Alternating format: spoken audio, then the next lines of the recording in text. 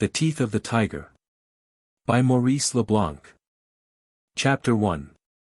D'Artagnan, Porthos, and Monte Cristo. It was 4:30. Desmalions, the prefect of police, was not yet back at the office. His private secretary laid on the desk a bundle of letters and reports which he had annotated for his chief. Rang the bell and said to the messenger who entered by the main door, "Monsieur le Préfet has sent for a number of people to see him at 5 o'clock. Here are their names. Show them into separate waiting rooms, so that they can't communicate with one another, and let me have their cards when they come." The messenger went out. The secretary was turning toward the small door that led to his room, when the main door opened once more and admitted a man who stopped and leaned swaying over the back of a chair. "Why, it's you, VIII," said the secretary. "But what's happened? What's the matter?" Inspector VIII was a very stout, powerfully built man, with a big neck and shoulders and a florid complexion. He had obviously been upset by some violent excitement, for his face, streaked with red veins and usually so apoplectic, seemed almost pale. "Oh, nothing, Monsieur le Secrétaire," he said. Yes, you're not looking your usual self. You're grey in the face. And the way you're perspiring." Inspector VIII wiped his forehead and, pulling himself together, said, "It's just a little tiredness. I've been overworking myself lately. I was very keen on clearing up a case which Monsieur Desmalions had put in my hands. All the same, I have a funny sort of feeling. Will you have a pick-me-up?" No, I'm more thirsty. A glass of water?" "No, thank you." "What then?" I should like. His voice faltered. He wore a troubled look, as if he had suddenly lost his power of getting out another word. But he recovered himself with an effort and asked, "Isn't Monsieur Desmalions here?" "No, he won't be back till 5, when he has an important meeting." "Yes. I know, most important. That's what I'm here for. But I should have liked to see him first. I should so much have liked to see him." The secretary stared at VIII and said, "What a state you're in. Is your message so urgent as all that?" "It's very urgent, indeed. It has to do with a crime that took place a month ago, to the day. And, above all, it's a matter of preventing 2 murders which are the outcome of that other crime and which are to be committed tonight. Yes, tonight, inevitably, unless we take the necessary steps. Sit down, VIII, won't you? You see, the whole thing has been planned in such an infernal manner. You would never have imagined. Still, VIII, as you know about it beforehand, and as Monsieur le Préfet is sure to give you full powers." "Yes, of course. But, all the same, it's terrible to think that I might miss him. So I wrote him this letter, telling him all I know about the business. I thought it safer." He handed the secretary a large yellow envelope and added, "And here's a little box as well, I'll leave it on this table.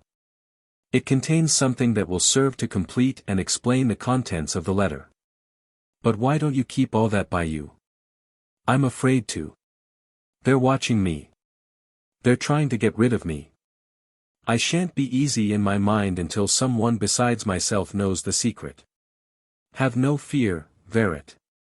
Monsieur le Préfet is bound to be back soon. Meanwhile, I advise you to go to the infirmary and ask for a pick-me-up." The inspector seemed undecided what to do. Once more he wiped away the perspiration that was trickling down his forehead. Then, drawing himself up, he left the office.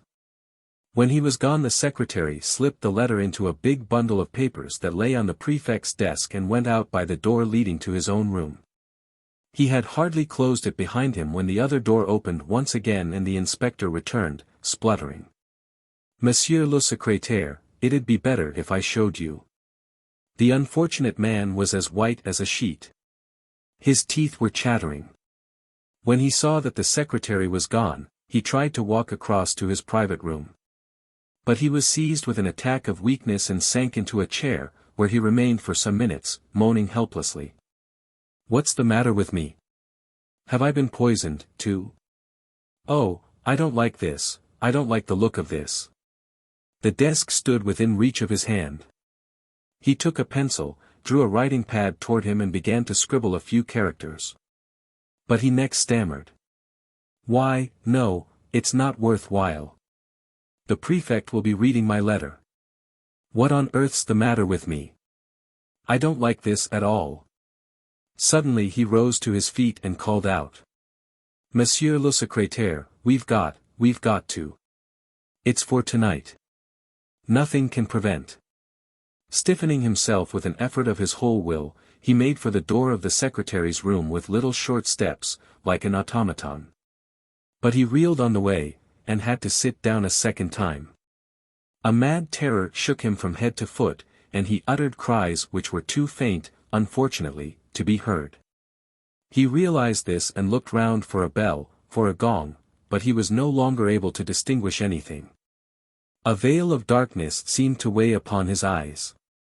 Then he dropped on his knees and crawled to the wall, beating the air with one hand, like a blind man, until he ended by touching some woodwork.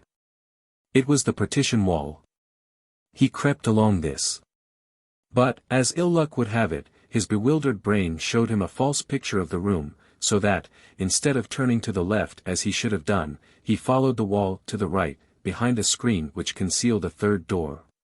His fingers touched the handle of this door and he managed to open it. He gasped, "Help!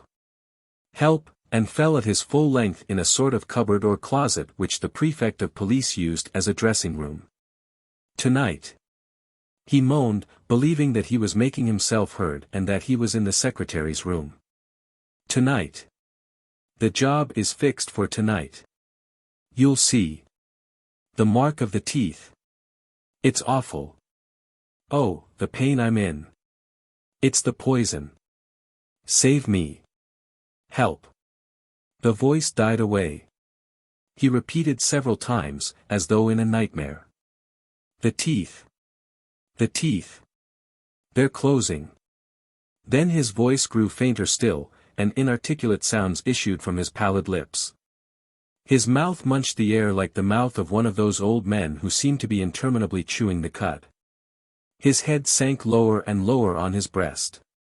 He heaved 2 or 3 sighs, a great shiver passed through his body, and he moved no more. And the death rattle began in his throat, very softly and rhythmically, broken only by interruptions in which a last instinctive effort appeared to revive the flickering life of the intelligence, and to rouse fitful gleams of consciousness in the dimmed eyes. The prefect of police entered his office at 10 minutes to 5. M. Desmalions, who had filled his post for the past 3 years with an authority that made him generally respected, was a heavily built man of 50 with a shrewd and intelligent face. His dress, consisting of a grey jacket suit, white spats, and a loosely flowing tie, in no way suggested the public official. His manners were easy, simple, and full of good-natured frankness. He touched a bell, and when his secretary entered, asked, "Are the people whom I sent for here?" "Yes, Monsieur le Préfet, and I gave orders that they were to wait in different rooms." "Oh, it would not have mattered if they had met. However, perhaps it's better as it is. I hope that the American ambassador did not trouble to come in person." "No, Monsieur le Préfet." "Have you their cards?" "Yes." The prefect of police took the 5 visiting cards which his secretary handed him and read. Mr. Archibald Bright, First Secretary United States Embassy, Maitre. Lepertuis, Solicitor, Juan Caceres, Attaché to the Peruvian Legation. Major Comte d'Estrignac, retired. The 5th card bore merely a name, without address or quality of any kind. Don Luis Perenna. "That's the one I'm curious to see," said M. Desmalions. "He interests me like the very devil. Did you read the report of the Foreign Legion?" "Yes, Monsieur le Préfet, and I confess that this gentleman puzzles me, too." "He does, eh? Did you ever hear of such pluck? A sort of heroic madman, something absolutely wonderful." And then there's that nickname of Arsène Lupin which he earned among his messmates for the way in which he used to boss them and astound them. How long is it since the death of Arsène Lupin? It happened 2 years before your appointment, Monsieur le Préfet. His corpse and Madame Kesselbach's were discovered under the ruins of a little chalet which was burnt down close to the Luxembourg frontier. It was found at the inquest that he had strangled that monster, Mrs. Kesselbach, whose crimes came to light afterward, and that he hanged himself after setting fire to the chalet. It was a fitting end for that rascal, said M. Desmalions, and I confess that I, for my part, much prefer not having him to fight against. Let's see, where were we? Are the papers of the Mornington inheritance ready for me? On your desk, Monsieur le Préfet. Good. But I was forgetting, is Inspector Verret here? Yes, Monsieur le Préfet. I expect he's in the infirmary getting something to pull him together. Why, what's the matter with him? He struck me as being in a queer state, rather ill. How do you mean? The secretary described his interview with Inspector Verret.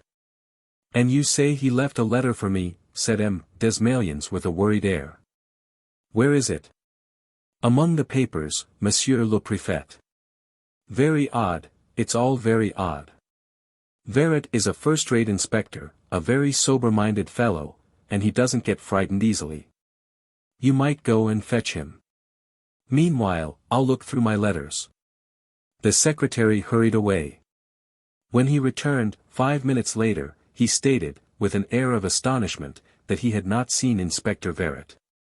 And what's more curious still, he added, is that the messenger who saw him leave this room saw him come in again almost at once and did not see him go out a second time. Perhaps he only passed through here to go to you. To me, Monsieur le Préfet? I was in my room all the time. Then it's incomprehensible. Yes, unless we conclude that the messenger's attention was distracted for a second, as Verret is neither here nor next door. That must be it. I expect he's gone to get some air outside, and he'll be back at any moment. For that matter, I shan't want him to start with. The prefect looked at his watch. 5:10. You might tell the messenger to show those gentlemen in. Wait, though. M. Desmalions hesitated. In turning over the papers he had found Verret's letter. It was a large, yellow, business envelope, with Café du Pont-Neuf printed at the top. The secretary suggested. In view of Verret's absence, Monsieur le Préfet, and of what he said, it might be as well for you to see what's in the letter first. M. Desmalions paused to reflect. Perhaps you're right. And, making up his mind, he inserted a paper knife into the envelope and cut it open. A cry escaped him. Oh, I say, this is a little too much.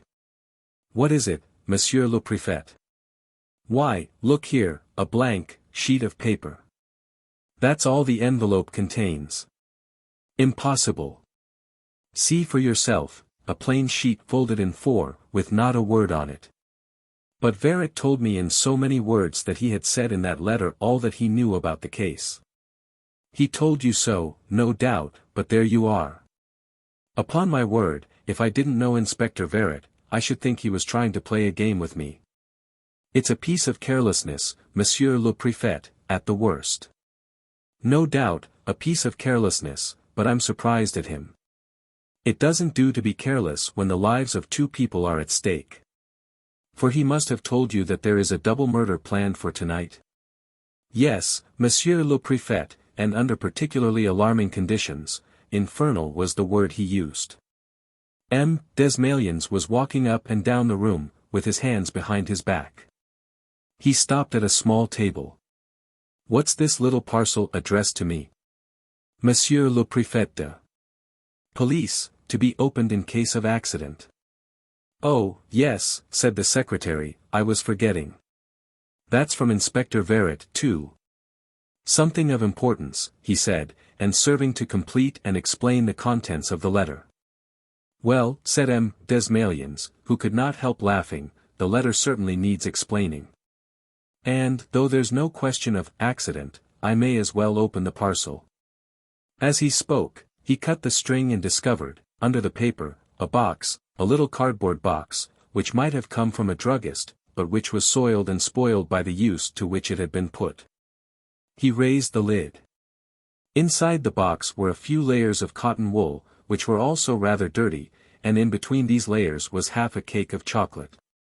"What the devil does this mean?" growled the prefect in surprise. He took the chocolate, looked at it, and at once perceived what was peculiar about this cake of chocolate, which was also undoubtedly the reason why Inspector Verret had kept it. Above and below, it bore the prints of teeth, very plainly marked, very plainly separated one from the other, penetrating to a depth of 1/10 of an inch or so into the chocolate. Each possessed its individual shape and width, and each was divided from its neighbors by a different interval. The jaws which had started eating the cake of chocolate had dug into it the mark of 4 upper and 5 lower teeth.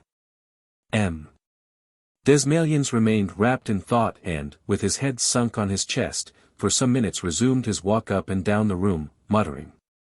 "This is queer. There's a riddle here to which I should like to know the answer.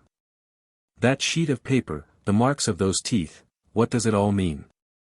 But he was not the man to waste much time over a mystery which was bound to be cleared up presently, as Inspector Verret must be either at the police office or somewhere just outside. And he said to his secretary, "I can't keep those 5 gentlemen waiting any longer. Please have them shown in now. If Inspector Verret arrives while they are here, as he is sure to do, let me know at once. I want to see him as soon as he comes. Except for that, see that I'm not disturbed on any pretext, won't you?" 2 minutes later the messenger showed in Maître Lepertuis, a stout, red-faced man, with whiskers and spectacles, followed by Archibald Bright, the Secretary of Embassy, and Caceres, the Peruvian attaché. Desmalions, who knew all 3 of them, chatted to them until he stepped forward to receive Major Comte d'Estrignac, the hero of La Chuya, who had been forced into premature retirement by his glorious wounds. The prefect was complimenting him warmly on his gallant conduct in Morocco when the door opened once more. "Don Luis Perenna, I believe," said the prefect, offering his hand to a man of middle height and rather slender build, wearing the military medal and the red ribbon of the Legion of Honor. The newcomer's face and expression, his way of holding himself, and his very youthful movements inclined one to look upon him as a man of 40, though there were wrinkles at the corners of the eyes and on the forehead, which perhaps pointed to a few years more. He bowed. "Yes, Monsieur le Préfet." "Is that you, Perenna?" cried Comte d'Estrigny. "So you are still among the living?" "Yes, Major, and delighted to see you again." "Perenna alive?" "Why, we had lost all sight of you when I left Morocco. We thought you dead." "I was a prisoner, that's all." "A prisoner of the tribesmen, the same thing." "Not quite, Major, one can escape from anywhere. The proof stands before you." The prefect of police, yielding to an irresistible attraction to resist, spent some seconds in examining that powerful face, with the smiling glance, the frank and resolute eyes, and the bronzed complexion, which looked as if it had been baked and baked again by the sun. Then, motioning to his visitors to take chairs around his desk, Desmalions himself sat down and made a preliminary statement in clear and deliberate tones. "The summons, gentlemen, which I addressed to each of you, must have appeared to you rather peremptory and mysterious. And the manner in which I propose to open our conversation is not likely to diminish your surprise. But if you will attach a little credit to my method, you will soon realize that the whole thing is very simple and very natural. I will be as brief as I can." He spread before him the bundle of documents prepared for him by his secretary and, consulting his notes as he spoke, continued. "Over 50 years ago, in 1860, 3 sisters, 3 orphans, Ermeline, Elizabeth, and Armande Roussel, aged 22, 20, and 18 respectively, were living at Saint-Étienne with a cousin named Victor, who was a few years younger. The eldest, Ermeline, was the first to leave Saint-Étienne. She went to London, where she married an Englishman of the name Mornington, by whom she had a son, who was christened Cosmo. The family was very poor and went through hard times. Ermelin repeatedly wrote to her sisters to ask for a little assistance. Receiving no reply, she broke off the correspondence altogether. In 1870 Mr. and Mrs. Mornington left England for America. 5 years later they were rich. Mr. Mornington died in 1878, but his widow continued to administer the fortune bequeathed to her and, as she had a genius for business and speculation, she increased this fortune until it attained a colossal figure. At her decease, in 1900, she left her son the sum of 400 million francs. The amount seemed to make an impression on the prefect's hearers. He saw the major and Don Luis Perenna exchange a glance and asked. "You knew Cosmo Mornington, did you not?" "Yes, Monsieur le Préfet," replied Comte d'Estrignac. "He was in Morocco when Perenna and I were fighting there." "Just so," said M. Desmalions. Cosmo Mornington had begun to travel about the world. He took up the practice of medicine, from what I hear, and, when occasion offered, treated the sick with great skill and, of course, without charge. He lived first in Egypt and then in Algiers and Morocco. Last year he settled down in Paris, where he died 4 weeks ago as the result of a most stupid accident. A carelessly administered hypodermic injection, was it not, Monsieur le Préfet? Asked the secretary of the American Embassy. It was mentioned in the papers and reported to us at the embassy. Yes, said Desmalions. To assist his recovery from a long attack of influenza which had kept him in bed all the winter, Mr. Mornington, by his doctor's orders, used to give himself injections of glycerophosphate of soda. He must have omitted the necessary precautions on the last occasion when he did so, for the wound was poisoned, inflammation set in with lightning rapidity, and Mr. Mornington was dead in a few hours. The prefect of police turned to the solicitor and asked. "Have I summed up the facts correctly, Maître Lepertuis?"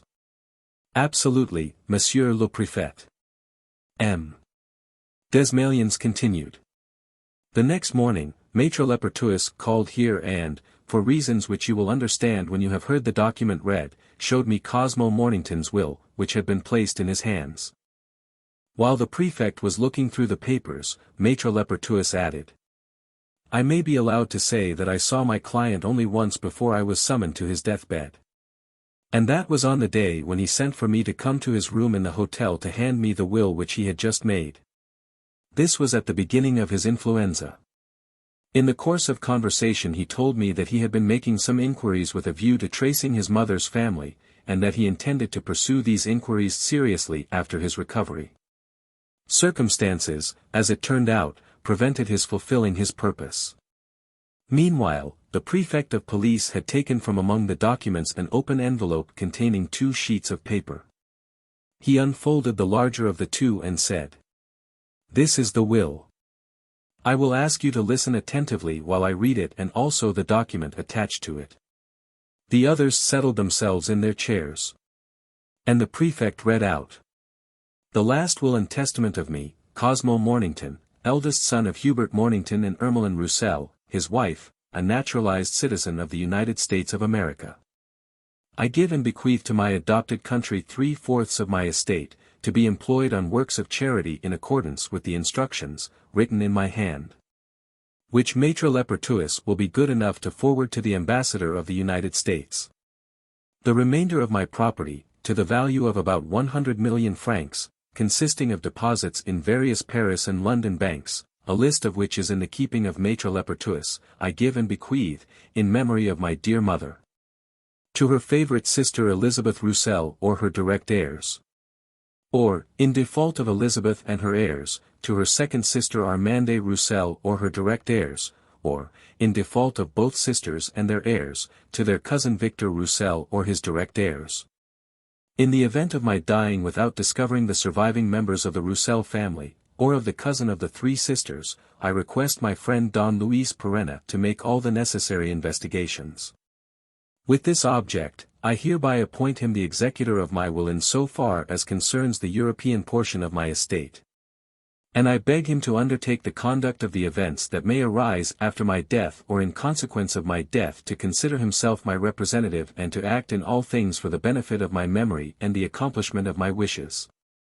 In gratitude for this service and in memory of the 2 occasions on which he saved my life, I give and bequeath to the said Don Luis Perenna the sum of 1,000,000 francs. The prefect stopped for a few seconds. Don Luis murmured, "Poor Cosmo! I should not have needed that inducement to carry out his last wishes." M. Desmalions continued his reading. Furthermore, if, within 3 months of my death, the investigations made by Don Luis Perenna and by Maître Lepertuis have led to no result. If no heir and no survivor of the Roussel family have come forward to receive the bequest, then the whole 100,000,000 francs shall definitely, all later claims notwithstanding, accrue to my friend Don Luis Perenna. I know him well enough to feel assured that he will employ this fortune in a manner which shall accord with the loftiness of his schemes and the greatness of the plans which he described to me so enthusiastically in our tent in Morocco. M. Desmalions stopped once more and raised his eyes to Don Luis, who remained silent and impassive, though a tear glistened on his lashes. Comte d'Estrignac said, "My congratulations, Perenna." "Let me remind you, Major," he answered, "that this legacy is subject to a condition. And I swear that, if it depends on me, the survivors of the Roussel family shall be found." "I'm sure of it," said the officer. "I know you. In any case, ask the prefect of police of Don Luis, you do not refuse this conditional legacy?" "Well, no," said Perenna, with a laugh. "There are things which one can't refuse." "My question," said the prefect, "was prompted by the last paragraph of the will. If, for any reason, my friend Perenna should refuse this legacy, or if he should have died before the date fixed for its payment, I request the ambassador of the United States and the prefect of police for the time being to consult as to the means of building and maintaining in Paris a university confined to students and artists of American nationality and to devote the money to this purpose. And I hereby authorize the prefect of police in any case to receive a sum of 300,000 francs out of my estate for the benefit of the Paris Police Fund." M. Desmalions folded the paper and took up another. "There is a codicil to the will. It consists of a letter which Mr. Mornington wrote to Maître Lepertuis some time after and which explains certain points with greater precision. I request Maître Lepertuis to open my will on the day after my death, in the presence of the prefect of police, who will be good enough to keep the matter an entire secret for a month. 1 month later, to the day, he will have the kindness to summon to his office Maître Lepertuis, Don Luis Perenna, and a prominent member of the United States Embassy. Subsequent to the reading of the will, a check for 1,000,000 francs shall be handed to my friend and legatee Don Luis Perenna, after a simple examination of his papers and a simple verification of his identity. I should wish this verification to be made as regards the personality by Major Comte d'Estrignac, who was his commanding officer in Morocco, and who unfortunately had to retire prematurely from the army. And as regards birth by a member of the Peruvian legation, as Don Luis Perenna, though retaining his Spanish nationality, was born in Peru. Furthermore, I desire that my will be not communicated to the Roussel heirs until 2 days later, at Maître Lepertuis's office. Finally, and this is the last expression of my wishes as regards the disposal of my estate and the method of proceeding with that disposal, the prefect of police will be good enough to summon the persons aforesaid to his office, for a second time. At a date to be selected by himself, not less than 60 nor more than 90 days after the first meeting. Then and not till then will the definite legatee be named and proclaimed according to his rights, nor shall any be so named and proclaimed unless he be present at this meeting, at the conclusion of which Don Luis Perenna, who must also attend it, shall become the definite legatee if, as I have said, no survivor nor heir of the Roussel sisters or of their cousin Victor have come forward to claim the bequest. Replacing both documents in the envelope, the prefect of police concluded. You have now, gentlemen, heard the will of Mr. Cosmo Mornington, which explains your presence here. A 6th person will join us shortly, one of my detectives, whom I instructed to make the first inquiries about the Roussel family and who will give you the result of his investigations. But, for the moment, we must proceed in accordance with the testator's directions. Don Luis Perenna's papers, which he sent me, at my request, a fortnight ago, have been examined by myself and are perfectly in order.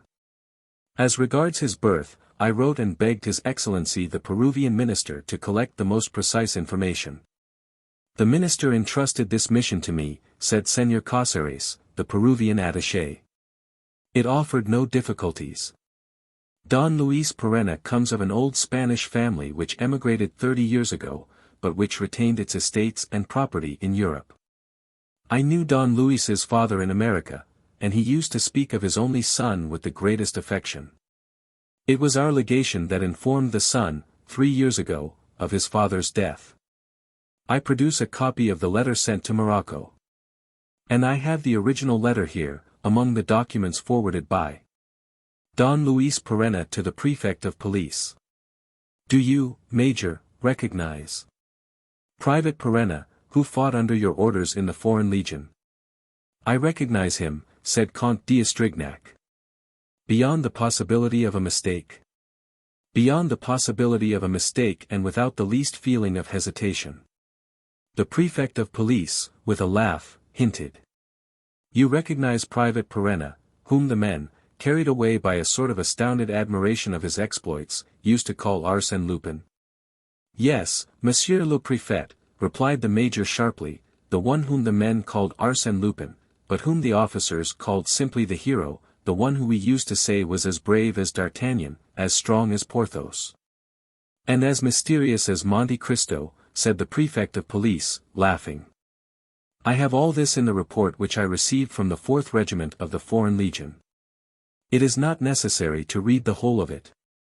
But it contains the unprecedented fact that Private Perenna, in the space of 2 years' time, received the military medal, received the Legion of Honor for exceptional services, and was mentioned 14 times in dispatches. I will pick out a detail here and there. Monsieur le Préfet, I beg of you, protested Don Luis. These are trivial matters, of no interest to anybody, and I do not see the reason. There is every reason, on the contrary, declared M. Desmalions. You gentlemen are here not only to hear a will read, but also to authorize its execution as regards the only one of its clauses that is to be carried out at once, the payment of a legacy of 1,000,000 francs. It is necessary, therefore, that all of you should know what there is to know of the personality of the legatee. Consequently, I propose to continue. In that case, Monsieur le Préfet, said Perenna, rising and making for the door, you will allow me. Right about turn. Halt. Eyes front, commanded Major d'Estrignac in a jesting tone. He dragged Don Luis back to the middle of the room and forced him into a chair. Monsieur le Préfet, he said, I plead for mercy for my old comrade in arms, whose modesty would really be put to too severe a test if the story of his prowess were read out in front of him. Besides, the report is here. And we can all of us consult it for ourselves. Without having seen it, I second every word of praise that it contains, and I declare that, in the course of my whole military career, I have never met a soldier who could compare with Private Perenna. And yet I saw plenty of fine fellows over there, the sort of demons whom you only find in the Legion and who will get themselves cut to bits for the sheer pleasure of the thing, for the lark of it, as they say, just to astonish one another. But not one of them came anywhere near Perenna. The chap whom we nicknamed D'Artagnan, Porthos, and de Bussy deserved to be classed with the most amazing heroes of legend and history. I have seen him perform feats which I should not care to relate, for fear of being treated as an impostor, feats so improbable that today, in my calmer moments, I wonder if I am quite sure that I did see them. One day, at Setat, as we were being pursued. Another word, Major, cried Don Luis, gaily, and this time I really will go out. I must say you have a nice way of sparing my modesty. My dear Perenna, replied Comte d'Estrignac, I always told you that you had every good quality and only one fault, which was that you were not a Frenchman. And I always answered, Major, that I was French on my mother's side and a Frenchman in heart and temperament. There are things which only a Frenchman can do. The two men again gripped each other's hands affectionately.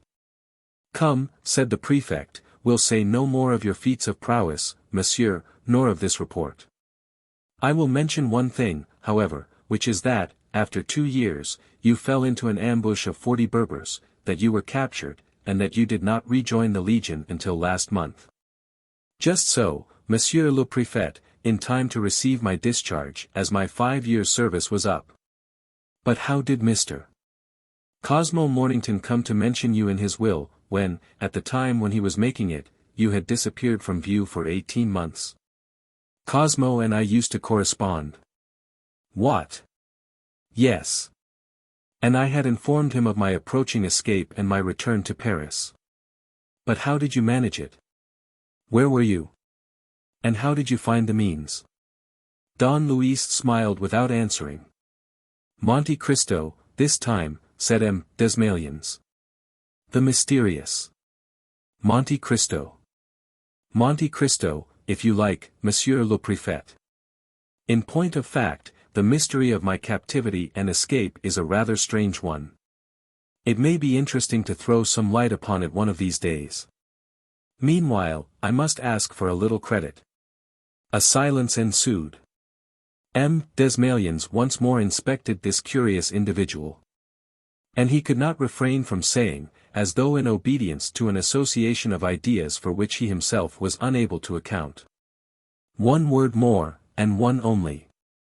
What were your comrades' reasons for giving you that rather odd nickname of Arsène Lupin? Was it just an allusion to your pluck, to your physical strength? There was something besides, monsieur le préfet, the discovery of a very curious theft, of which certain details, apparently incapable of explanation, had enabled me to name the perpetrator. So you have a gift for that sort of thing? Yes, monsieur le préfet, a certain knack which I had the opportunity of employing in Africa on more than one occasion. Hence my nickname of Arsène Lupin. It was soon after the death of the man himself, you know, and he was much spoken of at the time. Was it a serious theft? It was rather, and it happened to be committed upon Cosmo Mornington, who was then living in the province of Oran. That was really what started our relations. There was a fresh silence, and Don Luis added. Poor Cosmo. That incident gave him an unshakable confidence in my little detective talents.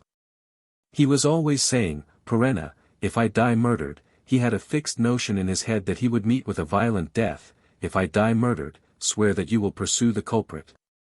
His presentiment was not justified, said the prefect of police. Cosmo Mornington was not murdered. That's where you make a mistake, monsieur le préfet, said Don Luis. M. Desmalions gave a start. What? What's that? Cosmo Mornington. I say that Cosmo Mornington did not die, as you think, of a carelessly administered injection, but that he died, as he feared he would, by foul play. But, monsieur, your assertion is based on no evidence whatever. It is based on fact, monsieur le préfet. Were you there? Do you know anything? I was not there. A month ago I was still with the colors. I even admit that, when I arrived in Paris, not having seen the newspapers regularly, I did not know of Cosmo's death. In fact, I learned it from you just now. Monsieur le préfet. In that case, monsieur, you cannot know more about it than I do, and you must accept the verdict of the doctor. I am sorry, but his verdict fails to satisfy me. But look here, monsieur, what prompts you to make the accusation? Have you any evidence? Yes. What evidence? Your own words, monsieur le préfet. My own words? What do you mean? I will tell you, monsieur le préfet. You began by saying that Cosmo Mornington had taken up medicine and practiced it with great skill. Next, you said that he had given himself an injection which, carelessly administered, set up inflammation and caused his death within a few hours. Yes. Well, monsieur le préfet, I maintain that a man who practices medicine with great skill and who is accustomed to treating sick people, as Cosmo Mornington was, is incapable of giving himself a hypodermic injection without first taking every necessary antiseptic precaution. I have seen Cosmo at work, and I know how he set about things. Well, the doctor just wrote a certificate as any doctor will when there is no sort of clue to arouse his suspicions. So your opinion is? Maître Lepertuis, asked Perenna, turning to the solicitor, did you notice nothing unusual when you were summoned to Mr. Mornington's deathbed? No, nothing. Mr. Mornington was in a state of coma. It's a strange thing in itself, observed Don Luis, that an injection, however badly administered, should produce such rapid results. Were there no signs of suffering? No, or rather, yes. Yes, I remember the face showed brown patches which I did not see on the occasion of my first visit. Brown patches? That confirms my supposition Cosmo Mornington was poisoned. But how? Exclaimed the prefect. By some substance introduced into one of the phials of glycerophosphate, or into the syringe which the sick man employed. But the doctor? Desmalions objected. Maître Lepertuis, Perenna continued, did you call the doctor's attention to those brown patches? Yes, but he attached no importance to them. Was it his ordinary medical adviser? No, his ordinary medical adviser, Dr. Pugil, who happens to be a friend of mine and who had recommended me to him as a solicitor, was ill. The doctor whom I saw at his deathbed must have been a local practitioner. I have his name and address here, said the prefect of police, who had turned up the certificate. Dr. Bellavoine, 14 Rue d'Astorg. Have you a medical directory, Monsieur le Préfet? Desmalions opened a directory and turned over the pages. Presently he declared. There is no Dr. Bellavoine, and there is no doctor living at 14 Rue d'Astorg. How do you find this book? Any thoughts about the book or the author? Any suggestion for improvement? Please take a moment to share your thoughts in a comment. If you like it, share it with your friends who might enjoy it as well. Subscribe to keep in touch. Visit CompleteAudiobooks.com for more quality content. Chapter 2. A Man Dead. The declaration was followed by a silence of some length. The secretary of the American Embassy and the Peruvian attaché had followed the conversation with eager interest. Major d'Estrignac nodded his head with an air of approval. To his mind, Perenna could not be mistaken. The prefect of police confessed. Certainly, we have a number of circumstances here, that are fairly ambiguous. Those brown patches, that doctor. It's a case that wants looking into. And, questioning Don Luis Perenna as though in spite of himself, he asked, no doubt, in your opinion, there is a possible connection between the murder, and Mr. Mornington's will. That, Monsieur le Préfet, I cannot tell. If there is, we should have to suppose that the contents of the will were known. Do you think they can have leaked out, Maître Lepertuis? I don't think so, for Mr. Mornington seemed to behave with great caution.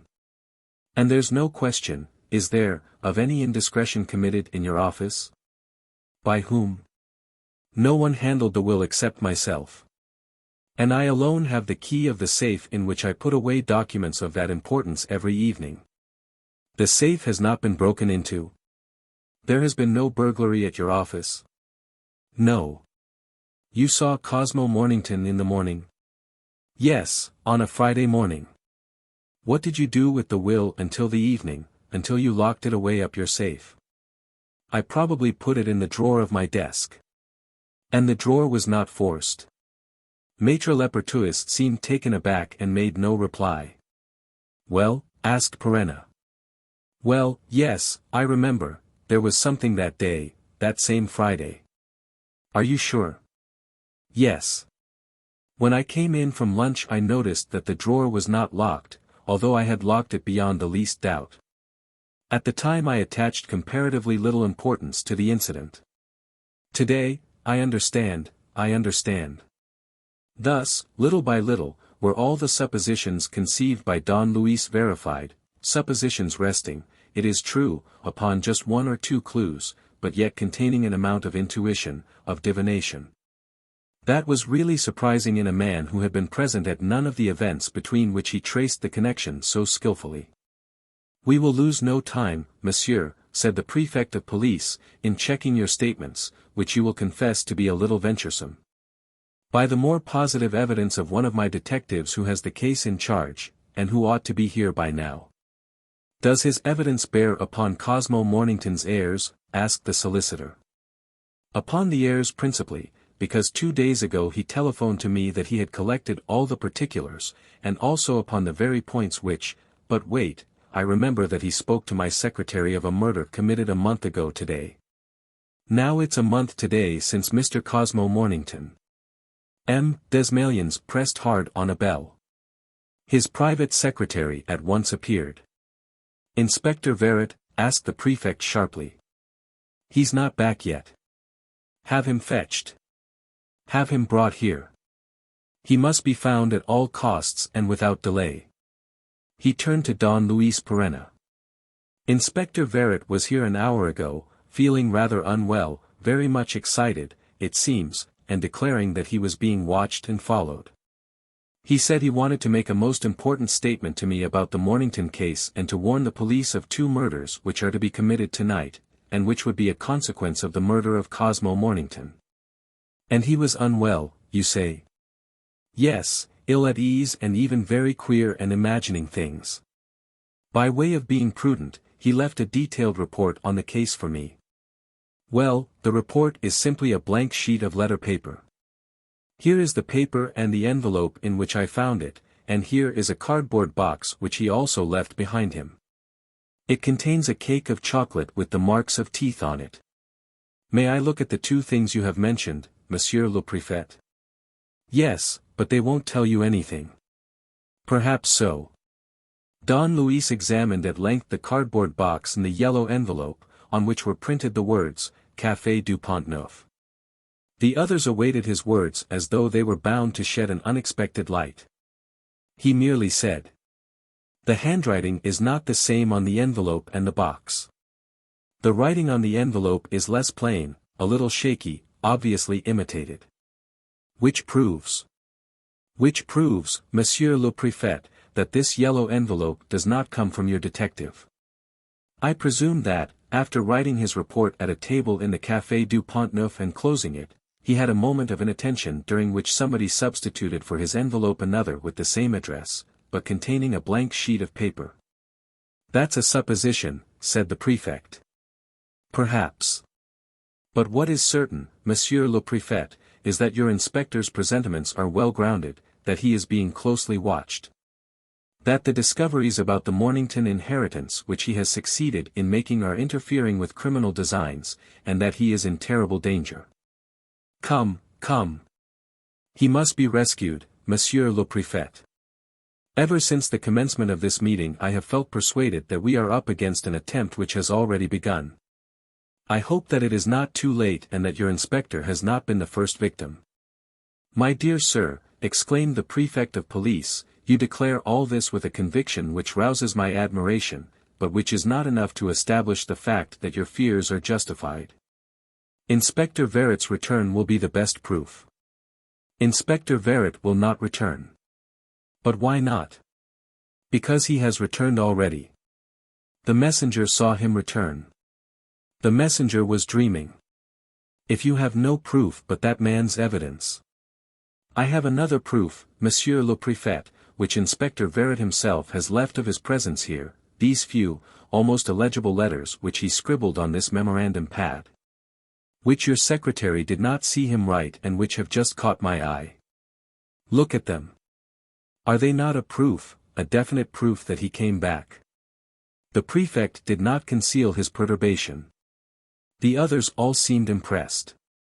The secretary's return but increased their apprehensions. Nobody had seen Inspector Verret. "Monsieur le Préfet," said Don Luis, "I earnestly beg you to have the office messenger in." And, as soon as the messenger was there, he asked him, without even waiting for M. Desmalions to speak.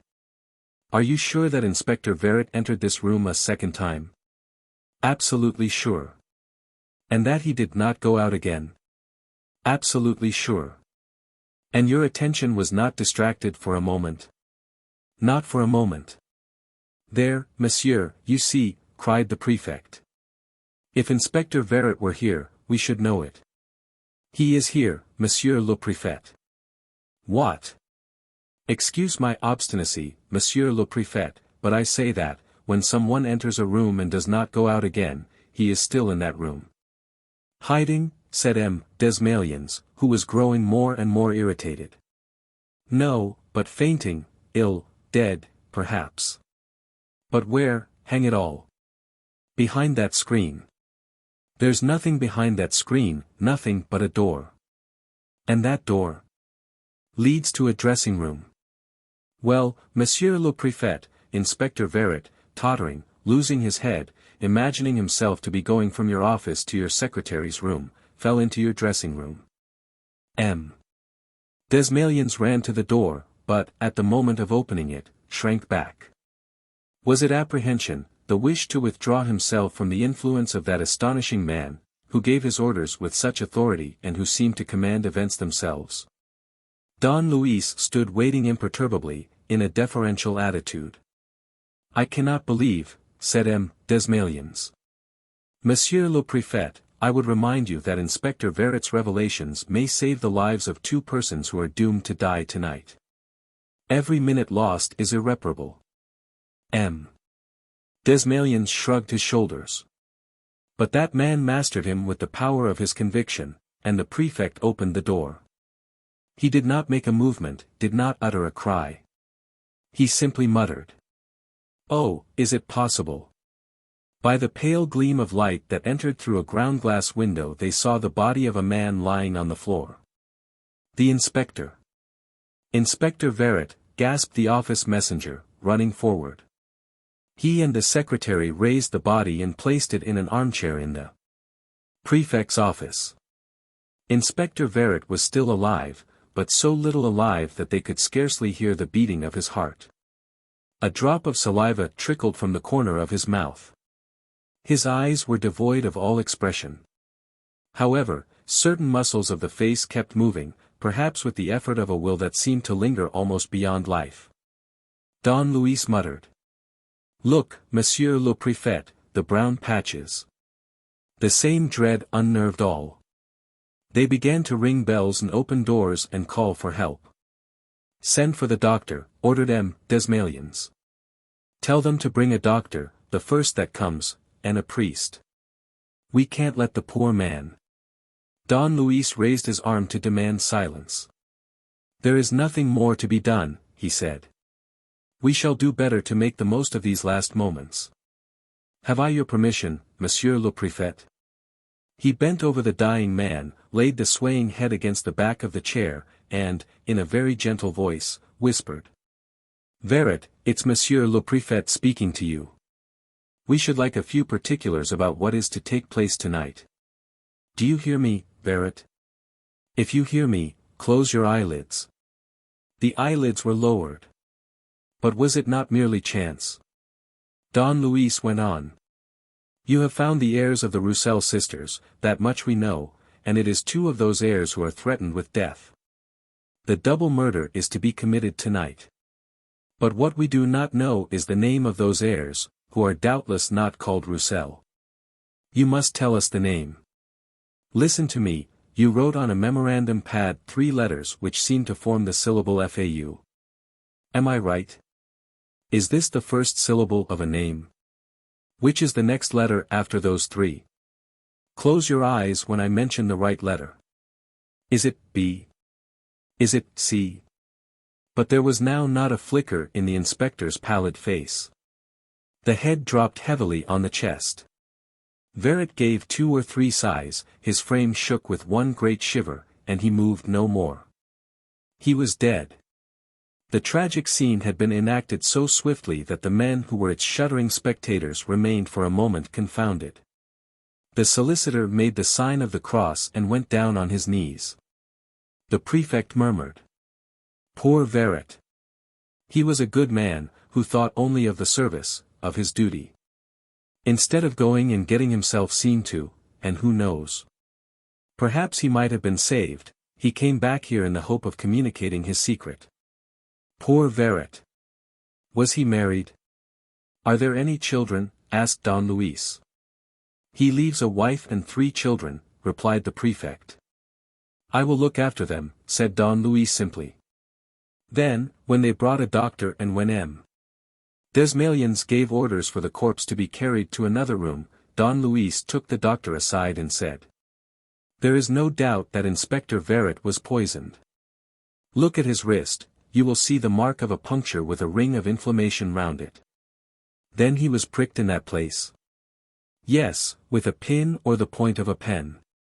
And not as violently as they may have wished, because death did not ensue until some hours later.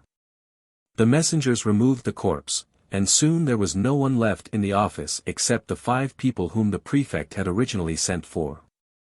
The American Secretary of Embassy and the Peruvian attaché, considering their continued presence unnecessary, went away, after warmly complimenting Don Luis Perenna on his powers of penetration. Next came the turn of Major D'Estrignac, who shook his former subordinate by the hand with obvious affection. And Maître Lepertais and Perenna, having fixed an appointment for the payment of the legacy, were themselves on the point of leaving, when M. Desmalions entered briskly. Ah, so you're still here, Don Luis Perenna.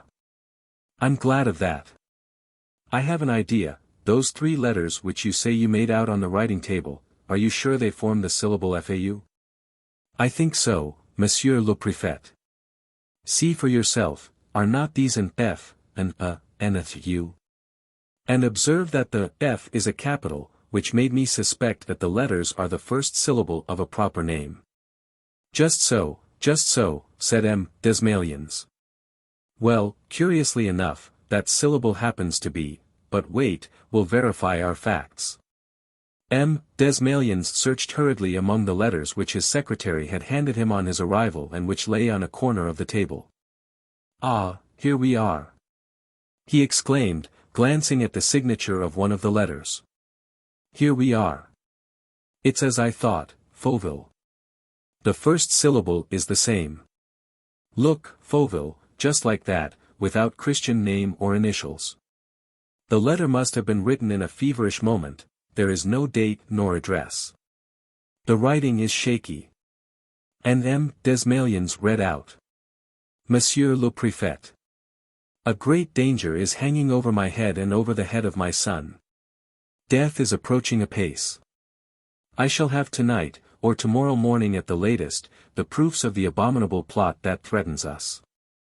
I ask leave to bring them to you in the course of the morning. I am in need of protection and I call for your assistance. Permit me to be, etc. Fauville. No other designation? Asked Perenna. No letterheading? None. But there is no mistake. Inspector Verret's declarations agree too evidently with this despairing appeal. It is clearly M. Fauville and his son who are to be murdered tonight. And the terrible thing is that, as this name of Fauville is a very common one, it is impossible for our inquiries to succeed in time. What, Monsieur le Préfet? Surely, by straining every nerve. Certainly, we will strain every nerve. And I shall set all my men to work. But observe that we have not the slightest clue. Oh, it would be awful, cried Don Luis. Those 2 creatures doomed to death, and we unable to save them. Monsieur le Préfet, I ask you to authorize me. He had not finished speaking when the prefect's private secretary entered with a visiting card in his hand. Monsieur le Préfet, this caller was so persistent. I hesitated. M. Desmalions took the card and uttered an exclamation of mingled surprise and joy. Look, monsieur, he said to Perenna. And he handed him the card. Hippolyte Fauville. Civil Engineer. 14, Bis Boulevard Suchet. Come, said M. Desmalions, chance is favoring us.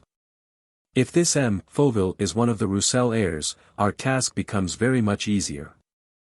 In any case, Monsieur le Préfet, the solicitor interposed, I must remind you that one of the clauses of the will stipulates that it shall not be read until 48 hours have elapsed.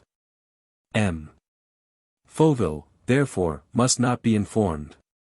The door was pushed open and a man hustled the messenger aside and rushed in. Inspector. Inspector Verret, he spluttered.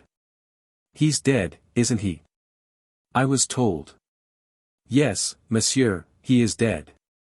Too late. I'm too late, he stammered. And he sank into a chair, clasping his hands and sobbing. Oh, the scoundrels. The scoundrels.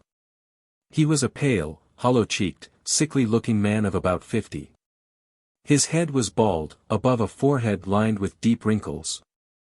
A nervous twitching affected his chin and the lobes of his ears. Tears stood in his eyes. The prefect asked. Whom do you mean, monsieur? Inspector Verret's murderers. Are you able to name them, to assist our inquiry? Hippolyte Fauville shook his head. No, no, it would be useless, for the moment. My proofs would not be sufficient. No, really not. He had already risen from his chair and stood apologizing. Monsieur le Préfet, I have disturbed you unnecessarily, but I wanted to know. I was hoping that Inspector Verret might have escaped. His evidence, joined to mine, would have been invaluable. But perhaps he was able to tell you. No, he spoke of this evening, of tonight. Hippolyte Fauville started. This evening. Then the time has come. But no, it's impossible, they can't do anything to me yet. They are not ready. Inspector Verret declared, however, that the double murder would be committed tonight. No, Monsieur le Préfet, he was wrong there. I know all about it. Tomorrow evening at the earliest, and we will catch them in a trap. Oh, the scoundrels. Don Luis went up to him and asked. Your mother's name was Ermeline Roussel, was it not? Yes, Ermeline Roussel. She is dead now. And she was from Saint-Étienne? Yes. But why these questions? Monsieur le Préfet will tell you tomorrow. One word more. He opened the cardboard box left by Inspector Verret. Does this cake of chocolate mean anything to you? These marks? Oh, how awful, said the civil engineer, in a hoarse tone. Where did the inspector find it? He dropped into his chair again, but only for a moment, then, drawing himself up, he hurried toward the door with a jerky step. I'm going, Monsieur le Préfet, I'm going. Tomorrow morning I'll show you. I shall have all the proofs. And the police will protect me. I am ill, I know, but I want to live. I have the right to live, and my son, too. And we will live. Oh, the scoundrels. And he ran, stumbling out, like a drunken man.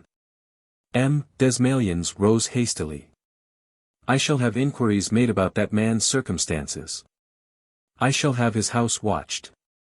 I've telephoned to the detective office already. I'm expecting someone in whom I have every confidence. Don Luis said.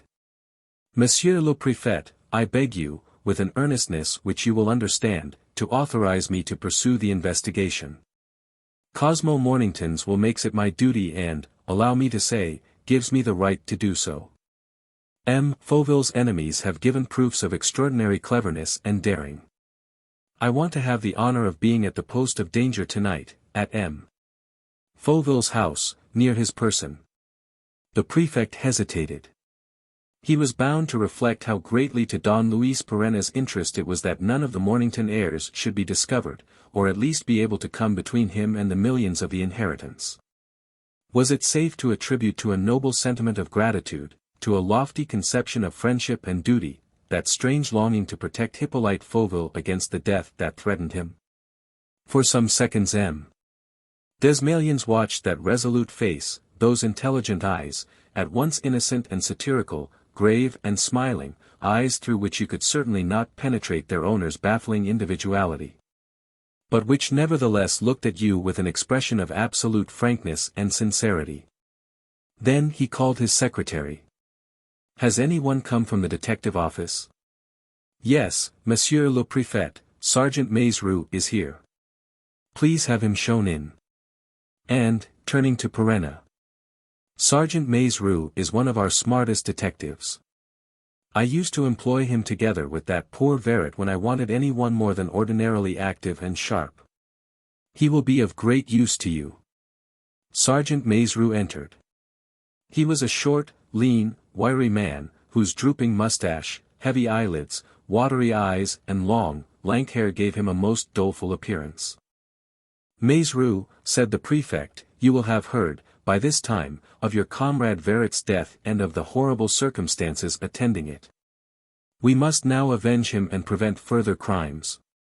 This gentleman, who knows the case from end to end, will explain all that is necessary. You will work with him and report to me tomorrow morning. This meant giving a free hand to Don Luis Perenna and relying on his power of initiative and his perspicacity. Don Luis bowed. I thank you, Monsieur le Préfet. I hope that you will have no reason to regret the trust which you are good enough to place in me. And, taking leave of M. Desmalions and Maître Lepertuis, he went out with Sergeant Maizerou. As soon as they were outside, he told Maizerou what he knew. The detective seemed much impressed by his companion's professional gifts and quite ready to be guided by his views. They decided first to go to the Café du Pont Neuf. Here they learned that Inspector Verret, who was a regular customer of the place, had written a long letter there that morning. And the waiter remembered that a man at the next table, who had entered the café at almost the same time as the inspector, had also asked for writing paper and called twice for yellow envelopes. That's it, said Maizerou to Don Luis. As you suspected, one letter has been substituted for the other. The description given by the waiter was pretty explicit, a tall man, with a slight stoop, wearing a reddish-brown beard cut into a point, a tortoiseshell eyeglass with a black silk ribbon, and an ebony walking stick with a handle shaped like a swan's head. That's something for the police to go upon, said Maizerou. They were leaving the café when Don Luis stopped his companion. One moment. What's the matter? We've been followed. Followed? What next? And by whom, pray? No one that matters. I know who it is and I may as well settle his business and have done with it. Wait for me. I shall be back, and I'll show you some fun. You shall see one of the nuts, I promise you. He returned in a minute with a tall, thin man with his face set in whiskers. He introduced him. M. Maizerou, a friend of mine, Señor Cáceres, an attaché at the Peruvian legation. Señor Cáceres took part in the interview at the prefect's just now. It was he who, on the Peruvian minister's instructions, collected the documents bearing upon my identity. And he added gaily, so you were looking for me, dear Señor Cáceres. Indeed, I expected, when we left the police office. The Peruvian attaché made a sign and pointed to Sergeant Maizerou. Perenna replied. Oh, pray don't mind him, Maizerou. You can speak before him, he is the soul of discretion. Besides, he knows all about the business. The attaché was silent. Perenna made him sit down in front of him.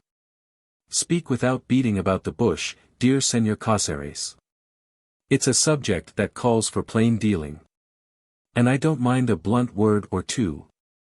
It saves such a lot of time. Come on. You want money, I suppose? Or, rather, more money. How much?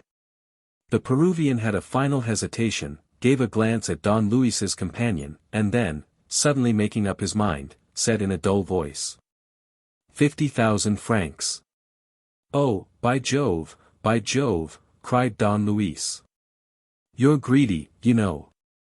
What do you say, M. Maizerou? 50,000 francs is a lot of money. Especially as, look here, my dear Cáceres, let's go over the ground again. 3 years ago I had the honor of making your acquaintance in Algeria, when you were touring the country. At the same time, I understood the sort of man you were. And I asked you if you could manage, in 3 years, with my name of Perenna, to fix me up a Spanish-Peruvian identity, furnished with unquestionable papers and respectable ancestors. You said, yes, we settled the price, 20,000 francs. Last week, when the prefect of police asked me for my papers, I came to see you and learned that you had just been instructed to make inquiries into my antecedents. Everything was ready, as it happened.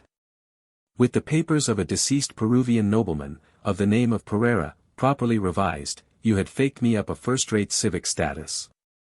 We arranged what you were to say before the prefect of police, and I paid up the 20,000. We were quits. What more do you want? The Peruvian attaché did not betray the least embarrassment. He put his 2 elbows on the table and said, very calmly. Monsieur, when treating with you, 3 years ago, I thought I was dealing with a gentleman who, hiding himself under the uniform of the Foreign Legion, wished to recover the means to live respectably afterward. Today, I have to do with the universal legatee of Cosmo Mornington, with a man who, tomorrow, under a false name, will receive the sum of 1 million francs and, in a few months, perhaps, the sum of 100 millions. That's quite a different thing. The argument seemed to strike Don Luis. Nevertheless, he objected. And, if I refuse? If you refuse, I shall inform the solicitor and the prefect of police that I made an error in my inquiry and that there is some mistake about Don Luis Perenna. In consequence of which you will receive nothing at all and very likely find yourself in jail. With you, my worthy sir. Me.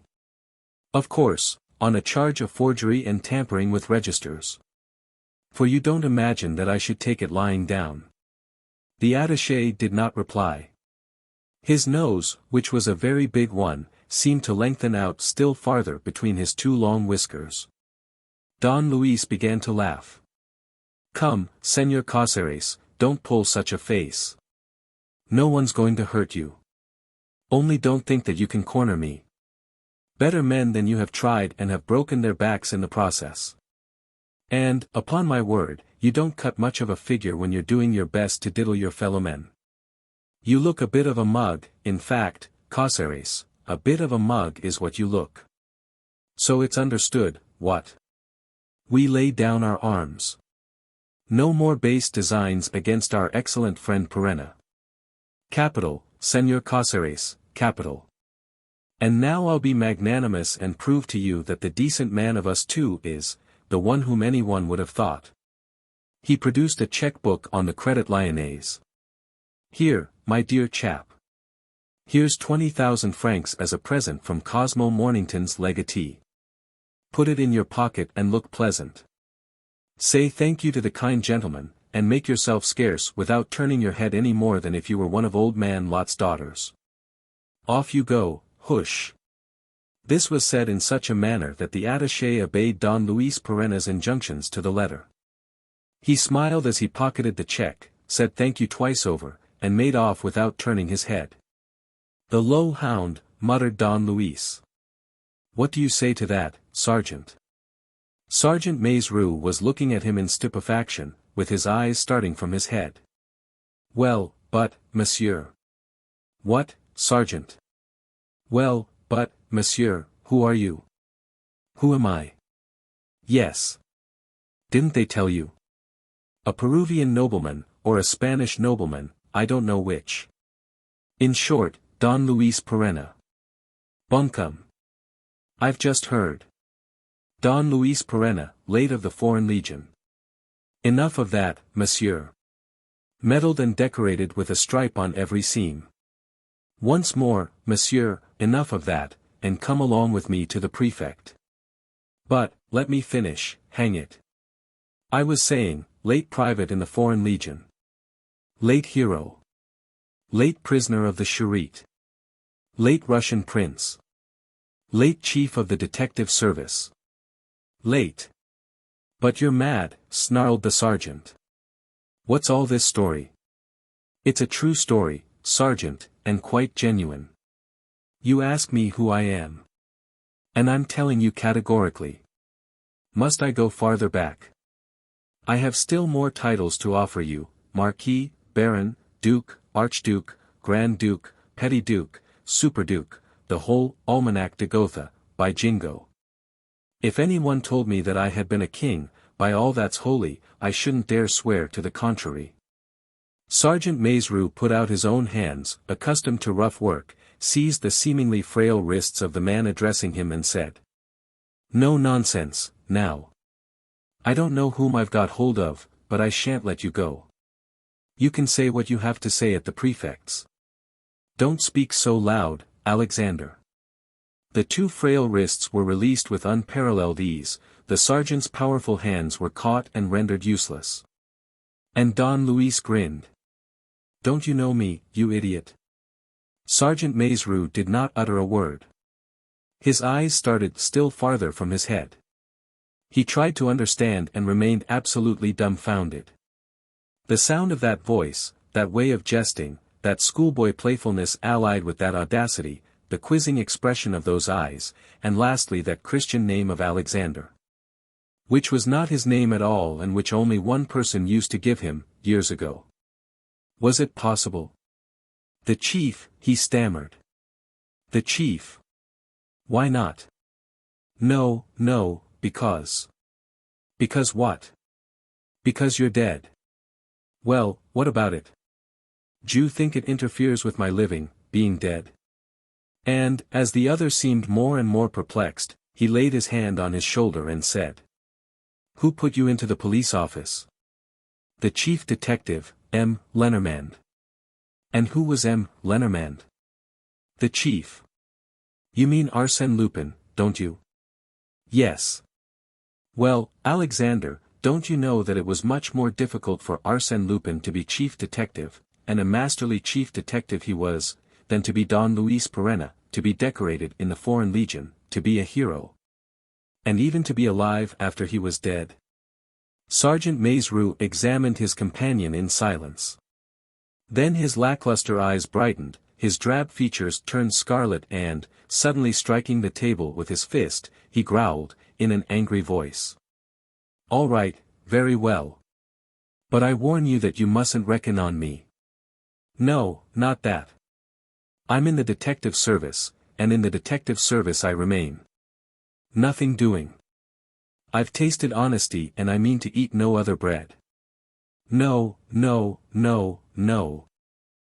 more humbug." Perenna shrugged his shoulders. "Alexander, you're an ass. Upon my word, the bread of honesty hasn't enlarged your intelligence. Who talked of starting again?" But what? "All your maneuvers, chief." "My maneuvers?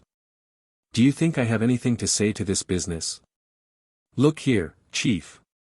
Why, I'm out of it altogether, my lad. 2 hours ago I knew no more about it than you do. It's Providence that chucked this legacy at me, without so much as shouting, 'Heads!' And it's in obedience to the decrees of. Then.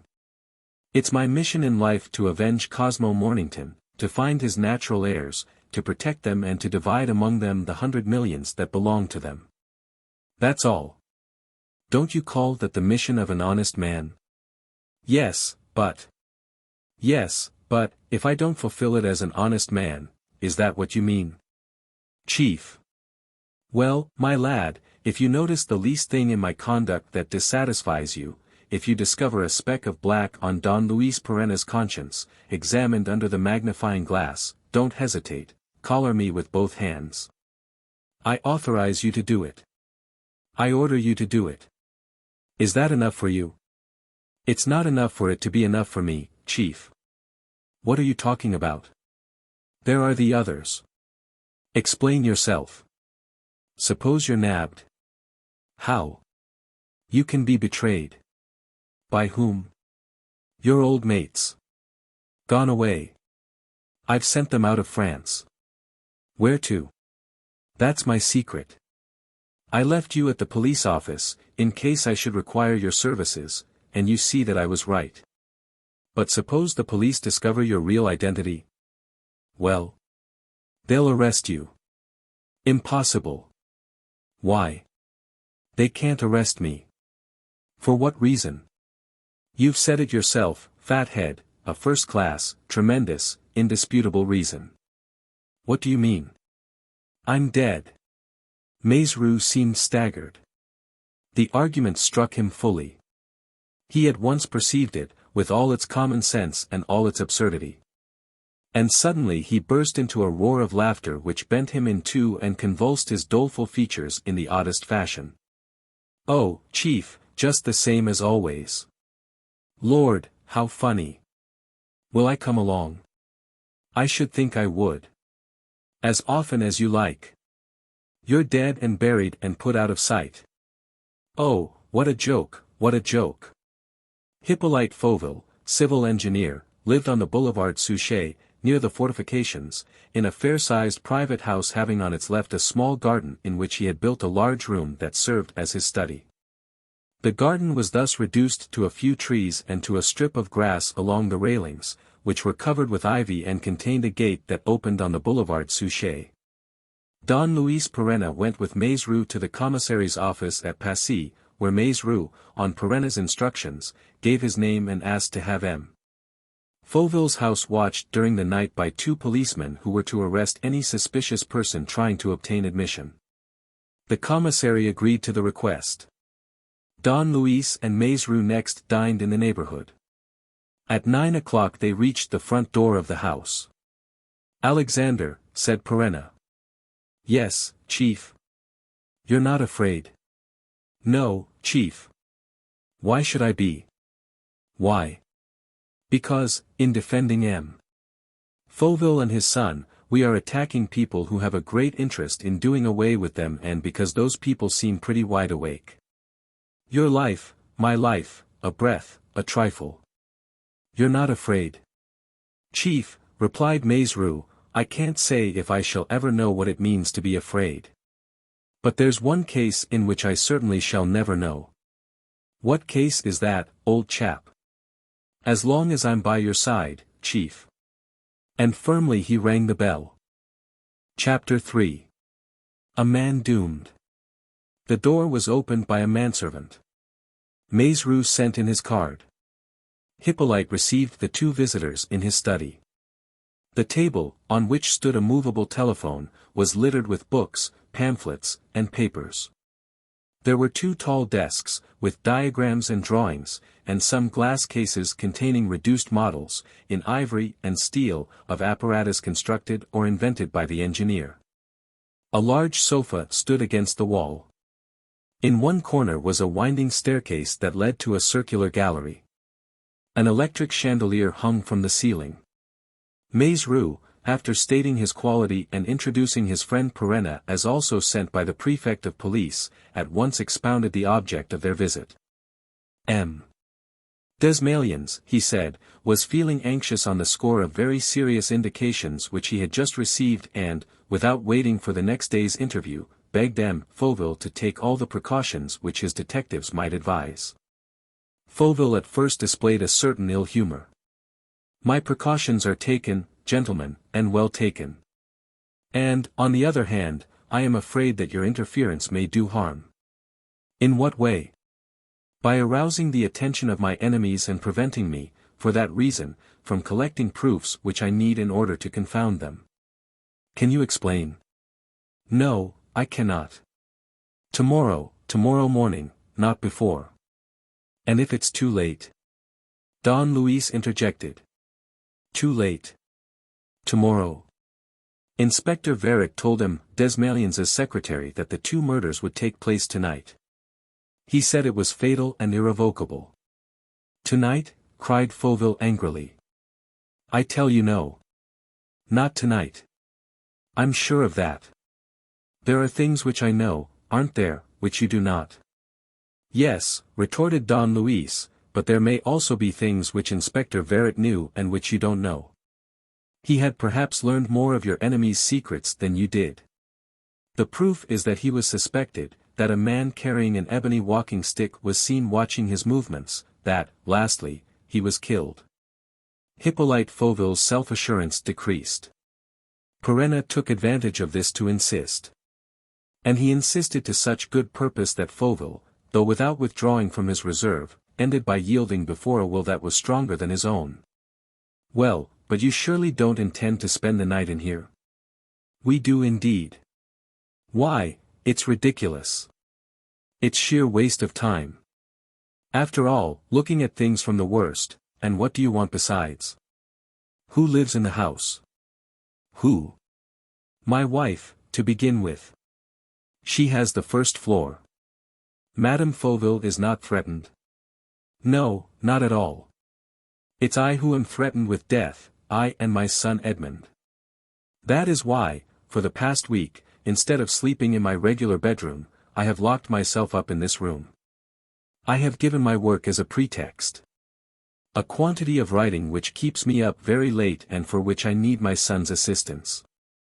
"Does he sleep here, then?" "He sleeps above us, in a little room which I have had arranged for him. The only access to it is by this inner staircase." "Is he there now?" "Yes, he's asleep." "How old is he?" 16. "But the fact that you have changed your room shows that you feared someone would attack you. Whom had you in mind? An enemy living in the house? One of your servants? Or people from the outside? In that case, how could they get in? The whole question lies in that." Tomorrow, replied Fauville, obstinately. "I will explain everything tomorrow." "Why not tonight?" Perenna persisted. "Because I want proofs, I tell you, because the mere fact of my talking may have terrible consequences, and I am frightened, yes, I'm frightened." He was trembling, in fact, and looked so wretched and terrified that Don Luis insisted no longer. "Very well," he said, "I will only ask your permission, for my comrade and myself, to spend the night where we can hear you if you call." "As you please, monsieur. Perhaps, after all, that will be best." At that moment one of the servants knocked and came in to say that his mistress wished to see the master before she went out. Madame Fauville entered almost immediately. She bowed pleasantly as Perenna and Maizerou rose from their chairs. She was a woman between 30 and 35, a woman of a bright and smiling beauty, which she owed to her blue eyes, to her wavy hair, to all the charm of her rather vapid but amiable and very pretty face. She wore a long, figured silk cloak over an evening dress that showed her fine shoulders. Her husband said, in surprise, "Are you going out tonight?" "You forget," she said. "The Sauverards offered me a seat in their box at the opera. And you yourself asked me to look in at Madame d'Ursingen's party afterward." So I did," he said. "It escaped my memory, I am working so hard." She finished buttoning her gloves and asked, "Won't you come and fetch me at Madame d'Ursingen's?" "What for?" "They would like it." "But I shouldn't. Besides, I don't feel well enough." "Then I'll make your apologies for you." "Yes, do." She drew her cloak around her with a graceful gesture, and stood for a few moments, without moving, as though seeking a word of farewell. Then she said, "Edmond's not here. I thought he was working with you." "He was feeling tired." "Is he asleep?" "Yes." "I wanted to kiss him good night." "No, you would only wake him. And here's your car, so go, dear. Amuse yourself." "Oh, amuse myself," she said. "There's not much amusement about the opera and an evening party. Still, it's better than keeping one's room." There was some little constraint. It was obviously one of those ill-assorted households in which the husband, suffering in health and not caring for the pleasures of society, stays at home, while the wife seeks the enjoyments to which her age and habits entitle her. As he said nothing more, she bent over and kissed him on the forehead. Then, once more bowing to the two visitors, she went out. A moment later they heard the sound of the motor driving away. Hippolyte Fauville at once rose and rang the bell. Then he said, "No one here has any idea of the danger hanging over me. I have confided in nobody, not even in Silvestre, my own man, though he has been in my service for years and is honesty itself." The manservant entered. "I am going to bed, Sylvestre," said M. Fauville. "Get everything ready." Sylvestre opened the upper part of the great sofa, which made a comfortable bed, and laid the sheets and blankets. Next, at his master's orders, he brought a jug of water, a glass, a plate of biscuits, and a dish of fruit. M. Fauville ate a couple of biscuits and then cut a dessert apple. It was not ripe. He took 2 others, felt them, and, not thinking them good, put them back as well. Then he peeled a pear and ate it. "You can leave the fruit dish," he said to his man. "I shall be glad of it, if I am hungry during the night. Oh, I was forgetting. These 2 gentlemen are staying. Don't mention it to anybody. And, in the morning, don't come until I ring." The man placed the fruit dish on the table before retiring. Perenna, who was noticing everything, and who was afterward to remember every smallest detail of that evening, which his memory recorded with a sort of mechanical faithfulness, counted 3 pears and 4 apples in the dish. Meanwhile, Fauville went up the winding staircase, and, going along the gallery, reached the room where his son lay in bed. "He's fast asleep," he said to Perenna, who had joined him. The bedroom was a small one. The air was admitted by a special system of ventilation, for the dormer window was hermetically closed by a wooden shutter tightly nailed down. "I took the precaution last year," Hippolyte Fauville explained. "I used to make my electrical experiments in this room and was afraid of being spied upon, so I closed the aperture opening on the roof." And he added in a low voice, "They have been prowling around me for a long time." The 2 men went downstairs again. Fauville looked at his watch. "10:15, bedtime, I am exceedingly tired. And you will excuse me." It was arranged that Perenna and Maizero should make themselves comfortable in a couple of easy chairs which they carried into the passage between the study and the entrance hall. But, before bidding them good night, Hippolyte Fauville, who, although greatly excited, had appeared until then to retain his self-control, was seized with a sudden attack of weakness. He uttered a faint cry. Don Luis turned round and saw the sweat pouring like gleaming water down his face and neck, while he shook with fever and anguish. "What's the matter?" asked Perenna. "I'm frightened." "I'm frightened," he said. "This is madness," cried Don Luis.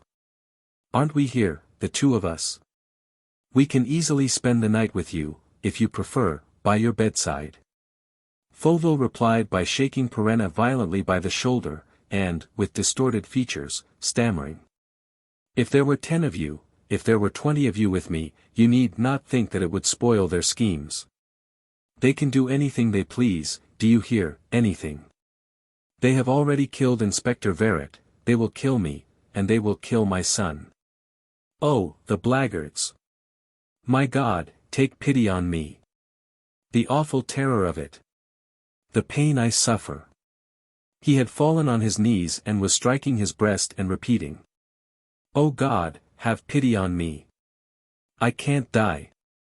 I can't let my son die. Have pity on me, I beseech thee." He sprang to his feet and led Perenna to a glass-fronted case, which he rolled back on its brass casters, revealing a small safe built into the wall. "You will find my whole story here, written up day by day for the past 3 years. If anything should happen to me, revenge will be easy." He hurriedly turned the letters of the padlock and, with a key which he took from his pocket, opened the safe. It was 3/4 empty. But on one of the shelves, between some piles of papers, was a diary bound in drab cloth, with a rubber band round it. He took the diary, and, emphasizing his words, said, "There, look, it's all in here. With this, the hideous business can be reconstructed. There are my suspicions first and then my certainties. Everything, how to trap them and how to do for them. You'll remember, won't you? A diary bound in drab cloth. I'm putting it back in the safe." Gradually his calmness returned. He pushed back the glass case, tidied a few papers, switched on the electric lamp above his bed, put out the lights in the middle of the ceiling, and asked Don Luis and Maizero to leave him. Don Luis, who was walking round the room and examining the iron shutters of the 2 windows, noticed a door opposite the entrance door and asked the engineer about it. "I use it for my regular clients," said Fauville, "and sometimes I go out that way." "Does it open on the garden?" "Yes." "Is it properly closed?" "You can see for yourself, it's locked and bolted with a safety bolt. Both keys are on my bunch. So is the key of the garden gate." He placed the bunch of keys on the table with his pocketbook and, after first winding it, his watch. Don Luis, without troubling to ask permission, took the keys and unfastened the lock and the bolt. A flight of 3 steps brought him to the garden. He followed the length of the narrow border. Through the ivy he saw and heard the 2 policemen pacing up and down the boulevard. He tried the lock of the gate. It was fastened. "Everything's all right," he said when he returned, "and you can be easy. Good night." "Good night," said the engineer, seeing Perenna and Maurice out. Between his study and the passage were 2 doors, one of which was padded and covered with oilcloth. On the other side, the passage was separated from the hall by a heavy curtain. "You can go to sleep," said Perenna to his companion. "I'll sit up." "But surely, Chief, you don't think that anything's going to happen?" "I don't think so, seeing the precautions which we've taken." "But, knowing Inspector Verret as you did, do you think he was the man to imagine things?" "No, Chief." "Well, you know what he prophesied. That means that he had his reasons for doing so. And therefore I shall keep my eyes open. We'll take it in turns, Chief, wake me when it's my time to watch." Seated motionlessly, side by side, they exchanged an occasional remark. Soon after, Maurice fell asleep. Don Luis remained in his chair without moving, his ears pricked up. Everything was quiet in the house. Outside, from time to time, the sound of a motor car or of a cab rolled by. He could also hear the late trains on the Auteuil line. He rose several times and went up to the door. Not a sound.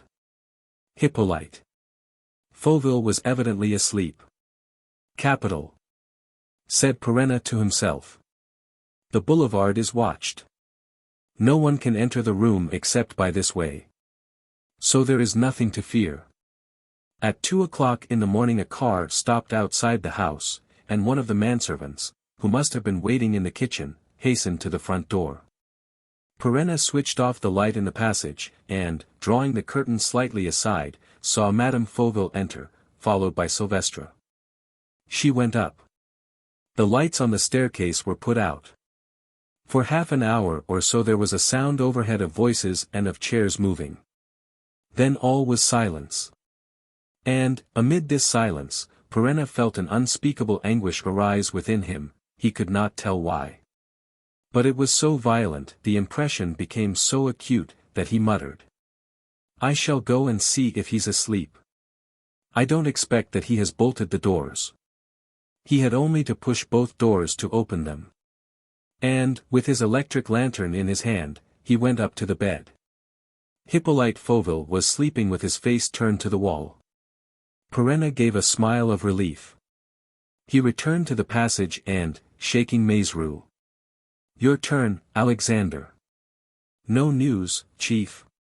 "No, none, he's asleep." "How do you know?" "I've had a look at him." "That's funny, I never heard you." "It's true, though, I've slept like a pig." He followed Perenna into the study, and Perenna said. "Sit down and don't wake him. I shall take 40 winks." He had one more turn at sentry duty. But, even while dozing, he remained conscious of all that happened around him. A clock struck the hours with a low chime, and each time Perenna counted the strokes. Then came the life outside awakening, the rattle of the milk carts, the whistle of the early suburban trains. People began to stir inside the house. The daylight trickled in through the crannies of the shutters, and the room gradually became filled with light. "Let's go away," said Sergeant Maurice. "It would be better for him not to find us here." "Hold your tongue," said Don Luis, with an imperious gesture. Why? You'll wake him up. But you can see I'm not waking him, said Maurice, without lowering his tone. That's true, whispered Don Luis, astonished that the sound of that voice had not disturbed the sleeper. And he felt himself overcome with the same anguish that had seized upon him in the middle of the night, a more clearly defined anguish, although he dared not, try to realize the reason of it. What's the matter with you, Chief? You're looking like nothing on earth. What is it? Nothing. I'm frightened. Maurice shuddered. Frightened of what? You say that just as he did last night. Yes, and for the same reason. But? Don't you understand? Don't you understand that I'm wondering? No, what? If he's not dead. But you're mad, Chief. No. I don't know. Only. I have an impression of death. Lantern in hand, he stood as one paralyzed, opposite the bed, and he who was afraid of nothing in the world had not the courage to throw the light on Hippolyte Fauville's face. A terrifying silence rose and filled the room. Oh, Chief, he's not moving. I know, and I now see that he has not moved once during the night. And that's what frightens me. He had to make a real effort in order to step forward. He was now almost touching the bed. The engineer did not appear to breathe. This time, Perenna resolutely took hold of his hand. It was icy cold. Don Luis at once recovered all his self-possession. The window. Open the window, he cried.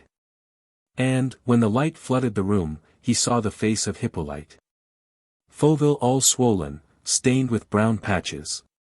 Oh, he said, under his breath, he's dead. Dash it all, spluttered the detective sergeant.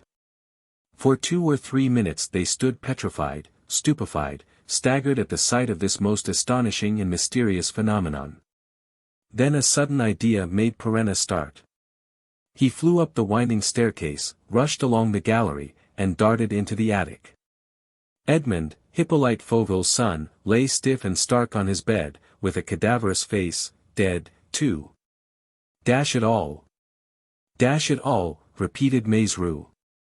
Never, perhaps, in the course of his adventurous career, had Perenna experienced such a knockdown blow. It gave him a feeling of extreme lassitude, depriving him of all power of speech or movement. Father and son were dead. They had been killed during that night. A few hours earlier, though the house was watched and every outlet hermetically closed, both had been poisoned by an infernal puncture, even as Inspector Verrett was poisoned, even as Cosmo Mornington was poisoned. Dash it all, said Maurice once more. It was not worth troubling about the poor devils and performing such miracles to save them. The exclamation conveyed a reproach. Perenna grasped it and admitted. You are right, Maurice, I was not equal to the job. Nor I, Chief. You have only been in this business since yesterday evening. Well, so have you, Chief. Yes, I know, since yesterday evening, whereas the others have been working at it for weeks and weeks.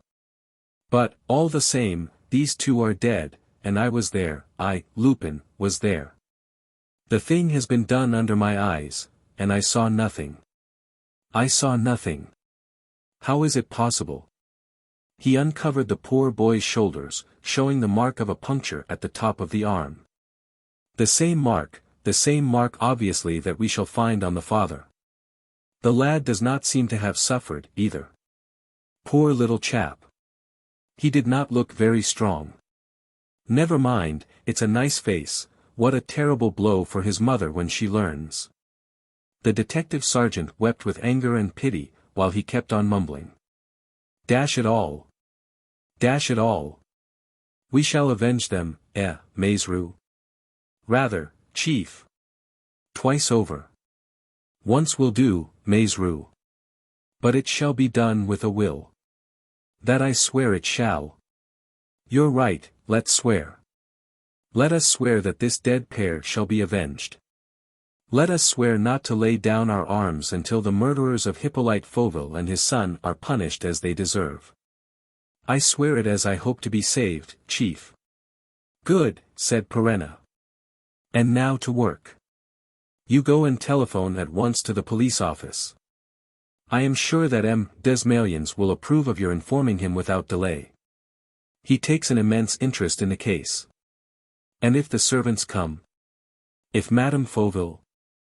No one will come till we open the doors, and we shan't open them except to the prefect of police. It will be for him, afterward, to tell Madame Fauville that she is a widow and that she has no son. Go. Hurry. One moment, Chief. We are forgetting something that will help us enormously. What's that? The little drabcloth diary in the safe, in which M. Fauville describes the plot against him. Why, of course, said Perenna. You're right, especially as he omitted to mix up the letters of the lock last night, and the key is on the bunch which he left lying on the table. They ran down the stairs. Leave this to me, said Maizerou. It's more regular that you shouldn't touch the safe. He took the bunch, moved the glass case, and inserted the key with a feverish emotion which Don Luis felt even more acutely than he did. They were at last about to know the details of the mysterious story. The dead man himself would betray the secret of his murderers.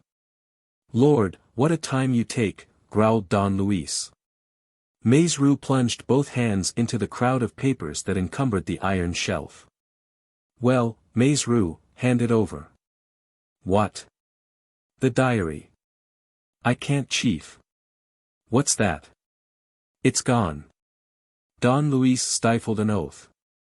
The drabcloth diary, which the engineer had placed in the safe before their eyes, had disappeared. Maizerou shook his head. Dash it all. So they knew about that diary. Of course they did, and they knew plenty of other things besides. We've not seen the end of it with those fellows. There's no time to lose. Ring up. Maizerou did so and soon received the answer that M. Desmalions was coming to the telephone. He waited. In a few minutes Perenna, who had been walking up and down, examining different objects in the room, came and sat down beside Maizerou. He seemed thoughtful. He reflected for some time. But then, his eyes falling on the fruit dish, he muttered. Hullo. There are only 3 apples instead of 4. Then he ate the 4th. Yes, said Maizerou, he must have eaten it. That's funny, replied Perenna, for he didn't think them ripe. He was silent once more, sat leaning his elbows on the table, visibly preoccupied. Then, raising his head, he let fall these words. The murder was committed before we entered the room, at 12:30 exactly. How do you know, Chief? M. Fauville's murderer or murderers, in touching the things on the table, knocked down the watch which M. Fauville had placed there. They put it back, but the fall had stopped it. And it stopped at 12:30. Then, Chief, when we settled ourselves here, at 2 in the morning, it was a corpse that was lying beside us and another over our heads? Yes. But how did those devils get in? Through this door, which opens on the garden, and through the gate that opens on the boulevard Suchet. Then they had keys to the locks and bolts. False keys, yes. But the policemen watching the house outside? They are still watching it, as that sort watch a house, walking from point to point without thinking that people can slip into a garden while they have their backs turned. That's what took place in coming and going. Sergeant Maizerou seemed flabbergasted. The criminals' daring, their skill, the precision of their acts bewildered him. They're deuced clever, he said. Deuced clever, Maizerou, as you say, and I foresee a tremendous battle. By Jupiter, with what a vim they set to work. The telephone bell rang. Don Luis left Maizerou to his conversation with the prefect, and, taking the bunch of keys, easily unfastened the lock and the bolt of the door and went out into the garden, in the hope of there finding some trace that should facilitate his quest. As on the day before, he saw, through the ivy, 2 policemen walking between one lamppost and the next. They did not see him. Moreover, anything that might happen inside the house appeared to be to them a matter of total indifference. "That's my great mistake," said Perenna to himself. "It doesn't do to entrust a job to people who do not suspect its importance."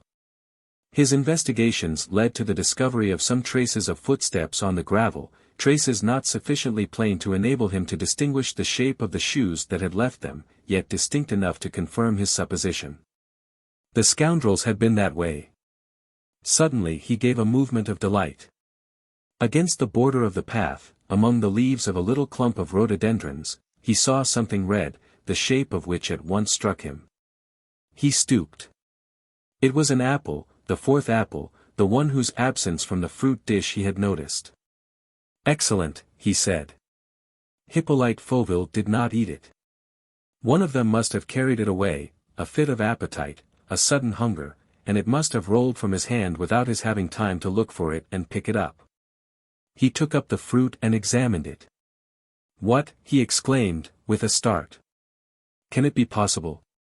He stood dumbfounded, a prey to real excitement, refusing to admit the inadmissible thing which nevertheless presented itself to his eyes with the direct evidence of actuality. Someone had bitten into the apple. Into the apple which was too sour to eat. And the teeth had left their mark. "Is it possible?" repeated Don Luis. "Is it possible that one of them can have been guilty of such an imprudence? The apple must have fallen without his knowing, or he must have been unable to find it in the dark." He could not get over his surprise. He cast about for plausible explanations. But the fact was there before him. 2 rows of teeth, cutting through the thin red peel, had left their regular, semicircular bite clearly in the pulp of the fruit. They were clearly marked on the top, while the lower row had melted into a single curved line. "The teeth of the tiger," murmured Perenna, who could not remove his eyes from that double imprint. The teeth of the tiger. The teeth that had already left their mark on Inspector Verrett's piece of chocolate. What a coincidence! It can hardly be fortuitous. Must we not take it as certain that the same person bit into this apple and into that cake of chocolate which Inspector Verrett brought to the police office as an incontestable piece of evidence? He hesitated a second. Should he keep this evidence for himself, for the personal inquiry which he meant to conduct? Or should he surrender it to the investigations of the police? But the touch of the object filled him with such repugnance, with such a sense of physical discomfort, that he flung away the apple and sent it rolling under the leaves of the shrubs. And he repeated to himself. "The teeth of the tiger. The teeth of the wild beast." He locked the garden door behind him, bolted it, put back the keys on the table and said to Maizerou. "Have you spoken to the chief of police?" "Yes." "Is he coming?" "Yes." "Didn't he order you to telephone for the commissary of police?" "No." "That means that he wants to see everything by himself." "So much the better." "But the detective office? The public prosecutor?" "He's told them." "What's the matter with you, Alexander? I have to drag your answers out of you." "Well, what is it? You're looking at me very queerly. What's up?" "Nothing." "That's all right. I expect this business has turned your head. And no wonder. The prefect won't enjoy himself either, especially as he put his faith in me a bit light-heartedly and will be called upon to give an explanation of my presence here. By the way, it's much better that you should take upon yourself the responsibility for all that we have done. Don't you agree? Besides, it'll do you all the good in the world. Put yourself forward, flatly, suppress me as much as you can. And, above all, I don't suppose that you will have any objection to this little detail. Don't be such a fool as to say that you went to sleep for a single second, last night, in the passage. First of all, you'd only be blamed for it. And then, well, that's understood, eh? So we have only to say goodbye. If the prefect wants me, as I expect he will, telephone to my address. Place du Palais Bourbon. I shall be there. Goodbye. It is not necessary for me to assist at the inquiry. My presence would be out of place. Goodbye, old chap. He turned toward the door of the passage. Half a moment, cried Maizerou. Half a moment? What do you mean? The detective sergeant had flung himself between him and the door and was blocking his way. Yes, half a moment. I am not of your opinion. It's far better that you should wait until the prefect comes. But I don't care a hang about your opinion. Maybe, but you shan't pass. What? Why, Alexander, you must be ill. Look here, Chief, said Maizerou feebly. What can it matter to you? It's only natural that the prefect should wish to speak to you. Ah, it's the prefect who wishes, is it? Well, my lad, you can tell him that I am not at his orders, that I am at nobody's orders, and that, if the President of the Republic, if Napoleon I himself were to bar my way. Besides, rats. Enough said. Get out of the road. You shall not pass, declared Maizerou, in a resolute tone, extending his arms. Well, I like that. You shall not pass. Alexander, just count 10. 100, if you like, but you shall not. Oh, blow your catchwords. Get out of this. He seized Maizerou by both shoulders, made him spin round on his heels and, with a push, sent him floundering over the sofa. Then he opened the door. Halt, or I fire. It was Maizerou, who had scrambled to his feet and now stood with his revolver in his hand and a determined expression on his face. Don Luis stopped in amazement. The threat was absolutely indifferent to him, and the barrel of that revolver aimed at him left him as cold as could be. But by what prodigy did Maizerou, his former accomplice, his ardent disciple, his devoted servant, by what prodigy did Maizerou dare to act as he was doing? Perenna went up to him and pressed gently on the detective's outstretched arm. Prefect's orders, he asked.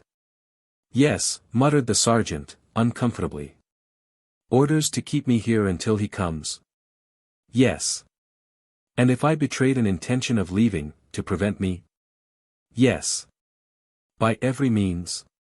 Yes. Even by putting a bullet through my skin? Yes. Perenna reflected, and then, in a serious voice. Would you have fired, Maizerou? The sergeant lowered his head and said faintly. Yes, Chief. Perenna looked at him without anger, with a glance of affectionate sympathy, and it was an absorbing sight for him to see his former companion dominated by such a sense of discipline and duty.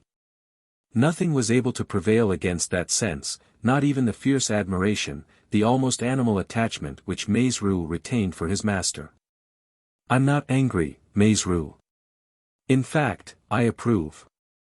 Only you must tell me the reason why the prefect of police. The detective did not reply, but his eyes wore an expression of such sadness that Don Luis started, suddenly understanding. No, he cried, no. It's absurd, he can't have thought that. And you, Maizerou, do you believe me guilty? Oh, I, Chief, am as sure of you as I am of myself. You don't take life. But, all the same, there are things, coincidences.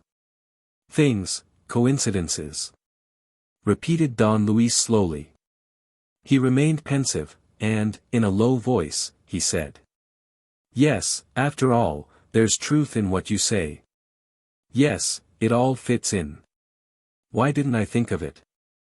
My relations with Cosmo Mornington, my arrival in Paris in time for the reading of the will, my insisting on spending the night here, the fact that the death of the two Fauvilles undoubtedly gives me the millions.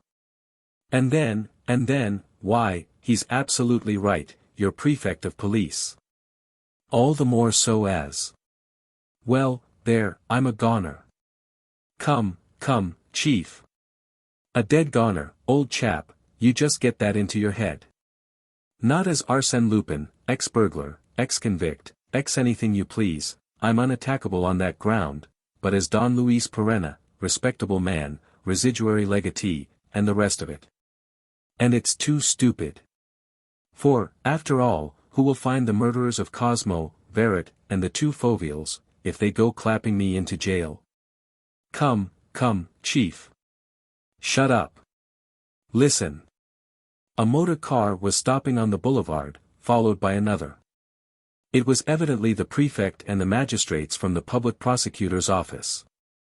Don Luis took Maurice by the arm.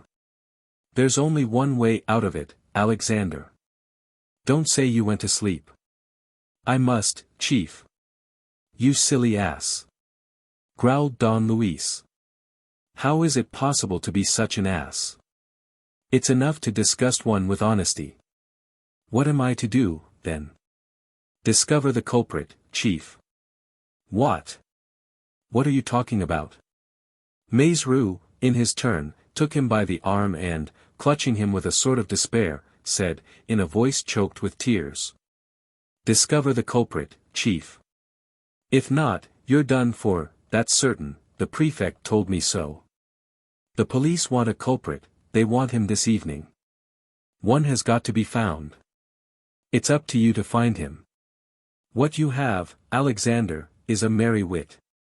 It's child's play for you, Chief. You have only to set your mind to it. But there's not the least clue, you ass.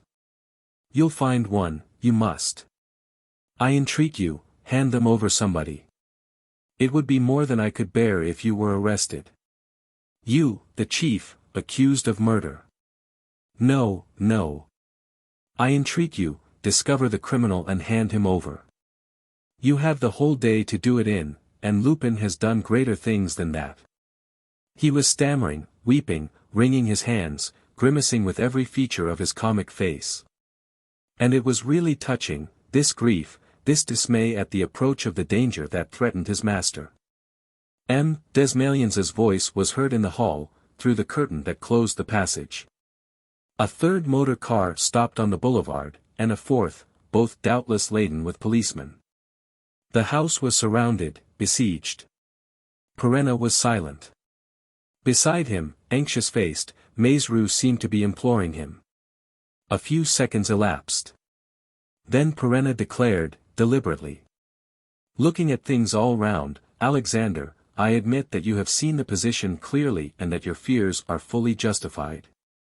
If I do not manage to hand over the murderer or murderers of Hippolyte Fauville and his son to the police in a few hours from now, it is I, Don Luis Perenna, who will be lodged in durance vile on the evening of this Thursday, the 1st of April.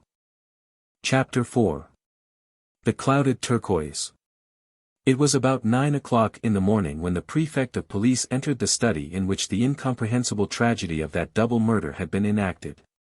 He did not even bow to Don Luis. And the magistrates who accompanied him might have thought that Don Luis was merely an assistant of Sergeant Maurice, if the chief detective had not made it his business to tell them, in a few words, the part played by the stranger. Desmaliens briefly examined the two corpses and received a rapid explanation from Maurice. Then, returning to the hall, he went up to a drawing-room on the first floor, where Madame Fauville, who had been informed of his visit, joined him almost at once. Perenna, who had not stirred from the passage, slipped into the hall himself. The servants of the house, who by this time had heard of the murder, were crossing it in every direction. He went down the few stairs leading to a ground-floor landing, on which the front door opened.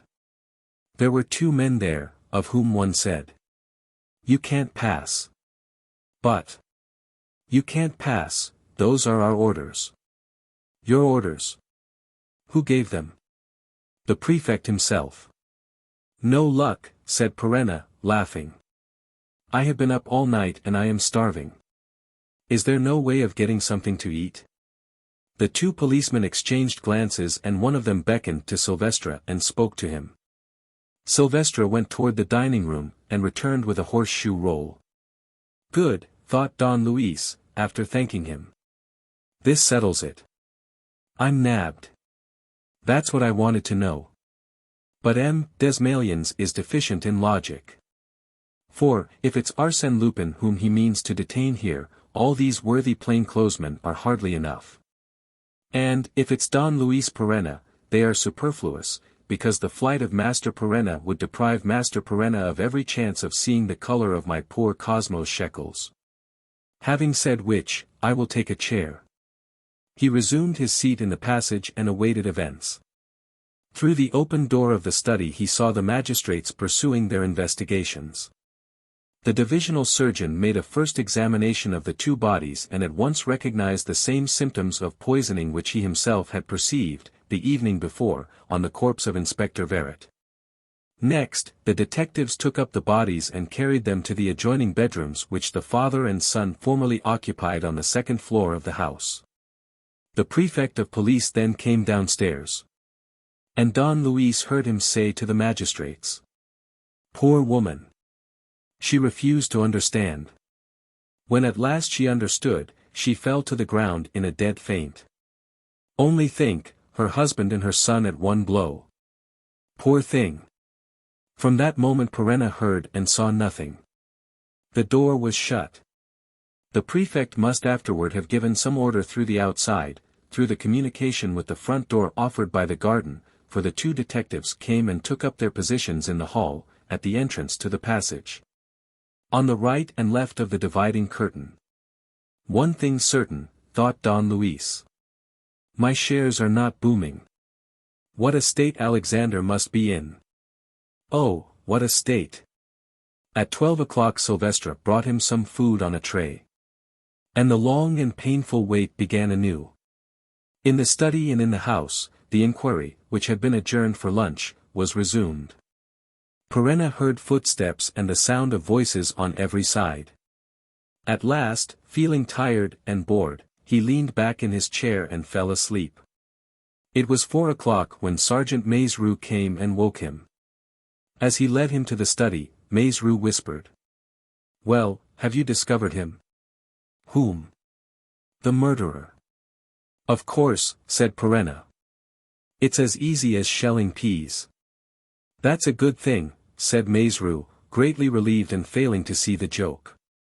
"But for that, as you saw for yourself, you would have been done for." Don Luis entered. In the room were the public prosecutor, the examining magistrate, the chief detective, the local commissary of police, 2 inspectors, and 3 constables in uniform. Outside, on the boulevard Suchet, shouts were raised.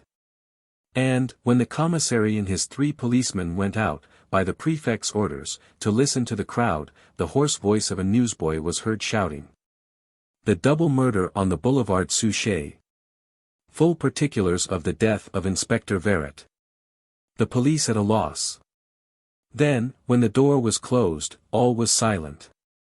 Maizerou was quite right, thought Don Luis. It's I or the other one, that's clear.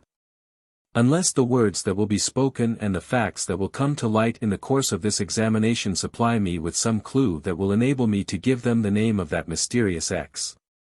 They'll surrender me this evening for the people to batten on. Attention, Lupin, old chap, the great game is about to commence. He felt that thrill of delight which always ran through him at the approach of the great struggles. This one, indeed, might be numbered among the most terrible that he had yet sustained.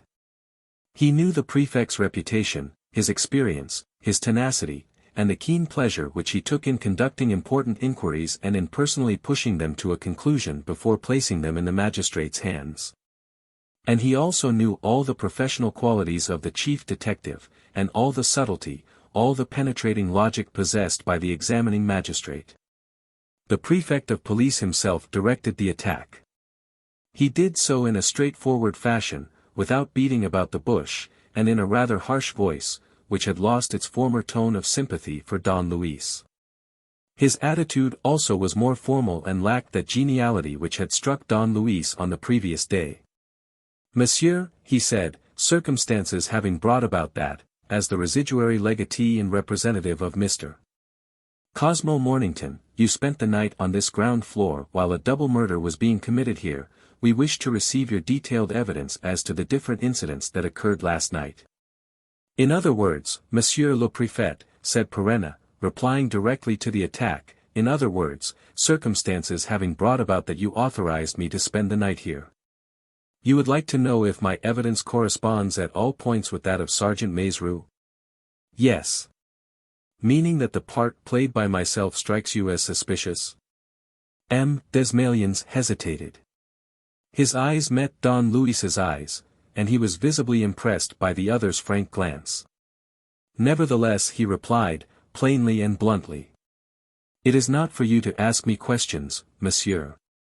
Don Luis bowed. "I am at your orders, monsieur le préfet. Please tell us what you know." Don Luis thereupon gave a minute account of events, after which Desmalions reflected for a few moments and said. "There is one point on which we want to be informed. When you entered this room at 2:30 this morning and sat down beside Fauville, was there nothing to tell you that he was dead?" "Nothing, monsieur le préfet. Otherwise, Sergeant Maizerou and I would have given the alarm." "Was the garden door shut?" "It must have been, as we had to unlock it at 7 o'clock. "With what?" "With the key on the bunch." "But how could the murderers, coming from the outside, have opened it?" "With false keys." "Have you a proof which allows you to suppose that it was opened with false keys?" "No, monsieur le préfet. Therefore, until we have proofs to the contrary, we are bound to believe that it was not opened from the outside, and that the criminal was inside the house." "But, monsieur le préfet, there was no one here but Sergeant Maizerou and myself." There was a silence, a pause whose meaning admitted of no doubt. Desmalions's next words gave it an even more precise value. "You did not sleep during the night?" "Yes, toward the end." "You did not sleep before, while you were in the passage?" "No." "And Sergeant Maizerou?" Don Luis remained undecided for a moment, but how could he hope that the honest and scrupulous Maizerou had disobeyed the dictates of his conscience? He replied. "Sergeant Maizerou went to sleep in his chair and did not wake until Madame Fauville returned, 2 hours later." There was a fresh silence, which evidently meant. "So, during the 2 hours when Sergeant Maizerou was asleep, it was physically possible for you to open the door and kill the 2 Fauvilles." The examination was taking the course which Perenna had foreseen, and the circle was drawing closer and closer around him. His adversary was conducting the contest with a logic and vigor which he admired without reserve. "By Jove," he thought. "How difficult it is to defend one's self when one is innocent. There's my right wing and my left wing driven in. Will my center be able to stand the assault?" Desmalions, after a whispered colloquy with the examining magistrate, resumed his questions in these terms. "Yesterday evening, when Fauville opened his safe in your presence and the sergeant's, what was in the safe?" "A heap of papers, on one of the shelves, and, among those papers, the diary in drab cloth which has since disappeared." "You did not touch those papers?" "Neither the papers nor the safe, monsieur le préfet. Sergeant Maizerou must have told you that he made me stand aside, to ensure the regularity of the inquiry. So you never came into the slightest contact with the safe?" "Not the slightest." Desmalions looked at the examining magistrate and nodded his head. Had Perenna been able to doubt that a trap was being laid for him, a glance at Maizerou would have told him all about it. Maizerou was ashen grey. Meanwhile, Desmalions continued. "You have taken part in inquiries, monsieur, in police inquiries. Therefore, in putting my next question to you, I consider that I am addressing it to a tried detective. I will answer your question, monsieur le préfet, to the best of my ability. Here it is, then, supposing that there were at this moment in the safe an object of some kind, a jewel, let us say, a diamond out of a tie pin, and that this diamond had come from a tie pin which belonged to somebody whom we knew. Somebody who had spent the night in this house, what would you think of the coincidence?" "There we are," said Perenna to himself. "There's the trap. It's clear that they've found something in the safe, and next, that they imagine that this something belongs to me. Good. But, in that case, we must presume, as I have not touched the safe, that the thing was taken from me and put in the safe to compromise me. But I did not have a finger in this pie until yesterday. And it is impossible that, during last night, when I saw nobody, anyone can have had time to prepare and contrive such a determined plot against me. So. The prefect of police interrupted this silent monologue by repeating. What would be your opinion?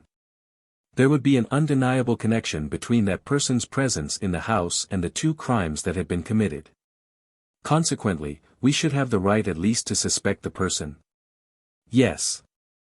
That is your view. Decidedly.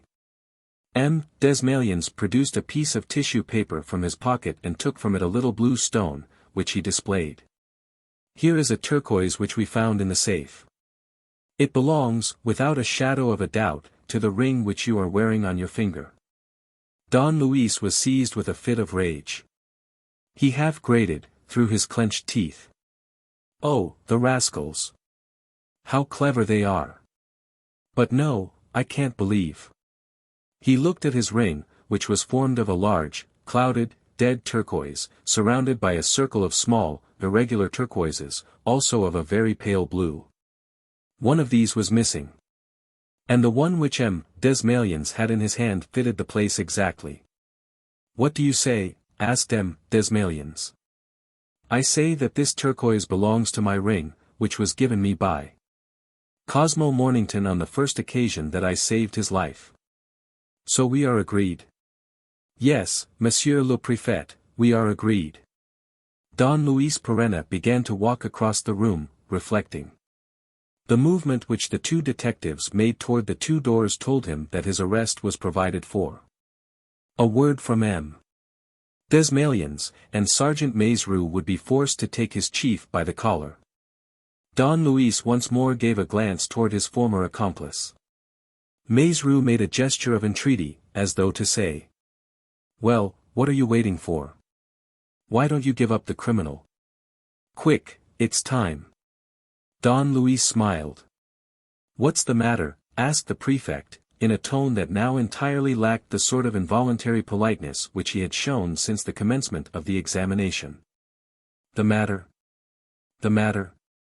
Perenna seized a chair by the back, spun it round and sat down upon it, with the simple remark. Let's talk. And this was said in such a way and the movement executed with so much decision that the prefect muttered, as though wavering. I don't quite see. You soon will, Monsieur le Préfet. And, speaking in a slow voice, laying stress on every syllable that he uttered, he began. Monsieur le Préfet, the position is as clear as daylight. Yesterday evening you gave me an authorization which involves your responsibility most gravely. The result is that what you now want, at all costs and without delay, is a culprit. And that culprit is to be myself. By way of incriminating evidence, you have the fact of my presence here, the fact the door was locked on the inside, the fact that Sergeant Maizerou was asleep while the crime was committed. And the fact of the discovery of the turquoise in the safe. All this is crushing, I admit. Added to it, he continued, we have the terrible presumption that I had every interest in the removal of Fauville and his son, inasmuch as, if there is no heir of Cosmo Mornington's in existence, I come into 100 million francs. Exactly. There is therefore nothing for me to do, Monsieur le Préfet, but to go with you to the lock-up or else. Or else what? Or else hand over to you the criminal, the real criminal. The prefect of police smiled and took out his watch. I'm waiting, he said.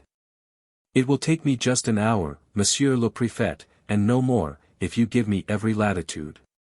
And the search of the truth, it seems to me, is worth a little patience. I'm waiting, repeated Desmaliens. Sergeant Maizerou, please tell Sylvestre, the manservant, that Monsieur le Préfet wishes to see him. Upon a sign from Desmaliens, Maizerou went out. Don Luis explained his motive. Monsieur le Préfet, whereas the discovery of the turquoise constitutes in your eyes an extremely serious proof against me, to me it is a revelation of the highest importance. I will tell you why. That turquoise must have fallen from my ring last evening and rolled on the carpet. Now there are only 4 persons, he continued, who can have noticed this fall when it happened, picked up the turquoise and, in order to compromise the new adversary that I was, slipped it into the safe. The first of those 4 persons is one of your detectives, Sergeant Maizerou, of whom we will not speak. The second is dead, I refer to M. Fauville. We will not speak of him. The third is Silvestre, the manservant. I should like to say a few words to him. I shall not take long. Silvestre's examination, in fact, was soon over. He was able to prove that, pending the return of Madame Fauville, for whom he had to open the door, he had not left the kitchen, where he was playing at cards with the lady's maid and another manservant. Very well, said Perenna. One word more. You must have read in this morning's papers of the death of Inspector Verret and seen his portrait. Yes. Do you know Inspector Verret? No.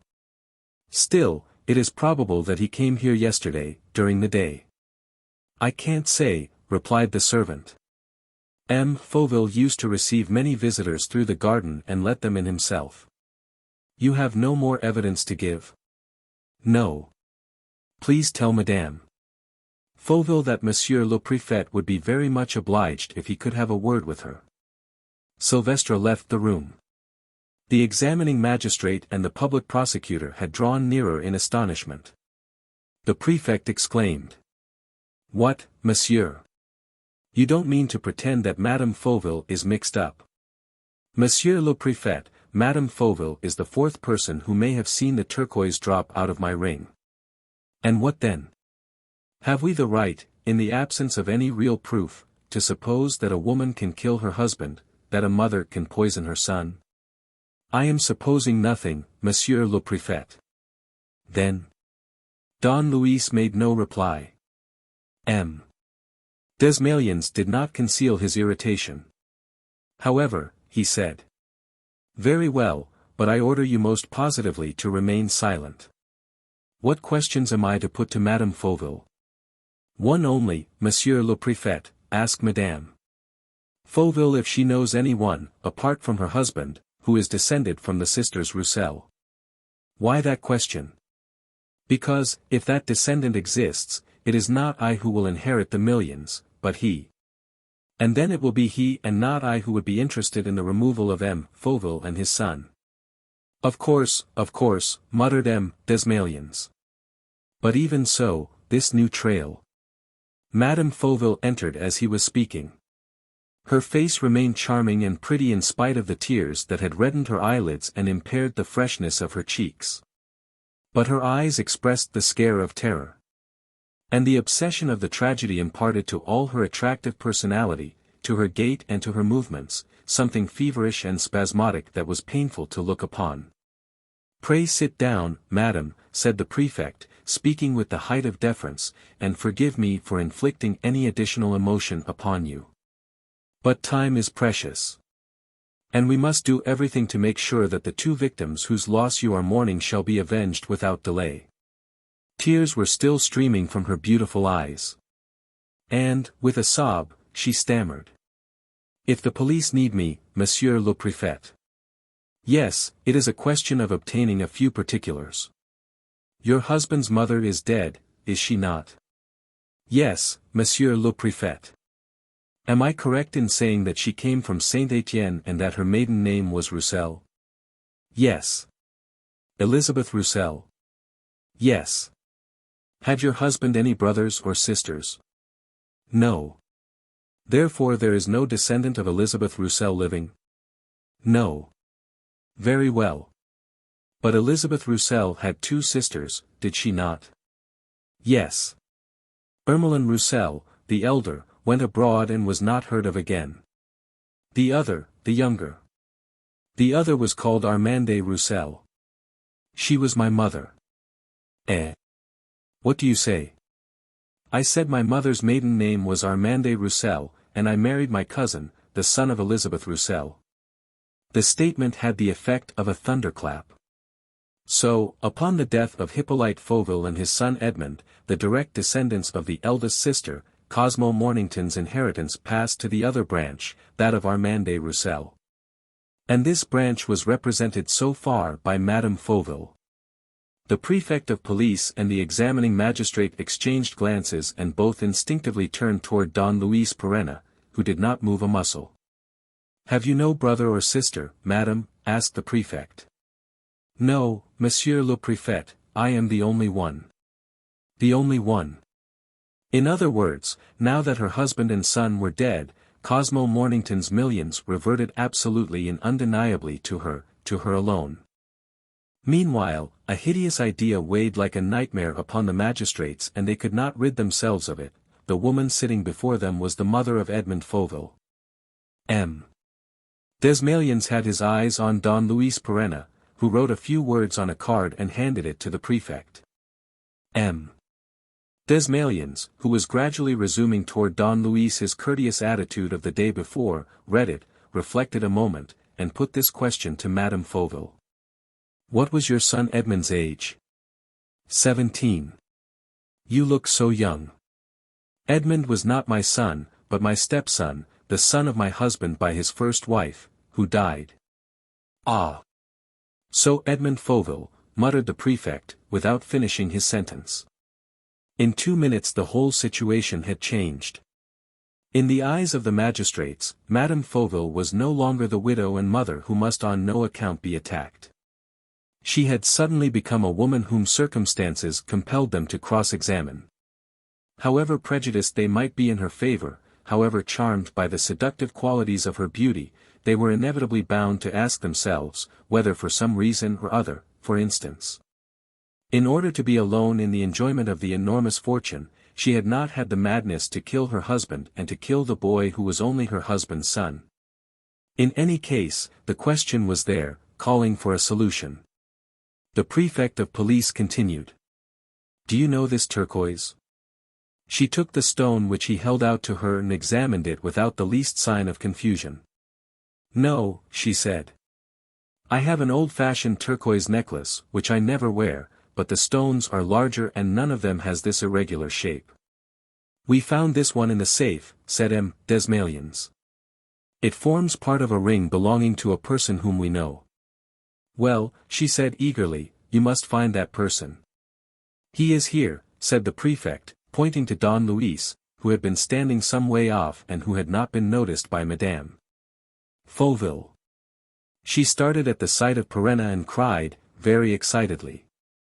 But that gentleman was here yesterday evening. He was talking to my husband, and so was that other gentleman, she said, referring to Sergeant Maizerou. You must question them, find out why they were here. You understand that, if the turquoise belonged to one of them. The insinuation was direct, but clumsy.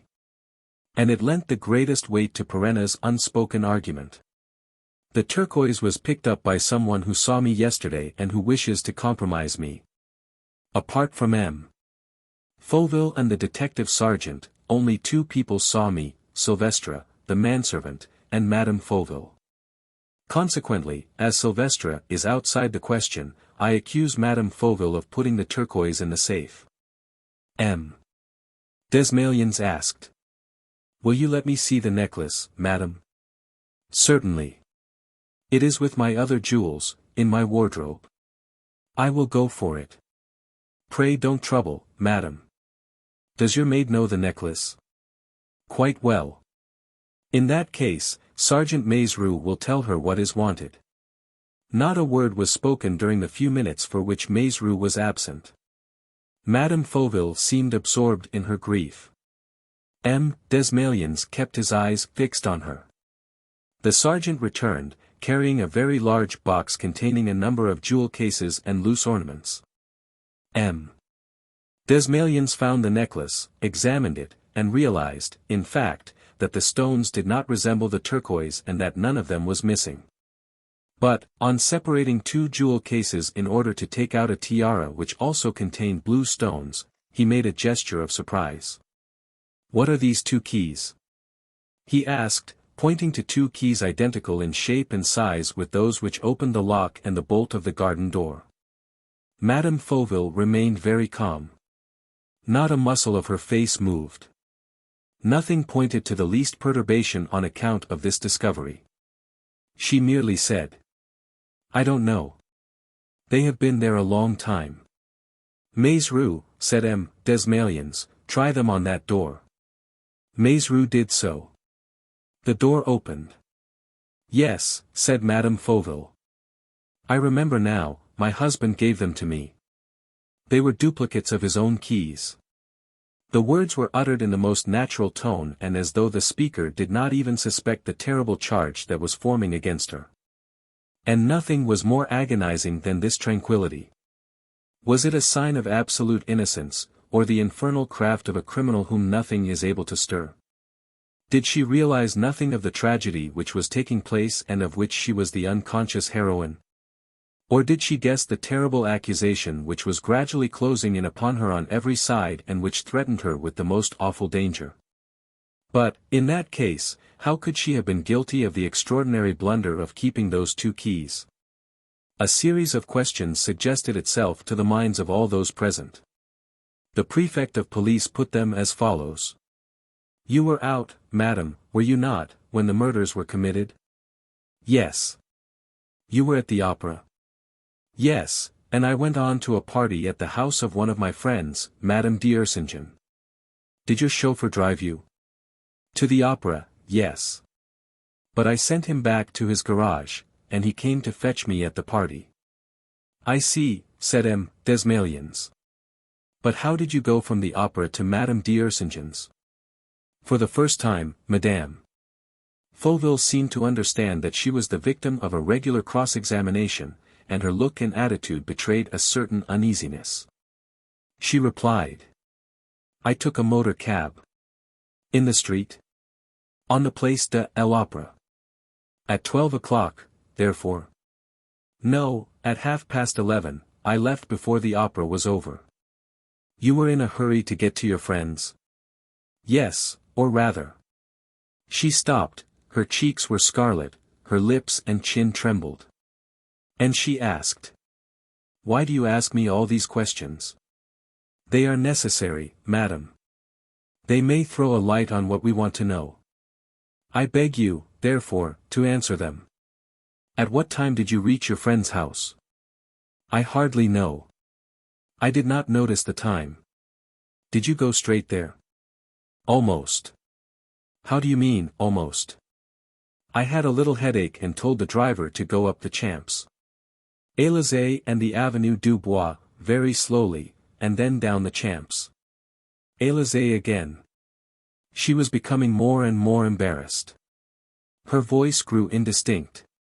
She lowered her head and was silent. Certainly her silence contained no confession, and there was nothing entitling anyone to believe that her dejection was other than a consequence of her grief. But yet she seemed so weary as to give the impression that, feeling herself lost, she was giving up the fight. And it was almost a feeling of pity that was entertained for this woman against whom all the circumstances seemed to be conspiring, and who defended herself so badly that her cross-examiner hesitated to press her yet further. M. Desmaliens, in fact, wore an irresolute air, as if the victory had been too easy, and as if he had some scruple about pursuing it. Mechanically he observed Perenna, who passed him a slip of paper, saying, "Madame d'Ursingen's telephone number." M. Desmaliens murmured. "Yes, true, they may know." And, taking down the receiver, he asked for number 325.04. He was connected at once and continued. "Who is that speaking?" "The butler." "Ah. Is Madame d'Ursingen at home?" "No." "Or monsieur?" "Not he, either." "Never mind, you can tell me what I want to know. I am M. Desmaliens, the prefect of police, and I need certain information. At what time did Madame Fauville come last night?" "What do you say?" "Are you sure?" "At 2 o'clock in the morning." "Not before." "And she went away?" "In 10 minutes' time." "Good. But you're certain you are not mistaken about the time when she arrived?" "I must know this positively, it is most important." "You say it was 2 o'clock in the morning?" 2 o'clock in the morning. "Very well. Thank you." When M. Desmaliens turned round, he saw Madame Fauville standing beside him and looking at him with an expression of mad anguish. And one and the same idea occurred to the mind of all the onlookers. They were in the presence either of an absolutely innocent woman or else of an exceptional actress whose face lent itself to the most perfect simulation of innocence.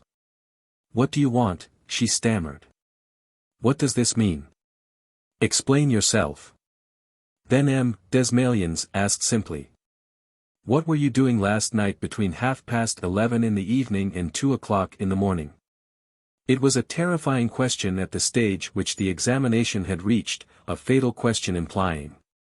"If you cannot give us an exact and strict account of the way in which you employed your time while the crime was being committed, we have the right to conclude that you were not alien to the murder of your husband and stepson."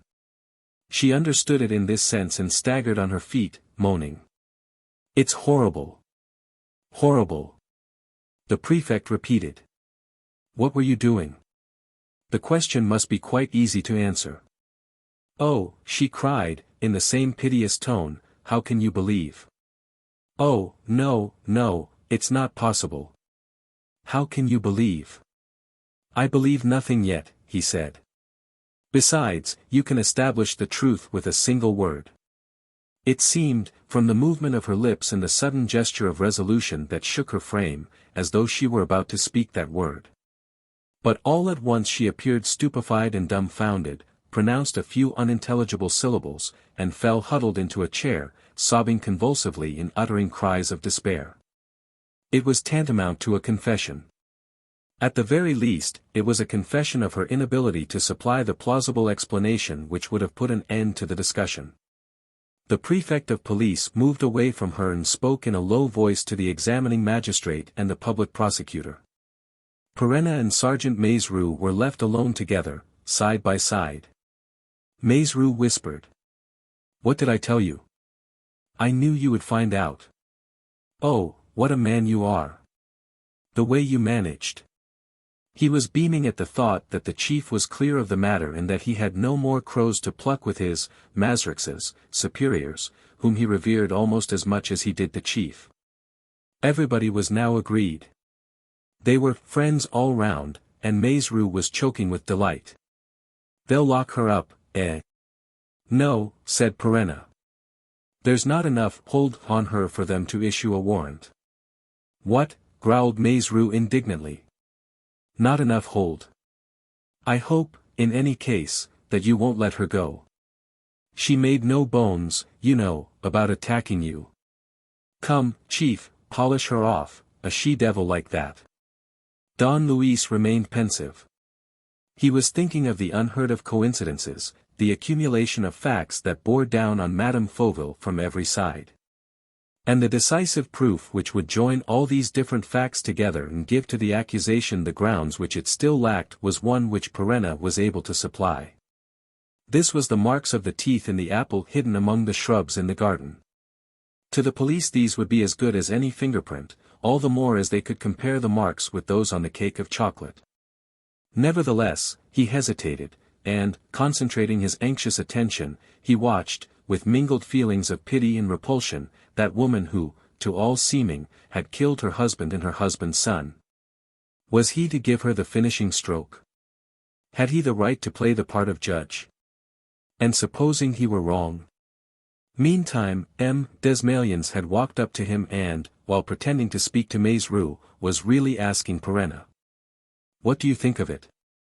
Maizerou shook his head. Perenna replied.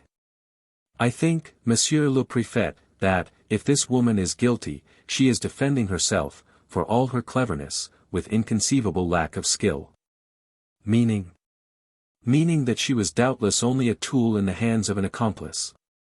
"An accomplice?" "Remember, Monsieur le Préfet, her husband's exclamation in your office yesterday, 'Oh, the scoundrels! The scoundrels!' There is, therefore, at least one accomplice, who perhaps is the same as the man who was present, as Sergeant Maizerou must have told you, in the Café du Pont Neuf when Inspector Verret was last there, a man with a reddish-brown beard, carrying an ebony walking stick with a silver handle."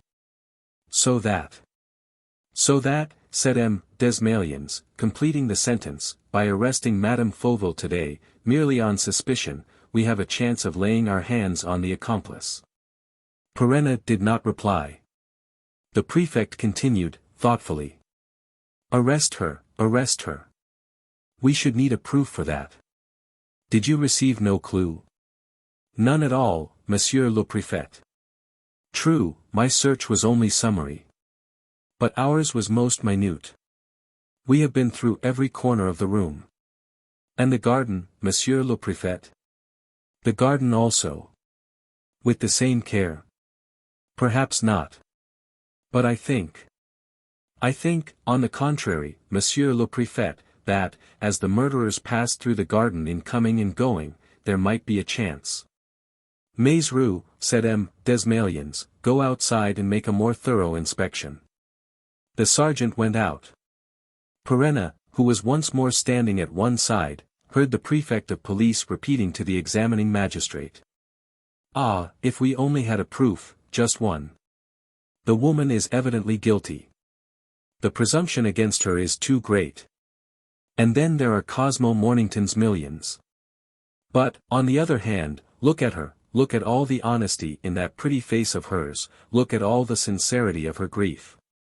She was still crying, with fitful sobs and starts of indignant protest that made her clench her fists. At one moment she took her tear-soaked handkerchief, bit it with her teeth and tore it, after the manner of certain actresses. Perenna saw those beautiful white teeth, a little wide, moist and gleaming, rending the dainty cambric. And he thought of the marks of teeth on the apple. And he was seized with an extreme longing to know the truth.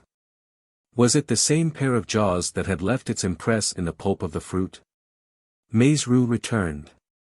M. Desmalions moved briskly toward the sergeant, who showed him the apple which he had found under the ivy.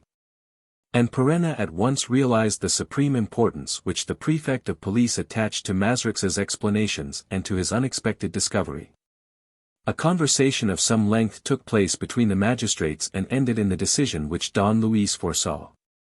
M. Desmalions walked across the room to Madame Fauville. It was the catastrophe. He reflected for a second on the manner in which he should open this final contest, and then he asked. Are you still unable, madam, to tell us how you employed your time last night? She made an effort and whispered. Yes, yes. I took a taxi and drove about. I also walked a little. That is a fact which we can easily verify when we have found the driver of the taxi. Meanwhile, there is an opportunity of removing the somewhat grievous impression which your silence has left on our minds. I am quite ready. It is this: the person or one of the persons who took part in the crime appears to have bitten into an apple which was afterward thrown away in the garden and which has just been found. To put an end to any suppositions concerning yourself, we should like you to perform the same action. Oh, certainly, she cried, eagerly. If this is all you need to convince you. She took one of the 3 apples which Desmalions handed her from the dish and lifted it to her mouth. It was a decisive act. If the 2 marks resembled each other, the proof existed, assured and undeniable. Before completing her movement, she stopped short, as though seized with a sudden fear. Fear of what? Fear of the monstrous chance that might be her undoing. Or fear rather of the dread weapon which she was about to deliver against herself? In any case nothing accused her with greater directness than this last hesitation, which was incomprehensible if she was innocent, but clear as day if she was guilty.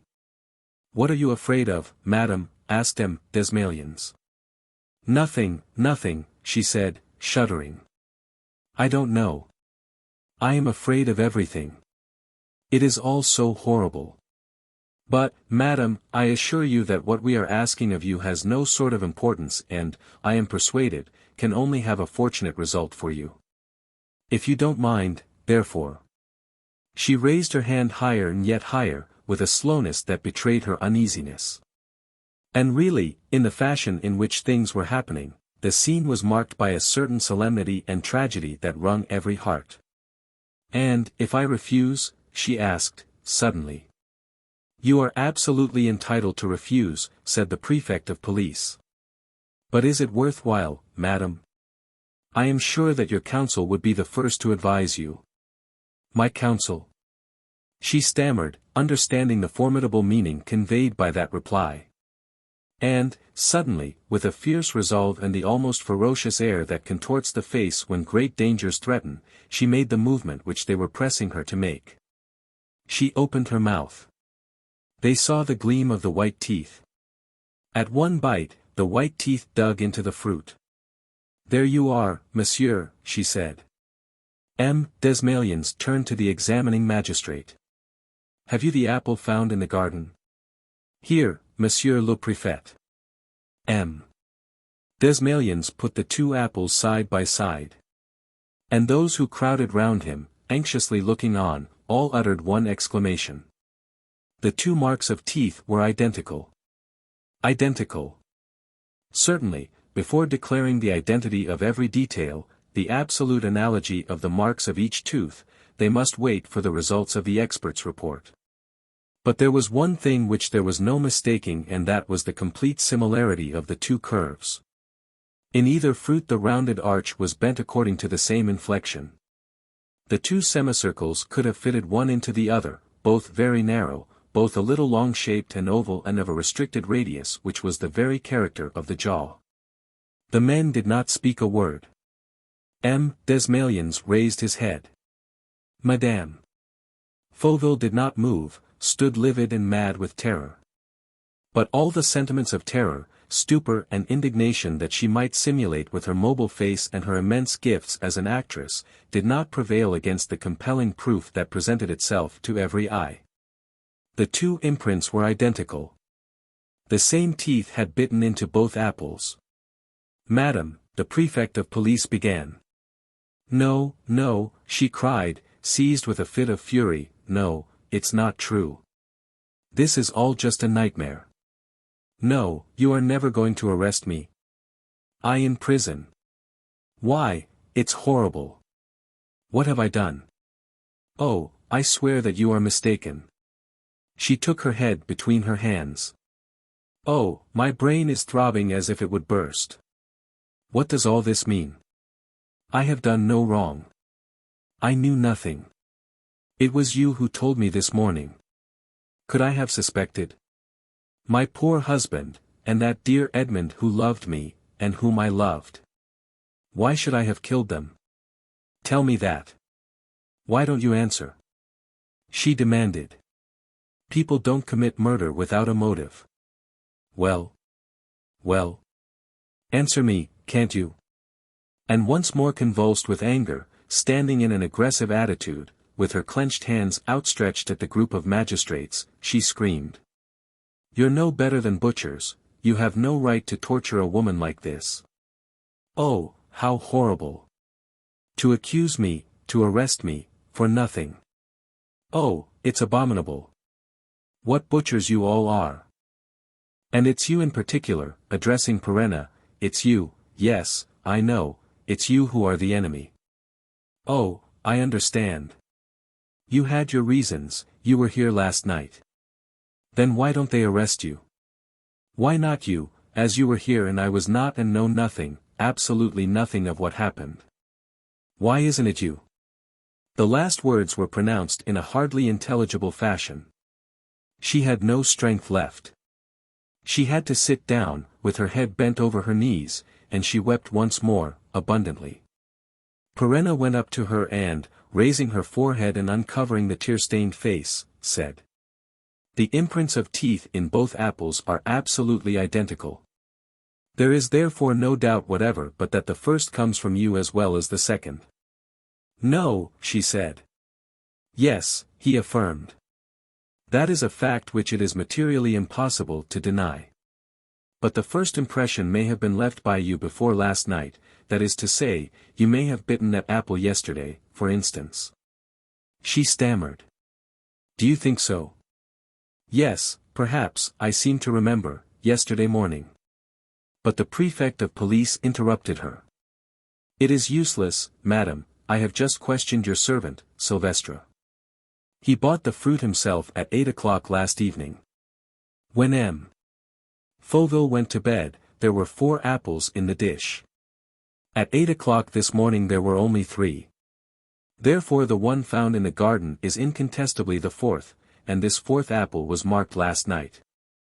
And the mark is the mark of your teeth. She stammered. It was not I, that mark is not mine. But. That mark is not mine.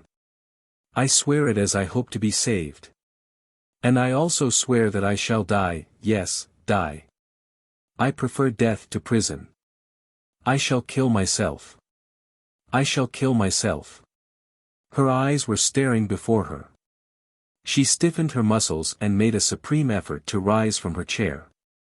But, once on her feet, she tottered and fell fainting on the floor. While she was being seen to, Maizru beckoned to Don Luis and whispered. Clear out, Chief.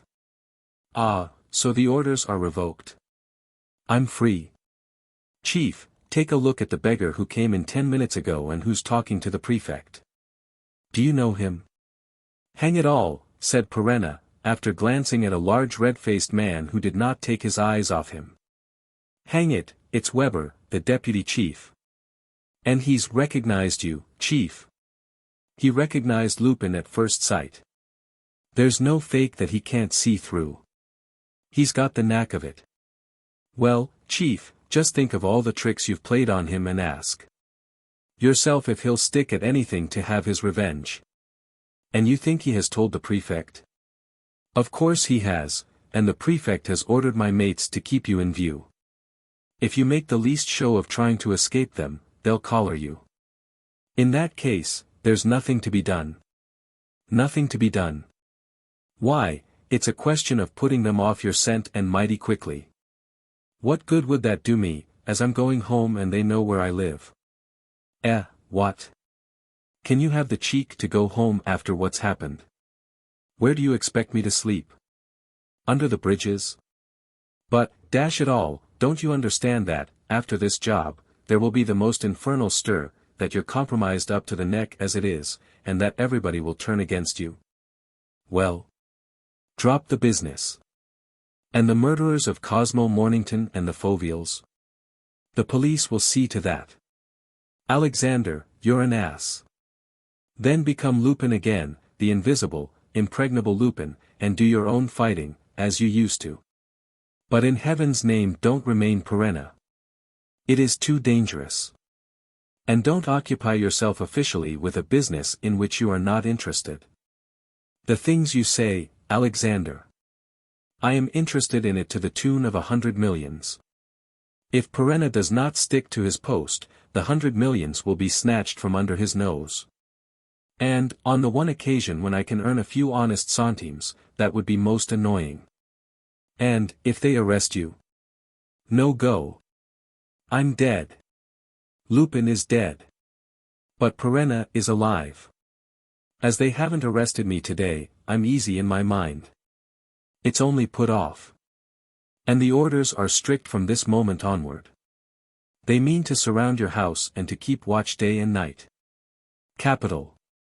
I always was frightened at night. But, good Lord. What are you hoping for? I hope for nothing, Alexander. I am sure. I am sure now that they will not dare arrest me. Do you imagine that Weber will stand on ceremony? I don't care a hang about Weber. Without orders, Weber can do nothing. But they'll give him his orders. The order to shadow me, yes, to arrest me, no. The prefect of police has committed himself about me to such an extent that he will be obliged to back me up. And then there's this, the whole affair is so absurd, so complicated, that you people will never find your way out of it alone. Sooner or later, you will come and fetch me. For there is no one but myself able to fight such adversaries as these, not you nor Weber, nor any of your pals at the detective office. I shall expect your visit, Alexander. On the next day an expert examination identified the tooth prints on the 2 apples and likewise established the fact that the print on the cake of chocolate was similar to the others. Also, the driver of a taxicab came and gave evidence that a lady engaged him as she left the opera, told him to drive her straight to the end of the avenue Henri Martin, and left the cab on reaching that spot. Now the end of the avenue Henri Martin was within 5 minutes' walk of the Fauvilles' house. The man was brought into Madame Fauville's presence and recognized her at once. What had she done in that neighborhood for over an hour? Marie Fauville was taken to the central lockup, was entered on the register, and slept, that night, at the Saint Lazare prison. That same day, when the reporters were beginning to publish details of the investigation, such as the discovery of the tooth prints, but when they did not yet know to whom to attribute them. Two of the leading dailies used as a headline for their article the very words which Don Luis Perenna had employed to describe the marks on the apple, the sinister words which so well suggested the fierce, savage, and so to speak, brutal character of the incident. The teeth of the tiger. Chapter 5. The Iron Curtain. It is sometimes an ungrateful task to tell the story of Arsène Lupin's life, for the reason that each of his adventures is partly known to the public, having at the time formed the subject of much eager comment. Whereas his biographer is obliged, if he would throw light upon what is not known, to begin at the beginning and to relate in full detail all that which is already public property. It is because of this necessity that I am compelled to speak once more of the extreme excitement which the news of that shocking series of crimes created in France, in Europe and throughout the civilized world. The public heard of 4 murders practically all at once, for the particulars of Cosmo Mornington's will were published 2 days later. There was no doubt that the same person had killed Cosmo Mornington, Inspector Verret, Fauville the engineer, and his son Edmond. The same person had made the identical sinister bite, leaving against himself or herself, with a heedlessness that seemed to show the avenging hand of fate, a most impressive and incriminating proof. A proof which made people shudder as they would have shuddered at the awful reality, the marks of his or her teeth, the teeth of the tiger. And, in the midst of all this bloodshed, at the most tragic moment of the dismal tragedy, behold the strangest of figures emerging from the darkness. An heroic adventurer, endowed with astounding intelligence and insight, had in a few hours partly unraveled the tangled skeins of the plot, divined the murder of Cosmo Mornington, proclaimed the murder of Inspector Verret, taken the conduct of the investigation into his own hands, delivered to justice the inhuman creature whose beautiful white teeth fitted the marks as precious stones fit their settings, received a check for 1,000,000 francs on the day after these exploits and, finally, found himself the probable heir to an immense fortune. And here was Arsène Lupin coming to life again. For the public made no mistake about that, and, with wonderful intuition, proclaimed aloud that Don Luis Perenna was Arsène Lupin, before a close examination of the facts had more or less confirmed the supposition. "But he's dead," objected the doubters. To which the others replied, "Yes, Dolores Kesselbacher's corpse was recovered under the still smoking ruins of a little chalet near the Luxembourg frontier and, with it, the corpse of a man whom the police identified as Arsène Lupin. But everything goes to show that the whole scene was contrived by Lupin, who, for reasons of his own, wanted to be thought dead. And everything shows that the police accepted and legalized the theory of his death only because they wished to be rid of their everlasting adversary. As a proof, we have the confidences made by Vaillanglais, who was Prime Minister at the time and whom the chances of politics have just replaced at the head of the government. And there is the mysterious incident on the island of Capri when the German Emperor, just as he was about to be buried under a landslip, was saved by a hermit who, according to the German version, was none other than Arsène Lupin. To this came a fresh objection. Very well, but read the newspapers of the time. 10 minutes afterward, the hermit flung himself into the sea from Tiberius Leap. And the answer? Yes, but the body was never found. And, as it happens, we know that a steamer picked up a man who was making signals to her and that this steamer was on her way to Algiers. Well, a few days later, Don Luis Perenna enlisted in the Foreign Legion at Sidi Bel Abbes. Of course, the controversy upon which the newspapers embarked on this subject was carried on discreetly. Everybody was afraid of Lupin. And the journalists maintained a certain reserve in their articles, confined themselves to comparing dates and pointing out coincidences, and refrained from speaking too positively of any Lupin that might lie hidden under the mask of Perenna. But, as regards the private in the Foreign Legion and his stay in Morocco, they took their revenge and let themselves go freely. Major d'Estrignac had spoken. Other officers, other comrades of Perenna's, related what they had seen. The reports and daily orders concerning him were published. And what became known as the hero's idol began to take the form of a sort of record, each page of which described the maddest and unlikeliest of facts.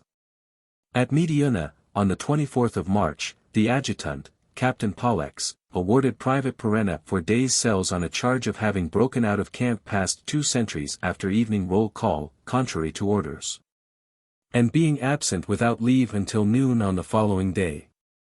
Perenna, the report went on to say, brought back the body of his sergeant, killed in ambush. And in the margin was this note, in the colonel's hand. The colonel commanding doubles Private Perenna's award, but mentions his name in orders and congratulates and thanks him.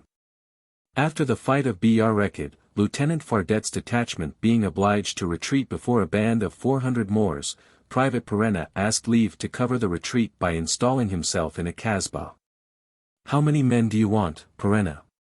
"None, sir." "What? Surely you don't propose to cover a retreat all by yourself?"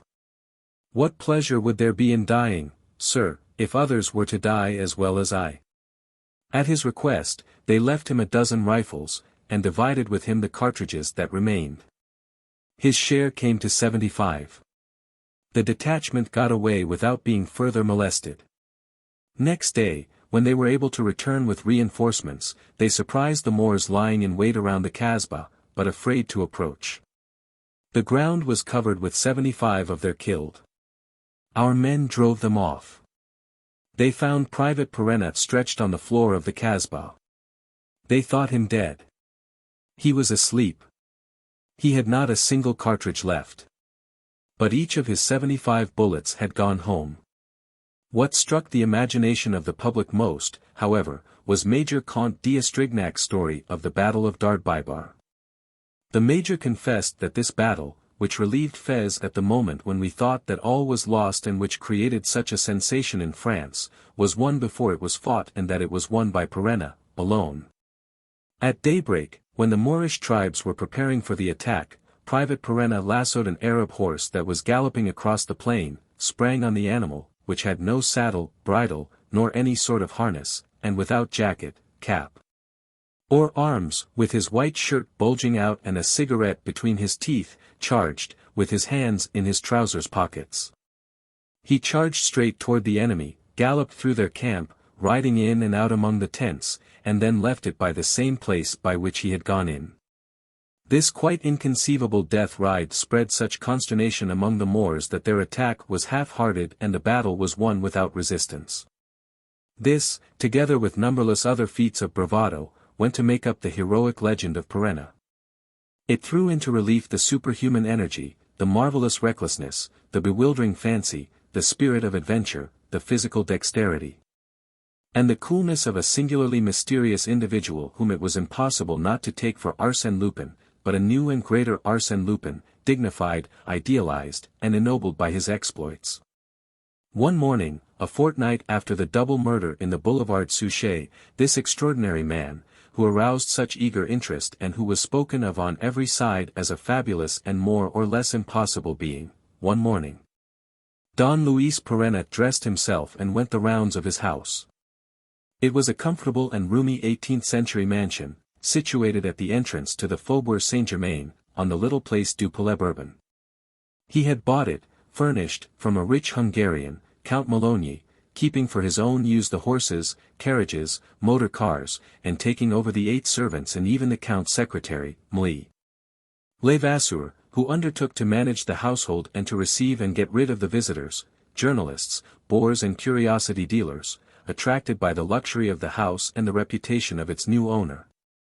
After finishing his inspection of the stables and garage, he walked across the courtyard and went up to his study, pushed open one of the windows and raised his head. Above him was a slanting mirror.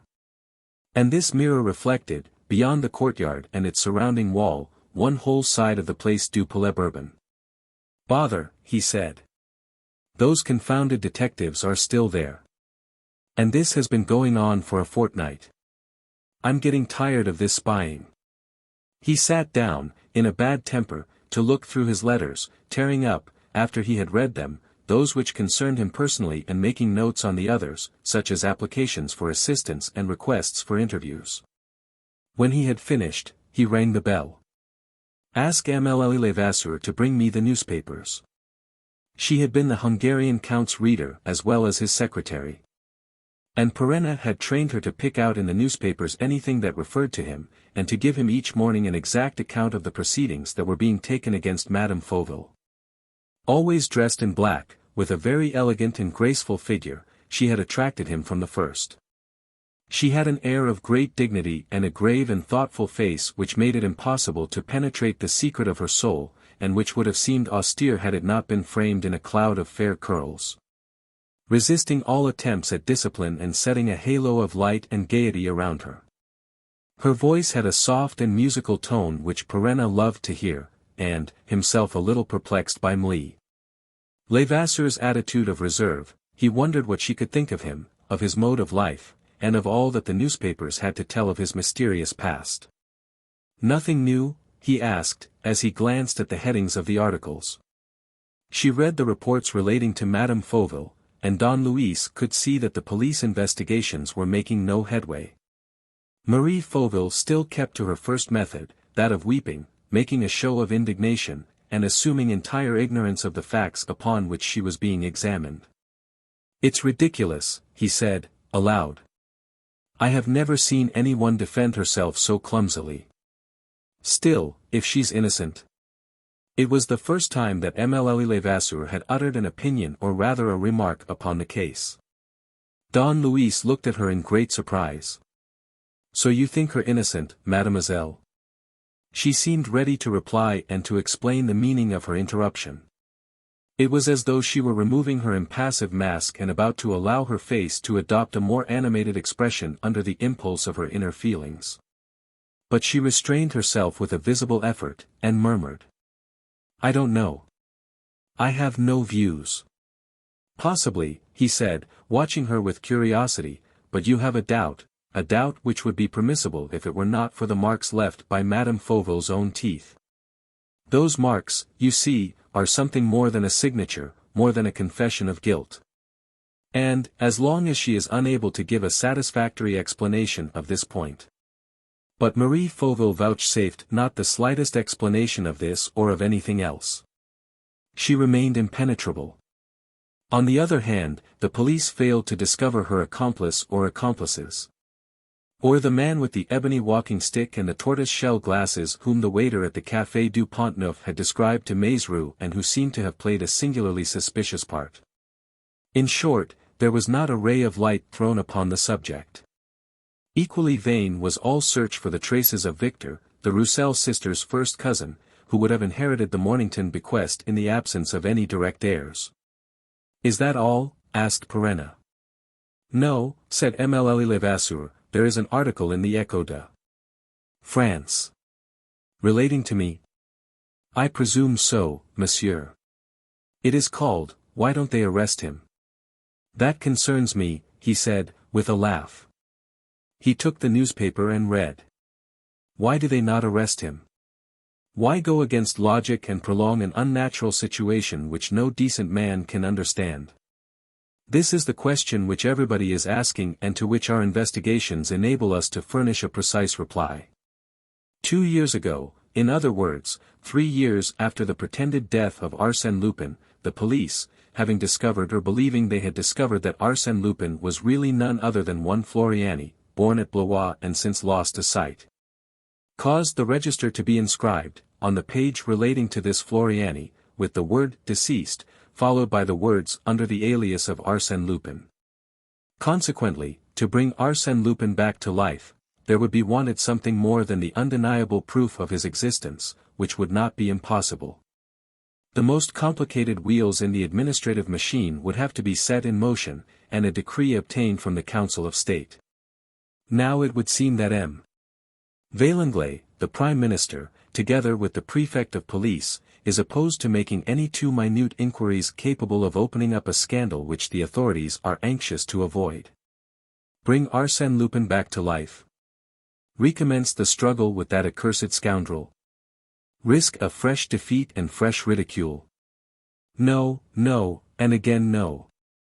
And thus is brought about this unprecedented, inadmissible, inconceivable, disgraceful situation, that Arsène Lupin, the hardened thief, the impenitent criminal, the robber king, the emperor of burglars and swindlers, is able today, not clandestinely, but in the sight and hearing of the whole world, to pursue the most formidable task that he has yet undertaken, to live publicly under a name which is not his own, but which he has incontestably made his own.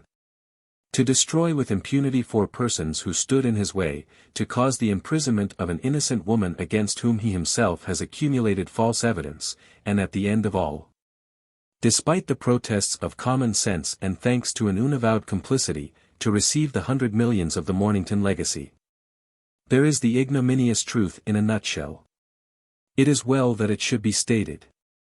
Let us hope, now that it stands revealed, that it will influence the future conduct of events. At any rate, it will influence the conduct of the idiot who wrote that article, said Lupin, with a grin. He dismissed Mlle Levasseur and rang up Major d'Estrignac on the telephone. Is that you, Major? Perenna speaking. Yes, what is it? Have you read the article in the Echo de France? Yes. Would it bore you very much to call on that gentleman and ask for satisfaction in my name? Oh. A duel. It's got to be, Major. All these sportsmen are wearying me with their lucubrations. They must be gagged. This fellow will pay for the rest. Well, of course, if you're bent on it. I am, very much. The preliminaries were entered upon without delay. The editor of the Echo de France declared that the article had been sent in without a signature, typewritten, and that it had been published without his knowledge, but he accepted the entire responsibility. That same day, at 3 o'clock, Don Luis Perenna, accompanied by Major d'Estrignac, another officer, and a doctor, left the house in the Place du Palais Bourbon in his car, and, followed by a taxi crammed with the detectives engaged in watching him, drove to the Parc des Princes. While waiting for the arrival of the adversary, the Comte d'Estrignac took Don Luis aside. My dear Perenna, I ask you no questions. I don't want to know how much truth there is in all that is being written about you, or what your real name is. To me, you are Perenna of the Legion, and that is all I care about. Your past began in Morocco. As for the future, I know that, whatever happens and however great the temptation, your only aim will be to revenge Cosmo Mornington and protect his heirs. But there's one thing that worries me. Speak out, Major. Give me your word that you won't kill this man.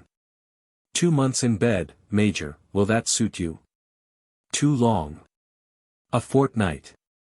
Done. The 2 adversaries took up their positions.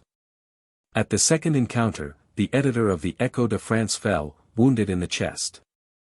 Oh, that's too bad of you, Perenna, growled the Comte d'Estrignac.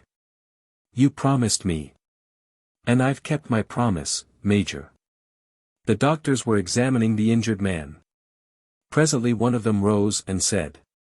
It's nothing. 3 weeks rest, at most.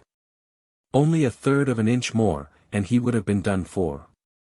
Yes, but that 1/3 of an inch isn't there, murmured Perenna. Still followed by the detective's motor cab, Don Luis returned to the Faubourg Saint-Germain. And it was then that an incident occurred which was to puzzle him greatly and throw a most extraordinary light on the article in the Echo de France. In the courtyard of his house he saw 2 little puppies which belonged to the coachman and which were generally confined to the stables. They were playing with a twist of red string which kept catching on to things, to the railings of the steps, to the flower vases. In the end, the paper round which the string was wound, appeared. Don Luis happened to pass at that moment. His eyes noticed marks of writing on the paper, and he mechanically picked it up and unfolded it. He gave a start. He had at once recognized the opening lines of the article printed in the Echo de France. And the whole article was there, written in ink, on ruled paper, with erasures, and with sentences added, struck out, and begun anew.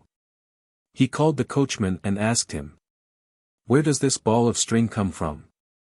The string, sir. Why, from the harness room, I think. It must have been that little she-devil of a Mirza who. And when did you wind the string round the paper? Yesterday evening, monsieur. Yesterday evening. I see. And where is the paper from? Upon my word, monsieur, I can't say. I wanted something to wind my string on. I picked this bit up behind the coach house where they fling all the rubbish of the house to be taken into the street at night. Don Luis pursued his investigations. He questioned or asked Mlle Levasseur to question the other servants. He discovered nothing. But one fact remained: the article in the Echo de France had been written, as the rough draft which he had picked up proved, by somebody who lived in the house or who was in touch with one of the people in the house. The enemy was inside the fortress. But what enemy? And what did he want? Merely Perenna's arrest? All the remainder of the afternoon Don Luis continued anxious, annoyed by the mystery that surrounded him, incensed at his own inaction, and especially at that threatened arrest, which certainly caused him no uneasiness, but which hampered his movements. Accordingly, when he was told at about 10 o'clock that a man who gave the name of Alexander insisted on seeing him, he had the man shown in. And when he found himself face to face with Maizerou, but Maizerou disguised beyond recognition and huddled in an old cloak, he flung himself on him as on a prey, hustling and shaking him. "So it's you, at last," he cried. "Well, what did I tell you? You can't make head or tail of things at the police office and you've come for me. Confess it, you numbskull. You've come to fetch me. Oh, how funny it all is. Gad, I knew that you would never have the cheek to arrest me, and that the prefect of police would manage to calm the untimely ardor of that confounded Weber. To begin with, one doesn't arrest a man whom one has need of. Come, out with it. Lord, how stupid you look. Why don't you answer? How far have you got at the office? Quick, speak. I'll settle the thing in 5 seconds. Just tell me about your inquiry in 2 words, and I'll finish it for you in the twinkling of a bedpost, in 2 minutes by my watch. Well, you were saying. But, Chief, spluttered Maizerou, utterly nonplussed. What? Must I drag the words out of you? Come on. I'll make a start. It has to do with the man with the ebony walking stick, hasn't it? The one we saw at the Café du Pont-Neuf on the day when Inspector Verret was murdered? Yes, it has. Have you found his traces? Yes. Well, come along, find your tongue.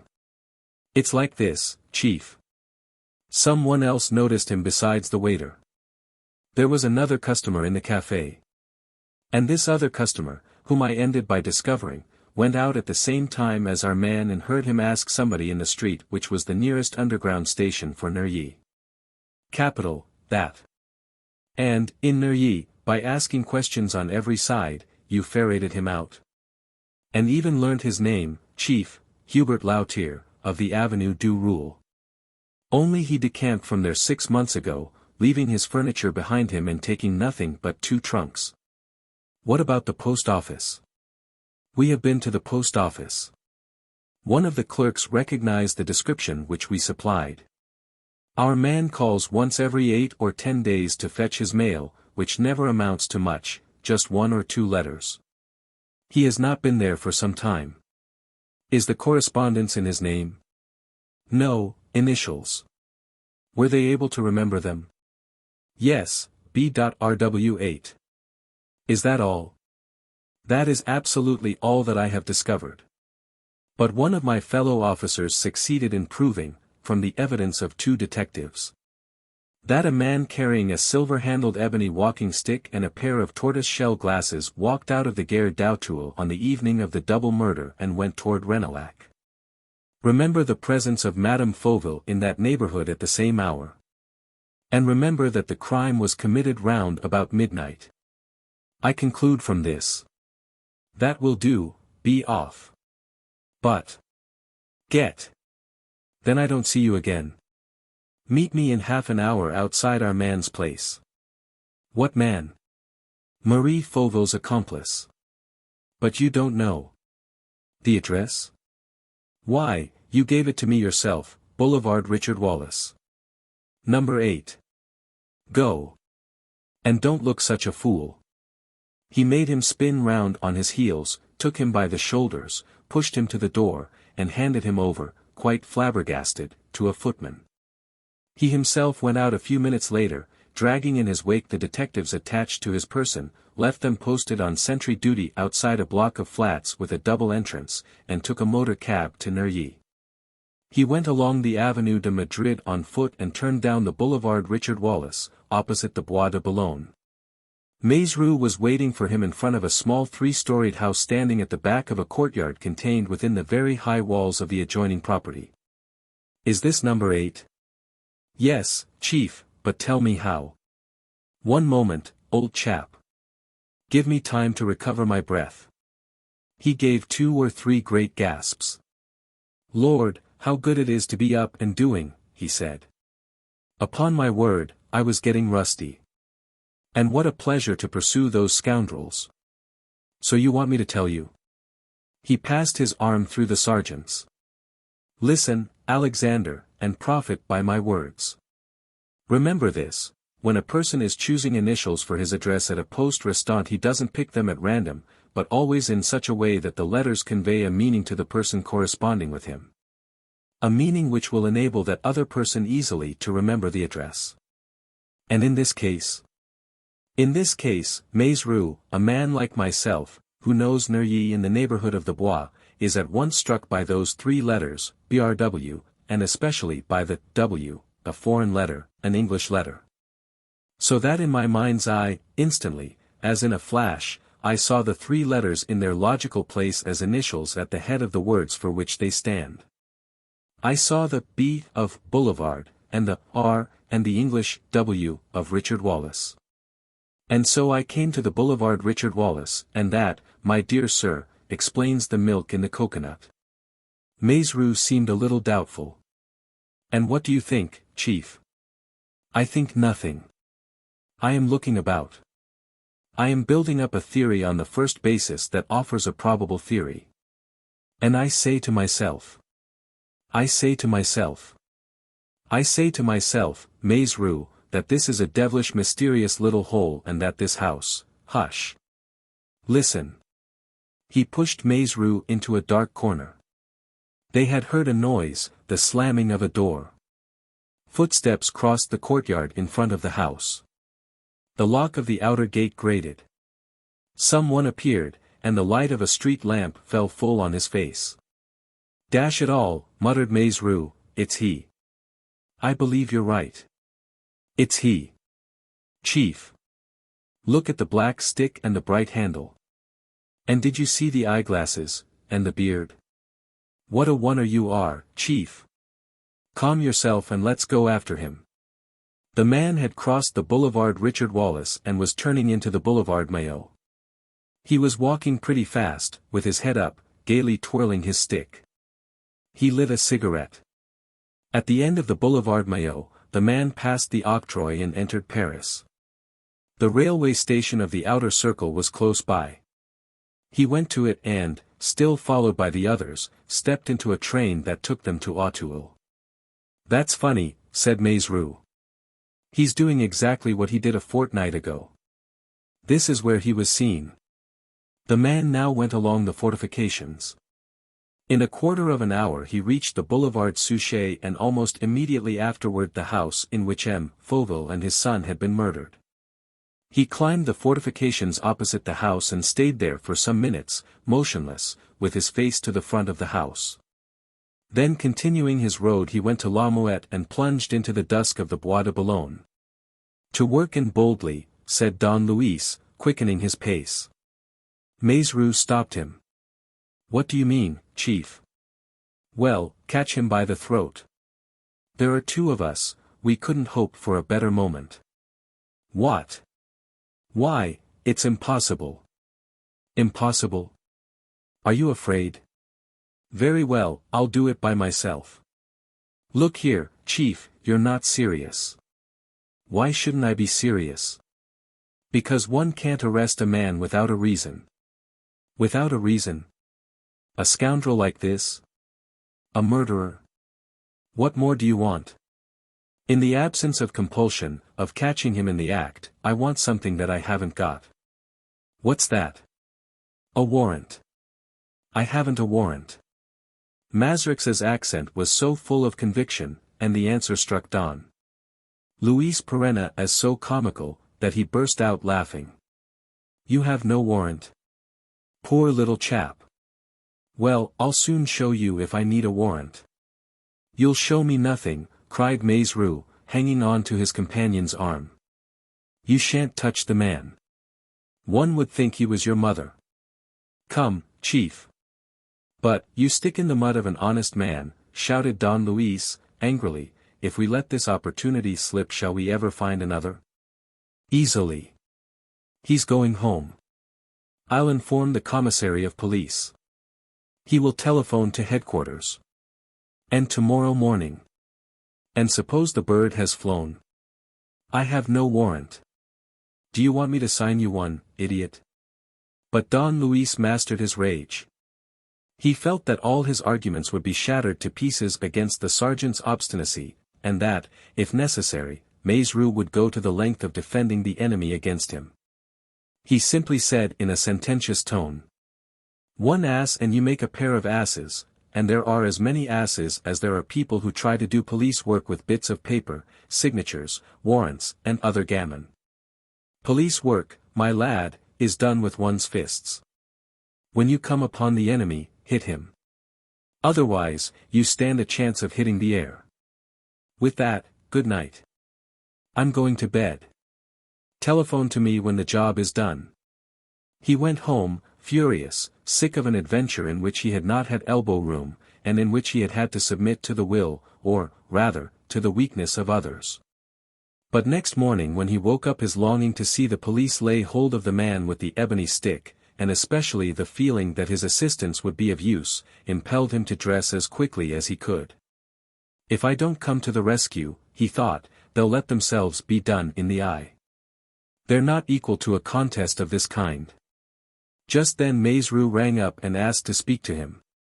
He rushed to a little telephone box which his predecessor had fitted up on the first floor, in a dark recess that communicated only with his study, and switched on the electric light. Is that you, Alexander? Yes, chief. I'm speaking from a wine shop near the house on the Boulevard Richard Wallace. What about our man? The bird's still in the nest. But we're only just in time. Really? Yes, he's packed his trunk. He's going away this morning. How do they know? Through the woman who manages for him. She's just come to the house and will let us in. Does he live alone? Yes, the woman cooks his meals and goes away in the evening. No one ever calls except a veiled lady who has paid him 3 visits since he's been here. The housekeeper was not able to see what she was like. As for him, she says he's a scholar, who spends his time reading and working. And have you a warrant? Yes, we're going to use it. I'll come at once. You can't. We've got Weber at our head. Oh, by the way, have you heard the news about Madame Fauville? About Madame Fauville? Yes, she tried to commit suicide last night. What? Tried to commit suicide? Perenna had uttered an exclamation of astonishment and was very much surprised to hear, almost at the same time, another cry, like an echo, at his elbow. Without letting go the receiver, he turned round and saw that Emile Levasseur was in the study a few yards away from him, standing with a distorted and livid face. Their eyes met. He was on the point of speaking to her, but she moved away, without leaving the room, however. What the devil was she listening for? Don Luis wondered. And why that look of dismay? Meanwhile, Maizrou continued. She said, you know, that she would try to kill herself. But it must have taken a goodish amount of pluck. But how did she do it? Perenna asked. I'll tell you another time. They're calling me. Whatever you do, chief, don't come. Yes, he replied, firmly, I'm coming. After all, The least I can do is to be in at the death, seeing that it was I who found the scent. But don't be afraid. I shall keep in the background. Then hurry, Chief. We're delivering the attack in 10 minutes. I'll be with you before that. He quickly hung up the receiver and turned on his heel to leave the telephone box. The next moment he had flung himself against the farther wall. Just as he was about to pass out, he had heard something click above his head, and he but barely had the time to leap back and escape being struck by an iron curtain which fell in front of him with a terrible thud. Another second and the huge mass would have crushed him. He could feel it whizzing by his head. And he had never before experienced the anguish of danger so intensely. After a moment of genuine fright, in which he stood as though petrified, with his brain in a whirl, he recovered his coolness and threw himself upon the obstacle. But it at once appeared to him that the obstacle was unsurmountable. It was a heavy metal panel, not made of plates or lathes fastened one to the other, but formed of a solid slab, massive, firm, and strong, and covered with the sheen of time, darkened here and there with patches of rust. On either side and at the top and bottom the edges of the panel fitted in a narrow groove which covered them hermetically. He was a prisoner. In a sudden fit of rage he banged at the metal with his fists. He remembered that Levasseur was in the study. If she had not yet left the room, and surely she could not have left it when the thing happened, she would hear the noise. She was bound to hear it. She would be sure to come back, give the alarm, and rescue him. He listened. He shouted. No reply. His voice died away against the walls and ceiling of the box in which he was shut up, and he felt that the whole house, drawing rooms, staircases, and passages, remained deaf to his appeal. And yet. MLL Levasseur. What does it mean? He muttered. What can it all mean? And motionless now and silent, he thought once more of the girl's strange attitude, of her distraught face, of her haggard eyes. And he also began to wonder what accident had released the mechanism which had hurled the formidable iron curtain upon him, craftily and ruthlessly. Chapter 6. The Man with the Ebony Walking Stick. A group consisting of Deputy Chief Detective Weber, Chief Inspector Ancinous, Sergeant Maizerou, 3 inspectors, and the Neuilly Commissary of Police stood outside the gate of No. 8 Boulevard Richard Wallace. Maizerou was watching the Avenue de Madrid, by which Don Luis would have to come, and began to wonder what had happened. For half an hour had passed since they telephoned to each other, and Maizerou could find no further pretext for delaying the work. It's time to make a move, said Weber. The housekeeper is making signals to us from the window, the joker's dressing. Why not nab him when he comes out, objected Maizerou. We shall capture him in a moment. And if he cuts off by another outlet which we don't know of? Said the deputy chief. You have to be careful with these beggars. No, let's beard him in his den. It's more certain. Still. What's the matter with you, Maizerou? Asked the deputy chief, taking him on one side. Don't you see that our men are getting restive? They're afraid of this sportsman. There's only one way, which is to set them on him as if he were a wild beast. Besides, the business must be finished by the time the prefect comes. Is he coming? Yes. He wants to see things for himself. The whole affair interests him enormously. So, forward. Are you ready, men? I'm going to ring. The bell sounded, and the housekeeper at once came and half opened the gate. Although the orders were to observe great quiet, so as not to alarm the enemy too soon, the fear which he inspired was so intense that there was a general rush, and all the detectives crowded into the courtyard, ready for the fight. But a window opened and someone cried from the second floor. What's happening? The deputy chief did not reply. 2 detectives, the chief inspector, the commissary, and himself entered the house, while the others remained in the courtyard and made any attempt at flight impossible. The meeting took place on the first floor. The man had come down, fully dressed, with his hat on his head, and the deputy chief roared. Stop! Hands up! Are you Hubert Lautier? The man seemed disconcerted. 5 revolvers were leveled at him. And yet no sign of fear showed in his face. And he simply said, "What do you want, monsieur? What are you here for?" "We are here in the name of the law, with a warrant for your arrest." "A warrant for my arrest?" "A warrant for the arrest of Hubert Lautier, residing at 8 Boulevard. Richard Wallace." "But it's absurd," said the man. "It's incredible. What does it mean? What for?" They took him by both arms, without his offering the least resistance, pushed him into a fairly large room containing no furniture but 3 rush-bottom chairs, an armchair, and a table covered with big books. "There," said the deputy chief. "Don't stir. If you attempt to move, so much the worse for you." The man made no protest. While the 2 detectives held him by the collar, he seemed to be reflecting, as though he were trying to understand the secret causes of an arrest for which he was totally unprepared. He had an intelligent face, a reddish-brown beard, and a pair of blue-gray eyes which now and again showed a certain hardness of expression behind his glasses. His broad shoulders and powerful neck pointed to physical strength. "Shall we tie his wrists?" Maizrou asked the deputy chief. "1 second. The prefect's coming, I can hear him." "Have you searched the man's pockets? Any weapons?" "No. No flask, no phial. Nothing suspicious?" "No, nothing." Desmalions arrived and, while watching the prisoner's face, talked in a low voice with the deputy chief and received the particulars of the arrest. "This is good business," he said. "We wanted this.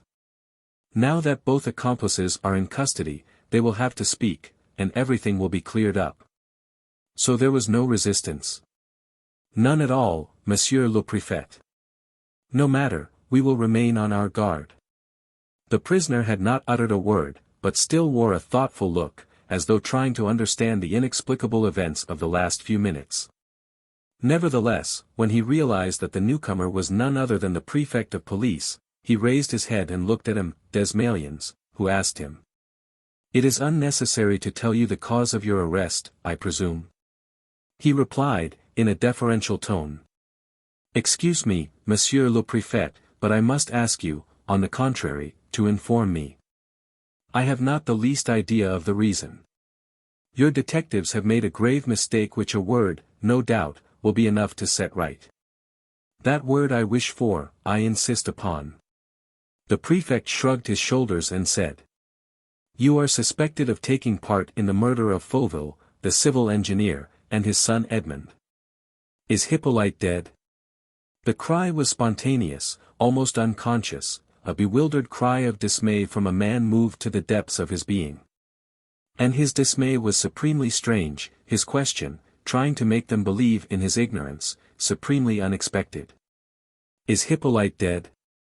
He repeated the question in a hoarse voice, trembling all over as he spoke. "Is Hippolyte dead? What are you saying? Is it possible that he can be dead? And how? Murdered? Edmond, too?" The prefect once more shrugged his shoulders. "The mere fact of your calling M. Fauville by his Christian name shows that you knew him intimately. And, even if you were not concerned in his murder, it has been mentioned often enough in the newspapers during the last fortnight for you to know of it." "I never read a newspaper, Monsieur le Préfet." "What? You mean to tell me?" "It may sound improbable, but it is quite true. I lead an industrious life, occupying myself solely with scientific research, in view of a popular work which I am preparing, and I do not take the least part or the least interest in outside things. I defy anyone to prove that I have read a newspaper for months and months past. And that is why I am entitled to say that I did not know of Hippolyte Fauville's murder." "Still, you knew M. Fauville." "I used to know him, but we quarreled." "For what reason?" "Family affairs." "Family affairs. Were you related, then?" "Yes. Hippolyte was my cousin." "Your cousin? M. Fauville was your cousin?" But then. Come, let us have the rights of the matter. M. Fauville and his wife were the children of two sisters, Elizabeth and Armande Roussel. Those two sisters had been brought up with a first cousin called Victor. Yes, Victor Sauverand, whose grandfather was a Roussel. Victor Sauverand married abroad and had two sons. One of them died 15 years ago, the other is myself. M. Desmalions gave a start. His excitement was manifest. If that man was telling the truth, if he was really the son of that Victor whose record the police had not yet been able to trace, then, owing to this very fact, since M. Fauville and his son were dead and Madame Fauville, so to speak, convicted of murder and forfeiting her rights, they had arrested the final heir to Cosmo Mornington. But why, in a moment of madness, had he voluntarily brought this crushing indictment against himself? He continued. My statement seemed to surprise you, Monsieur le Préfet. Perhaps they throw a light on the mistake of which I am a victim. He expressed himself calmly, with great politeness and in a remarkably well-bred voice. And he did not for a moment seem to suspect that his revelations, on the contrary, were justifying the measures taken against him. Without replying to the question, the prefect of police asked him. So your real name is? Gaston Sauverand. Why do you call yourself Hubert Lautier? The man had a second of indecision which did not escape so clear-sighted an observer as M. Desmalions. He swayed from side to side, his eyes flickered and he said. That does not concern the police. It concerns no one but myself. M. Desmalions smiled. That is a poor argument. Will you use the same when I ask you why you live in hiding, why you left the Avenue du Roule, where you used to live, without leaving an address behind you, and why you receive your letters at the post office under initials? Yes, Monsieur le Préfet, those are matters of a private character, which affect only my conscience. You have no right to question me about them. That is the exact reply which we are constantly receiving at every moment from your accomplice. My accomplice? Yes, Madame Fauville. Madame Fauville. Gaston Sauverand had uttered the same cry as when he heard of the death of the engineer. And his stupefaction seemed even greater, combined as it was with an anguish that distorted his features beyond recognition. What? What? What do you say? Marie. No, you don't mean it. It's not true. M. Desmalions considered it useless to reply, so absurd and childish was this affectation of knowing nothing about the tragedy on the boulevard Suchet. Gaston Sauverand, beside himself, with his eyes starting from his head, muttered. Is it true? Is Marie the victim of the same mistake as myself? Perhaps they have arrested her. She in prison. He raised his clenched fists in a threatening manner against all the unknown enemies by whom he was surrounded, against those who were persecuting him, those who had murdered Hippolyte Fauville and delivered Marie Fauville to the police. Maizerou and Chief Inspector Ancinis took hold of him roughly. He made a movement of resistance, as though he intended to thrust back his aggressors. But it was only momentary. And he sank into a chair and covered his face with his hands. What a mystery, he stammered. I don't understand. I don't understand. Weber, who had gone out a few minutes before, returned. M. Desmalions asked. Is everything ready? Yes, Monsieur le Préfet, I have had the taxi brought up to the gate beside your car. How many of you are there? 8. 2 detectives have just arrived from the commissaries. Have you searched the house? Yes. It's almost empty, however. There's nothing but the indispensable articles of furniture and some bundles of papers in the bedroom. Very well. Take him away and keep a sharp lookout. Gaston Sauverand walked off quietly between the deputy chief and Maizerou. He turned round in the doorway. Monsieur le Préfet, as you are making a search, I entreat you to take care of the papers on the table in my bedroom. They are notes that have cost me a great deal of labor in the small hours of the night. Also, He hesitated, obviously embarrassed. Well, Monsieur le Préfet, I must tell you something. He was looking for his words and seemed to fear the consequences of them at the same time that he uttered them. But he suddenly made up his mind. Monsieur le Préfet, there is in this house, somewhere, a packet of letters which I value more than my life. It is possible that those letters, if misinterpreted, will furnish a weapon against me, but no matter. The great thing is that they should be safe. You will see. They include documents of extreme importance. I entrust them to your keeping, to yours alone, Monsieur le Préfet. Where are they? The hiding place is easily found. All you have to do is to go to the garret above my bedroom and press on a nail to the right of the window. It is an apparently useless nail, but it controls a hiding place outside, under the slates of the roof, along the gutter. He moved away between the two men. The prefect called them back. 1 second. Maizerou, go up to the garret and bring me the letters. Maizerou went out and returned in a few minutes. He had been unable to work the spring. The prefect ordered Chief Inspector Ancinis to go up with Maizerou and to take the prisoner, who would show them how to open the hiding place. He himself remained in the room with Weber, awaiting the result of the search, and began to read the titles of the volumes piled upon the table. They were scientific books, among which he noticed works on chemistry, organic chemistry, and chemistry considered in its relations with electricity. They were all covered with notes in the margins. He was turning over the pages of one of them, when he seemed to hear shouts. The prefect rushed to the door, but had not crossed the threshold when a pistol shot echoed down the staircase and there was a yell of pain. Immediately after came 2 more shots, accompanied by cries, the sound of a struggle, and yet another shot. Tearing upstairs, 4 steps at a time, with an agility not to be expected from a man of his build, the prefect of police, followed by the deputy chief, covered the 2nd flight and came to a 3rd, which was narrower and steeper. When he reached the bend, a man's body, staggering above him, fell into his arms. It was Maizerou, wounded. On the stairs lay another body, lifeless, that of Chief Inspector Ancinis. Above them, in the frame of a small doorway, stood Gaston Sauverand, with a savage look on his face and his arm outstretched. He fired a 5th shot at random. Then, seeing the prefect of police, he took deliberate aim. The prefect stared at that terrifying barrel leveled at his face and gave himself up for lost.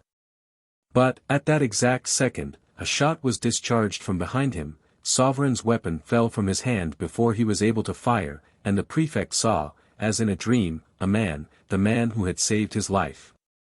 Striding across the chief inspector's body, propping Maizerou against the wall, and darting ahead, followed by the detectives. He recognized the man. It was Don Luis Perenna. Don Luis stepped briskly into the garret where Sauverand had retreated, but had time only to catch sight of him standing on the window ledge and leaping into space from the 3rd floor. Has he jumped from there? Cried the prefect, hastening up. We shall never capture him alive. Neither alive nor dead, Monsieur le Préfet. See, he's picking himself up. There's a providence which looks after that sort. He's making for the gate. He's hardly limping. But where are my men? Why, they're all on the staircase, in the house, brought here by the shots, seeing to the wounded. Oh, the demon, muttered the prefect. He's played a masterly game. Gaston Sauverand, in fact, was escaping unmolested. Stop him. Stop him, roared M. Desmalions. There were 2 motors standing beside the pavement, which is very wide at this spot, the prefect's own car, and the cab which the deputy chief had provided for the prisoner. The 2 chauffeurs, sitting on their seats, had noticed nothing of the fight.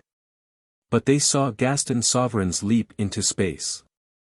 And the prefect's chauffeur, on whose seat a certain number of incriminating articles had been placed, taking out of the heap the first weapon that offered, the ebony walking stick, bravely rushed at the fugitive. Stop him! Stop him, shouted M. Desmalions. The encounter took place at the exit from the courtyard. It did not last long. Sauverand flung himself upon his assailant, snatched the stick from him, and broke it across his face. Then, without dropping the handle, he ran away, pursued by the other chauffeur and by 3 detectives who at last appeared from the house. He had 30 yards start of the detectives, one of whom fired several shots at him without effect. When M. Desmaliens and Weber went downstairs again, they found the chief inspector lying on the bed in Gaston Sauverand's room on the 2nd floor, grey in the face. He had been hit on the head and was dying. A few minutes later he was dead. Sergeant Maisroux, whose wound was only slight, said, while it was being dressed, that Sauverand had taken the chief inspector and himself up to the garret and that, outside the door, he had dipped his hand quickly into an old satchel hanging on the wall among some servants' worn-out aprons and jackets. He drew out a revolver and fired point-blank at the chief inspector, who dropped like a log. When seized by Maisroux, the murderer released himself and fired 3 bullets, the 3rd of which hit the sergeant in the shoulder. And so, in a fight in which the police had a band of experienced detectives at their disposal, while the enemy, a prisoner, seemed to possess not the remotest chance of safety, this enemy, by a stratagem of unprecedented daring, had led 2 of his adversaries aside, disabled both of them, drawn the others into the house and, finding the coast clear, escaped. M. Desmaliens was white with anger and despair. He exclaimed, "He's tricked us. His letters, his hiding place, the movable nail, were all shams. Oh, the scoundrel!" He went down to the ground floor and into the courtyard. On the boulevard he met one of the detectives who had given chase to the murderer and who was returning quite out of breath. "Well?" he asked anxiously. "Monsieur le Préfet," he turned down the first street, where there was a motor waiting for him. "The engine must have been working, for our man outdistanced us at once." "But what about my car?" "You see, Monsieur le Préfet, by the time it was started."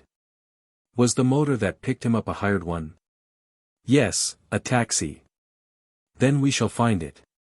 The driver will come of his own accord when he has seen the newspapers." Weber shook his head. "Unless the driver is himself a Confederate, Monsieur le Préfet. Besides, even if we find the cab, aren't we bound to suppose that Gaston Sauverand will know how to front the scent? We shall have trouble." "Monsieur le Préfet." "Yes," whispered Don Luis, who had been present at the first investigation and who was left alone for a moment with Maisroux. "Yes, you will have trouble, especially if you let the people you capture take to their heels." Maisroux, what did I tell you last night?" "But, still, what a scoundrel. And he's not alone, Alexander. I'll answer for it that he has accomplices, and not 100 yards from my house, do you understand? From my house." After questioning Maisroux upon Sauverand's attitude and the other incidents of the arrest, Don Luis went back to the Place du Palais Bourbon. The inquiry which he had to make related to events that were certainly quite as strange as those which he had just witnessed. And while the part played by Gaston Sauverand in the pursuit of the Mornington inheritance deserved all his attention, the behavior of Mlle Levasseur puzzled him no less. He could not forget the cry of terror that escaped the girl while he was telephoning to Maisroux, nor the scared expression of her face. Now it was impossible to attribute that cry and that expression to anything other than the words which he had uttered in reply to Maisroux. What? Madame Fauville tried to commit suicide. The fact was certain. And the connection between the announcement of the attempt and Mlle Levasseur's extreme emotion was too obvious for Perenna not to try to draw conclusions. He went straight to his study and at once examined the arch leading to the telephone box. This arch, which was about 6 feet wide and very low, had no door, but merely a velvet hanging, which was nearly always drawn up, leaving the arch uncovered. Under the hanging, among the moldings of the cornice, was a button that had only to be pressed to bring down the iron curtain against which he had thrown himself 2 hours before. He worked the catch 2 or 3 times over, and his experiments proved to him in the most explicit fashion that the mechanism was in perfect order and unable to act without outside intervention. Was he then to conclude that the girl had wanted to kill him? But what could be her motive? He was on the point of ringing and sending for her, so as to receive the explanation which he was resolved to demand from her. However, the minutes passed and he did not ring. He saw her through the window as she walked slowly across the yard, her body swinging gracefully from her hips. A ray of sunshine lit up the gold of her hair. All the rest of the morning he lay on a sofa, smoking cigars. He was ill at ease, dissatisfied with himself and with the course of events, not one of which brought him the least glimmer of truth. In fact, all of them seemed to deepen the darkness in which he was battling. Eager to act, the moment he did so he encountered fresh obstacles that paralyzed his powers of action and left him in utter ignorance of the nature of his adversaries. But, at 12 o'clock, just as he had rung for lunch, his butler entered the study with a tray in his hand, and exclaimed, with an agitation which showed that the household was aware of Don Luis's ambiguous position. "Sir. It's the prefect of police."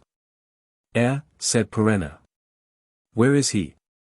"Downstairs, sir." "I did not know what to do, at first, and I thought of telling Emile Levasseur. But. Are you sure?" "Here is his card, sir." Perenna took the card from the tray and read M. Desmaliens's name.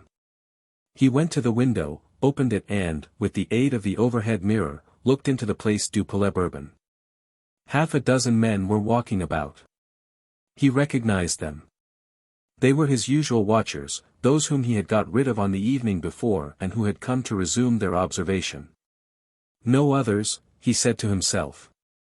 "Come, we have nothing to fear, and the prefect of police has none but the best intentions toward me." It was what I expected, and I think that I was well advised to save his life. M. Desmaliens entered without a word. All that he did was to bend his head slightly, with a movement that might be taken for a bow. As for Weber, who was with him, he did not even give himself the trouble to disguise his feelings toward such a man as Perenna. Don Luis took no direct notice of this attitude, but, in revenge, ostentatiously omitted to push forward more than one chair. M. Desmaliens, however, preferred to walk about the room, with his hands behind his back, as if to continue his reflections before speaking. The silence was prolonged. Don Luis waited patiently. Then, suddenly, the prefect stopped and said, "When you left the Boulevard Richard Wallace, monsieur, did you go straight home?"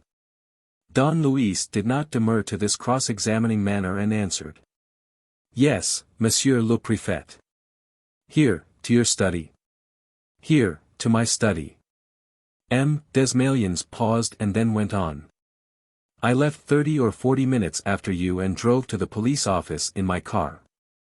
There I received this express letter. Read it. You will see that it was handed in at the Bourse at 9:30.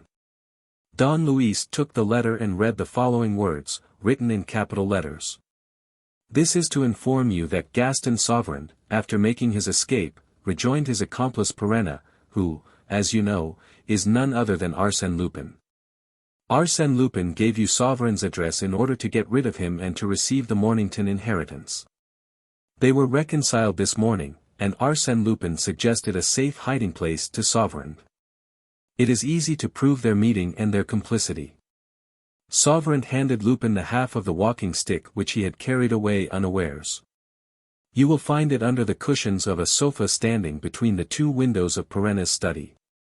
Don Luis shrugged his shoulders. The letter was absurd, for he had not once left his study. He folded it up quietly and handed it to the prefect of police without comment. He was resolved to let M. Desmaliens take the initiative in the conversation. The prefect asked, "What is your reply to the accusation?" "None, monsieur le préfet." "Still, it is quite plain and easy to prove or disprove." "Very easy, indeed, monsieur le préfet. The sofa is there, between the windows." M. Desmaliens waited 2 or 3 seconds and then walked to the sofa and moved the cushions. Under one of them lay the handle end of the walking stick. Don Luis could not repress a gesture of amazement and anger.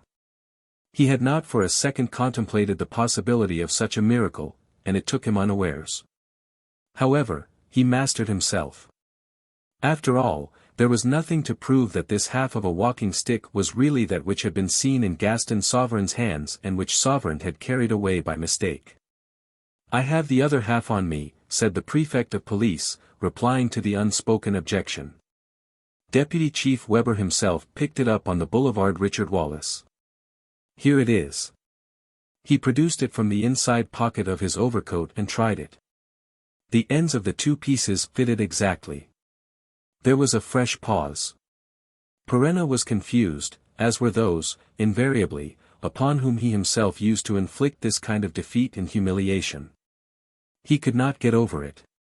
By what prodigy had Gaston Sauverand managed, in that short space of 20 minutes, to enter the house and make his way into this room? Even the theory of an accomplice living in the house did not do much to make the phenomenon easier to understand. "It upsets all my calculations," he thought, "and I shall have to go through the mill this time." I was able to baffle Madame Fauville's accusation and to foil the trick of the turquoise. But M. Desmalions will never admit that this is a similar attempt and that Gaston Sauverand has tried, as Marie Fauville did, to get me out of the way by compromising me and procuring my arrest. "Well," exclaimed M. Desmalions impatiently, "answer. Defend yourself." "No, Monsieur le Préfet, it is not for me to defend myself." M. Desmalions stamped his foot and growled. In that case, since you confess, since." He put his hand on the latch of the window, ready to open it. A whistle, and the detectives would burst in and all would be over.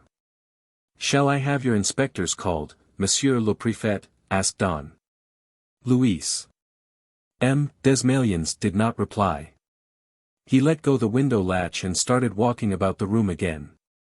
And, suddenly, while Perenna was wondering why he still hesitated, for the second time the prefect planted himself in front of him, and said, "And suppose I looked upon the incident of the walking stick as not having occurred, or, rather, as an incident which, while doubtless proving the treachery of your servants, is not able to compromise yourself?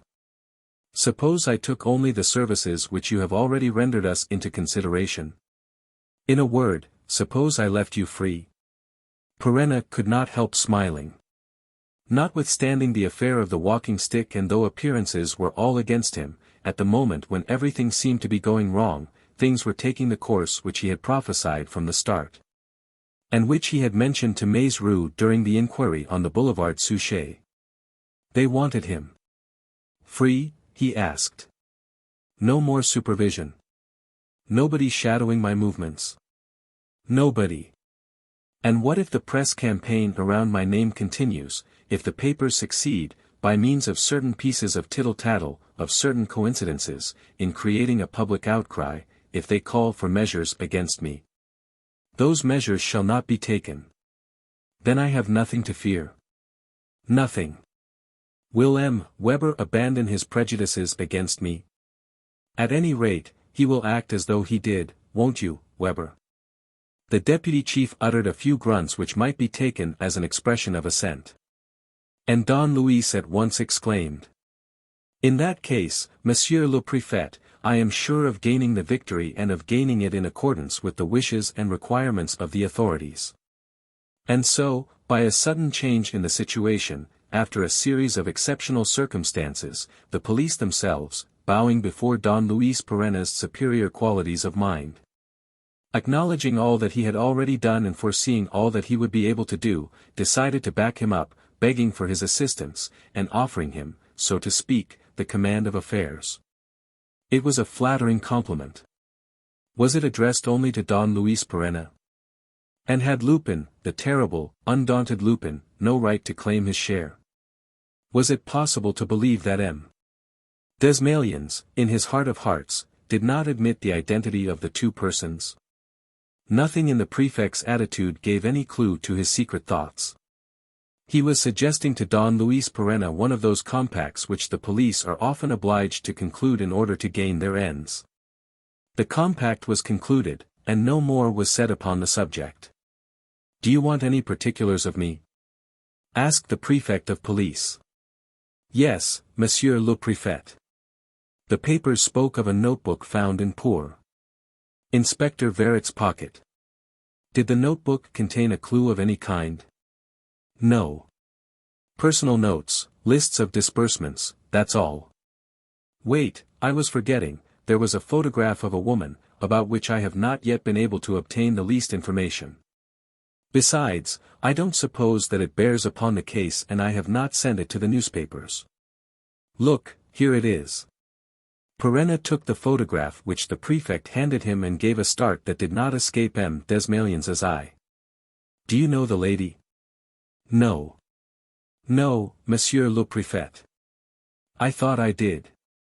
But no, there's merely a resemblance, a family likeness, which I will verify if you can leave the photograph with me till this evening." "Till this evening, yes. When you have done with it, give it back to Sergeant Maizerou, whom I will order to work in concert with you in everything that relates to the Mornington case." The interview was now over. The prefect went away. Don Luis sought him to the door. As M. Desmalions was about to go down the steps, he turned and said simply, "You saved my life this morning. But for you, that scoundrel Sauverand." "Oh, Monsieur le Préfet," said Don Luis, modestly protesting. "Yes, I know, you are in the habit of doing that sort of thing. All the same, you must accept my thanks." And the prefect of police made a bow such as he would really have made to Don Luis Perenna, the Spanish noble, the hero of the Foreign Legion. As for Weber, he put his 2 hands in his pockets, walked past with the look of a muzzled mastiff, and gave his enemy a glance of fierce hatred. "By Jupiter," thought Don Luis, "there's a fellow who won't miss me when he gets the chance to shoot." Looking through a window, he saw M. Desmalions's motor car drive off. The detectives fell in behind the deputy chief and left the place du Palais Bourbon. The siege was raised. "And now to work," said Don Luis. "My hands are free, and we shall make things hum." He called the butler. "Serve lunch, and ask Mlle Levasseur to come and speak to me immediately after." He went to the dining room and sat down, placing on the table the photograph which M. Desmalions had left behind, and, bending over it, he examined it attentively. It was a little faded, a little worn, as photographs have a tendency to become when they lie about in pocketbooks or among papers, but the picture was quite clear. It was the radiant picture of a young woman in evening dress, with bare arms and shoulders, with flowers and leaves in her hair and a smile upon her face. "Mlle Levasseur," he said. "Is it possible?" In a corner was a half-obliterated and hardly visible signature. He made out, Florence, the girl's name, no doubt. And he repeated, "Mlle Levasseur, Florence Levasseur." How did her photograph come to be in Inspector Verrett's pocketbook? And what is the connection between this adventure and the reader of the Hungarian count from whom I took over the house? He remembered the incident of the Iron Curtain. He remembered the article in the Echo de France, an article aimed against him, of which he had found the rough draft in his own courtyard. And, above all, he thought of the problem of that broken walking stick conveyed into his study. And, while his mind was striving to read these events clearly, while he tried to settle the part played by Mlle Levasseur, his eyes remained fixed upon the photograph and he gazed absent-mindedly at the pretty lines of the mouth, the charming smile, the graceful curve of the neck, the admirable sweep of the shoulders. The door opened suddenly and Mlle Levasseur burst into the room. Perenna, who had dismissed the butler, was raising to his lips a glass of water which he had just filled for himself. She sprang forward, seized his arm, snatched the glass from him and flung it on the carpet, where it smashed to pieces. "Have you drunk any of it? Have you drunk any of it?" she gasped, in a choking voice. He replied, "No, not yet." "Why?" She stammered. "The water in that bottle, the water in that bottle." "Well? It's poisoned." He leapt from his chair and, in his turn, gripped her arm fiercely. What's that? Poisoned. Are you certain? Speak. In spite of his usual self-control, he was this time thoroughly alarmed. Knowing the terrible effects of the poison employed by the miscreants whom he was attacking, recalling the corpse of Inspector Verret, the corpses of Hippolyte Fauville and his son, he knew that. Trained though he was to resist comparatively large doses of poison, he could not have escaped the deadly action of this. It was a poison that did not forgive, that killed, surely and fatally. The girl was silent. He raised his voice in command. Answer me. Are you certain? No, it was an idea that entered my head, a presentiment, certain coincidences. It was as though she regretted her words and now tried to withdraw them. Come, come, he cried, I want to know the truth. You're not certain that the water in this bottle is poisoned? No, it's possible. Still, just now. I thought so. But no, no. It's easy to make sure, said Perenna, putting out his hand for the water bottle. She was quicker than he, seized it and, with one blow, broke it against the table. What are you doing? He said angrily. I made a mistake. And so there is no need to attach any importance. Don Luis hurriedly left the dining room. By his orders, the water which he drank was drawn from a filter that stood in a pantry at the end of the passage leading from the dining room to the kitchens and beyond. He ran to it and took from a shelf a bowl which he filled with water from the filter. Then, continuing to follow the passage, which at this spot branched off toward the yard, he called Mirza, the puppy, who was playing by the stables. Here, he said, putting the bowl in front of her. The puppy began to drink. But she stopped almost at once and stood motionless, with her paws tense and stiff. A shiver passed through the little body. The dog gave a hoarse groan, spun round 2 or 3 times, and fell. She's dead, he said, after touching the animal. Mlle Levasseur had joined him. He turned to her and rapped out. You were right about the poison, and you knew it. How did you know it? All out of breath, she checked the beating of her heart and answered. I saw the other puppy drinking in the pantry. She's dead. I told the coachman and the chauffeur. They're over there, in the stable. And I ran to warn you. In that case, there was no doubt about it. Why did you say that you were not certain that the water was poisoned, when the chauffeur and the coachman were coming out of the stables? Leading the girl away, Perenna said. We must talk about this. We'll go to your rooms. They went back to the bend in the passage. Near the pantry where the filter was, another passage ran, ending in a flight of 3 steps, with a door at the top of the steps. Perenna opened this door. It was the entrance to the rooms occupied by Mlle Levasseur. They went into a sitting room. Don Luis closed the entrance door and the door of the sitting room. And now, he said, in a resolute tone, you and I will have an explanation. Chapter 7. Shakespeare's Works, Volume 8. 2 lodges, belonging to the same old-time period as the house itself, stood at the extreme right and left of the low wall that separated the front courtyard from the Place du Palais Bourbon. These lodges were joined to the main building, situated at the back of the courtyard, by a series of outhouses. On one side were the coach houses, stables, harness rooms, and garage, with the porter's lodge at the end. On the other side, the wash houses, kitchens, and offices, ending in the lodge occupied by Mlle Levasseur. This lodge had only a ground floor, consisting of a dark entrance hall and 1 large room, most of which served as a sitting room, while the rest, arranged as a bedroom, was really only a sort of alcove. A curtain hid the bed and wash-hand stand. There were 2 windows looking out on the Place du Palais Bourbon. It was the first time that Don Luis had set foot in Mlle Levasseur's room. Engrossed though he was with other matters, he felt its charm.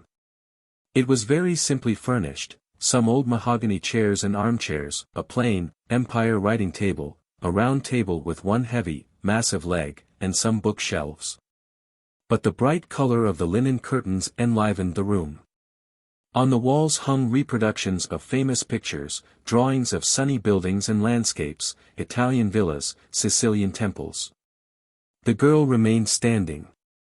She had resumed her composure, and her face had taken on the enigmatical expression so difficult to fathom, especially as she had assumed a deliberate air of dejection, which Perenna guessed was intended to hide her excitement and alertness.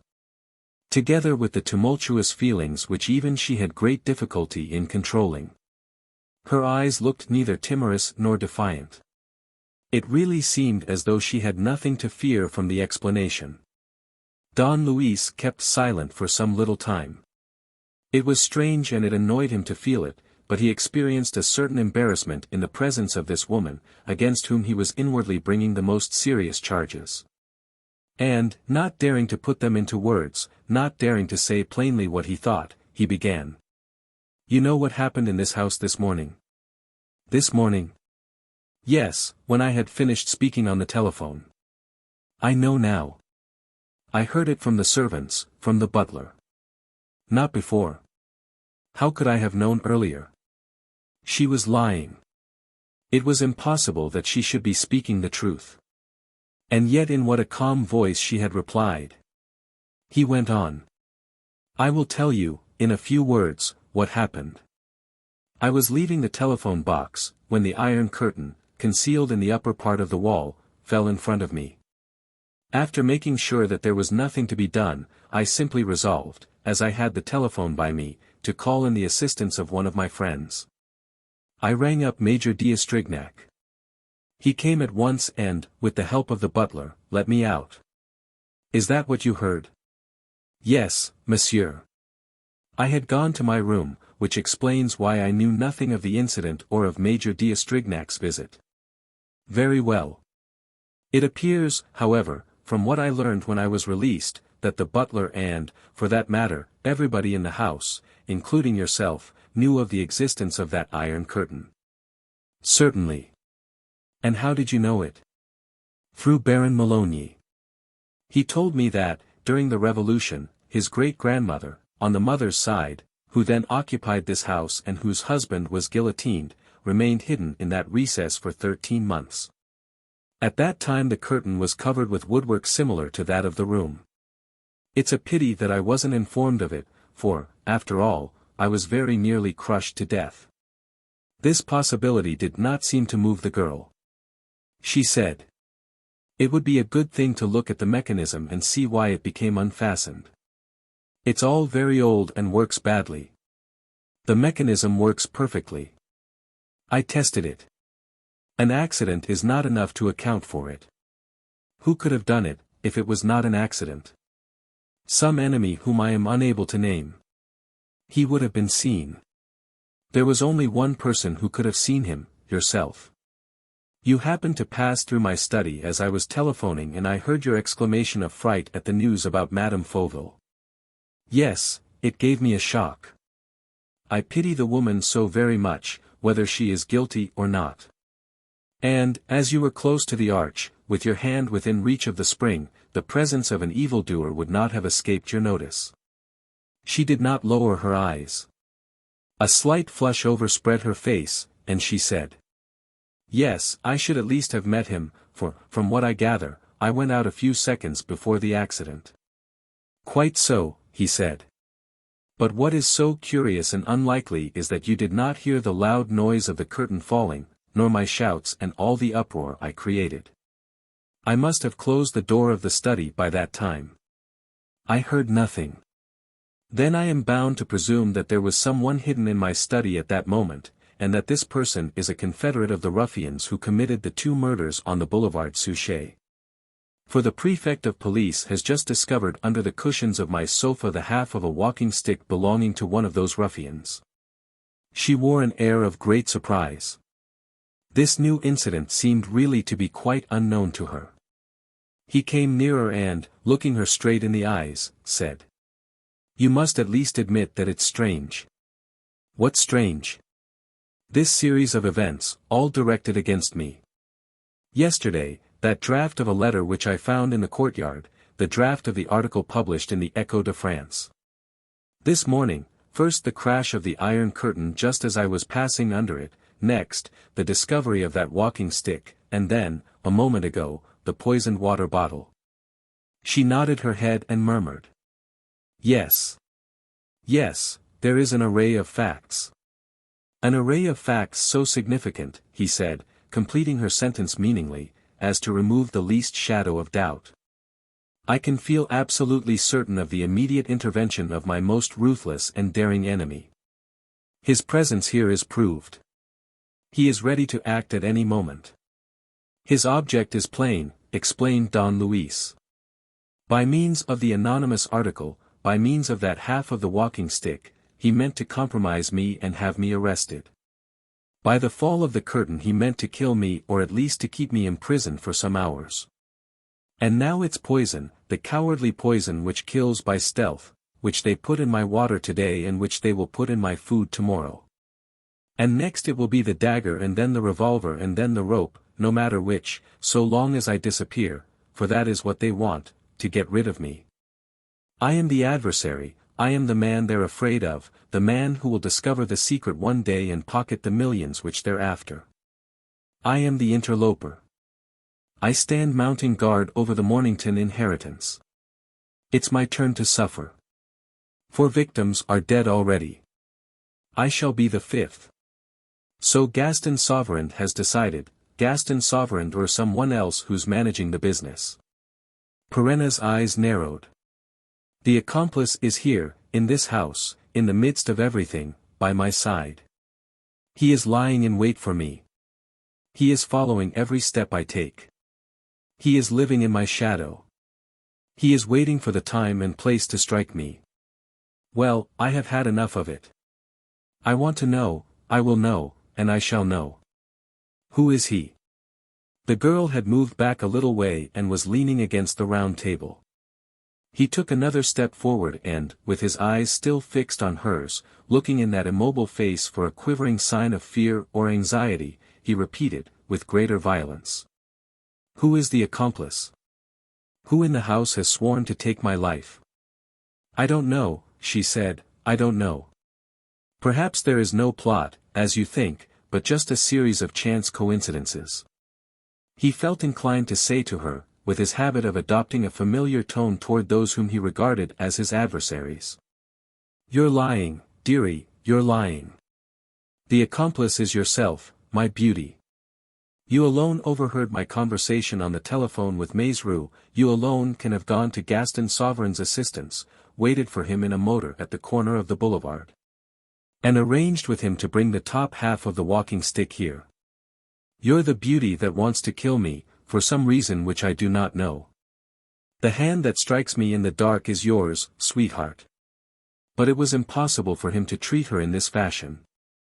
And he was so much exasperated at not being able to proclaim his certainty in words of anger and indignation that he took her fingers and twisted them violently. While his look and his whole attitude accused the girl even more forcibly than the bitterest words. He mastered himself and released his grip. The girl freed herself with a quick movement, indicating repulsion and hatred. Don Luis said. Very well. I will question the servants. If necessary I shall dismiss any whom I suspect. No, don't do that, she said eagerly. You mustn't. I know them all. Was she going to defend them? Was she yielding to a scruple of conscience at the moment when her obstinacy and duplicity were on the point of causing her to sacrifice a set of servants whose conduct she knew to be beyond reproach? Don Luis received the impression that the glance which she threw at him contained an appeal for pity. But pity for whom? For the others? Or for herself?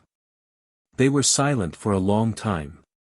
Don Luis, standing a few steps away from her, thought of the photograph, and was surprised to find in the real woman all the beauty of the portrait, all that beauty which he had not observed hitherto, but which now struck him as a revelation. The golden hair shone with a brilliancy unknown to him. The mouth wore a less happy expression, perhaps, a rather bitter expression, but one which nevertheless retained the shape of the smile. The curve of the chin, the grace of the neck revealed above the dip of the linen collar, the line of the shoulders, the position of the arms, and of the hands resting on her knees, all this was charming and very gentle and, in a manner, very seemly and reassuring. Was it possible that this woman should be a murderess, a poisoner? He said. I forget what you told me that your Christian name was. But the name you gave me was not the right one. Yes, it was, she said. Your name is Florence, Florence Levasseur. She started. What? Who told you? Florence. How do you know? Here is your photograph, with your name on it almost illegible. Oh, she said, amazed at seeing the picture. I can't believe it. Where does it come from? Where did you get it from? And, suddenly, it was the prefect of police who gave it to you, was it not? Yes, it was he, I'm sure of it. I am sure that this photograph is to identify me and that they are looking for me, too. And it's you again, it's you again. Have no fear, he said. The print only wants a few touches to alter the face beyond recognition. I will make them. Have no fear. She was no longer listening to him. She gazed at the photograph with all her concentrated attention and murmured. I was 20 years old. I was living in Italy. Dear me, how happy I was on the day when it was taken. And how happy I was when I saw my portrait.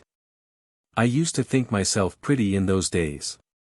And then it disappeared. It was stolen from me like other things that had already been stolen from me, at that time. And, sinking her voice still lower, speaking her name as if she were addressing some other woman, some unhappy friend, she repeated. Florence. Florence. Tears streamed down her cheeks. She is not one of those who kill, thought Don Luis. I can't believe that she is an accomplice. And yet. He moved away from her and walked across the room from the window to the door. The drawings of Italian landscapes on the wall attracted his attention. Next, he read the titles of the books on the shelves. They represented French and foreign works, novels, plays, essays, volumes of poetry, pointing to a really cultivated and varied taste. He saw Racine next to Dante, Stendhal near Edgar Allan Poe, Montaigne between Goethe and Virgil. And suddenly, with that extraordinary faculty which enabled him, in any collection of objects, to perceive details which he did not at once take in, he noticed that one of the volumes of an English edition of Shakespeare's works did not look exactly like the others.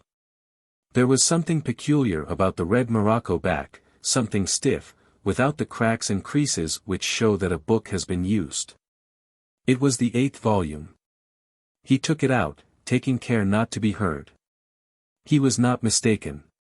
The volume was a sham, a mere set of boards surrounding a hollow space that formed a box and thus provided a regular hiding place. And, inside this book, he caught sight of plain notepaper, envelopes of different kinds, and some sheets of ordinary ruled paper, all of the same size and looking as if they had been taken from a writing pad. And the appearance of these ruled sheets struck him at once. He remembered the look of the paper on which the article for the Echo de France had been drafted. The ruling was identical, and the shape and size appeared to be the same. On lifting the sheets one after the other, he saw, on the last but one, a series of lines consisting of words and figures in pencil, like notes hurriedly jotted down. He read. House on the Boulevard Suchet. First letter. Night of April 15th. Second. Night of 25th. Third and fourth. Nights of the 5th and the 15th of May. Fifth and explosion. Night of May 25th. And, while noting first that the date of the first night was that of the actual day, and next that all these dates followed one another at intervals of 10 days, he remarked the resemblance between the writing and the writing of the rough draft. The draft was in a notebook in his pocket. He was therefore in a position to verify the similarity of the two handwritings and of the two ruled sheets of paper. He took his notebook and opened it. The draft was not there. Gad, he snarled, but this is a bit too thick. And, at the same time, he remembered clearly that, when he was telephoning to Maizerou in the morning, the notebook was in the pocket of his overcoat and that he had left his overcoat on a chair near the telephone box. Now, at that moment, Mlle. Levasseur, for no reason, was roaming about the study. What was she doing there? Oh, the play actress, thought Perenna, raging within himself. She was humbugging me. Her tears, her air of frankness, her tender memories, all bunkum.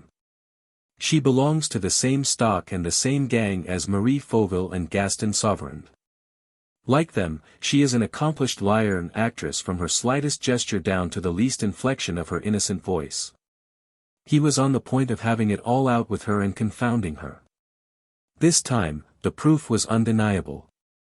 Dreading an inquiry which might have brought the facts home to her, she had been unwilling to leave the draft of the article in the adversary's hands.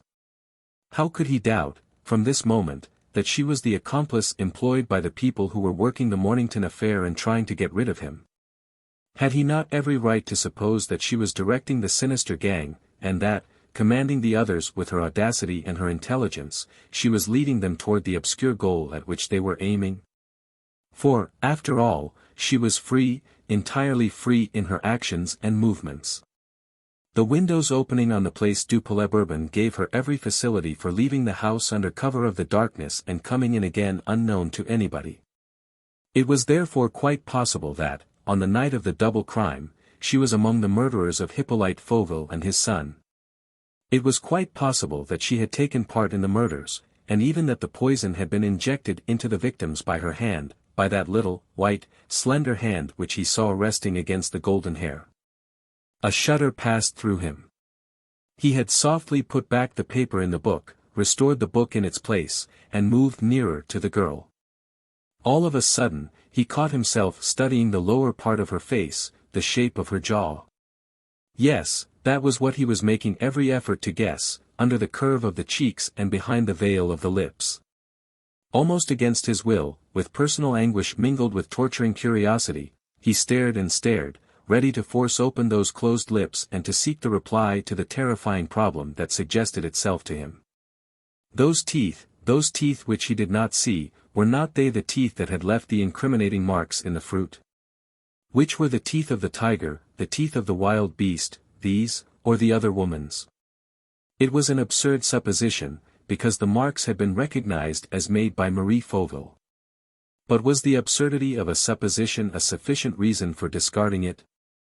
Himself astonished at the feelings that agitated him, fearing lest he should betray himself, he preferred to cut short the interview and, going up to the girl, he said to her, in an imperious and aggressive tone, "I wish all the servants in the house to be discharged.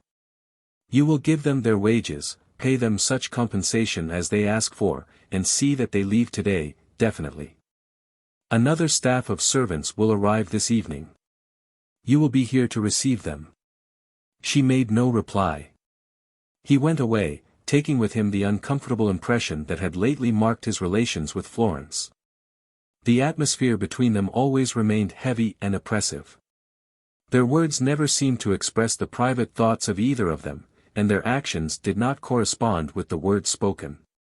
Did not the circumstances logically demand the immediate dismissal of Florence Levasseur as well? Yet Don Luis did not so much as think of it. Returning to his study, he at once rang up Maizerou and, lowering his voice so as not to let it reach the next room, he said, "Is that you, Maizerou?" "Yes." "Has the prefect placed you at my disposal?" "Yes." "Well, tell him that I have sacked all my servants and that I have given you their names and instructed you to have an active watch kept on them. We must look among them for Sauverand's accomplice. Another thing, ask the prefect to give you and me permission to spend the night at Hippolyte Fauville's house." "Nonsense. At the house on the Boulevard Suchet?" "Yes, I have every reason to believe that something's going to happen there." "What sort of thing?" "I don't know. But something is bound to take place. And I insist on being at it." "Is it arranged?" "Right, Chief. Unless you hear to the contrary, I'll meet you at 9 o'clock this evening on the Boulevard Suchet." Perenna did not see Mlle Levasseur again that day. He went out in the course of the afternoon, and called at the registry office, where he chose some servants, a chauffeur, a coachman, a footman, a cook, and so on. Then he went to a photographer, who made a new copy of Mlle Levasseur's photograph. Don Luis had this touched up and faked it himself, so that the prefect of police should not perceive the substitution of one set of features for another. He dined at a restaurant and, at 9 o'clock, joined Maizerou on the Boulevard Suchet. Since the Fauville murders the house had been left in the charge of the porter. All the rooms and all the locks had been sealed up, except the inner door of the workroom, of which the police kept the keys for the purposes of the inquiry. The big study looked as it did before, though the papers had been removed and put away and there were no books and pamphlets left on the writing table. A layer of dust, clearly visible by the electric light, covered its black leather and the surrounding mahogany. "Well, Alexander, old man," cried Don Luis, when they had made themselves comfortable, "what do you say to this? It's rather impressive, being here again, what? But, this time, no barricading of doors, no bolts, eh? If anything's going to happen, on this night of the 15th of April, we'll put nothing in our friends' way. They shall have full and entire liberty. It's up to them, this time." Though joking, Don Luis was nevertheless singularly impressed, as he himself said, by the terrible recollection of the two crimes which he had been unable to prevent and by the haunting vision of the two dead bodies. And he also remembered with real emotion the implacable duel which he had fought with Madame Fauville, the woman's despair and her arrest. "Tell me about her," he said to Maizerou. "So she tried to kill herself?" "Yes," said Maizerou, "a thoroughgoing attempt, though she had to make it in a manner which she must have hated. She hanged herself in strips of linen torn from her sheets and underclothing and twisted together. She had to be restored by artificial respiration.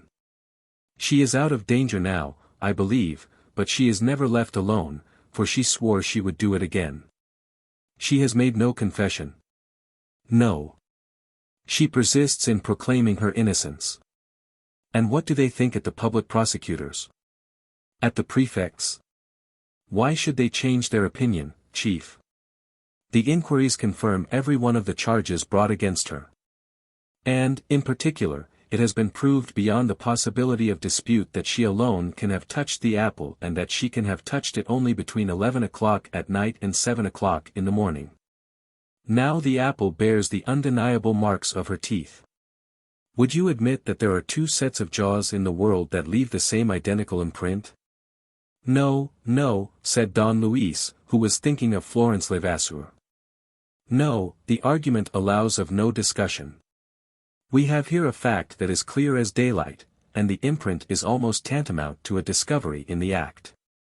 But then how, in the midst of all this, are we to explain the presence of dash?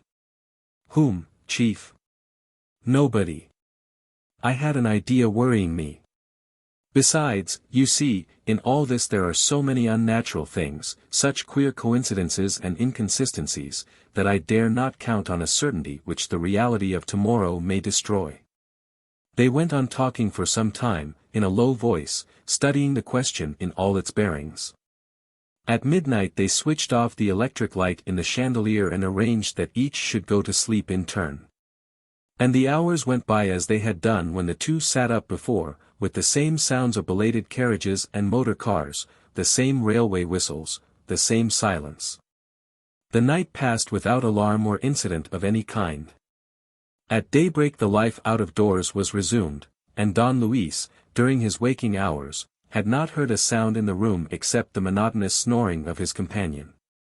"Can I have been mistaken?" he wondered. "Did the clue in that volume of Shakespeare mean something else? Or did it refer to events of last year, events that took place on the date set down?" In spite of everything, he felt overcome by a strange uneasiness as the dawn began to glimmer through the half-closed shutters. A fortnight before, nothing had happened either to warn him, and yet there were two victims lying near him when he woke. At 7 o'clock he called out, "Alexander." "Eh? What is it, chief? You're not dead?" What's that? Dead? No, Chief, why should I be? Quite sure. Well, that's a good un. Why not you? Oh, it'll be my turn soon. Considering the intelligence of those scoundrels, there's no reason why they should go on missing me. They waited an hour longer. Then Perenna opened a window and threw back the shutter. I say, Alexander, perhaps you're not dead, but you're certainly very green. Maizrou gave a wry laugh. Upon my word, Chief, I confess that I had a bad time of it when I was keeping watch while you were asleep. Were you afraid? To the roots of my hair. I kept on thinking that something was going to happen. But you, too, Chief, don't look as if you had been enjoying yourself. Were you also? He interrupted himself, on seeing an expression of unbounded astonishment on Don Luis's face. What's the matter, Chief? Look. On the table, that letter. He looked. There was a letter on the writing table, or, rather, a letter card, the edges of which had been torn along the perforation marks, and they saw the outside of it, with the address, the stamp, and the postmarks. Did you put that there, Alexander? You're joking, Chief. You know it can only have been you. It can only have been I, and yet it was not I. But then. Don Luis took the letter card and, on examining it, found that the address and the postmarks had been scratched out so as to make it impossible to read the name of the addressee or where he lived. But that the place of posting was quite clear, as was the date, Paris, January 4th, 19. So the letter is 3.5 months old, said Don Luis. He turned to the inside of the letter. It contained a dozen lines and he at once exclaimed. Hippolyte Fauville's signature. And his handwriting, observed Maizrou. I can tell it at a glance. There's no mistake about that. What does it all mean? A letter written by Hippolyte Fauville 3 months before his death. Perenna read aloud. My dear old friend. I can only, alas, confirm what I wrote to you the other day, the plot is thickening around me. I do not yet know what their plan is and still less how they mean to put it into execution. But everything warns me that the end is at hand. I can see it in her eyes. How strangely she looks at me sometimes. Oh, the shame of it. Who would ever have thought her capable of it? I am a very unhappy man, my dear friend. And it's signed Hippolyte Fauville, Maizrou continued, and I declare to you that it's actually in his hand, written on the 4th of January of this year to a friend whose name we don't know, though we shall dig him out somehow. That I'll swear.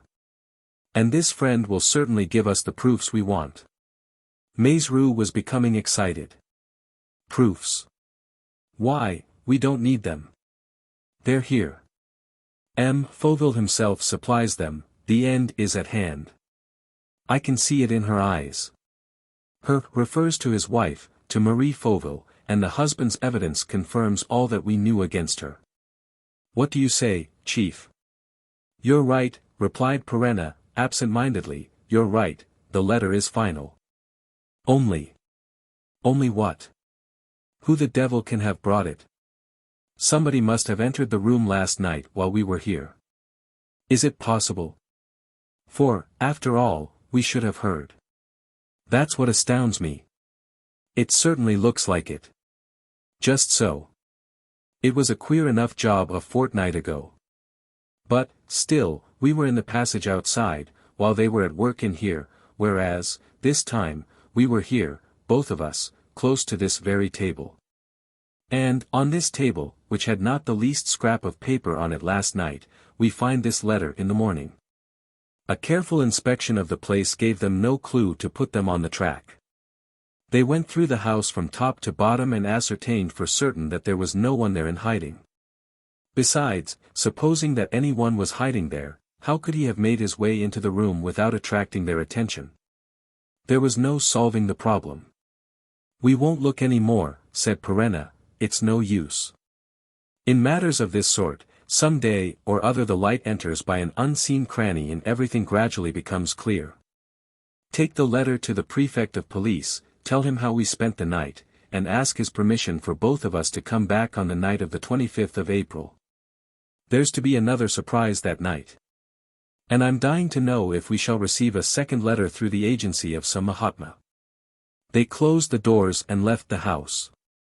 While they were walking to the right, toward La Muette, in order to take a taxi, Don Luis chanced to turn his head to the road as they reached the end of the boulevard Suchet. A man rode past them on a bicycle. Don Luis just had time to see his clean-shaven face and his glittering eyes fixed upon himself. "Look out," he shouted, pushing Maizerou so suddenly that the sergeant lost his balance. The man had stretched out his hand, armed with a revolver. A shot rang out. The bullet whistled past the ears of Don Luis, who had bobbed his head. After him, he roared. "You're not hurt, Maizerou?" "No, Chief." They both rushed in pursuit, shouting for assistance. But, at that early hour, there are never many people in the wide avenues of this part of the town. The man, who was making off swiftly, increased his distance, turned down the Rue Octave Feuillet, and disappeared. "All right, you scoundrel, I'll catch you yet," snarled Don Luis, abandoning a vain pursuit. "But you don't even know who he is, Chief." "Yes, I do, it's he." "Who?" "The man with the ebony stick. He's cut off his beard and shaved his face, but I knew him for all that. It was the man who was taking pot shots at us yesterday morning, from the top of his stairs on the boulevard Richard Wallace, the one who killed Inspector Encinas.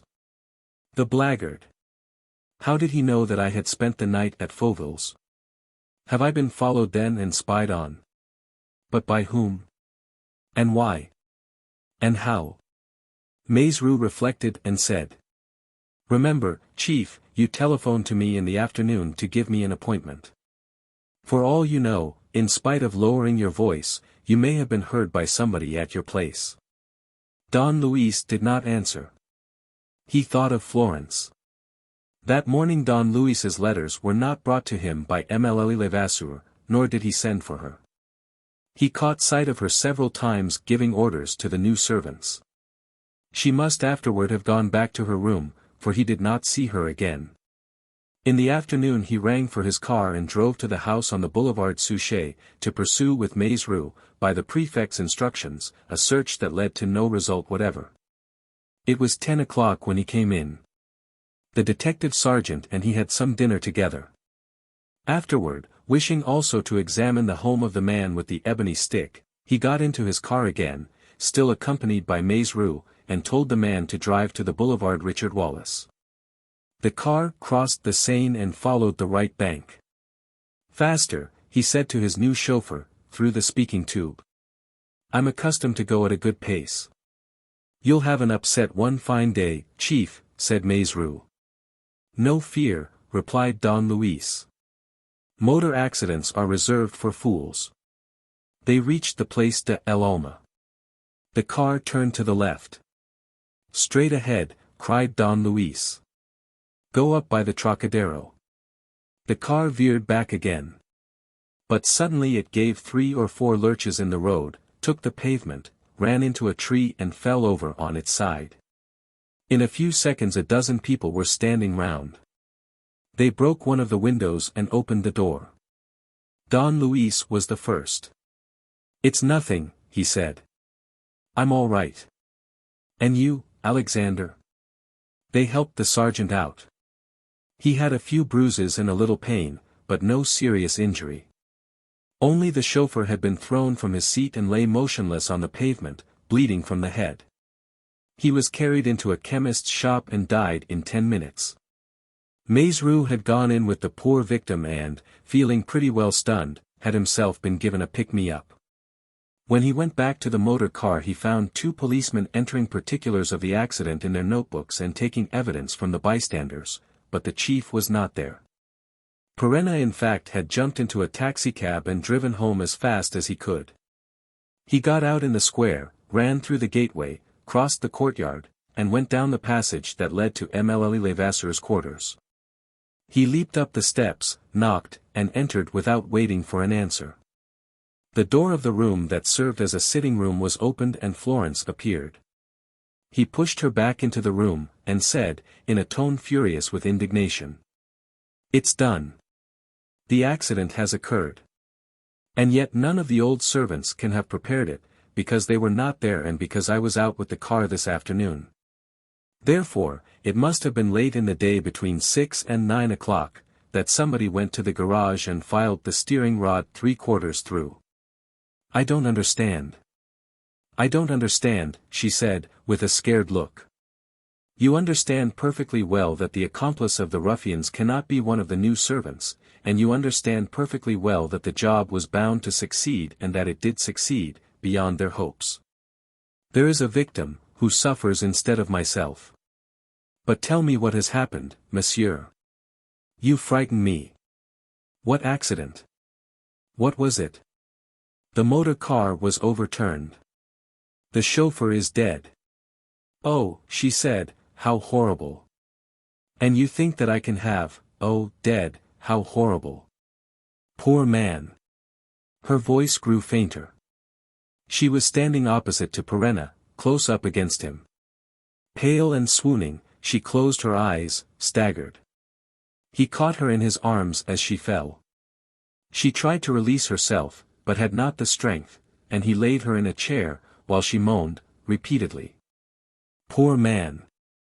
Poor man." Keeping one of his arms under the girl's head, he took a handkerchief in the other hand and wiped her forehead, which was wet with perspiration, and her pallid cheeks, down which the tears streamed. She must have lost consciousness entirely, for she surrendered herself to Perenna's cares without the least resistance. And he, making no further movement, began anxiously to examine the mouth before his eyes, the mouth with the lips usually so red, now bloodless and discolored. Gently passing one of his fingers over each of them, with a continuous pressure, he separated them, as one separates the petals of a flower, and the 2 rows of teeth appeared. They were charming, beautifully shaped, and beautifully white. A little smaller perhaps than Madame Fauville's, perhaps also arranged in a wider curve. But what did he know? Who could say that their bite would not leave the same imprint? It was an improbable supposition, an impossible miracle, he knew. And yet the circumstances were all against the girl and pointed to her as the most daring, cruel, implacable, and terrible of criminals. Her breathing became regular. He perceived the cool fragrance of her mouth, intoxicating as the scent of a rose. In spite of himself, he bent down, came so close that he was seized with giddiness and had to make a great effort to lay the girl's head on the back of the chair and to take his eyes from the fair face with the half-parted lips. He rose to his feet and went. Chapter 8. The Devil's Post Office. Of all these events the public knew only of the attempted suicide of Madame Fauville, the capture and escape of Gaston Sauverand, the murder of Chief Inspector Ancinis, and the discovery of a letter written by Hippolyte Fauville. This was enough, however, to reawaken their curiosity, as they were already singularly puzzled by the Mornington case and took the greatest interest in all the movements, however slight, of the mysterious Don Luis Perenna, whom they insisted on confusing with Arsène Lupin. He was, of course, credited with the brief capture of the man with the ebony walking stick. It was also known that he had saved the life of the prefect of police, and that, finally, having at his own request spent the night in the house on the boulevard Suchet, he had become the recipient of Hippolyte Fauville's famous letter. And all this added immensely to the excitement of the aforesaid public. But how much more complicated and disconcerting were the problems set to Don Luis Perenna himself. Not to mention the denunciation in the anonymous article, there had been, in the short space of 48 hours, no fewer than 4 separate attempts to kill him, by the Iron Curtain, by poison, by the shooting on the boulevard Suchet, and by the deliberately prepared motor accident. Florence's share in this series of attempts was not to be denied. And, now, behold her relations with the Fauville's murderers duly established by the little note found in the 8th volume of Shakespeare's plays. While 2 more deaths were added to the melancholy list, the deaths of Chief Inspector Ancinis and of the chauffeur. How to describe and how to explain the part played, in the midst of all these catastrophes, by that enigmatical girl? Strangely enough, life went on as usual at the house in the Place du Palais Bourbon, as though nothing out of the way had happened there. Every morning Florence Levasseur sorted Don Luis's post in his presence and read out the newspaper articles referring to himself or bearing upon the Mornington case. Not a single allusion was made to the fierce fight that had been waged against him for 2 days. It was as though a truce had been proclaimed between them, and the enemy appeared to have ceased his attacks for the moment. Don Luis felt easy, out of the reach of danger, and he talked to the girl with an indifferent air, as he might have talked to anybody. But with what a feverish interest he studied her unobserved. He watched the expression of her face, at once calm and eager, and a painful sensitiveness which showed under the placid mask and which, difficult to control, revealed itself in the frequent quivering of the lips and nostrils. "Who are you? Who are you?" he felt inclined to exclaim. "Will nothing content you, you she-devil, but to deal out murder all round? And do you want my death also, in order to attain your object? Where do you come from and where are you making for?" On reflection, he was convinced of a certainty that solved a problem which had preoccupied him for a long time, namely, the mysterious connection between his own presence in the mansion in the Place du Palais Bourbon and the presence of a woman who was manifestly wreaking her hatred on him. He now understood that he had not bought the house by accident. In making the purchase he had been persuaded by an anonymous offer that reached him in the form of a typewritten prospectus. Whence did this offer come, if not from Florence, who wished to have him near her in order to spy upon him and wage war upon him? Yes, he thought, that is where the truth lies. As the possible heir of Cosmo Mornington and a prominent figure in the case, I am the enemy, and they are trying to do away with me as they did with the others. And it is Florence who is acting against me. And it is she who has committed murder. Everything tells against her, nothing speaks in her defense. Her innocent eyes. The accent of sincerity in her voice. Her serene dignity. And then? Yes, what then? Have I never seen women with that frank look who have committed murder for no reason, almost for pleasure's sake? He started with terror at the memory of Dolores Kesselbach. What was it that made him connect these two women at every moment in his mind?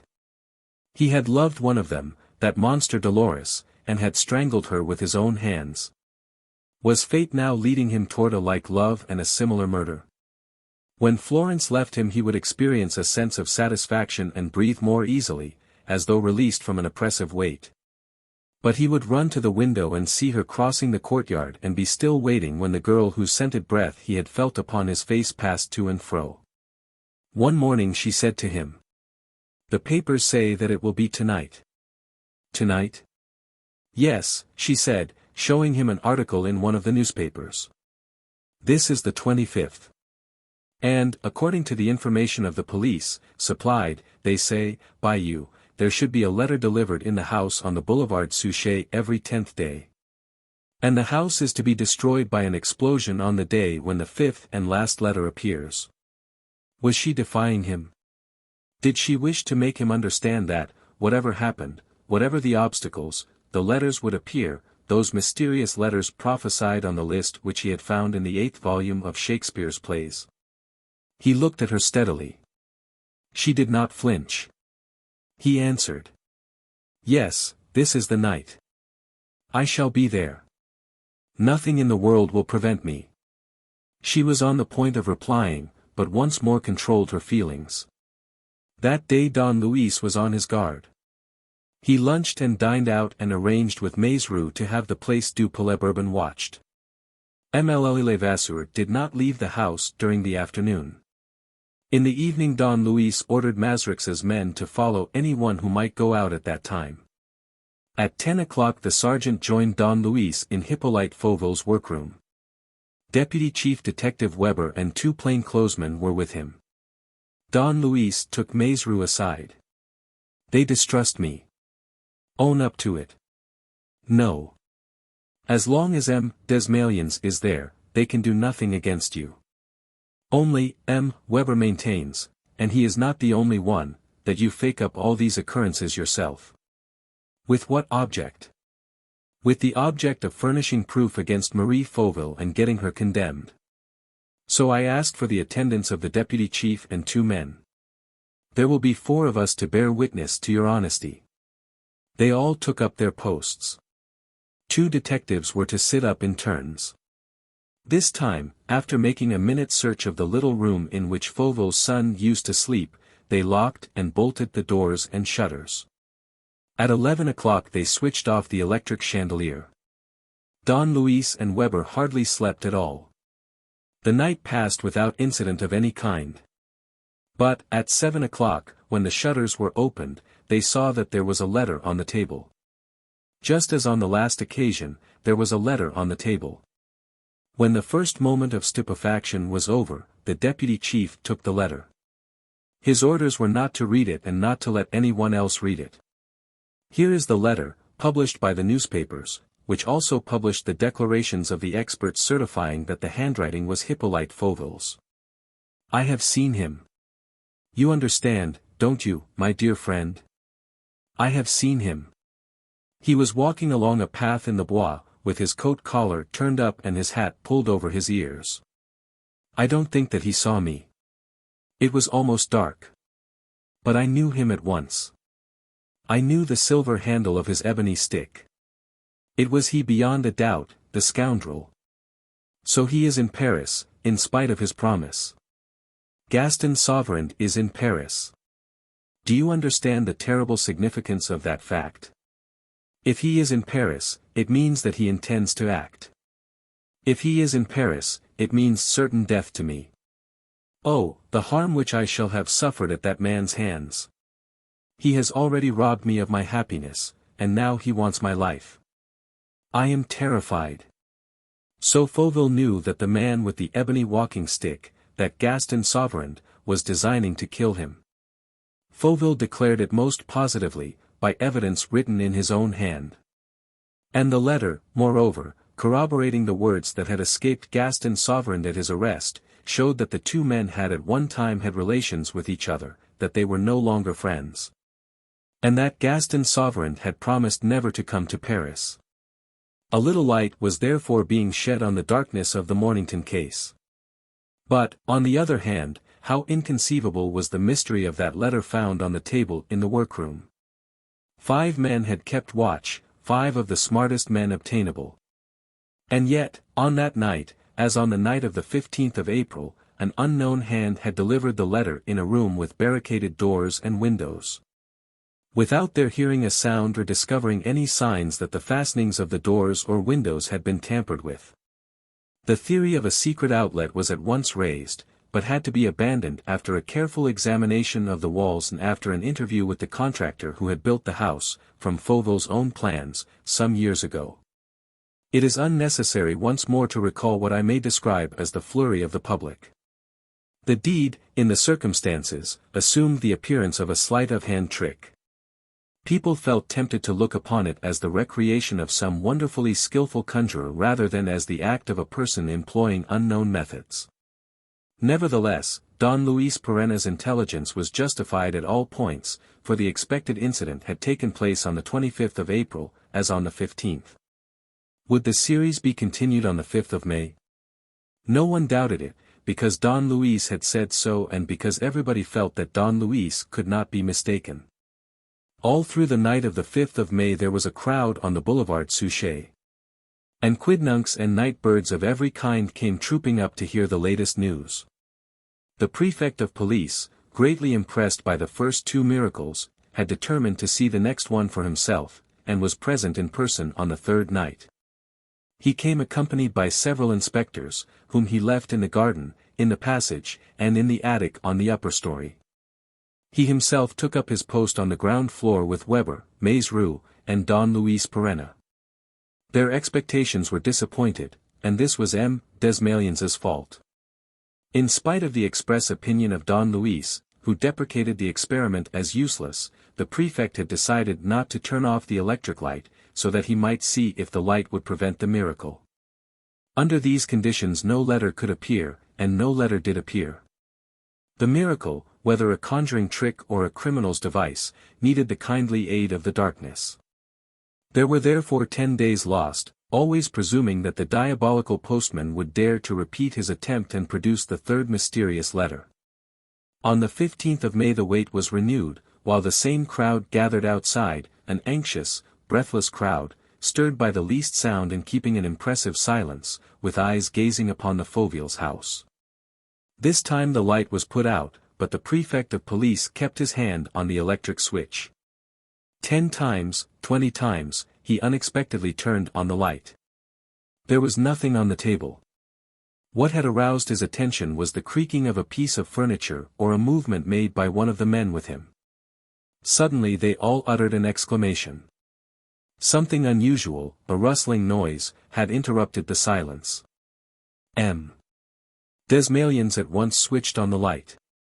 He gave a cry. A letter lay not on the table, but beside it, on the floor, on the carpet. Maizerou made the sign of the cross. The inspectors were as pale as death. Desmalions looked at Don Luis, who nodded his head without a word. They inspected the condition of the locks and bolts. Nothing had moved.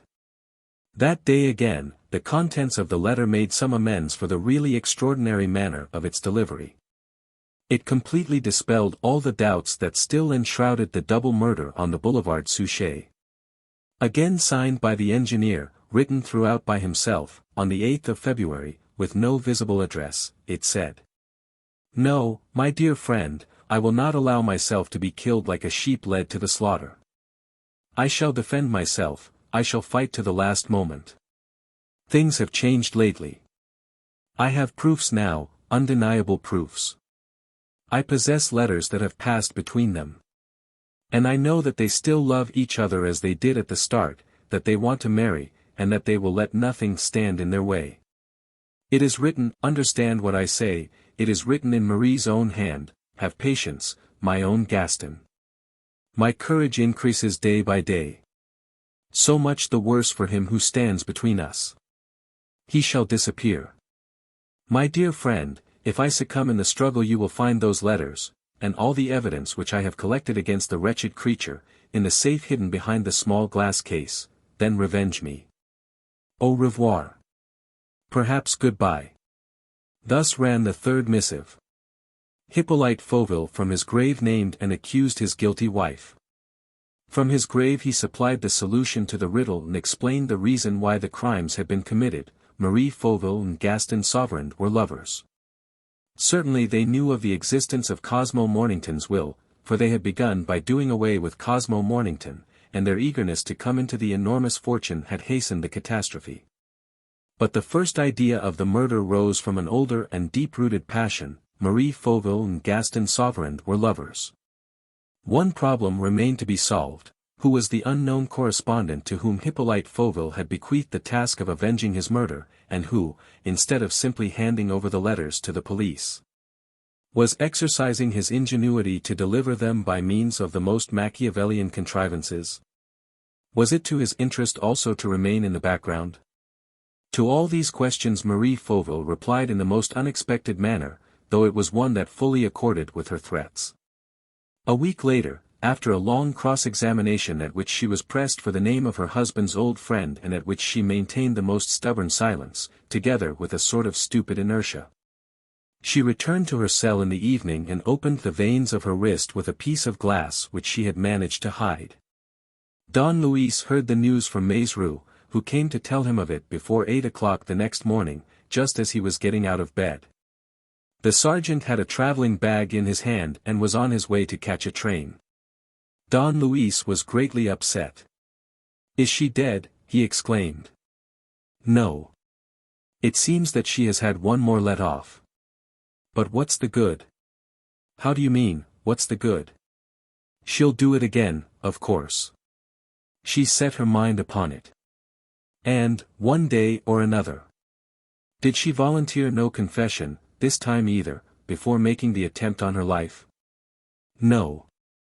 She wrote a few words on a scrap of paper, saying that, on thinking it over, she advised us to ask a certain M. Langernault about the mysterious letters. He was the only friend that she had known her husband to possess, or at any rate the only one whom he would have called, my dear fellow, or, my dear friend. This M. Langernault could do no more than prove her innocence and explain the terrible misunderstanding of which she was the victim. But, said Don Luis, if there is any one to prove her innocence, why does she begin by opening her veins? She doesn't care, she says. Her life is done for, and what she wants is rest and death. Rest? Rest? There are other ways in which she can find it besides in death. If the discovery of the truth is to spell her safety, perhaps the truth is not impossible to discover. What are you saying, Chief? Have you guessed anything? Are you beginning to understand?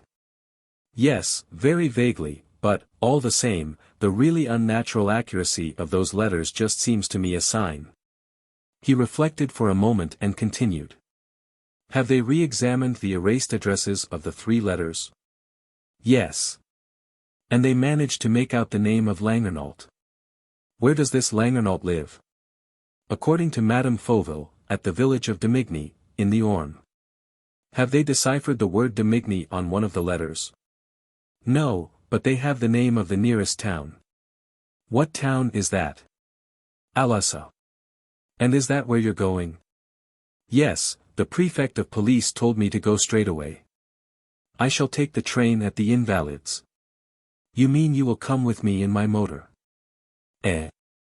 We will both of us go, my lad.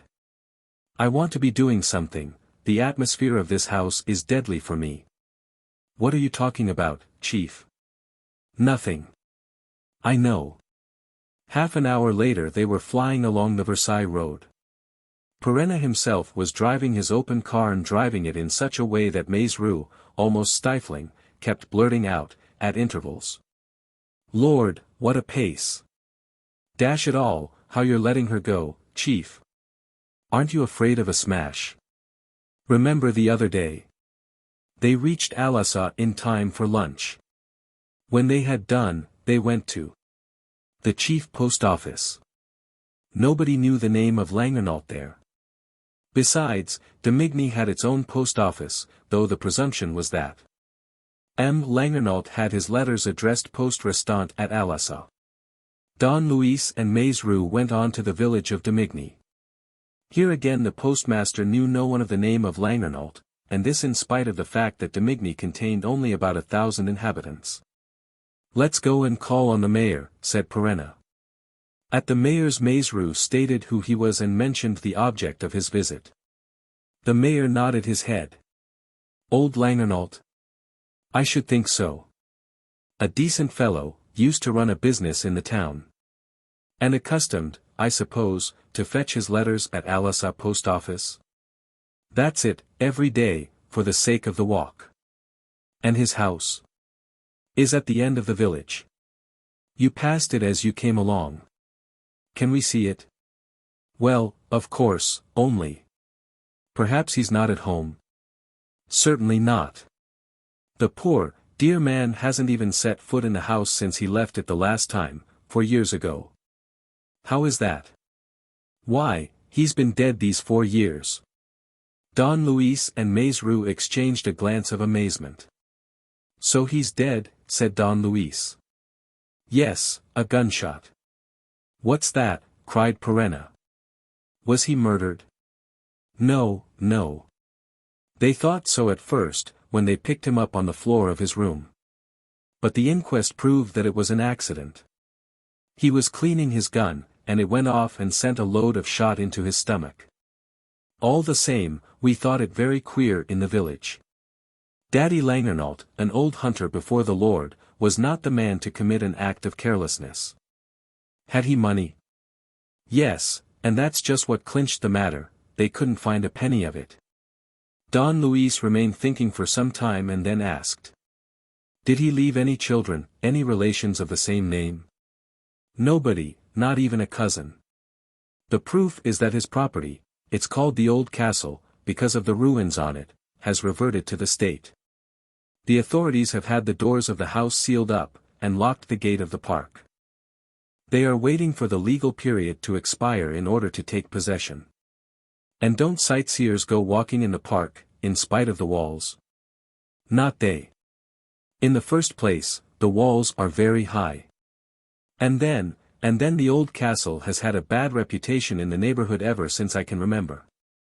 There has always been a talk of ghosts, a pack of silly tales. But still. Perenna and his companion could not get over their surprise. "This is a funny affair," exclaimed Don Luis, when they had left the mayor's. "Here we have Fauveau writing his letters to a dead man, and to a dead man, by the way, who looks to me very much as if he had been murdered. Someone must have intercepted the letters. Obviously.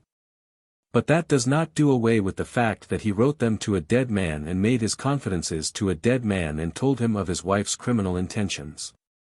Maizru was silent. He, too, seemed greatly perplexed. They spent part of the afternoon in asking about old Langernault's habits, hoping to receive some useful clue from the people who had known him. But their efforts led to nothing. At 6 o'clock, as they were about to start, Don Luis found that the car had run out of petrol and sent Maizru in a trap to the outskirts of Alassa to fetch some. He employed the delay in going to look at the old castle outside the village. He had to follow a hedged road leading to an open space, planted with lime trees, where a massive wooden gate stood in the middle of a wall. The gate was locked. Don Luis walked along the wall, which was, in fact, very high and presented no opening. Nevertheless, he managed to climb over by means of the branches of a tree. The park consisted of unkept lawns, overgrown with large wild flowers, and grass-covered avenues leading on the right to a distant mound, thickly dotted with ruins, and, on the left, to a small, tumble-down house with ill-fitting shutters. He was turning in this direction, when he was much surprised to perceive fresh footprints on a border which had been soaked with the recent rain. And he could see that these footprints had been made by a woman's boots, a pair of elegant and dainty boots. "Who the devil comes walking here?" he thought. He found more footprints a little farther, on another border which the owner of the boots had crossed, and they led him away from the house, toward a series of clumps of trees where he saw them twice more. Then he lost sight of them for good. He was standing near a large, half-ruined barn, built against a very tall bank. Its worm-eaten doors seemed merely balanced on their hinges. He went up and looked through a crack in the wood. Inside the windowless barn was in semi-darkness, for but little light came through the openings stopped up with straw, especially as the day was beginning to wane. He was able to distinguish a heap of barrels, broken wine-presses, old ploughs, and scrap iron of all kinds. "This is certainly not where my fair stroller turned her steps," thought Don Luis. "Let's look somewhere else." Nevertheless, he did not move. He had noticed a noise in the barn. He listened and heard nothing. But as he wanted to get to the bottom of things, he forced out a couple of planks with his shoulder and stepped in. The breach which he had thus contrived admitted a little light. He could see enough to make his way between two casks, over some broken window frames, to an empty space on the far side. His eyes grew accustomed to the darkness as he went on. For all that, he knocked his head against something which he had not perceived, something hanging up above, something rather hard which, when set in motion, swung to and fro with a curious grating sound. It was too dark to see. Don Luis took an electric lantern from his pocket and pressed the spring. "Damn it all," he swore, falling back aghast. Above him hung a skeleton. And the next moment he uttered another oath. A second skeleton hung beside the first. They were both fastened by stout ropes to rings fixed in the rafters of the barn. Their heads dangled from the slipknots. The one against which Perenna had struck was still moving slightly, and the bones clicked together with a gruesome sound. He dragged forward a rickety table, propped it up as best he could, and climbed onto it to examine the two skeletons more closely. They were turned toward each other, face to face. The first was considerably bigger than the second. They were obviously the skeletons of a man and a woman. Even when they were not moved by a jolt of any kind, the wind blowing through the crevices in the barn set them lightly swinging to and fro, in a sort of very slow, rhythmical dance. But what perhaps was most impressive in this ghastly spectacle was the fact that each of the skeletons, though deprived of every rag of clothing, still wore a gold ring, too wide now that the flesh had disappeared, but held, as in hooks, by the bent joints of the fingers.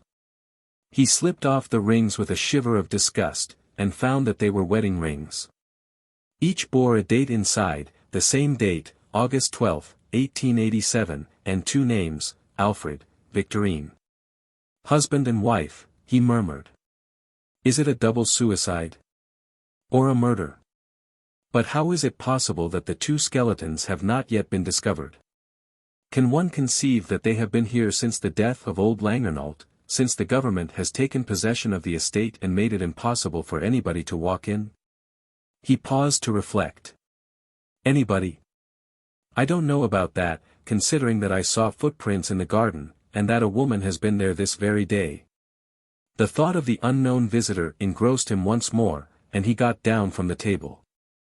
In spite of the noise which he had heard, it was hardly to be supposed that she had entered the barn.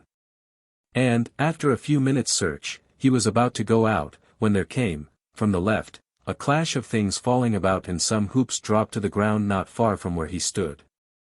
They came from above, from a loft likewise crammed with various objects and implements and reached by a ladder. Was he to believe that the visitor, surprised by his arrival, had taken refuge in that hiding place and made a movement that caused the fall of the hoops? Don Luis placed his electric lantern on a cask in such a way as to send the light right up to the loft.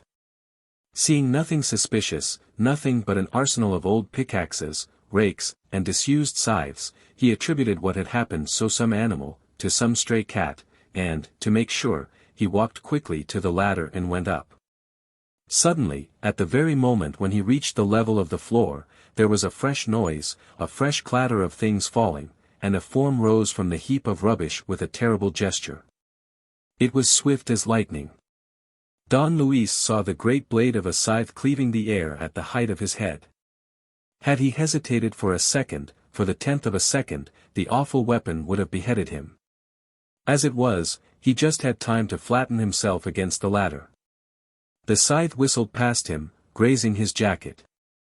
He slid down to the floor below. But he had seen. He had seen the dreadful face of Gaston Sauverand, and, behind the man of the ebony walking stick, wan and livid in the rays of the electric light, the distorted features of Florence Levasseur. Chapter 9. Lupin's anger. He remained for one moment motionless and speechless. Above was a perfect clatter of things being pushed about, as though the besieged were building themselves a barricade. But to the right of the electric rays, diffused daylight entered through an opening that was suddenly exposed, and he saw, in front of this opening, first one form and then another stooping in order to escape over the roofs. He leveled his revolver and fired, but badly, for he was thinking of Florence and his hand trembled. 3 more shots rang out. The bullets rattled against the old scrap iron in the loft. The 5th shot was followed by a cry of pain. Don Luis once more rushed up the ladder. Slowly making his way through the tangle of farm implements and over some cases of dried rapeseed forming a regular rampart, he at last, after bruising and barking his shins, succeeded in reaching the opening, and was greatly surprised, on passing through it, to find himself on level ground. It was the top of the sloping bank against which the barn stood. He descended the slope at haphazard, to the left of the barn, and passed in front of the building, but saw nobody. He then went up again on the right. And although the flat part was very narrow, he searched it carefully for, in the growing darkness of the twilight, he had every reason to fear renewed attacks from the enemy. He now became aware of something which he had not perceived before. The bank ran along the top of the wall, which at this spot was quite 16 feet high. Gaston Sauverand and Florence had, beyond a doubt, escaped this way. Perenna followed the wall, which was fairly wide, till he came to a lower part, and here he jumped into a ploughed field skirting a little wood toward which the fugitives must have run. He started exploring it, but, realizing its denseness, He at once saw that it was waste of time to linger in pursuit. He therefore returned to the village, while thinking over this, his latest exploit. Once again Florence and her accomplice had tried to get rid of him. Once again Florence figured prominently in this network of criminal plots. At the moment when chance informed Don Luis that old Langernault had probably died by foul play, at the moment when chance, by leading him to Hanged Man's Barn, as he christened it, brought him into the presence of two skeletons. Florence appeared as a murderous vision, as an evil genius who was seen wherever death had passed with its trail of blood and corpses. "Oh, the loathsome creature," he muttered, with a shudder. "How can she have so fair a face, and eyes of such haunting beauty, so grave, sincere, and almost guileless?"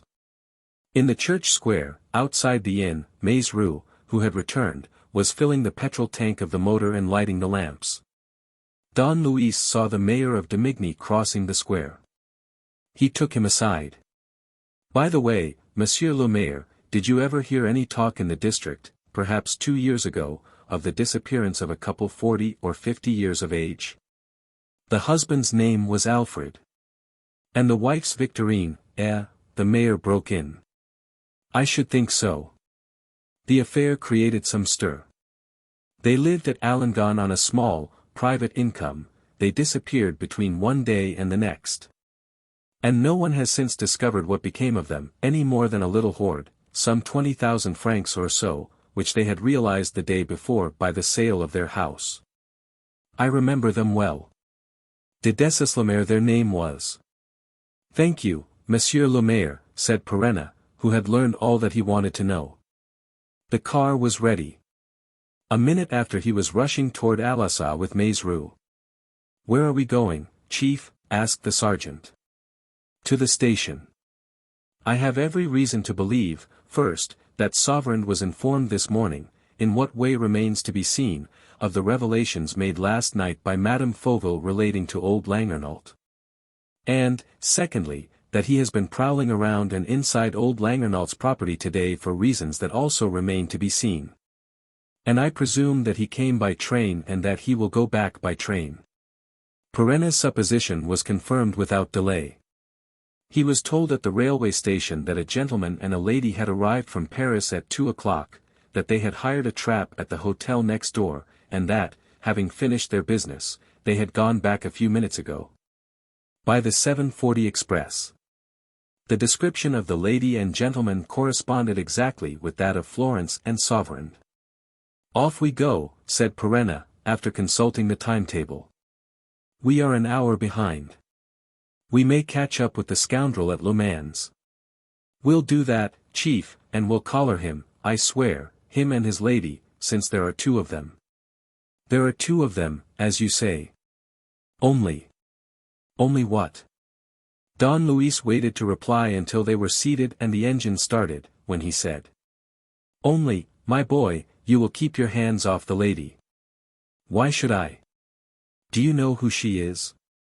Have you a warrant against her?" "No." "Then shut up." "But." "One word more, Alexander, and I'll set you down beside the road. Then you can make as many arrests as you please." Maze Rue did not breathe another word. For that matter, the speed at which they at once began to go hardly left him time to raise a protest. Not a little anxious, he thought only of watching the horizon and keeping a lookout for obstacles. The trees vanished on either side almost unseen. Their foliage overhead made a rhythmical sound as of moaning waves. Night insects dashed themselves to death against the lamps. "We shall get there right enough," Maze Rue ventured to observe. "There's no need to put on the pace." The speed increased and he said no more. Villages, plains, hills, and then, suddenly in the midst of the darkness, the lights of a large town, Le Mans. "Do you know the way to the station, Alexander?" "Yes, Chief, to the right and then straight on." Of course they ought to have gone to the left. They wasted 7 or 8 minutes in wandering through the streets and receiving contradictory instructions. When the motor pulled up at the station, the train was whistling. Don Luis jumped out, rushed through the waiting room, found the doors shut, jostled the railway officials who tried to stop him, and reached the platform. A train was about to start on the farther line. The last door was banged to. He ran along the carriages, holding on to the brass rails. "Your ticket, sir." "Where's your ticket?" shouted an angry collector. Don Luis continued to fly along the footboards, giving a swift glance through the panes, thrusting aside the persons whose presence at the windows prevented him from seeing. Prepared at any moment to burst into the compartment containing the two accomplices. He did not see them in the end carriages. The train started. And suddenly he gave a shout. They were there, the two of them, by themselves. He had seen them. They were there, Florence, lying on the seat, with her head on Sauverand's shoulder, and he, leaning over her, with his arms around her. Mad with rage he flung back the bottom latch and seized the handle of the carriage door. At the same moment he lost his balance and was pulled off by the furious ticket collector and by Maurice, who bellowed. "Why, you're mad, chief. You'll kill yourself." "Let go, you ass," roared Don Luis. "It's they. Let me be, can't you?" The carriages filed past. He tried to jump onto another footboard. But the two men were clinging to him. Some railway porters came to their assistance. The stationmaster ran up. The train moved out of the station. "Idiots," he shouted. "Boobies. Pack of asses that you are, couldn't you leave me alone? Oh, I swear to heaven." With a blow of his left fist he knocked the ticket collector down, with a blow of his right he sent Maurice spinning. And shaking off the porters and the station master, he rushed along the platform to the luggage room, where he took flying leaps over several batches of trunks, packing cases, and portmanteaus. "Oh, the perfect fool!" he mumbled, on seeing that Maurice had let the power down in the car. "Trust him, if there's any blunder going." Don Luis had driven his car at a fine rate during the day, but that night the pace became vertiginous. A very meteor flashed through the suburbs of Le Mans and hurled itself along the highroad.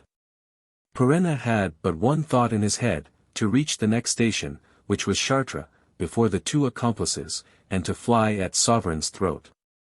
He saw nothing but that, the savage grip of his two hands that would set Florence Levasseur's lover gasping in his agony. Her lover. Her lover, he muttered, gnashing his teeth. Why, of course, that explains everything. They have combined against their accomplice, Marie Fauville, and it is she alone, poor devil, who will pay for the horrible series of crimes. Is she their accomplice even, he wondered. Who knows?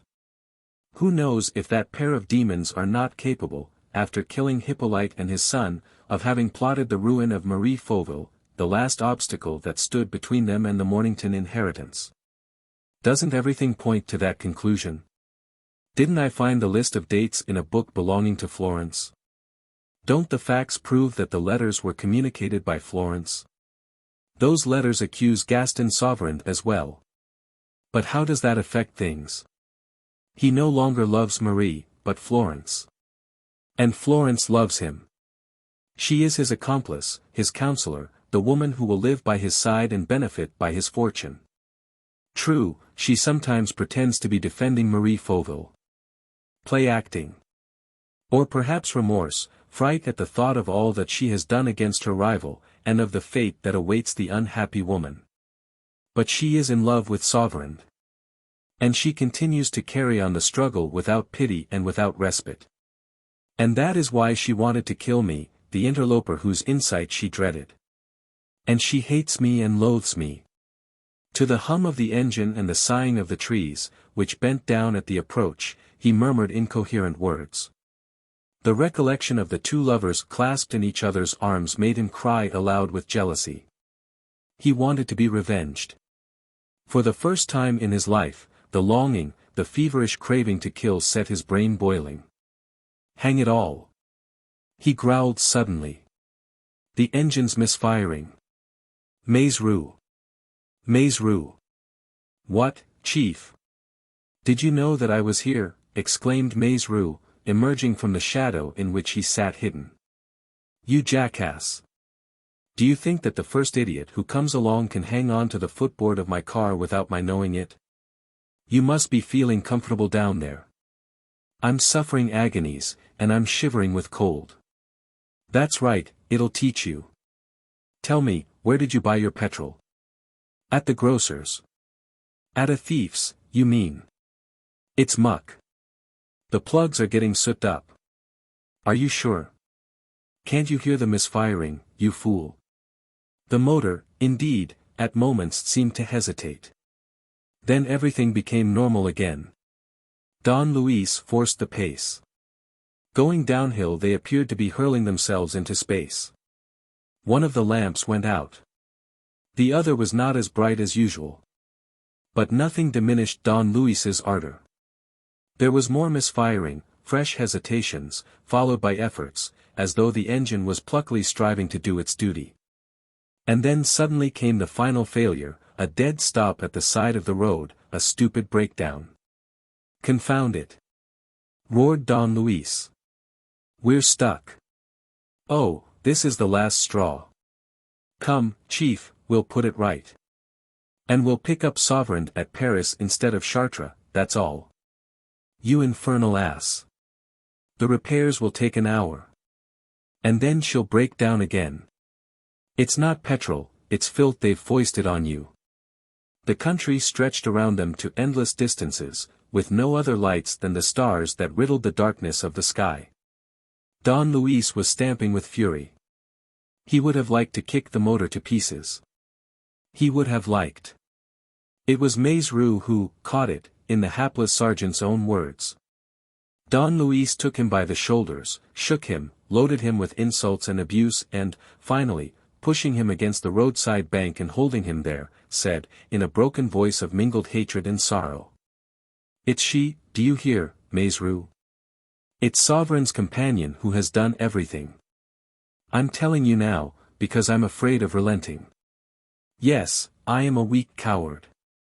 She has such a grave face, with the eyes of a child. But it's she, Maizero. She lives in my house. Remember her name, Florence Levasseur. You'll arrest her, won't you? I might not be able to. My courage fails me when I look at her. The fact is that I have never loved before. There have been other women, but no, those were fleeting fancies, not even that, I don't even remember the past. Whereas Florence. You must arrest her, Maizero. You must deliver me from her eyes. They burn into me like poison. If you don't deliver me I shall kill her as I killed Dolores, or else they will kill me, or, oh, I don't know all the ideas that are driving me wild. You see, there's another man, he explained. There's Sauverand, whom she loves. Oh, the infamous pair. They have killed Fauville and the boy and old Langernault and those two in the barn and others besides, Cosmo Mornington, Verret, and more still. They are monsters, she most of all, and if you saw her eyes dash. He spoke so low that Maizero could hardly hear him. He had let go his hold of Maizero and seemed utterly cast down with despair, a surprising symptom in a man of his amazing vigor and authority. Come, Chief, said the sergeant, helping him up. This is all stuff and nonsense. Trouble with women, I've had it like everybody else. Madame Maizero, yes, I got married while you were away, Madame Maizero turned out badly herself, gave me the devil of a time, Madame Maizero did. I'll tell you all about it, Chief, how Madame Maizero rewarded my kindness. He led Don Luis gently to the car and settled him on the front seat. Take a rest, Chief. It's not very cold and there are plenty of furs. The first peasant that comes along at daybreak, I'll send him to the next town for what we want, and for food, too, for I'm starving. And everything will come right, it always does with women. All you have to do is to kick them out of your life, except when they anticipate you and kick themselves out. I was going to tell you, Madame Maizero. Don Luis was never to learn what had happened with Madame Maizero. The most violent catastrophes had no effect upon the peacefulness of his slumbers. He was asleep almost at once. It was late in the morning when he woke up. Maizerou had had to wait till 7 o'clock before he could hail a cyclist on his way to Chartres. They made a start at 9 o'clock.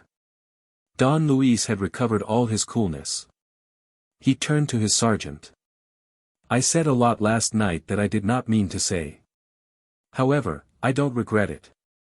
Yes, it is my duty to do everything to save Madame Fauville and to catch the real culprit. Only the task falls upon myself, and I swear that I shan't fail in it. This evening Florence Levasseur shall sleep in the lockup."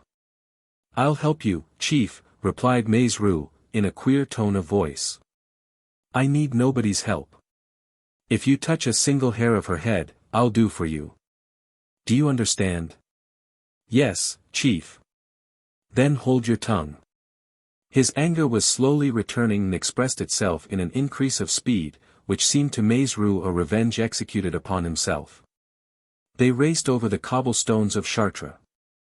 Rambouillet, Chevreuse, and Versailles received the terrifying vision of a thunderbolt tearing across them from end to end. St. Cloud. The Bois de Boulogne. On the Place de la Concorde, as the motor was turning toward the Tuileries, Maizerou objected. "Aren't you going home, Chief?" "No. There's something more urgent first. We must relieve Marie Fauville of her suicidal obsession by letting her know that we have discovered the criminals. And then? Then I want to see the prefect of police. M. Desmalions is away and won't be back till this afternoon. In that case the examining magistrate. He doesn't get to the law courts till 12, and it's only 11 now. We'll see." Maizerou was right, there was no one at the law courts. Don Luis lunched somewhere close by, and Maizerou, after calling at the detective office, came to fetch him and took him to the magistrate's corridor. Don Luis's excitement, his extraordinary restlessness, did not fail to strike Maizerou, who asked. "Are you still of the same mind, Chief?" "More than ever. I looked through the newspapers at lunch. Marie Fauville, who was sent to the infirmary after her second attempt, has again tried to kill herself by banging her head against the wall of the room. They have put a straitjacket on her. But she is refusing all food. It is my duty to save her." "How?" "By handing over the real criminal. I shall inform the magistrate in charge of the case, and this evening I shall bring you Florence Levasseur dead or alive." "And Sauverand?" "Sauverand? That won't take long. Unless..." "Unless what?" "Unless I settle his business myself, the miscreant." "Chief." "Oh, dry up." There were some reporters near them waiting for particulars. He recognized them and went up to them. "You can say, gentlemen, that from today I am taking up the defense of Marie Fauville and devoting myself entirely to her cause." They all protested. Was it not he who had had Madame Fauville arrested? Was it not he who had collected a heap of convicting proofs against her? "I shall demolish those proofs one by one," he said. "Marie Fauville is the victim of wretches who have hatched the most diabolical plot against her, and whom I am about to deliver up to justice. But the teeth. The marks of the teeth. A coincidence. An unparalleled coincidence, but one which now strikes me as a most powerful proof of innocence. I tell you that, if Marie Fauville had been clever enough to commit all those murders, she would also have been clever enough not to leave behind her a fruit bearing the marks of her 2 rows of teeth. But still, she is innocent. And that is what I am going to tell the examining magistrate. She must be informed of the efforts that are being made in her favor. She must be given hope at once. If not, the poor thing will kill herself and her death will be on the conscience of all who accused an innocent woman. She must." At that moment he interrupted himself. His eyes were fixed on one of the journalists who was standing a little way off listening to him and taking notes. He whispered to Maizerou. "Could you manage to find out that beggar's name? I can't remember where on earth I've seen him before." But an usher now opened the door of the examining magistrate, who, on receiving Don Perenna's card, had asked to see him at once. He stepped forward and was about to enter the room with Maizerou, when he suddenly turned to his companion with a cry of rage. "It's he!" It was Sauverand in disguise. "Stop him! He's made off! Run, can't you?" He himself darted away, followed by Maizerou and a number of warders and journalists. He soon outdistanced them, so that, 3 minutes later, he heard no one more behind him. He had rushed down the staircase of the Mousetrap, and through the subway leading from one courtyard to the other. Here 2 people told him that they had met a man walking at a smart pace. The track was a false one. He became aware of this, hunted about, lost a good deal of time, and managed to discover that Sauverand had left by the Boulevard du Palais and joined a very pretty, fair-haired woman, Florence Levasseur, obviously, on the Quai de l'Horloge. They had both got into the motor bus that runs from the Place Saint-Michel to the Gare Saint-Lazare. Don Luis went back to a lonely little street where he had left his car in the charge of a boy. He set the engine going and drove at full speed to the Gare Saint-Lazare. From the omnibus shelter he went off on a fresh track which also proved to be wrong, lost quite another hour, returned to the terminus. And ended by learning for certain that Florence had stepped by herself into a motor bus which would take her toward the Place du Palais Bourbon. Contrary to all his expectations, therefore, the girl must have gone home. The thought of seeing her again roused his anger to its highest pitch. All the way down the Rue Royale and across the Place de la Concorde he kept blurting out words of revenge and threats which he was itching to carry out. He would abuse Florence. He would sting her with his insults. He felt a bitter and painful need to hurt the odious creature. But on reaching the Place du Palais Bourbon he pulled up short. His practiced eye had counted at a glance, on the right and left, a half-dozen men whose professional look there was no mistaking. And Maizerou, who had caught sight of him, had spun round on his heel and was hiding under a gateway. He called him. "Maizerou." The sergeant appeared greatly surprised to hear his name and came up to the car. "Hello, the chief." His face expressed such embarrassment that Don Luis felt his fears taking definite shape. "Look here, is it for me that you and your men are hanging about outside my house?" "There's a notion, chief," replied Maizerou, looking very uncomfortable. "You know that you're in favor all right." Don Luis gave a start. He understood. Maizerou had betrayed his confidence. To obey his scruples of conscience as well as to rescue the chief from the dangers of a fatal passion, Maizerou had denounced Florence Levasseur. Perenna clenched his fists in an effort of his whole being to stifle his boiling rage. It was a terrible blow. He received a sudden intuition of all the blunders which his mad jealousy had made him commit since the day before, and a presentiment of the irreparable disasters that might result from them. The conduct of events was slipping from him. "Have you the warrant?" he asked. Maizerou spluttered. "It was quite by accident. I met the prefect, who was back. We spoke of the young lady's business. And, as it happened, they had discovered that the photograph, you know, the photograph of Florence Levasseur which the prefect lent you, well, they have discovered that you faked it. And then when I mentioned the name of Florence, the prefect remembered that that was the name. Have you the warrant?" Don Luis repeated, in a harsher tone. "Well, you see, I couldn't help it. M. Desmalions, the magistrate." If the Place du Palais Bourbon had been deserted at that moment, Don Luis would certainly have relieved himself by a swinging blow administered to Mazrix's chin according to the most scientific rules of the noble art. And Maizerou foresaw this contingency, for he prudently kept as far away as possible and, to appease the chief's anger, intended a whole litany of excuses. "It was for your good, chief. I had to do it. Only think. You yourself told me, rid me of the creature, said you. I'm too weak. You'll arrest her, won't you? Her eyes burn into me, like poison. Well, chief, could I help it? No, I couldn't, could I? Especially as the deputy chief. Ah. So Weber knows. Why, yes. The prefect is a little suspicious of you since he understood about the faking of the portrait. So Weber is coming back in an hour, perhaps, with reinforcements. Well, I was saying, the deputy chief had learnt that the woman who used to go to Gaston Sauverand's at Neuilly, you know, the house on the boulevard Richard Wallace, was fair and very good-looking, and that her name was Florence. She even used to stay the night sometimes. You lie. You lie, hissed Perenna. All his spite was reviving.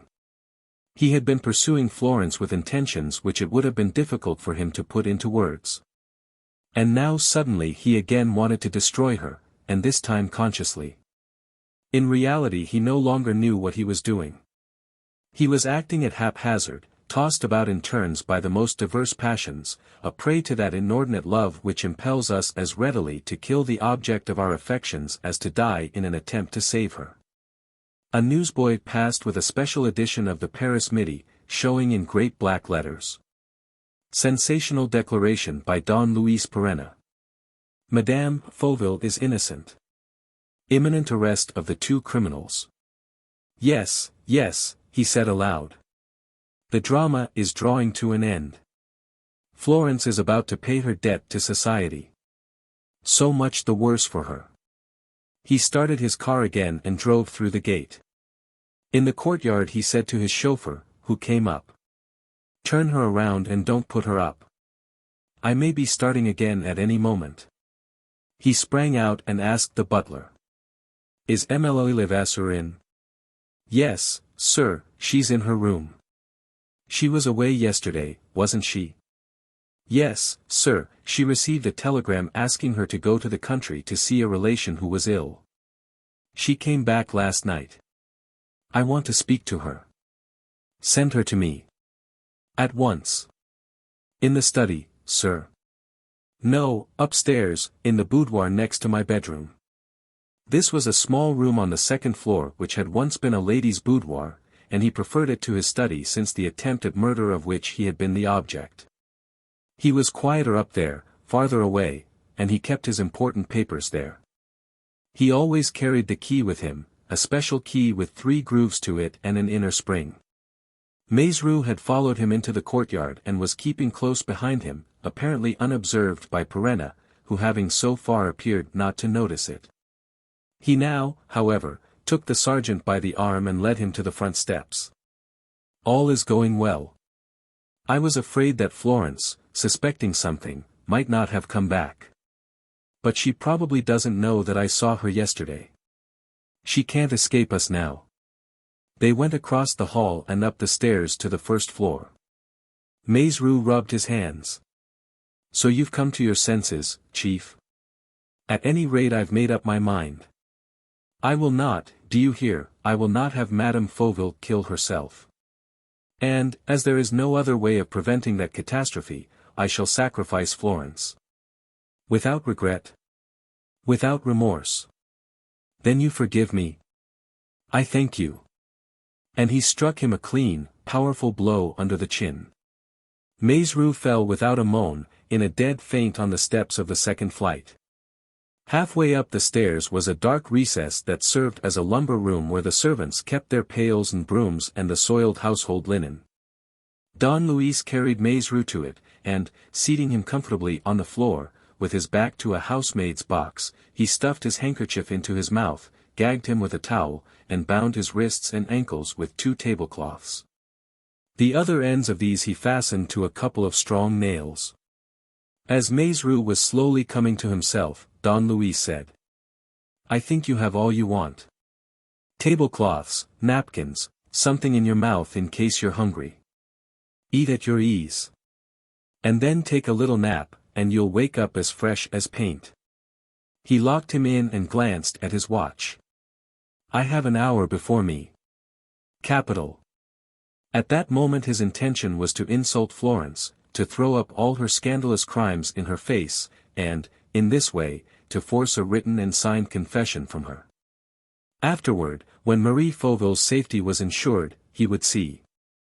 Perhaps he would put Florence in his motor and carry her off to some refuge from which, with the girl for a hostage, he would be able to influence the police. Perhaps, but he did not seek to anticipate events. What he wanted was an immediate, violent explanation. He ran up to his bedroom on the second floor and dipped his face into cold water. Never had he experienced such a stimulation of his whole being, such an unbridling of his blind instincts. "It's she," he spluttered. "I hear her. She is at the bottom of the stairs. At last. Oh, the joy of having her in front of me. Face to face. She and I alone." He returned to the landing outside the boudoir. He took the key from his pocket. The door opened. He uttered a great shout. Gaston Sauverand was there. In that locked room. Gaston Sauverand was waiting for him, standing with folded arms. Chapter 10. Gaston Sauverand explains. Gaston Sauverand. Instinctively, Don Luis took a step back, drew his revolver, and aimed it at the criminal. "Hands up," he commanded. "Hands up, or I fire." Sauverand did not appear to be put out. He nodded toward two revolvers which he had laid on a table beyond his reach and said, "There are my arms. I have come here not to fight, but to talk." "How did you get in?" roared Don Luis, exasperated by this display of calmness. "A false key, I suppose. But how did you get hold of the key? How did you manage it?" The other did not reply. Don Luis stamped his foot. "Speak, will you? Speak. If not." But Florence ran into the room.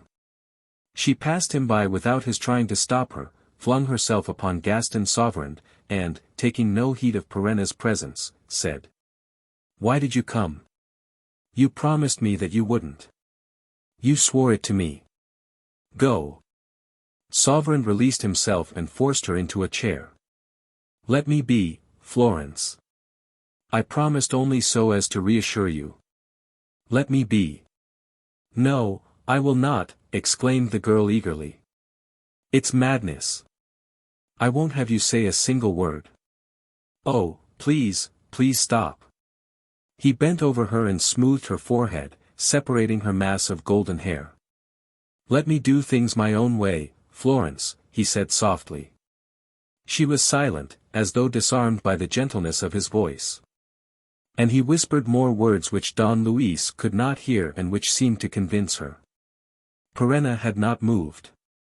He stood opposite them with his arm outstretched and his finger on the trigger, aiming at the enemy. When Sauverand addressed Florence by her Christian name, he started from head to foot and his finger trembled. What miracle kept him from shooting? By what supreme effort of will did he stifle the jealous hatred that burnt him like fire? And here was Sauverand daring to stroke Florence's hair. He lowered his arm. He would kill them later, do with them what he pleased, since they were in his power, and since nothing henceforth could snatch them from his vengeance. He took Sauverand's two revolvers and laid them in a drawer. Then he went back to the door, intending to lock it. But hearing a sound on the first-floor landing, he leant over the balusters. The butler was coming upstairs with a tray in his hand. "What is it now?" "An urgent letter, sir, for Sergeant Maizerou." "Sergeant Maizerou is with me. Give me the letter and don't let me be disturbed again." He tore open the envelope. The letter, hurriedly written in pencil and signed by one of the inspectors on duty outside the house, contained these words. "Look out, Sergeant. Gaston Sauverand is in the house. Two people living opposite say that the girl who is known hereabouts as the lady housekeeper came in at 1:30, before we took up our posts. She was next seen at the window of her lodge. A few moments after, a small, low door, used for the cellars and situated under the lodge, was opened, evidently by her. Almost at the same time a man entered the square, came along the wall, and slipped in through the cellar door. According to the description it was Gaston Sauverand. So look out, Sergeant. At the least alarm, at the first signal from you, we shall come in." Don Luis reflected. He now understood how the scoundrel had access to his house, and how, hidden in the safest of retreats, he was able to escape every attempt to find him. He was living under the roof of the very man who had declared himself his most formidable adversary. "Come on," he said to himself. The fellow's score is settled, and so is his young lady's. They can choose between the bullets in my revolver and the handcuffs of the police. He had ceased to think of his motor standing ready below. He no longer dreamt of flight with Florence. If he did not kill the two of them, the law would lay its hand upon them, the hand that does not let go. And perhaps it was better so, that society itself should punish the two criminals whom he was about to hand over to it. He shut the door, pushed the bolt, faced his two prisoners again and, taking a chair, said to Sauverand. Let us talk. Owing to the narrow dimensions of the room they were all so close together that Don Luis felt as if he were almost touching the man whom he loathed from the very bottom of his heart. Their two chairs were hardly a yard asunder. A long table, covered with books, stood between them and the windows, which, hollowed out of the very thick wall, formed a recess, as is usual in old houses. Florence had turned her chair away from the light, and Don Luis could not see her face clearly. But he looked straight into Gaston Sauverand's face and watched it with eager curiosity. And his anger was heightened by the sight of the still youthful features, the expressive mouth, and the intelligent eyes, which were fine in spite of their hardness. Well? Speak, said Don Luis, in a commanding tone. I have agreed to a truce, but a momentary truce, just long enough to say what is necessary. Are you afraid now that the time has arrived? Do you regret the step which you have taken? The man smiled calmly and said. I am afraid of nothing, and I do not regret coming, for I have a very strong intuition that we are bound to, come to an understanding. An understanding, protested Don Luis with a start. Why not? A compact. An alliance between you and me. Why not? It is a thought which I had already entertained more than once, which took a more precise shape in the magistrate's corridor. And which finally decided me when I read the announcement which you caused to be made in the special edition of this paper, sensational declaration by Don Luis Perenna. Madame Fauville is innocent. Gaston Sauverand half rose from his chair and, carefully picking his words, emphasizing them with sharp gestures, he whispered. Everything lies, monsieur, in those 4 words. Do those 4 words which you have written, which you have uttered publicly and solemnly, Madame Fauville is innocent, do they express your real mind? Do you now absolutely believe in Marie Fauville's innocence? Don Luis shrugged his shoulders. Madame Fauville's innocence has nothing to do with the case. It is a question not of her, but of you two and myself. So come straight to the point and as quickly as you can. It is to your interest even more than to mine. To our interest? You forget the 3rd heading to the article, cried Don Luis. I did more than proclaim Marie Fauville's innocence. I also announced, read for yourself, the imminent arrest of the criminals. Sauverand and Florence rose together, with the same unguarded movement. And, in your view, the criminals are, asked Sauverand. Why, you know as well as I do, they are the man with the ebony walking stick, who at any rate cannot deny having murdered Chief Inspector Ancinous, and the woman who is his accomplice in all his crimes. Both of them must remember their attempts to assassinate me, the revolver shot on the boulevard Suchet, the motor smash causing the death of my chauffeur. And yesterday again, in the barn, you know where, the barn with the 2 skeletons hanging from the rafters, yesterday, you remember, the scythe, the relentless scythe, which nearly beheaded me. And then? Well, then, the game is lost. You must pay up, and all the more so as you have foolishly put your heads into the lion's mouth. I don't understand. What does all this mean? It simply means that they know Florence Levasseur, that they know you are both here, that the house is surrounded, and that Weber, the deputy chief detective, is on his way. Sauverand appeared disconcerted by this unexpected threat. Florence, standing beside him, had turned livid. A mad anguish distorted her features. She stammered. Oh, it is awful. No, no, I can't endure it. And, rushing at Don Luis. Coward. Coward. It's you who are betraying us. Coward. Oh, I knew that you were capable of the meanest treachery. There you stand like an executioner. Oh, you villain, you coward.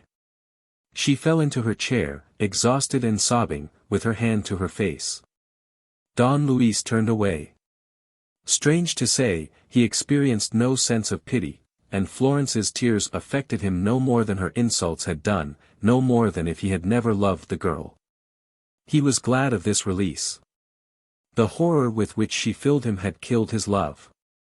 But, when he once more stood in front of them after taking a few steps across the room, he saw that they were holding each other's hands, like two friends in distress, trying to give each other courage. And, again yielding to a sudden impulse of hatred, for a moment beside himself, he gripped the man's arm. I forbid you, by what right? Is she your wife? Your mistress? Then. His voice became perplexed. He himself felt the strangeness of that fit of anger which suddenly revealed, in all its force and all its blindness, a passion which he thought dead. And he blushed, for Gaston Sauverand was looking at him in amazement. And he did not doubt that the enemy had penetrated his secret. A long pause followed, during which he met Florence's eyes, hostile eyes, full of rebellion and disdain. Had she, too, guessed? He dared not speak another word. He waited for Sauverand's explanation. And, while waiting, he gave not a thought to the coming revelations, nor to the tremendous problems of which he was at last about to know the solution, nor to the tragic events at hand. He thought of one thing only, thought of it with the fevered throbbing of his whole being, thought of what he was on the point of learning about Florence, about the girl's affections, about her past, about her love for Sauverand. That alone interested him. Very well, said Sauverand. I am caught in a trap. Fate must take its course. Nevertheless, can I speak to you? It is the only wish that remains to me. Speak, replied Don Luis. The door is locked. I shall not open it until I think fit. Speak. I shall be brief, said Gaston Sauverand. For one thing, what I can tell you is not much. I do not ask you to believe it, but to listen to it as if I were possibly telling the truth, the whole truth. And he expressed himself in the following words.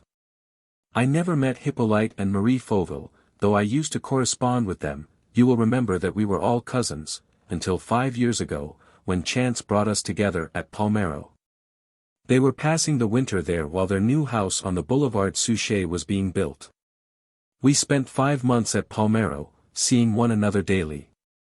Hippolyte and Marie were not on the best of terms. One evening after they had been quarreling more violently than usual, I found her crying. Her tears upset me and I could not longer conceal my secret. I had loved Marie from the first moment when we met. I was to love her always and to love her more and more. You lie, cried Don Luis, losing his self-restraint. I saw the two of you yesterday in the train that brought you back from Alençon. Gaston Sauverand looked at Florence.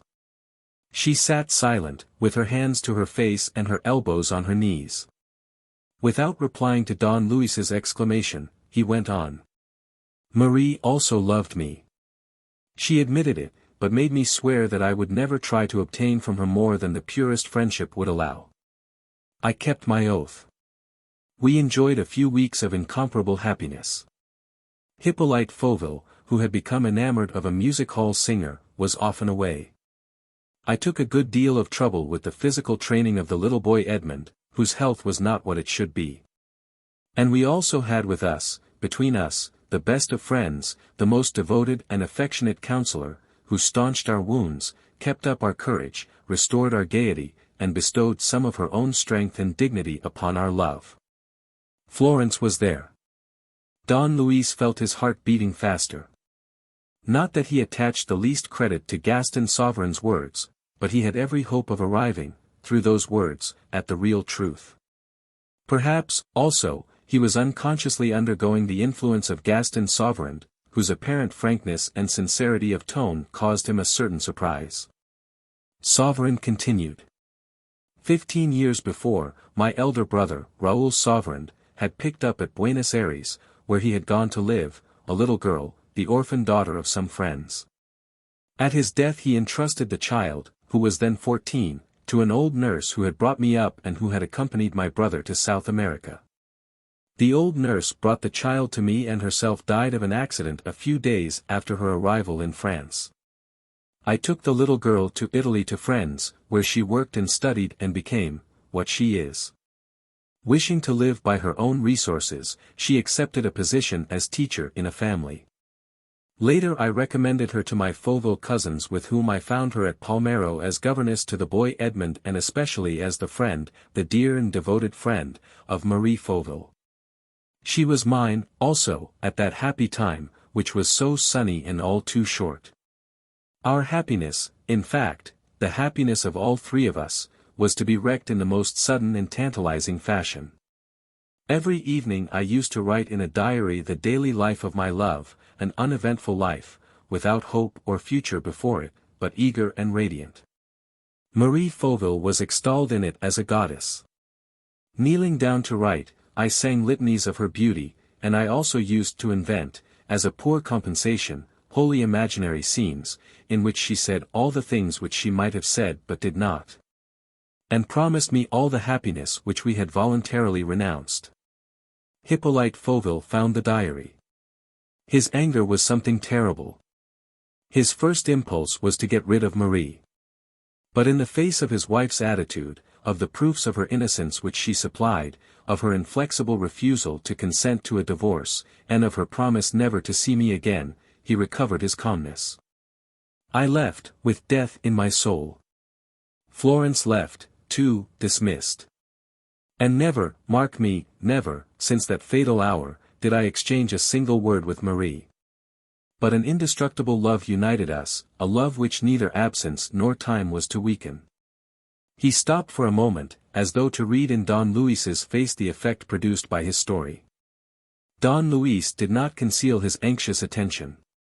What astonished him most was Gaston Sauverand's extraordinary calmness, the peaceful expression of his eyes, the quiet ease with which he set forth, without hurrying, almost slowly and so very simply, the story of that family tragedy.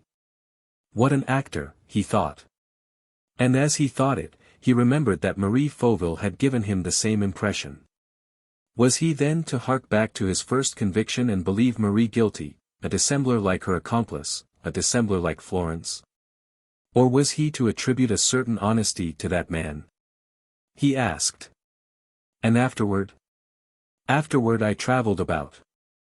I resumed my life of work and pursued my studies wherever I went, in my bedroom at the hotels, and in the public laboratories of the big towns. And Madame Fauville? She lived in Paris in her new house. Neither she nor her husband ever referred to the past. How do you know? Did she write to you? No.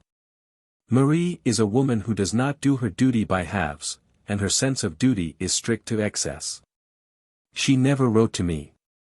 But Florence, who had accepted a place as secretary and reader to Count Maloney, your predecessor in this house, used often to receive Marie's visits in her lodge downstairs.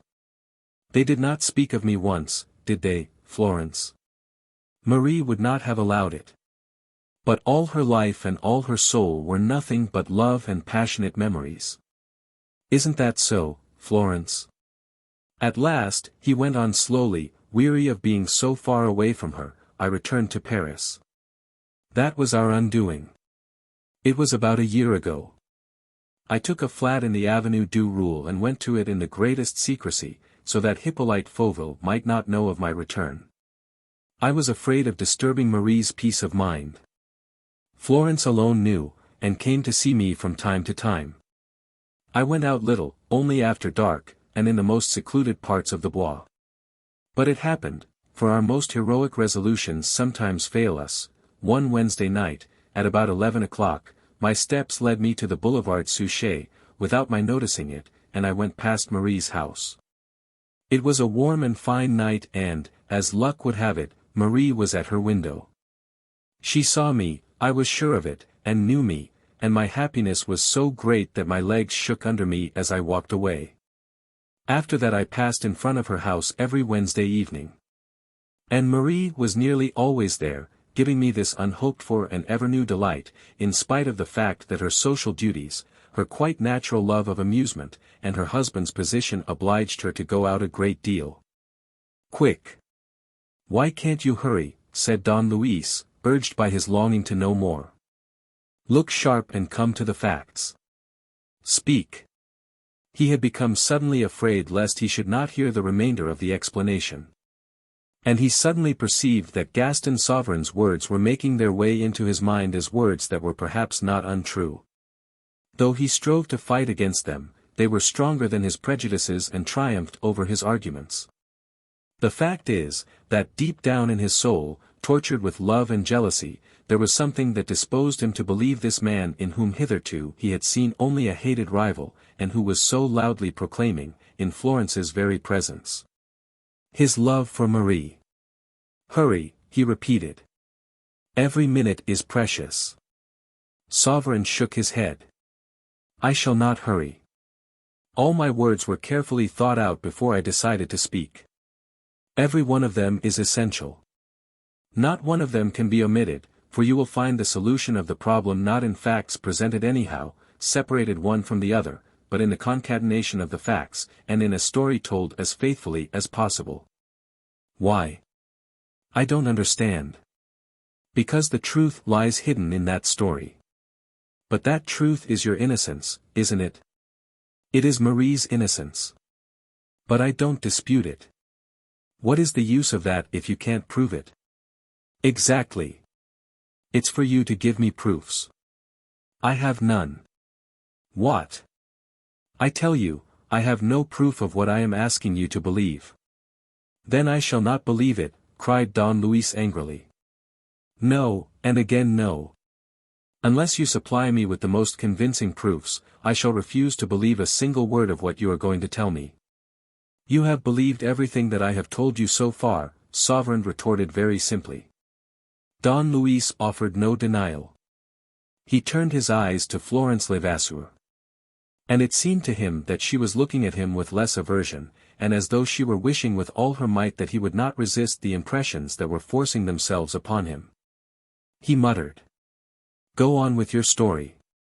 And there was something really strange about the attitude of those two men, one making his explanation in precise terms and in such a way as to give every word its full value, the other listening attentively and weighing every one of those words. Both controlling their excitement, both as calm in appearance as though they were seeking the philosophical solution in a case of conscience. What was going on outside did not matter. What was to happen presently did not count. Before all, whatever the consequences of their inactivity at this moment when the circle of the police was closing in around them, before all it was necessary that one should speak and the other listen. "We are coming," said Sauverand, in his grave voice, "we are coming to the most important events, to those of which the interpretation, which is new to you, but strictly true, will make you believe in our good faith. Ill luck having brought me across Hippolyte Fauvel's path in the course of one of my walks in the Bois, I took the precaution of changing my abode and went to live in the little house on the boulevard Richard Wallace, where Florence came to see me several times. I was even careful to keep her visits a secret and, moreover, to refrain from corresponding with her except through the poste restante. I was therefore quite easy in my mind. I worked in perfect solitude and in complete security. I expected nothing. No danger, no possibility of danger, threatened us. And, I may say, to use a commonplace but very accurate expression, that what happened came as an absolute bolt from the blue. I heard at the same time, when the prefect of police and his men broke into my house and proceeded to arrest me, I heard at the same time and for the first time of the murder of Hippolyte Fauvel, the murder of Edmond, and the arrest of my adored Marie. "Impossible," cried Don Luis, in a renewed tone of aggressive wrath. "Impossible. Those facts were a fortnight old. I cannot allow that you had not heard of them." "Through whom?" "Through the papers," exclaimed Don Luis. "And, more certainly still, through Mlle Levasseur." Through the papers, said Sauverand. I never used to read them. What? Is that incredible? Are we under an obligation, an inevitable necessity, to waste half an hour a day in skimming through the futilities of politics and the piffle of the news columns? Is your imagination incapable of conceiving a man who reads nothing but reviews and scientific publications? The fact is rare, I admit, he continued. But the rarity of a fact is no proof against it. On the other hand, on the very morning of the crime I had written to Florence saying that I was going away for 3 weeks and bidding her goodbye. I changed my mind at the last moment, but this she did not know. And, thinking that I had gone, not knowing where I was, she was unable to inform me of the crime, of Marie's arrest, or, later, when an accusation was brought against the man with the ebony walking stick, of the search that was being made for me. Exactly, declared Don Luis. You cannot pretend that the man with the ebony walking stick, the man who followed Inspector Varick to the Café du Pont-Neuf and purloined his letter. I am not the man, Sauverand interrupted. And, when Don Luis shrugged his shoulders, he insisted, in a more forcible tone of voice. I am not that man. There is some inexplicable mistake in all this, but I have never set foot in the Café du Pont-Neuf. I swear it. You must accept this statement as positively true. Besides, it agrees entirely with the retired life which I was leading from necessity and from choice. And, I repeat, I knew nothing. The thunderbolt was unexpected. And it was precisely for this reason, you must understand, that the shock produced in me an equally unexpected reaction, a state of mind diametrically opposed to my real nature, an outburst of my most savage and primitive instincts. Remember, monsieur, that they had laid hands upon what to me was the most sacred thing on earth. Marie was in prison. Marie was accused of committing 2 murders. I went mad. At first controlling myself, playing a part with the prefect of police, then overthrowing every obstacle, shooting Chief Inspector Ancinas, shaking off Sergeant Maisroux, jumping from the window, I had only one thought in my head, that of escape. Once free, I should save Marie. Were there people in my way? So much the worse for them. By what right did those people dare to attack the most blameless of women? I killed only 1 man that day. I would have killed 10. I would have killed 20. What was Chief Inspector Ancinas's life to me? What cared I for the lives of any of those wretches? They stood between Marie and myself, and Marie was in prison. Gaston Sauverand made an effort which contracted every muscle of his face to recover the coolness that was gradually leaving him. He succeeded in doing so, but his voice, nevertheless, remained tremulous, and the fever with which he was consumed shook his frame in a manner which he was unable to conceal. He continued. At the corner of the street down which I turned after outdistancing the prefect's men on the boulevard Richard Wallace, Florence saved me just as I believed that all was lost. Florence had known everything for a fortnight past. She learnt the news of the double murder from the papers, those papers which she used to read out to you, and which you discussed with her. And it was by being with you, by listening to you, that she acquired the opinion which everything that happened tended to confirm, the opinion that Marie's enemy, her only enemy, was yourself. But why? Why? Because she saw you at work, exclaimed Sauverand, because it was more to your interest than to that of any one else that first Marie and then I should not come between you and the Mornington inheritance, and lastly. What? Gaston Sauverand hesitated and then said, plainly. Lastly, because she knew your real name beyond a doubt, and because she felt that Arsène Lupin was capable of anything. They were both silent. And their silence, at such a moment, was impressive to a degree. Florence remained impassive under Don Luis Perenna's gaze, and he was unable to discern on her sealed face any of the feelings with which she must needs be stirred. Gaston Sauverand continued. It was against Arsène Lupin, therefore, that Florence, Marie's terrified friend, engaged in the struggle. It was to unmask Lupin that she wrote or rather inspired the article of which you found the original in a ball of string. It was Lupin whom she spied upon, day by day, in this house. It was Lupin whom she heard one morning telephoning to Sergeant Maizerou and rejoicing in my imminent arrest. It was to save me from Lupin that she let down the iron curtain in front of him, at the risk of an accident, and took a taxi to the corner of the Boulevard Richard Wallace, where she arrived too late to warn me. As the detectives had already entered my house, but in time to screen me from their pursuit. Her mistrust and terror-stricken hatred of you were told to me in an instant, Sauverand declared.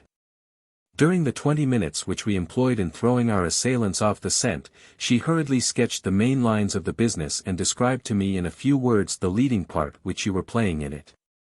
And we then and there prepared a counter-attack upon you, so that you might be suspected of complicity. While I was sending a message to the prefect of police, Florence went home and hid under the cushions of your sofa the end of the stick which I had kept in my hand without thinking. It was an ineffective parry and missed its aim. But the fight had begun, and I threw myself into it headlong. Monsieur, to understand my actions thoroughly, you must remember that I was a student, a man leading a solitary life, but also an ardent lover. I would have spent all my life in work, asking no more from fate than to see Marie at her window from time to time at night. But, once she was being persecuted, another man arose within me, a man of action, bungling, certainly, and inexperienced, but a man who was ready to stick at nothing, and who, not knowing how to save Marie Fauville, had no other object before him than to do away with that enemy of Marie's to whom he was entitled to ascribe all the misfortunes that had befallen the woman he loved. This started the series of my attempts upon your life. Brought into your house, concealed in Florence's own rooms, I tried, unknown to her, that I swear, to poison you. He paused for an instant to mark the effect of his words, then went on. Her reproaches, her abhorrence of such an act, would perhaps have moved me, but, I repeat, I was mad, quite mad, and your death seemed to me to imply Marie's safety. And, one morning, on the Boulevard Suchet, where I had followed you, I fired a revolver at you. The same evening your motor car, tampered with by myself, remember, Florence's rooms are close to the garage, carried you, I hoped, to your death, together with Sergeant Maizerou, your confederate. That time again you escaped my vengeance. But an innocent man, the chauffeur who drove you, paid for you with his life, and Florence's despair was such that I had to yield to her entreaties and lay down my arms. I myself, terrified by what I had done, shattered by the remembrance of my two victims, changed my plans and thought only of saving Marie by contriving her escape from prison. I am a rich man. I lavished money upon Marie's warders, without, however, revealing my intentions. I entered into relations with the prison tradesmen and the staff of the infirmary. And every day, having procured a card of admission as a law reporter, I went to the law courts, to the examining magistrate's corridor, where I hoped to meet Marie, to encourage her with a look, a gesture. Perhaps to slip a few words of comfort into her hand. Sauverand moved closer to Don Luis. Her martyrdom continued.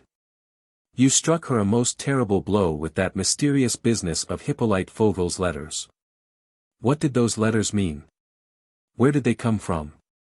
Were we not entitled to attribute the whole plot to you who introduced them into the horrible struggle? Florence watched you, I may say, night and day. We sought for a clue, a glimmer of light in the darkness. Well, yesterday morning, Florence saw Sergeant Maizerou arrive. She could not overhear what he said to you, but she caught the name of a certain Langernault and the name of Demigny, the village where Langernault lived. She remembered that old friend of Hippolyte Fauville's. Were the letters not addressed to him, and was it not in search of him that you were going off in the motor with Sergeant Maizerou? Half an hour later we were in the train for Alençon. A carriage took us from the station to just outside Demigny, where we made our inquiries with every possible precaution. On learning what you must also know, that Langernault was dead, we resolved to visit his place, and we had succeeded in effecting an entrance when Florence saw you in the grounds. Wishing at all costs to avoid a meeting between you and myself, she dragged me across the lawn and behind the bushes. You followed us, however, and when a barn appeared in sight she pushed one of the doors which half opened and let us through. We managed to slip quickly through the lumber in the dark and knocked up against a ladder. This we climbed and reached a loft in which we took shelter. You entered at that moment. You know the rest, how you discovered the two hanging skeletons. How your attention was drawn to us by an imprudent movement of Florence, your attack, to which I replied by brandishing the first weapon with which chance provided me. Lastly, our flight through the window in the roof, under the fire of your revolver. We were free. But in the evening, in the train, Florence fainted. While bringing her to I perceived that one of your bullets had wounded her in the shoulder. The wound was slight and did not hurt her, but it was enough to increase the extreme tension of her nerves. When you saw us, at Le Mans station wasn't it, she was asleep, with her head on my shoulder. Don Luis had not once interrupted the latter part of this narrative, which was told in a more and more agitated voice and quickened by an accent of profound truth. Thanks to a superhuman effort of attention, he noted Sauverand's least words and actions in his mind. And as these words were uttered and these actions performed, he received the impression of another woman who rose up beside the real Florence, a woman unspotted and innocent of all the shame which he had attributed to her on the strength of events. Nevertheless, he did not yet give in. How could Florence possibly be innocent? No, no, the evidence of his eyes, which had seen, and the evidence of his reason, which had judged, both rebelled against any such contention. He would not admit that Florence could suddenly be different from what she really was to him, a crafty, cunning, cruel, bloodthirsty monster. No, no, the man was lying with infernal cleverness. He put things with a skill amounting to genius, until it was no longer possible to differentiate between the false and the true, or to distinguish the light from the darkness. He was lying. He was lying. And yet how sweet were the lies he told. How beautiful was that imaginary Florence, the Florence compelled by destiny to commit acts which she loathed, but free of all crime, free of remorse, humane and pitiful, with her clear eyes and her snow-white hands. And how good it was to yield to this fantastic dream. Gaston Sauverand was watching the face of his former enemy. Standing close to Don Luis, his features lit up with the expression of feelings and passions which he no longer strove to check, he asked, in a low voice. "You believe me, don't you?" "No, I don't," said Perenna, hardening himself to resist the man's influence. "You must," cried Sauverand, with a fierce outburst of violence. "You must believe in the strength of my love. It is the cause of everything. My hatred for you comes only from my love. Marie is my life. If she were dead, there would be nothing for me to do but die. Oh, this morning, when I read in the papers that the poor woman had opened her veins, and through your fault, after Hippolyte's letters accusing her, I did not want to kill you so much as to inflict upon you the most barbarous tortures. My poor Marie, what a martyrdom she must be enduring. As you were not back, Florence and I wandered about all morning to have news of her, first around the prison, next to the police office and the law courts. And it was there, in the magistrate's corridor, that I saw you. At that moment you were mentioning Marie Fauville's name to a number of journalists, and you told them that Marie Fauville was innocent. And you informed them of the evidence which you possessed in Marie's favor. My hatred ceased then and there, monsieur. In 1 second the enemy had become the ally, the master to whom one kneels. So you had had the wonderful courage to repudiate all your work and to devote yourself to Marie's rescue. I ran off, trembling with joy and hope, and, as I joined Florence, I shouted, Marie is saved. He proclaims her innocent. I must see him and speak to him. We came back here. Florence refused to lay down her arms and begged me not to carry out my plan before your new attitude in the case was confirmed by deeds. I promised everything that she asked. But my mind was made up. And my will was still further strengthened when I had read your declaration in the newspaper.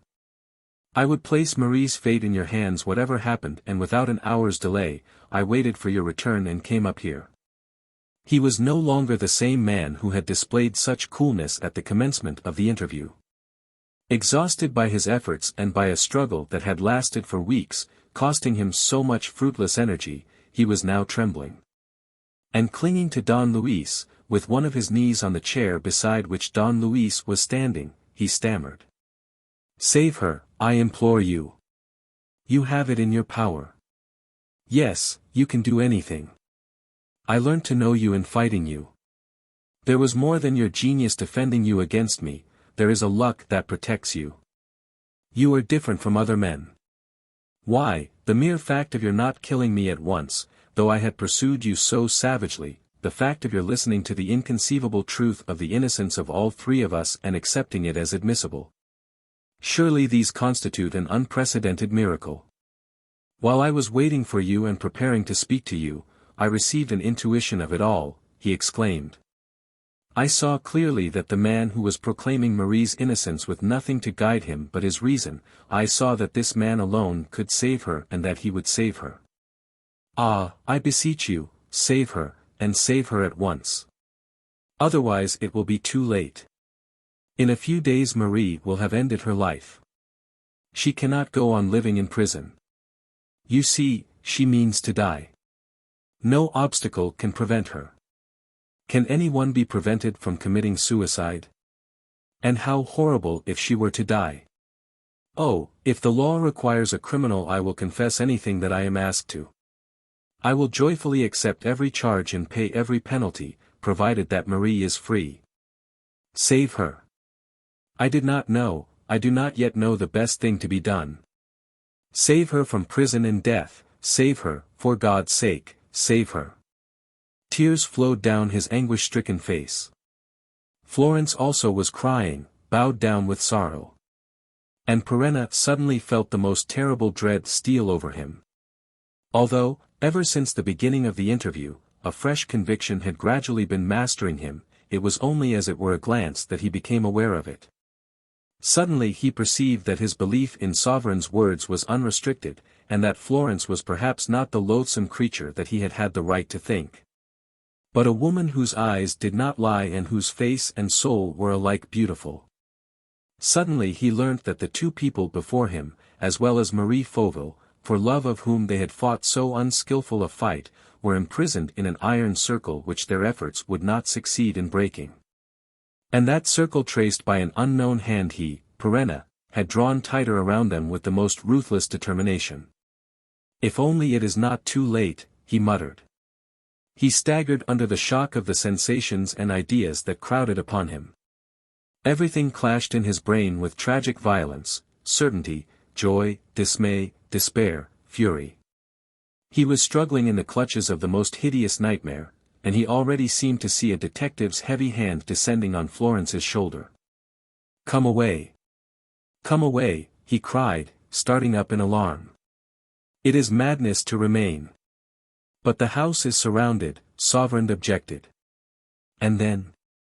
Do you think that I will allow for a second? No, no, come. We must fight side by side.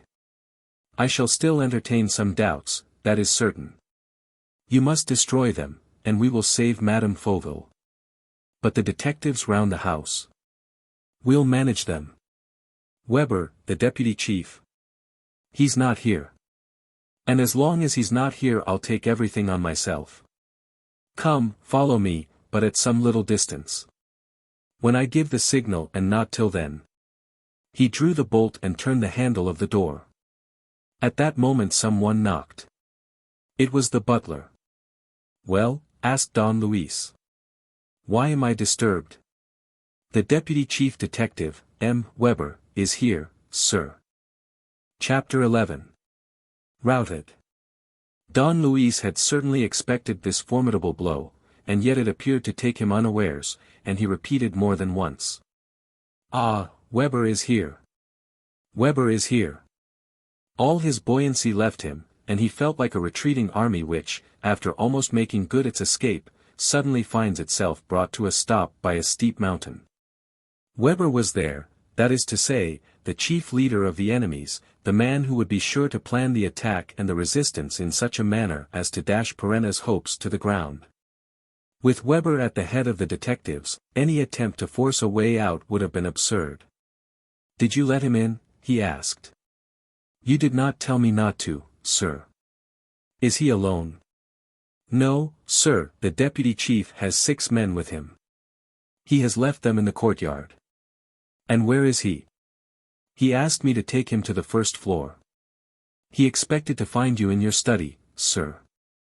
Does he know now that I am with Sergeant Maizrou and MLL Levasseur? Yes, sir. Perenna thought for a moment and then said. Tell him that you have not found me and that you are going to look for me in MLL Levasseur's rooms. Perhaps he will go with you. All the better if he does.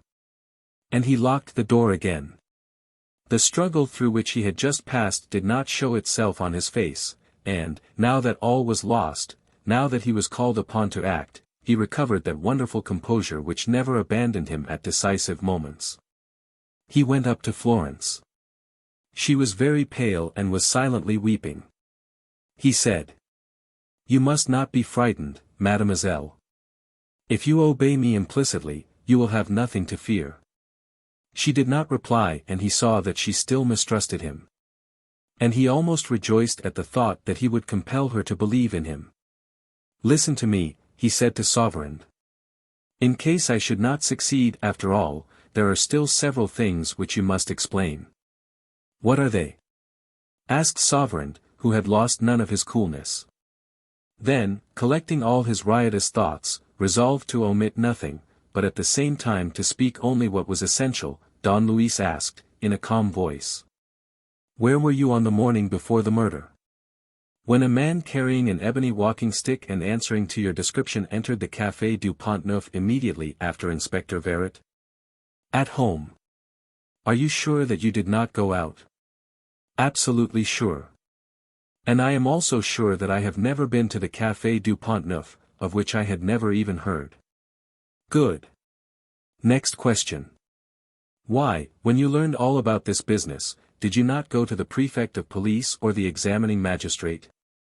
It would have been simpler for you to give yourself up and tell the exact truth than to engage in this unequal fight.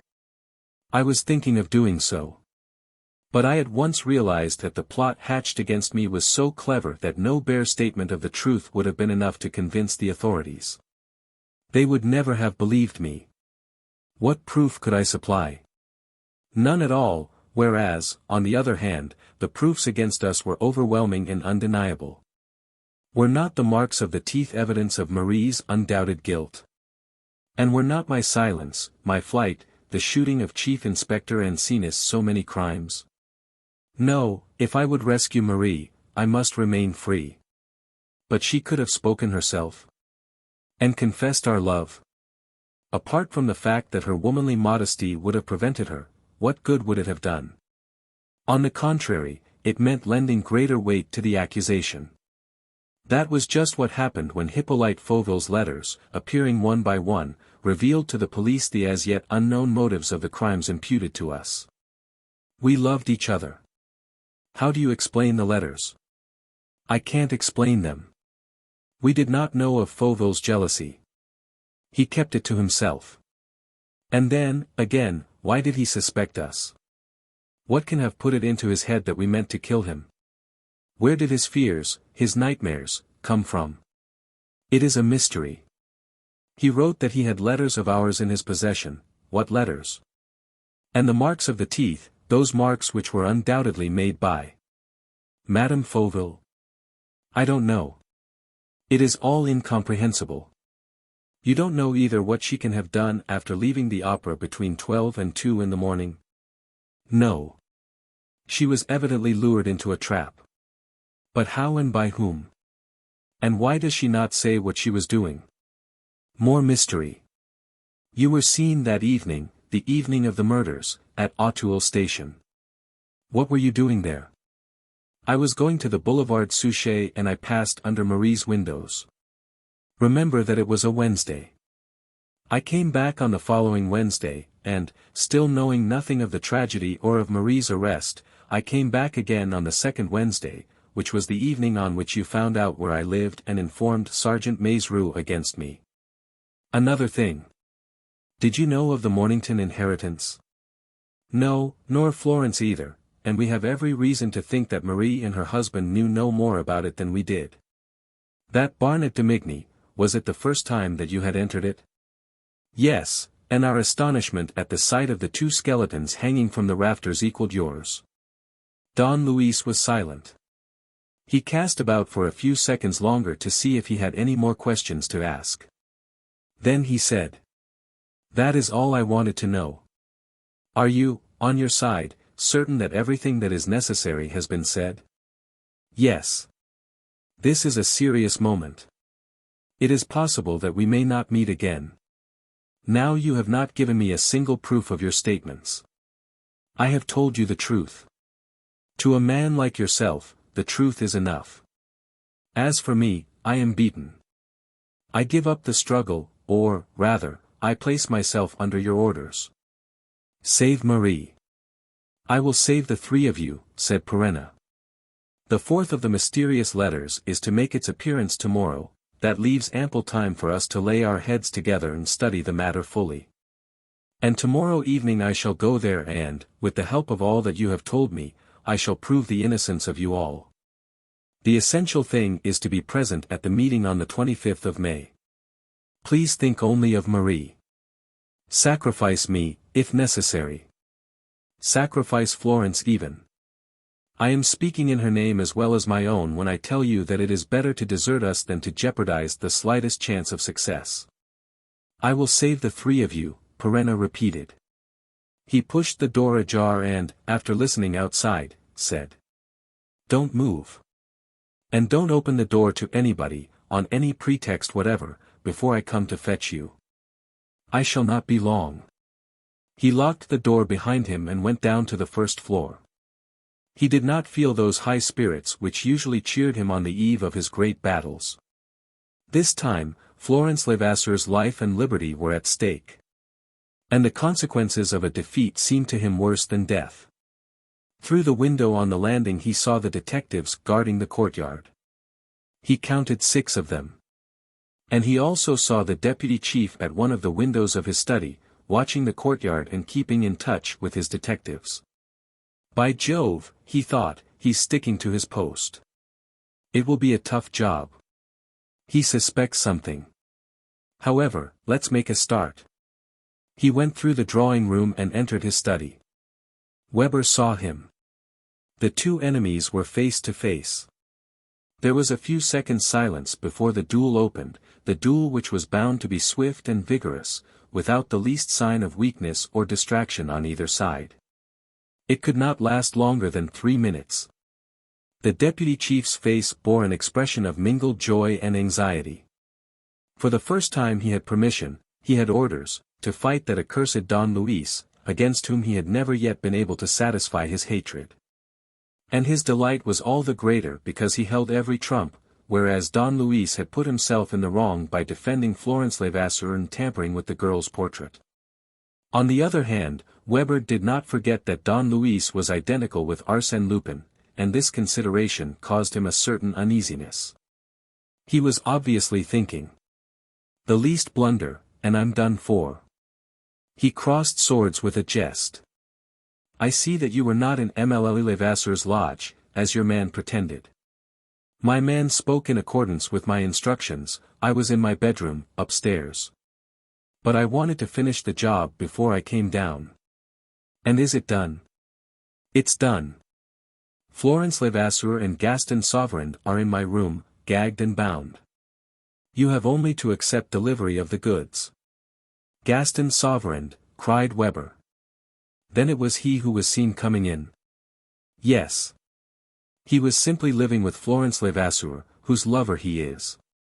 "Oh ho," said the deputy chief, in a bantering tone. "Her lover?" "Yes. And when Sergeant Maizerou brought Florence Levasseur to my room, to question her out of hearing of the servants, Sauverand, foreseeing the arrest of his mistress, had the audacity to join us.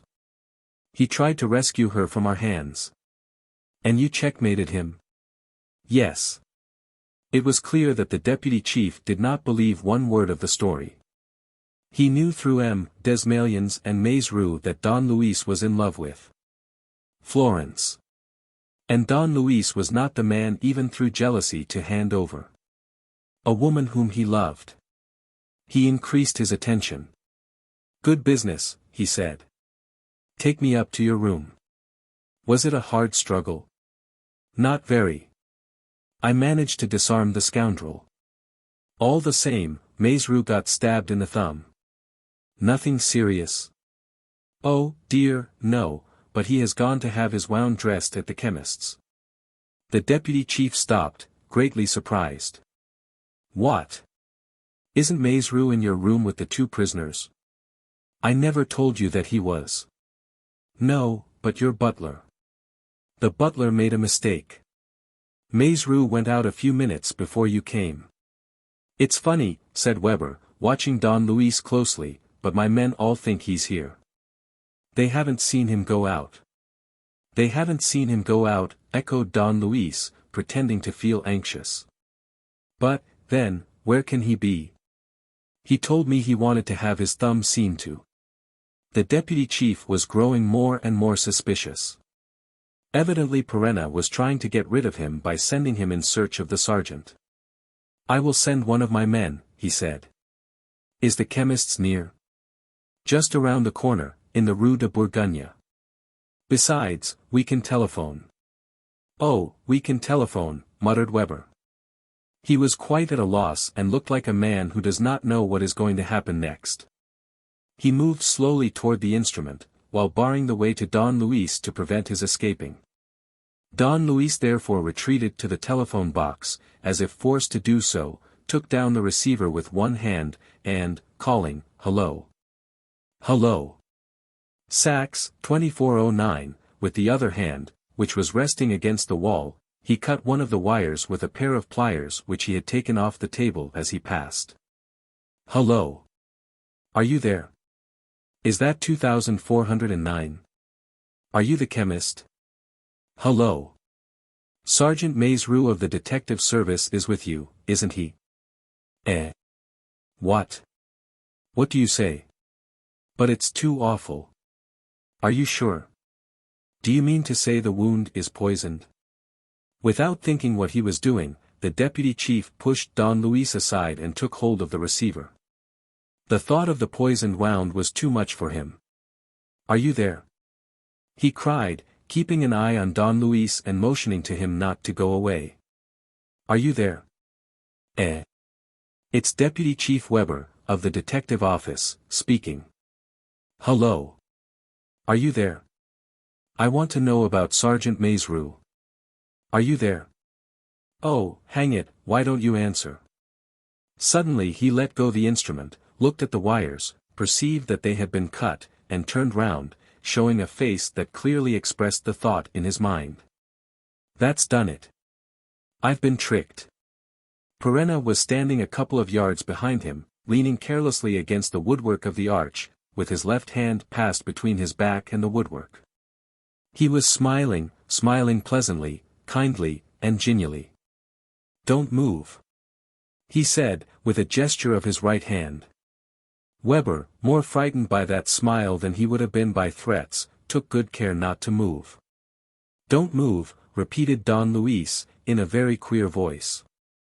And, whatever you do, don't be alarmed. You shan't be hurt, I promise you. Just 5 minutes in a dark cell for a naughty little boy. Are you ready? 1, 2, 3. Bang! He stood aside and pressed the button that worked the iron curtain. The heavy panel came crashing to the floor. The deputy chief was a prisoner. That's 100 millions gone to Jericho, grinned Don Luis. A pretty trick, but a bit expensive. Goodbye, Mornington inheritance. Goodbye, Don Luis Perenna.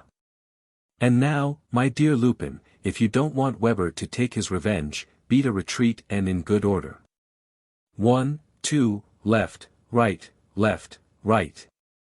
As he spoke, he locked, on the inside, the folding doors between the drawing room and the first-floor anteroom, then, returning to his study, he locked the door between this room and the drawing room. The deputy chief was banging at the iron curtain with all his might and shouting so loud that they were bound to hear him outside through the open window. You're not making half enough noise, deputy, cried Don Luis. Let's see what we can do. He took his revolver and fired off 3 bullets, one of which broke a pane. Then he quickly left his study by a small, massive door, which he carefully closed behind him. He was now in a secret passage which ran round both rooms and ended at another door leading to the anteroom. He opened this door wide and was thus able to hide behind it. Attracted by the shots and the noise, the detectives were already rushing through the hall and up the staircase. When they reached the first floor and had gone through the anteroom, as the drawing-room doors were locked, the only outlet open to them was the passage, at the end of which they could hear the deputy shouting. They all 6 darted down it. When the last of them had vanished round the bend in the passage, Don Luis softly pushed back the door that concealed him and locked it like the rest. The 6 detectives were as safely imprisoned as the deputy chief. "Bottled," muttered Don Luis.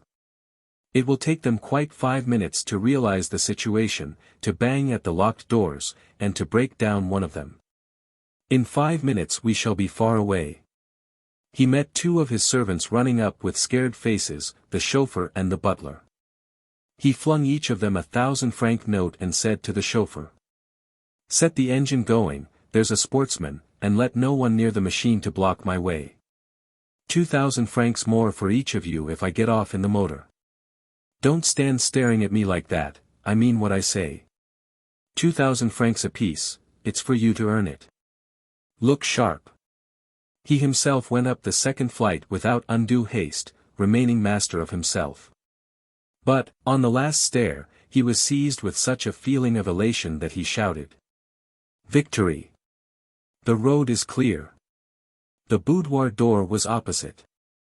He opened it and repeated, "Victory! But there's not a second to lose. Follow me." He entered. A stifled oath escaped his lips.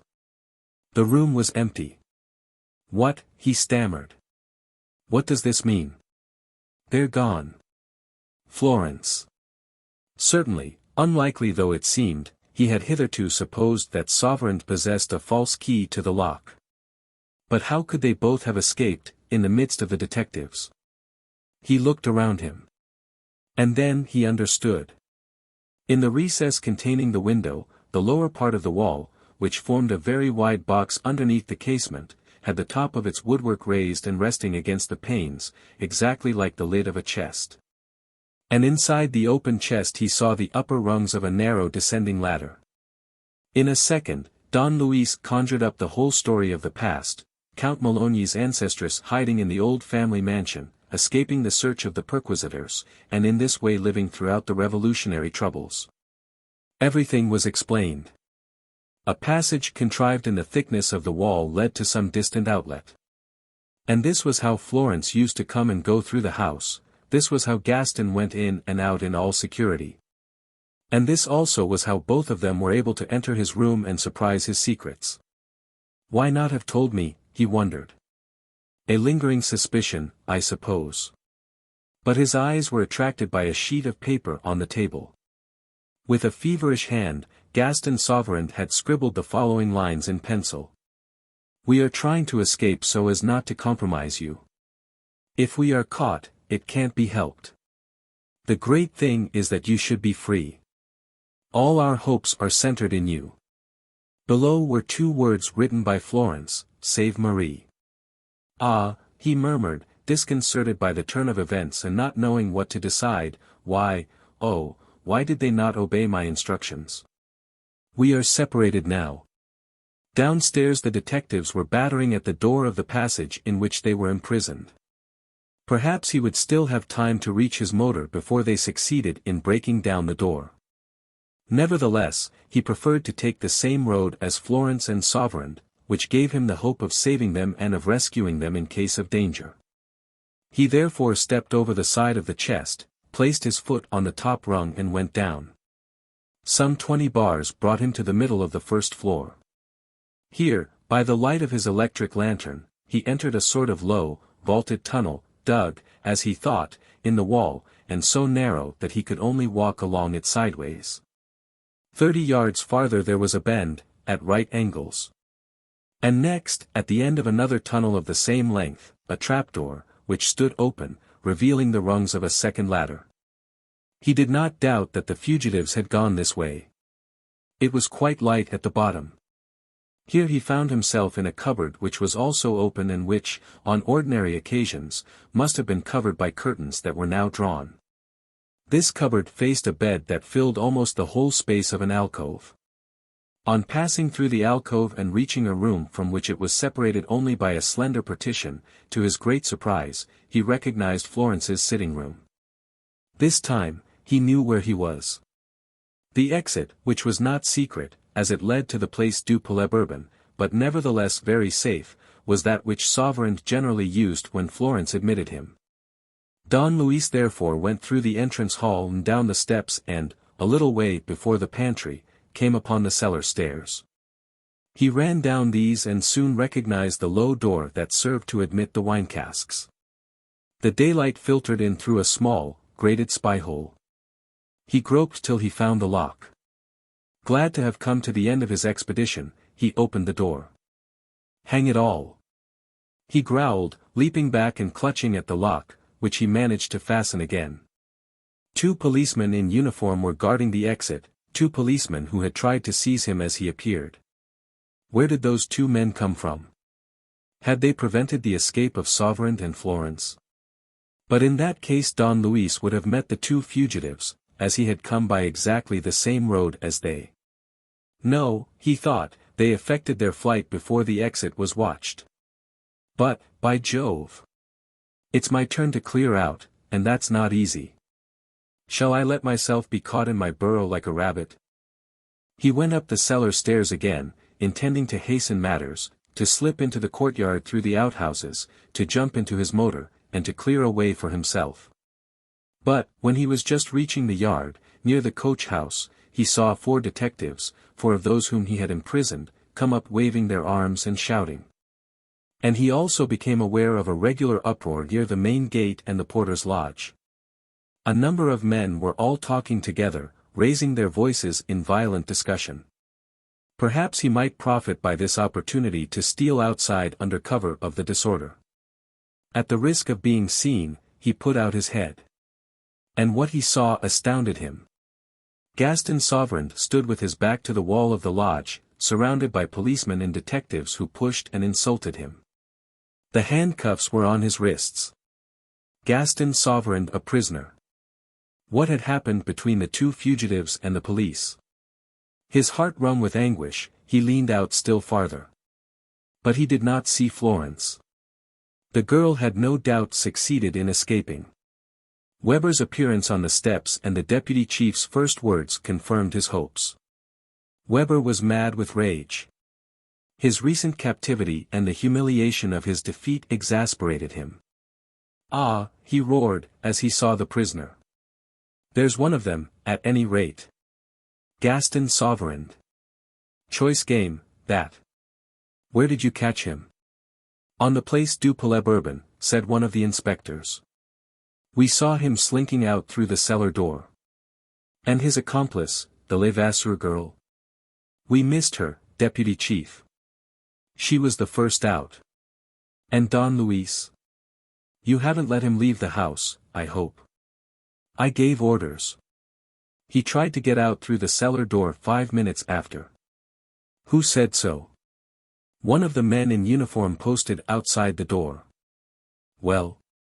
The beggar went back into the cellar. Weber gave a shout of delight. We've got him. And it's a nasty business for him. Charge of resisting the police. Complicity.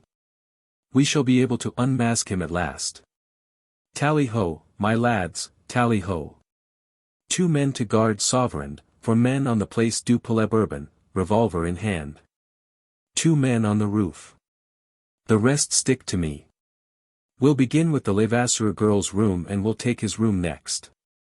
Hark, forward, my lads.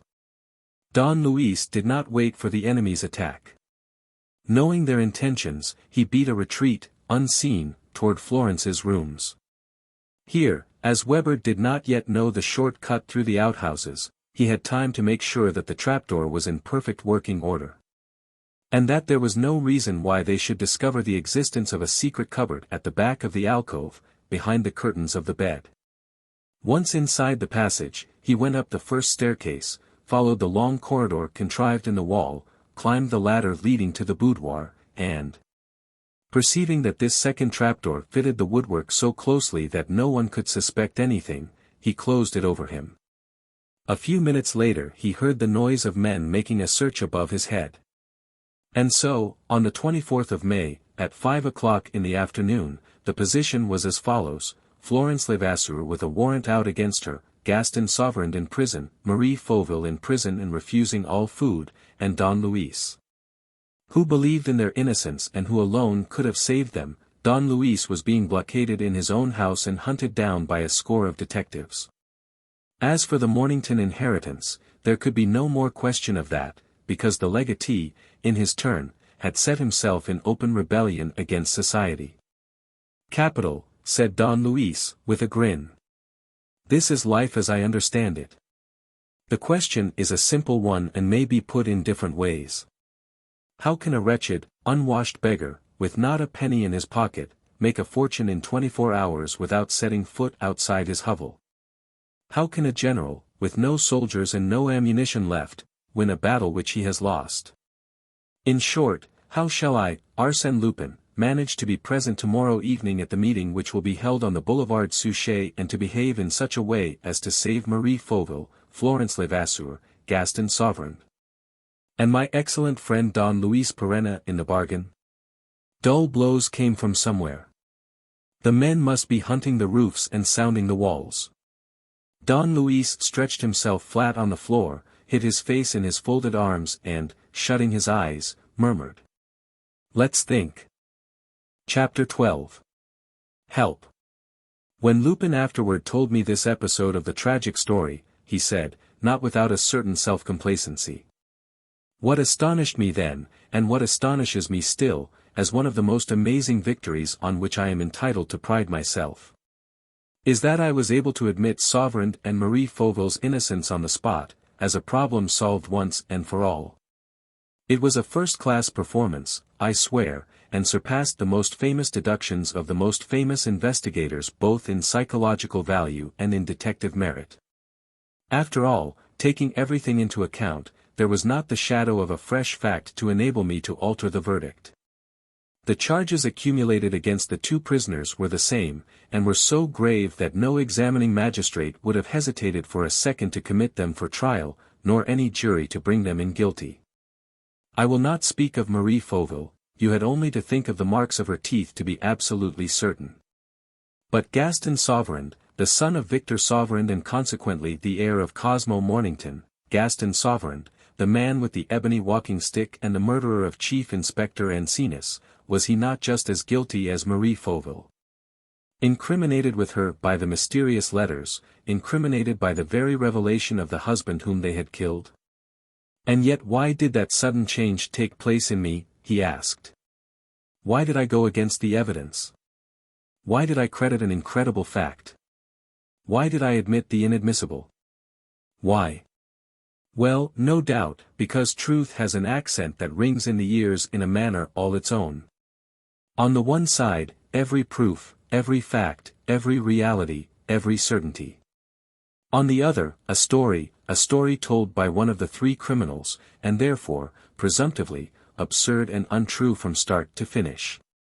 But a story told in a frank voice, a clear, dispassionate, closely woven story, free from complications or improbabilities, a story which supplied no positive solution, but which, by its very honesty, obliged any impartial mind to reconsider the solution arrived at. I believed the story. The explanation which Lupin gave me was not complete. I asked. And Florence Levasseur? Florence? Yes, you don't tell me what you thought. What was your opinion about her? Everything tended to incriminate her not only in your eyes, because, logically speaking, she had taken part in all the attempts to murder you, but also in the eyes of the police.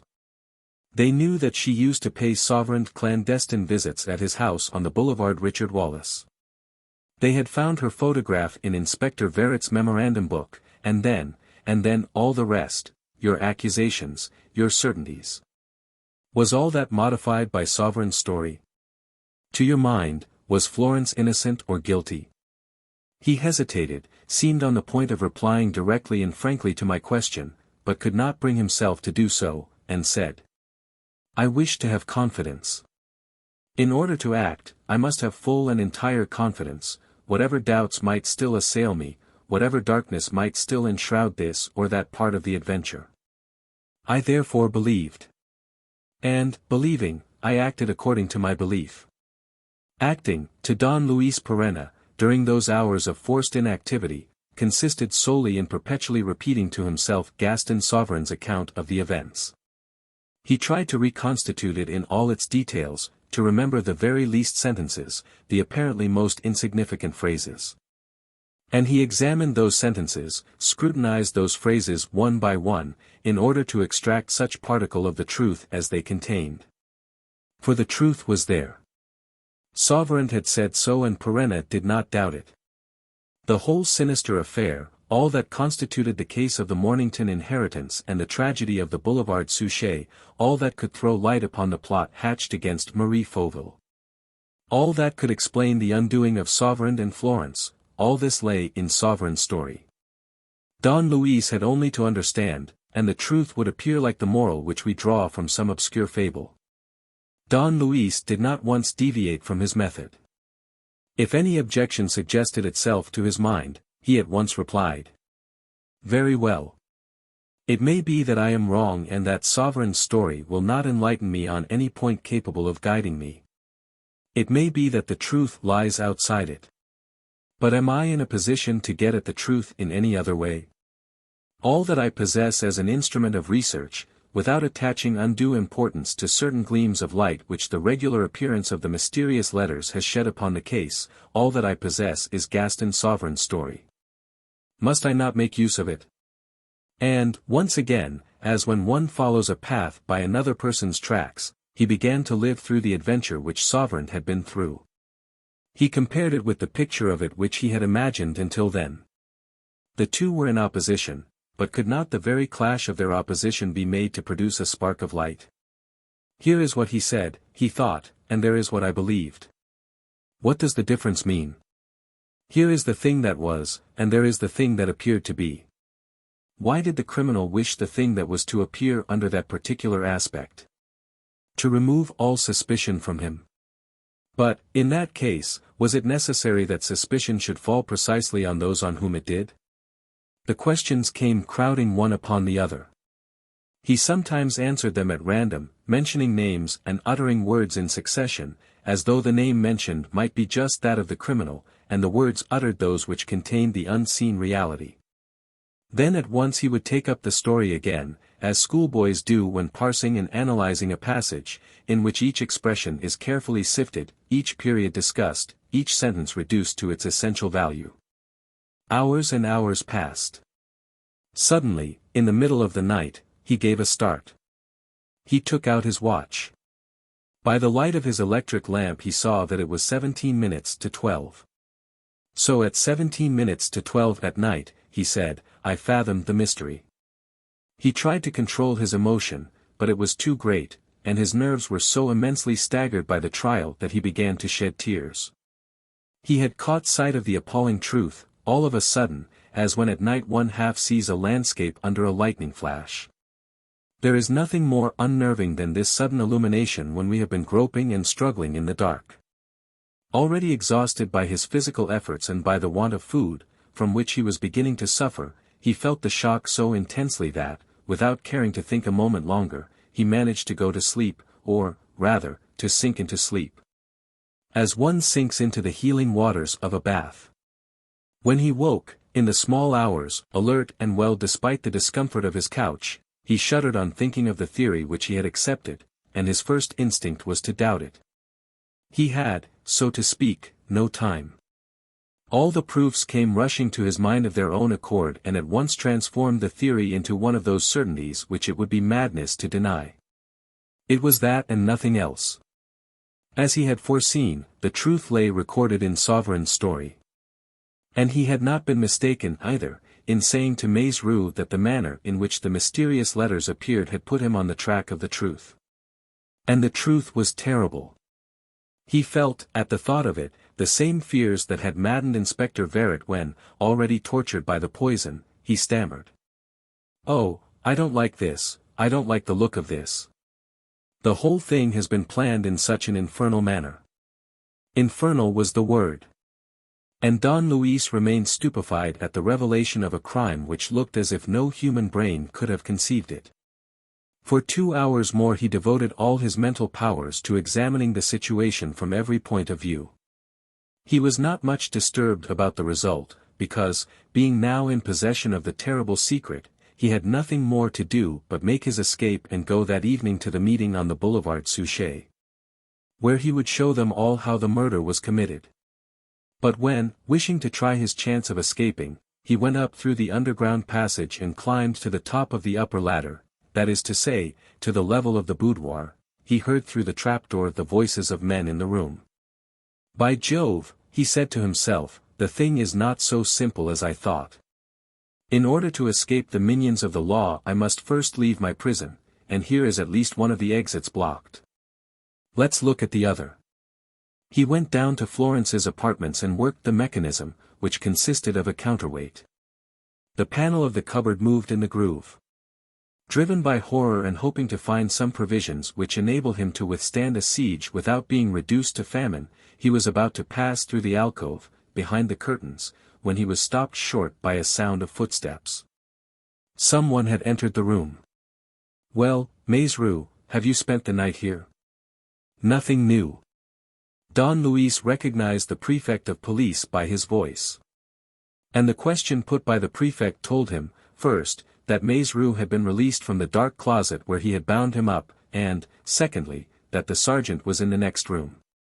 Fortunately, the sliding panel had worked without the least sound, and Don Luis was able to overhear the conversation between the two men. "No, nothing new, Monsieur le Préfet," replied Maise. "That's funny. The confounded fellow must be somewhere. Or can he have got away over the roof?" "Impossible, Monsieur le Préfet," said a third voice, which Don Luis recognized as that of Weber, the deputy chief detective. "Impossible. We made certain yesterday, that unless he has wings." "Then what do you think, Weber?"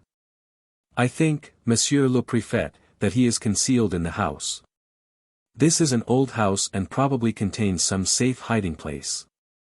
Of course," said M. Desmalions, whom Don Luis, peeping through the curtains, saw walking to and fro in front of the alcove. "You're right. And we shall catch him in his burrow. Only, is it really necessary, Monsieur le Préfet?" "Well, you know my opinion on the subject, which is also the Prime Minister's opinion. Unearthing Lupin would be a blunder which we should end by regretting. After all, he's become an honest man, you know, he's useful to us and he does no harm." "No harm, Monsieur le Préfet." "Do you think so?" said Weber stiffly. M. Desmalions burst out laughing. "Oh, of course, yesterday's trick, the telephone trick. You must admit it was funny. The Premier had to hold his sides when I told him of it. Upon my word, I see nothing to laugh at." "No, but, all the same, the rascal is never at a loss. Funny or not, the trick was extraordinarily daring. To cut the telephone wire before your eyes and then blockade you behind that iron curtain. By the way, Maise, you must get the telephone repaired this morning, so as to keep in touch with the office. Have you begun your search in these 2 rooms?" "As you ordered, Monsieur le Préfet. The deputy chief and I have been hunting round for the last hour." "Yes," said M. Desmalions, "that Florence Levasseur strikes me as a troublesome creature. She is certainly an accomplice. But what were her relations with Sauverand and what was her connection with Don Luis Perenna? That's what I should like to know. Have you discovered nothing in her papers?" "No, Monsieur le Préfet," said Maise. "Nothing but bills and tradesmen's letters." "And you, Weber?" "I found something very interesting, Monsieur le Préfet." Weber spoke in a triumphant tone, and, in answer to M. Desmaliens's question, went on. This is a volume of Shakespeare, Monsieur le Préfet, Volume 8. You will see that, contrary to the other volumes, the inside is empty and the binding forms a secret receptacle for hiding documents.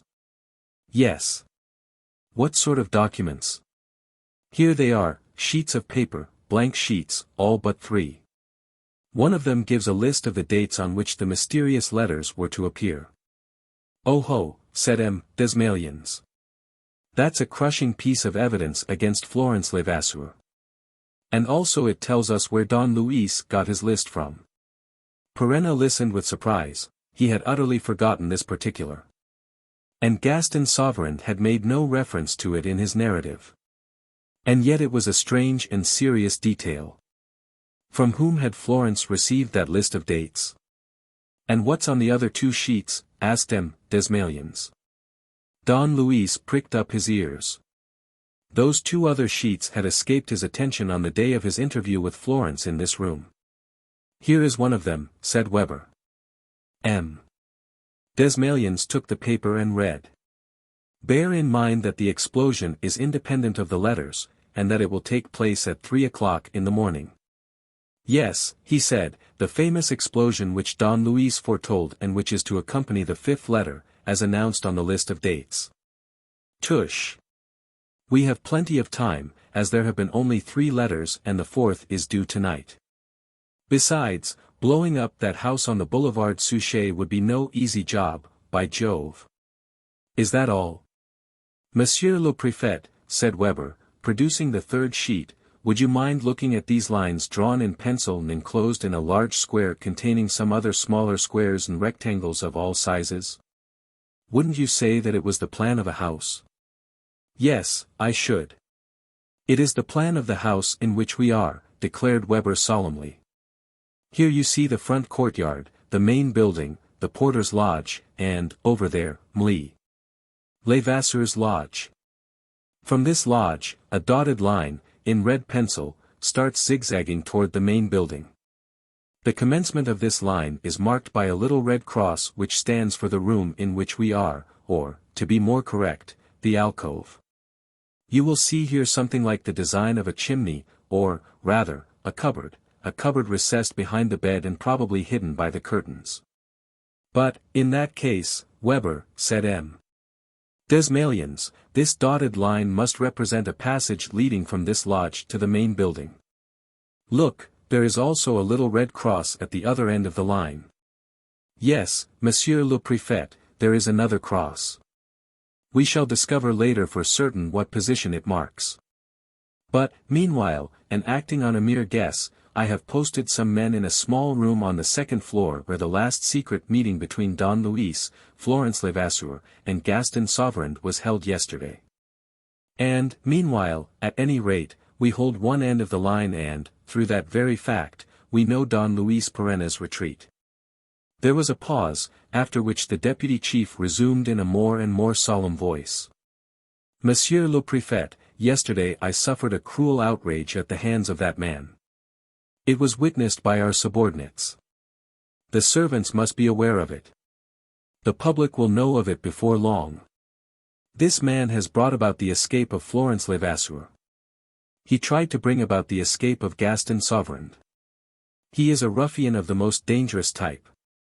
Monsieur le Préfet, I am sure that you will not refuse me leave to dig him out of his hole.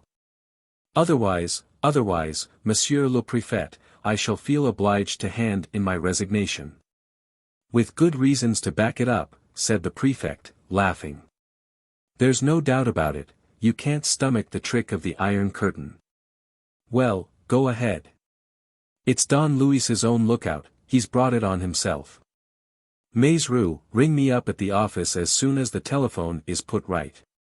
And both of you meet me at the Fauvilles' house this evening. Don't forget it's the night for the 4th letter. There won't be any 4th letter, Monsieur le Préfet, said Weber. Why not? Because between this and then Don Luis will be under lock and key.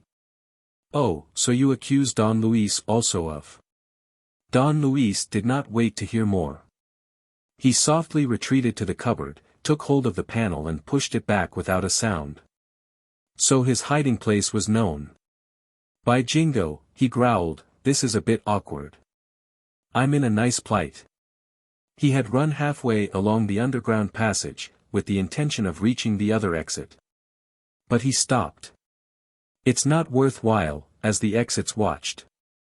Well, let's see, am I to let myself be collared? Wait a bit, let's see. Already there came from the alcove below a noise of blows striking on the panel, the hollow sound of which had probably attracted the deputy chief's attention. And, as Weber was not compelled to take the same precautions as Don Luis, and seemed to be breaking down the panel without delaying to look for the mechanism, the danger was close at hand. Oh, hang it all, muttered Don Luis. This is too silly. What shall I do? Have a dash at them? Ah, if I had all my strength. But he was exhausted by want of food. His legs shook beneath him and his brain seemed to lack its usual clearness. The increasing violence of the blows in the alcove drove him, in spite of all, toward the upper exit, and, as he climbed the ladder, he moved his electric lantern over the stones of the wall and the wood of the trapdoor. He even tried to lift the door with his shoulder. But he again heard a sound of footsteps above his head. The men were still there. Then, consumed with fury and helpless, he awaited the deputy's coming. A crash came from below. Its echo spread through the tunnel, followed by a tumult of voices. That's it, he said to himself. The handcuffs, the lockup, the cell. Good Lord, what luck, and what nonsense. And Marie Fauville, who's sure to do away with herself. And Florence. Before extinguishing his lantern, he cast its light around him for the last time. At a couple of yards' distance from the ladder, about 3/4 of the way up and set a little way back, there was a big stone missing from the inner wall, leaving a space just large enough to crouch in. Although the recess did not form much of a hiding place, it was just possible that they might omit to inspect it. Besides, Don Luis had no choice. At all events, after putting out the light, he leaned toward the edge of the hole, reached it, and managed to scramble in by bending himself in two. Weber, Maizru, and their men were coming along.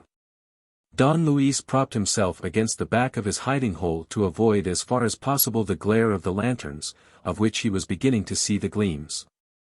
And an amazing thing happened, the stone against which he was pushing toppled over slowly, as though moving on a pivot, and he fell backward into a second cavity situated behind it. He quickly drew his legs after him and the stone swung back as slowly as before, not, however, without sending down a quantity of small stones, crumbling from the wall and half covering his legs. Well, he chuckled.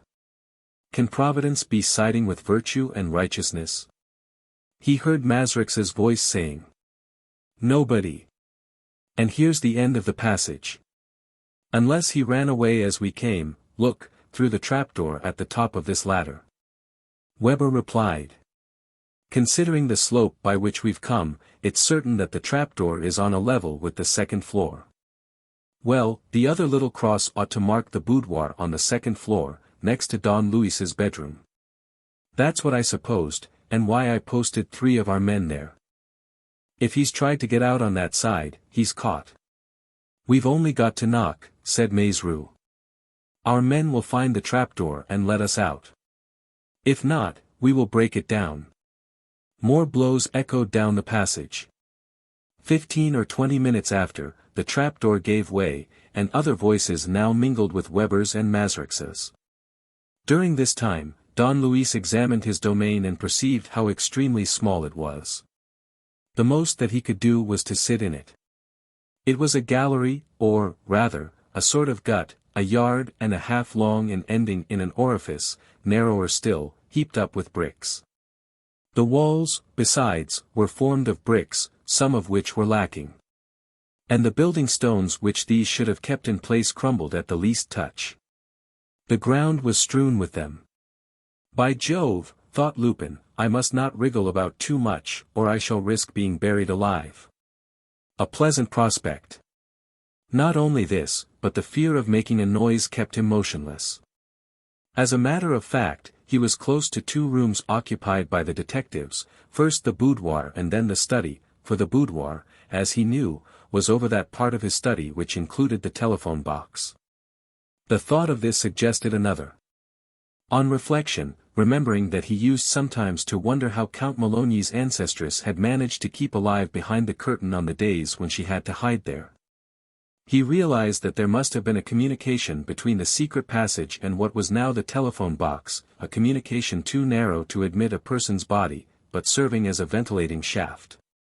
As a precaution, in case the secret passage was discovered, a stone concealed the upper aperture of this shaft. Count Maloney must have closed up the lower end when he restored the wainscoting of the study. So there he was, imprisoned in the thickness of the walls, with no very definite intention beyond that of escaping from the clutches of the police. More hours passed.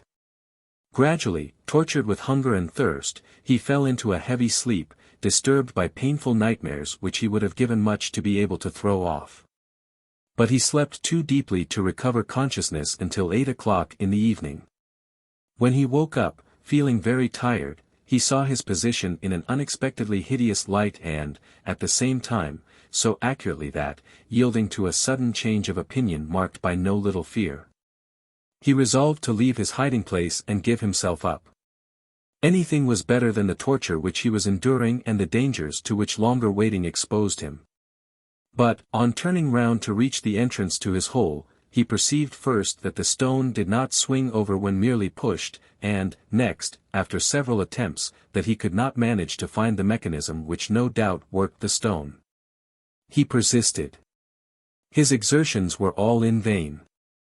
The stone did not budge.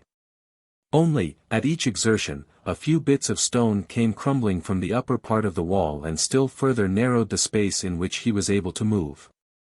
It cost him a considerable effort to master his excitement and to say, jokingly, "That's capital. I shall be reduced now to calling for help. I, Arsène Lupin. Yes, to call in the help of those gentlemen of the police. Otherwise, the odds on my being buried alive will increase every minute. They're 10 to 1 as it is." He clenched his fists. "Hang it. I'll get out of this scrape by myself. Call for help. Not if. I know it." He summoned up all his energies to think, but his jaded brain gave him none but confused and disconnected ideas. He was haunted by Florence's image and by Marie Fauvel's as well. "It's tonight that I'm to save them," he said to himself. "And I certainly will save them, as they are not guilty and as I know the real criminal. But how shall I set about it to succeed?" He thought of the prefect of police, of the meeting that was to take place at Fauvel's house on the boulevard Suchet. The meeting had begun. The police were watching the house. And this reminded him of the sheet of paper found by Weber in the 8th volume of Shakespeare's plays, and of the sentence written on it, which the prefect had read out. "Bear in mind that the explosion is independent of the letters. And that it will take place at 3 o'clock in the morning." Yes, thought Don Luis, accepting M. Desmaliens's reasoning, yes, in 10 days' time. As there have been only 3 letters, the 4th will appear tonight. And the explosion will not take place until the 5th letter appears, that is in 10 days from now. He repeated. In 10 days, with the 5th letter, in 10 days. And suddenly he gave a start of fright. A horrible vision had flashed across his mind, a vision only too real. The explosion was to occur that very night. And all at once, knowing that he knew the truth, all at once, in a revival of his usual clear-sightedness, he accepted the theory as certain. No doubt only 3 letters had appeared out of the mysterious darkness, but 4 letters ought to have appeared, because one of them had appeared not on the date fixed, but 10 days later, and this for a reason which Don Luis knew. Besides, it was not a question of all this. It was not a question of seeking the truth amid this confusion of dates and letters, amid this intricate tangle in which no one could lay claim to any certainty. No. One thing alone stood out above the situation, the sentence, bear in mind that the explosion is independent of the letters. And, as the explosion was put down for the night of the 25th of May, it would occur that very night, at 3 o'clock in the morning. Help! Help, he cried. This time he did not hesitate. So far, he had had the courage to remain huddled in his prison and to wait for the miracle that might come to his assistance. But he preferred to face every danger and undergo every penalty rather than abandon the prefect of police, Weber, Maes-Roux, and their companions to the death that threatened them. Help! Help! Fauville's house would be blown up in 3 or 4 hours. That he knew with the greatest certainty. Just as punctually as the mysterious letters had reached their destination in spite of all the obstacles in the way, so the explosion would occur at the hour named. The infernal artificer of the accursed work had wished it so. At 3 o'clock in the morning there would be nothing left of the Fauville's house. Help! Help! He recovered enough strength to raise desperate shouts and to make his voice carry beyond the stones and beyond the wainscoting. Then, when there seemed to be no answer to his call, he stopped and listened for a long time. There was not a sound. The silence was absolute. Thereupon a terrible anguish covered him with a cold sweat. Supposing the detectives had ceased to watch the upper floors and confined themselves to spending the night in the rooms on the ground floor. He madly took a brick and struck it repeatedly against the stone that closed the entrance, hoping that the noise would spread through the house. But an avalanche of small stones, loosened by the blows, at once fell upon him, knocking him down again and fixing him where he lay. Help! Help! More silence, a great, ruthless silence. Help! Help! He felt that his shouts did not penetrate the walls that stifled him. Besides, his voice was growing fainter and fainter, producing a hoarse groan that died away in his strained throat. He ceased his cries and again listened, with all his anxious attention, to the great silence that surrounded as with layers of lead the stone coffin in which he lay imprisoned. Still nothing, not a sound. No one would come, no one could come to his assistance. He continued to be haunted by Florence's name and image. And he thought also of Marie Fauville, whom he had promised to save. But Marie would die of starvation. And, like her, like Gaston Sauverand and so many others, he in his turn was the victim of this monstrous horror. An incident occurred to increase his dismay. All of a sudden his electric lantern, which he had left alight to dispel the terrors of the darkness, went out. It was 11 o'clock at night. He was overcome with a fit of giddiness. He could hardly breathe in the close and vitiated air. His brain suffered, as it were, a physical and exceedingly painful ailment, from the repetition of images that seemed to encrust themselves there, and it was always Florence's beautiful features or Marie's livid face. And, in his distraught brain, while Marie lay dying, he heard the explosion at the Fauville's house and saw the prefect of police and Maes-Roux lying hideously mutilated, dead. A numbness crept over him. He fell into a sort of swoon, in which he continued to stammer confused syllables, Florence, Marie, Marie. Chapter 13. The Explosion. The fourth mysterious letter. The fourth of those letters, posted by the devil and delivered by the devil, as one of the newspapers expressed it. We all of us remember the really extraordinary agitation of the public as the night of the 25th of May drew near. And fresh news increased this interest to a yet higher degree. People heard in quick succession of the arrest of Sauverand, the flight of his accomplice, Florence Levasseur, Don Luis Perenna's secretary, and the inexplicable disappearance of Perenna himself, whom they insisted, for the best of reasons, on identifying with Arsène Lupin. The police, assured from this moment of victory and having nearly all the actors in the tragedy in their power, had gradually given way to indiscretion. And, thanks to the particulars revealed to this or that journalist, the public knew of Don Luis's change of attitude, suspected his passion for Florence Levasseur and the real cause of his right-about-face. And thrilled with excitement as they saw that astonishing figure enter upon a fresh struggle. What was he going to do?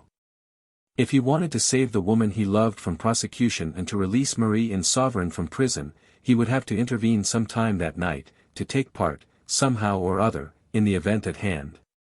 And to prove the innocence of the three accomplices, either by arresting the invisible bearer of the fourth letter or by suggesting some plausible explanation. In short, he would have to be there, and that was interesting indeed. And then the news of Marie Fauville was not good. With unwavering obstinacy she persisted in her suicidal plans. She had to be artificially fed. And the doctors in the infirmary at Saint-Lazare did not conceal their anxiety. Would Don Luis Perenna arrive in time? Lastly, there was that one other thing, the threat of an explosion which was to blow up Hippolyte Fauville's house 10 days after the delivery of the fourth letter. A really impressive threat when it was remembered that the enemy had never announced anything that did not take place at the stated hour. And, although it was still 10 days, at least, so people thought, from the date fixed for the catastrophe, the threat made the whole business look more and more sinister. That evening, therefore, a great crowd made its way, through La Muette and Auteuil, to the Boulevard Suchet, a crowd coming not only from Paris, but also from the suburbs and the provinces. The spectacle was exciting, and people wanted to see. They saw only from a distance, for the police had barred the approaches 100 yards from either side of the house and were driving into the ditches of the fortifications all those who managed to climb the opposite slope. The sky was stormy, with heavy clouds revealed at intervals by the light of a silver moon. There were lightning flashes and peals of distant thunder. Men sang. Street boys imitated the noises of animals. People formed themselves into groups on the benches and pavements and ate and drank while discussing the matter. A part of the night was spent in this way and nothing happened to reward the patience of the crowd, who began to wonder, somewhat wearily, if they would not do better to go home. Seeing that Sauverand was in prison and that there was every chance that the fourth letter would not appear in the same mysterious way as the others. And yet they did not go. Don Luis Perenna was due to come. From 10 o'clock in the evening the prefect of police and his secretary-general, the chief detective and Weber, his deputy, Sergeant Maizerou, and 2 detectives were gathered in the large room in which Fauville had been murdered. 15 more detectives occupied the remaining rooms, while some 20 others watched the roofs, the outside of the house, and the garden. Once again a thorough search had been made during the afternoon, with no better results than before. But it was decided that all the men should keep awake. If the letter was delivered anywhere in the big room, they wanted to know and they meant to know who brought it. The police do not recognize miracles. At 12 o'clock M. Desmaliens had coffee served to his subordinates. He himself took 2 cups and never ceased walking from one end to the other of the room, or climbing the staircase that led to the attic, or going through the passage and hall. Preferring that the watch should be maintained under the most favorable conditions, he left all the doors opened and all the electric lights on. Maizerou objected. It has to be dark for the letter to come. You will remember, Monsieur le Préfet, that the other experiment was tried before and the letter was not delivered. We will try it again, replied M. Desmaliens, who, in spite of everything, was really afraid of Don Luis's interference, and increased his measures to make it impossible. Meanwhile, as the night wore on, the minds of all those present became impatient. Prepared for the angry struggle as they were, they longed for the opportunity to show their strength. They made desperate use of their ears and eyes. At 1 o'clock there was an alarm that showed the pitch which the nervous tension had reached. A shot was fired on the first floor, followed by shouts. On inquiry, it was found that 2 detectives, meeting in the course of a round, had not recognized each other, and one of them had discharged his revolver in the air to inform his comrades. In the meantime the crowd outside had diminished, as M. Desmaliens perceived on opening the garden gate. The orders had been relaxed and sightseers were allowed to come nearer, though they were still kept at a distance from the pavement. Maizerou said, "It is a good thing that the explosion is due in 10 days' time and not tonight, Monsieur le Préfet, otherwise, all those good people would be in danger as well as ourselves. There will be no explosion in 10 days' time, any more than there will be a letter tonight," said M. Desmaliens, shrugging his shoulders. And he added, besides, on that day, the orders will be strict. It was now 10 minutes past 2. At 25 minutes past, as the prefect was lighting a cigar, the chief detective ventured to joke. That's something you will have to do without, next time, Monsieur le Préfet. It would be too risky. Next time, said M. Desmalions, I shall not waste time in keeping watch. For I really begin to think that all this business with the letters is over. You can never tell, suggested Maizerou. A few minutes more passed. M. Desmalions had sat down. The others also were seated. No one spoke. And suddenly they all sprang up, with one movement, and the same expression of surprise. A bell had rung. They at once heard where the sound came from. The telephone, M. Desmalions muttered. He took down the receiver. Hello. Who are you? A voice answered, but so distant and so faint that he could only catch an incoherent noise and exclaimed. Speak louder. What is it? Who are you? The voice spluttered out a few syllables that seemed to astound him. Hello, he said. I don't understand. Please repeat what you said. Who is it speaking? Don Luis Perenna, was the answer, more distinctly this time. The prefect made as though to hang up the receiver, and he growled. It's a hoax. Some rotter amusing himself at our expense. Nevertheless, in spite of himself, he went on in a gruff voice. Look here, what is it? You say you're Don Luis Perenna? Yes. What do you want? What's the time? What's the time? The prefect made an angry gesture, not so much because of the ridiculous question as because he had really recognized Don Luis's voice beyond mistake. Well, he said, controlling himself. What's all this about? Where are you? At my house, above the iron curtain, in the ceiling of my study. In the ceiling, repeated the prefect, not knowing what to think. Yes, and more or less done for, I confess. We'll send and help you out, said M. Desmalions, who was beginning to enjoy himself. Later on, Monsieur le Préfet. First answer me. Quickly. If not, I don't know that I shall have the strength. What's the time? Oh, look here. I beg of you. It's 20 minutes to 3. 20 minutes to 3. It was as though Don Luis found renewed strength in a sudden fit of fear. His weak voice recovered its emphasis, and, by turns imperious, despairing, and beseeching, full of a conviction which he did his utmost to impart to M. Desmalions, he said. Go away, Monsieur le Préfet. Go, all of you, leave the house. The house will be blown up at 3 o'clock. Yes, yes, I swear it will. 10 days after the fourth letter means now, because there has been a 10 days delay in the delivery of the letters. It means now, at 3 o'clock in the morning.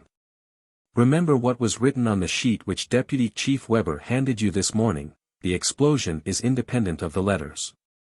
It will take place at 3 o'clock in the morning. At 3 o'clock in the morning, today, Monsieur le Préfet. The voice faltered and then continued. Go away, please. Let no one remain in the house. You must believe me. I know everything about the business. And nothing can prevent the threat from being executed. Go, go, go. This is horrible. I feel that you do not believe me, and I have no strength left. Go away, every one of you. He said a few more words which M. Desmalions could not make out. Then the voice ceased. And, though the prefect still heard cries, it seemed to him that those cries were distant, as though the instrument were no longer within the reach of the mouth that uttered them. He hung up the receiver. Gentlemen, he said, with a smile, it is 17 to 3. In 17 minutes we shall all be blown up together. At least, that is what our good friend Don Luis Perenna declares.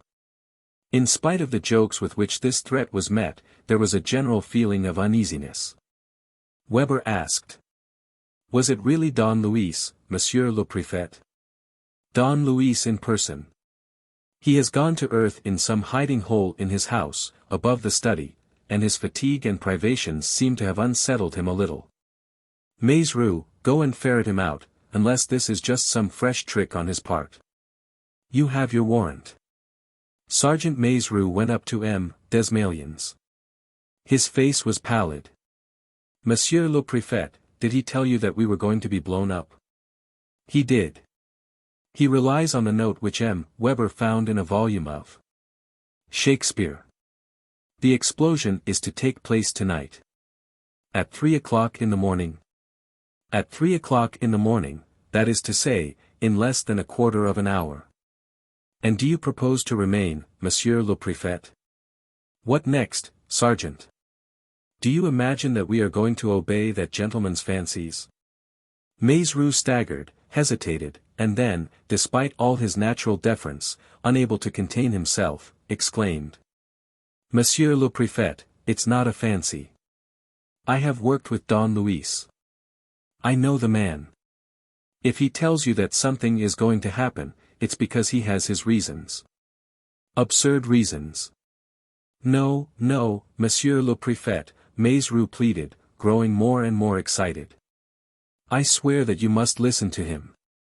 The house will be blown up, he said so, at 3 o'clock. We have a few minutes left. Let us go. I entreat you, Monsieur le Préfet. In other words, you want us to run away. But it's not running away, Monsieur le Préfet. It's a simple precaution. After all, we can't risk, you, yourself, Monsieur le Préfet. That will do. But, Monsieur le Préfet, as Don Luis said. That will do, I say. Repeated the prefect harshly. If you're afraid, you can take advantage of the order which I gave you and go off after Don Luis. Maizerou clicked his heels together and, old soldier that he was, saluted. I shall stay here, Monsieur le Préfet. And he turned and went back to his place at a distance. Silence followed. M. Desmalions began to walk up and down the room, with his hands behind his back. Then, addressing the chief detective and the secretary general. You are of my opinion, I hope, he said. Why, yes, Monsieur le Préfet. Well, of course. To begin with, that supposition is based on nothing serious. And, besides, we are guarded, aren't we? Bombs don't come tumbling on one's head like that. It takes someone to throw them. Well, how are they to come? By what way? Same way as the letters, the Secretary General ventured to suggest. What's that? Then you admit? The Secretary General did not reply and M. Desmalions did not complete his sentence. He himself, like the others, experienced that same feeling of uneasiness which gradually, as the seconds sped past, was becoming almost intolerably painful. 3 o'clock in the morning. The words kept on recurring to his mind. Twice he looked at his watch. There was 12 minutes left. There was 10 minutes. Was the house really going to be blown up, by the mere effect of an infernal and all-powerful will? It's senseless, absolutely senseless. He cried, stamping his foot.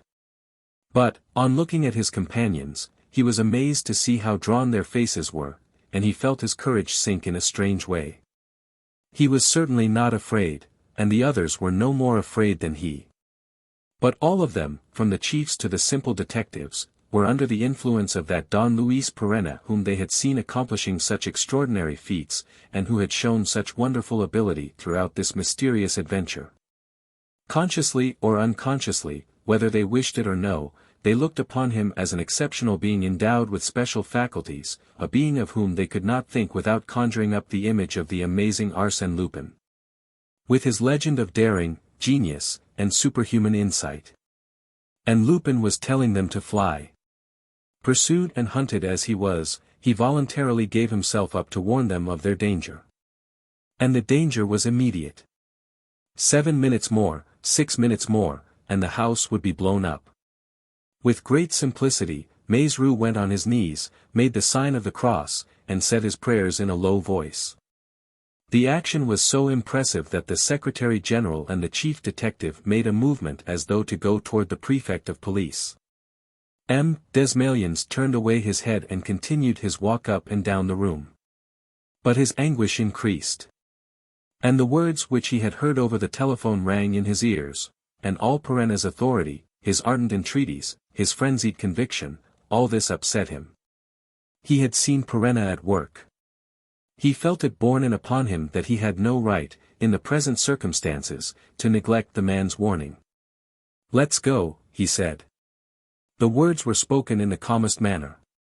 And it really seemed as if those who heard them regarded them merely as the sensible conclusion of a very ordinary state of affairs. They went away without hurry or disorder, not as fugitives, but as men deliberately obeying the dictates of prudence. They stood back at the door to let the prefect go first. "No," he said, "go on, I'll follow you." He was the last out, leaving the electric light full on. In the hall he asked the chief detective to blow his whistle. When all the plainclothesmen had assembled, he sent them out of the house together with the porter, and shut the door behind him. Then, calling the detectives who were watching the boulevard, he said, "Let everybody stand a good distance away. Push the crowd as far back as you can, and be quick about it. We shall enter the house again in half an hour." "And you, Monsieur le Préfet," whispered Maizru, "you won't remain here, I hope." "No, that I shan't," he said, laughing. "If I take our friend Perenna's advice at all, I may as well take it thoroughly. There is only 2 minutes left. Our friend Perenna spoke of 3 o'clock, not of 2 minutes to 3. So." He crossed the boulevard, accompanied by his Secretary General, the Chief Detective, and Maizru, and clambered up the slope of the fortifications opposite the house.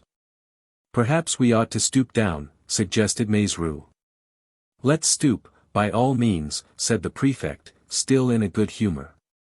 "But, honestly, if there's no explosion, I shall send a bullet through my head. I could not go on living after making myself look so ridiculous." "There will be an explosion, Monsieur le Préfet," declared Maizru. "What confidence you must have in our friend Don Luis." "You have just the same confidence, Monsieur le Préfet." They were silent, irritated by the wait, and struggling with the absurd anxiety that oppressed them. They counted the seconds singly, by the beating of their hearts. It was interminable. 3 o'clock sounded from somewhere. "You see," grinned Desmalions, in an altered voice, "you see. There's nothing, thank goodness." And he growled. "It's idiotic, perfectly idiotic. How could anyone imagine such nonsense?" Another clock struck, farther away. Then the hour also rang from the roof of a neighboring building. Before the third stroke had sounded they heard a kind of cracking, and, the next moment, came the terrible blast, complete, but so brief that they had only, so to speak, a vision of an immense sheaf of flames and smoke shooting forth enormous stones and pieces of wall, something like the grand finale of a fireworks display. And it was all over. The volcano had erupted. "Look sharp," shouted the prefect of police, darting forward. "Telephone for the engines, quick, in case of fire." He caught Maizru by the arm. "Run to my motor.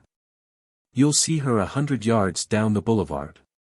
Tell the man to drive you to Don Luis, and, if you find him, release him and bring him here." "Under arrest, Monsieur le Préfet." "Under arrest? You're mad." "But, if the deputy chief—" "The deputy chief will keep his mouth shut. I'll see to that.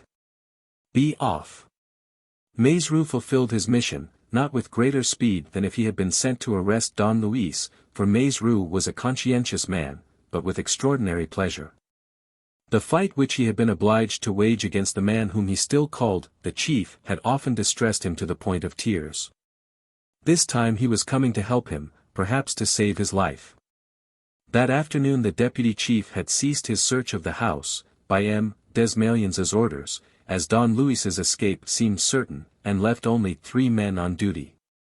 Maizru found them in a room on the ground floor, where they were sitting up in turns. In reply to his questions, they declared that they had not heard a sound. He went upstairs alone, so as to have no witnesses to his interview with the governor, passed through the drawing room and entered the study. Here he was overcome with anxiety, for, after turning on the light, the first glance revealed nothing to his eyes. "Chief," he cried, repeatedly. "Where are you, Chief?" No answer. And yet, thought Maizru, as he telephoned, he can't be far away. In fact, he saw from where he stood that the receiver was hanging from its cord. And, going on to the telephone box, he stumbled over bits of brick and plaster that strewed the carpet.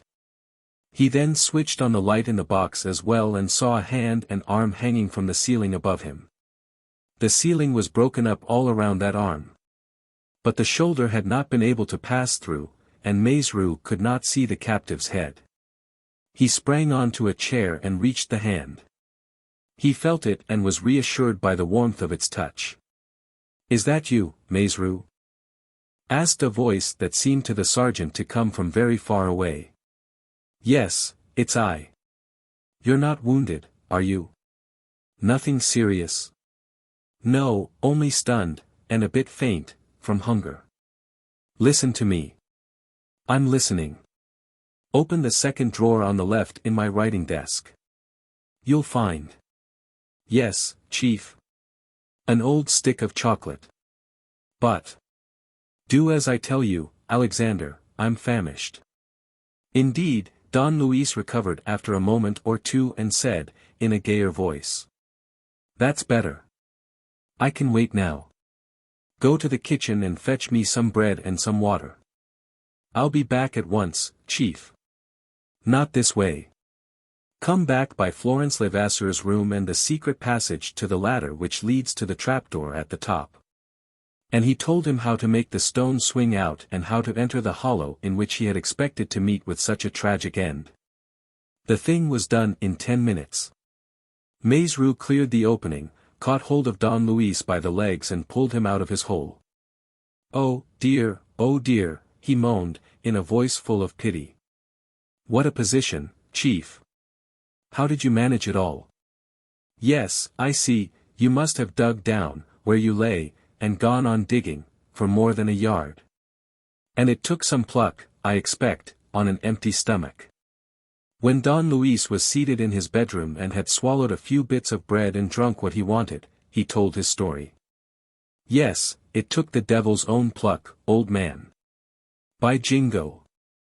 When a chap's ideas are whirling in his head and he can't use his brain, upon my word, all he asks is to die. And then there was no air, you see. I couldn't breathe.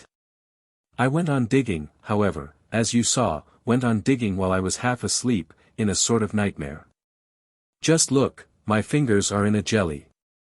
But there, I was thinking of that confounded business of the explosion and I wanted to warn you at all costs, and I dug away at my tunnel. What a job. And then, oof. I felt space at last. I got my hand through and next my arm. Where was I? Why, over the telephone, of course. I knew that at once by feeling the wall and finding the wires. Then it took me quite half an hour to get hold of the instrument. I couldn't reach it with my arm. I managed at last with a piece of string and a slip knot to fish up the receiver and hold it near my mouth, or, say, at 10 inches from my mouth. And then I shouted and roared to make my voice carry, and, all the time, I was in pain. And then, at last, my string broke. And then, I hadn't an ounce of strength left in my body. Besides, you fellows had been warned, and it was for you to get yourselves out of the mess. He looked at Maizru and asked him, as though certain of the reply. The explosion took place, didn't it? Yes, Chief. At 3 o'clock exactly? Yes. And of course Desmalions had the house cleared? Yes. At the last minute? At the last minute. Don Luis laughed and said. I knew he would wait about and not give way until the crucial moment. You must have had a bad time of it, my poor Maizerou, for of course you agreed with me from the start. He kept on eating while he talked, and each mouthful seemed to bring back a little of his usual animation. Funny thing, hunger, he said. Makes you feel so light-headed. I must practice getting used to it, however. At any rate, Chief, no one would believe that you have been fasting for nearly 48 hours. Ah, that comes of having a sound constitution, with something to fall back upon. I shall be a different man in half an hour. Just give me time to shave and have a bath. When he had finished dressing, he sat down to the breakfast of eggs and cold meat which Maizerou had prepared for him, and then, getting up, said, "Now, let's be off." "But there's no hurry, Chief. Why don't you lie down for a few hours? The prefect can wait." "You're mad. What about Marie Fauville?" "Marie Fauville? Why, of course. Do you think I'm going to leave her in prison, or Sauverand, either? There's not a second to lose, old chap." Maizerou thought to himself that the chief had not quite recovered his wits yet. What? Release Marie Fauville and Sauverand, 1, 2, 3, just like that. No, it was going a bit too far. However, he took down to the prefect's car a new Perenna, merry, brisk, and as fresh as though he had just got out of bed. "Very flattering to my pride," said Don Luis to Maizerou, "most flattering, that hesitation of the prefect's, after I had warned him over the telephone, followed by his submission at the decisive moment. What a hold I must have on all those jokers, to make them sit up at a sign from little me. Beware, gentlemen. I telephoned to them from the bottomless pit. Beware. At 3 o'clock, a bomb. Nonsense, say they. Not a bit of it, say I. How do you know? Because I do. But what proof have you? What proof? That I say so. Oh, well, of course, if you say so. And, at 5 minutes to 3, out they march. Ah, if I wasn't built up of modesty. They came to the Boulevard Suchet, where the crowd was so dense that they had to alight from the car. Maizerou passed through the cordon of police protecting the approaches to the house and took Don Luis to the slope across the road. Wait for me here, Chief. I'll tell the prefect of police. On the other side of the boulevard, under the pale morning sky in which a few black clouds still lingered, Don Luis saw the havoc wrought by the explosion. It was apparently not so great as he had expected. Some of the ceilings had fallen in and their rubbish showed through the yawning cavities of the windows, but the house remained standing. Even Fauville's built-out annex had not suffered overmuch, and, strange to say, the electric light, which the prefect had left burning on his departure, had not gone out. The garden and the road were covered with stacks of furniture, over which a number of soldiers and police kept watch. "Come with me, Chief," said Maizerou, as he fetched Don Luis and led him toward the engineer's workroom. A part of the floor was demolished. The outer walls on the left, near the passage, were cracked, and 2 workmen were fixing up beams, brought from the nearest timber yard, to support the ceiling. But, on the whole, the explosion had not had the results which the man who prepared it must have anticipated. M. Desmalions was there, together with all the men who had spent the night in the room and several important persons from the public prosecutor's office. Weber, the deputy chief detective, alone had gone, refusing to meet his enemy. Don Luis's arrival caused great excitement. The prefect at once came up to him and said, "All our thanks, monsieur. Your insight is above praise. You have saved our lives, and these gentlemen and I wish to tell you so most emphatically. In my case, it is the second time that I have to thank you." "There is a very simple way of thanking me, Monsieur le Préfet," said Don Luis, "and that is to allow me to carry out my task to the end." "Your task?" "Yes, Monsieur le Préfet. My action of last night is only the beginning. The conclusion is the release of Marie Fauville and Gaston Sauverand." M. Desmalions smiled. "Oh. Am I asking too much, Monsieur le Préfet?" One can always ask, but the request should be reasonable. And the innocence of those people does not depend on me. No, but it depends on you, Monsieur le Préfet, to let them know if I prove their innocence to you.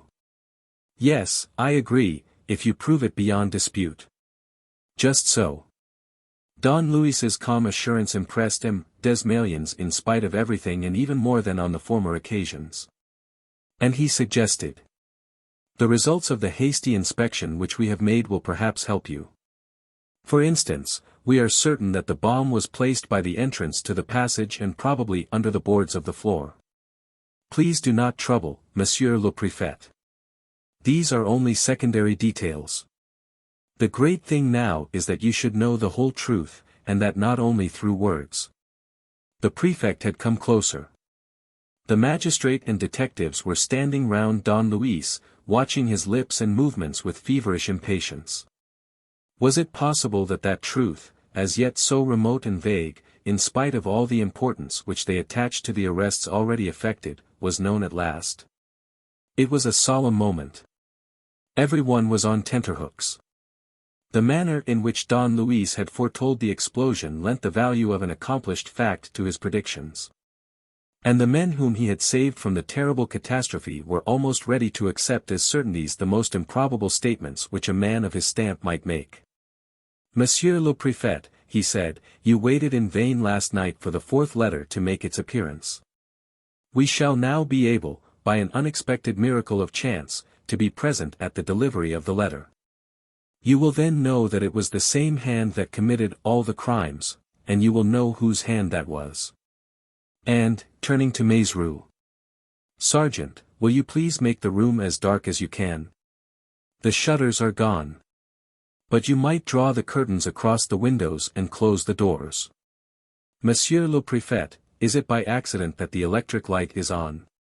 Yes, by accident. We will have it turned out. One moment. Have any of you gentlemen a pocket lantern about you? Or, no, it doesn't matter. This will do. There was a candle in a sconce. He took it and lit it. Then he switched off the electric light. There was a half-darkness, amid which the flame of the candle flickered in the draught from the windows. Don Luis protected the flame with his hand and moved to the table. I do not think that we shall be kept waiting long, he said. As I foresee it, there will be only a few seconds before the facts speak for themselves and better than I could do. Those few seconds, during which no one broke the silence, were unforgettable. M. Desmalions has since declared, in an interview in which he ridicules himself very cleverly, that his brain, overstimulated by the fatigues of the night and by the whole scene before him, imagined the most unlikely events. Such as an invasion of the house by armed assailants, or the apparition of ghosts and spirits. He had the curiosity, however, he said, to watch Don Luis. Sitting on the edge of the table, with his head thrown a little back and his eyes roaming over the ceiling, Don Luis was eating a piece of bread and nibbling at a cake of chocolate. He seemed very hungry, but quite at his ease. The others maintained that tense attitude which we put on at moments of great physical effort.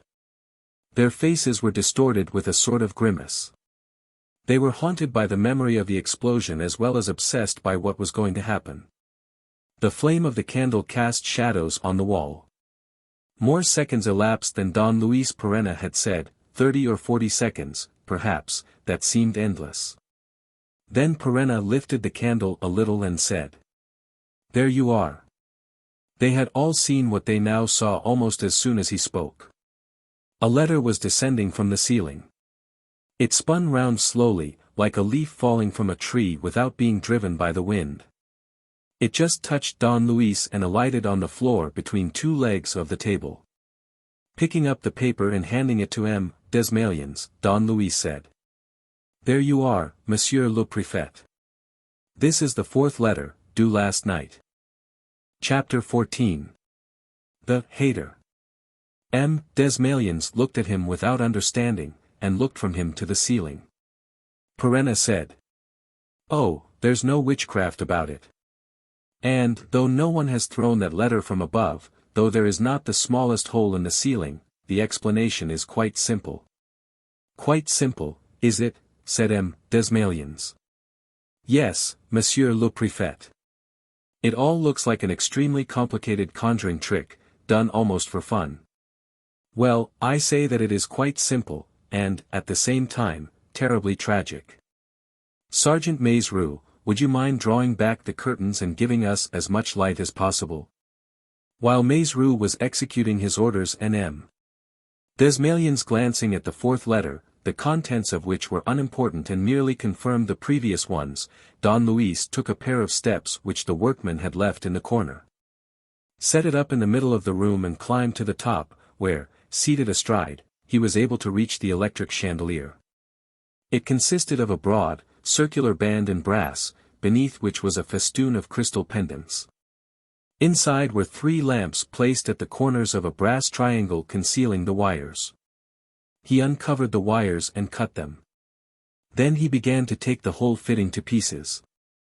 To hasten matters, he asked for a hammer and broke up the plaster all round the clamps that held the chandelier in position. "Lend me a hand, please," he said to Maizerou. Maizerou went up the steps, and between them they took hold of the chandelier and let it slide down the uprights. The detectives caught it and placed it on the table with some difficulty, for it was much heavier than it looked. On inspection, it proved to be surmounted by a cubical metal box, measuring about 8 inches square, which box, being fastened inside the ceiling between the iron clamps, had obliged Don Luis to knock away the plaster that concealed it. "What the devil's this?" exclaimed M. Desmaliens. "Open it for yourself, Monsieur le Préfet, there's a lid to it," said Perenna. M. Desmaliens raised the lid. The box was filled with springs and wheels, a whole complicated and detailed mechanism resembling a piece of clockwork. "By your leave, Monsieur le Préfet," said Don Luis. He took out one piece of machinery and discovered another beneath it, joined to the first by the gearing of 2 wheels, and the second was more like one of those automatic apparatuses which turn out printed slips. Right at the bottom of the box, just where the box touched the ceiling, was a semicircular groove, and at the edge of it was a letter ready for delivery. "The last of the 5 letters," said Don Luis, doubtless continuing the series of denunciations. "You will notice, Monsieur le Préfet, that the chandelier originally had a 4th lamp in the center. It was obviously removed when the chandelier was altered, so as to make room for the letters to pass." He continued his detailed explanations. "So the whole set of letters was placed here, at the bottom. A clever piece of machinery, controlled by clockwork, took them one by one at the appointed time, pushed them to the edge of the groove concealed between the lamps and the pendants, and projected them into space." None of those standing around Don Luis spoke, and all of them seemed perhaps a little disappointed. The whole thing was certainly very clever, but they had expected something better than a trick of springs and wheels, however surprising. "Have patience, gentlemen," said Don Luis. "I promised you something ghastly, and you shall have it." "Well, I agree," said the prefect of police, "that this is where the letters started from. But a good many points remain obscure. And, apart from this, there is one fact in particular which it seems impossible to understand. How were the criminals able to adapt the chandelier in this way? And, in a house guarded by the police, in a room watched night and day, how were they able to carry out such a piece of work without being seen or heard? The answer is quite easy, Monsieur le Préfet. The work was done before the house was guarded by the police. Before the murder was committed, therefore. Before the murder was committed. And what is to prove to me that that is so? You have said so yourself, Monsieur le Préfet, because it could not have been otherwise.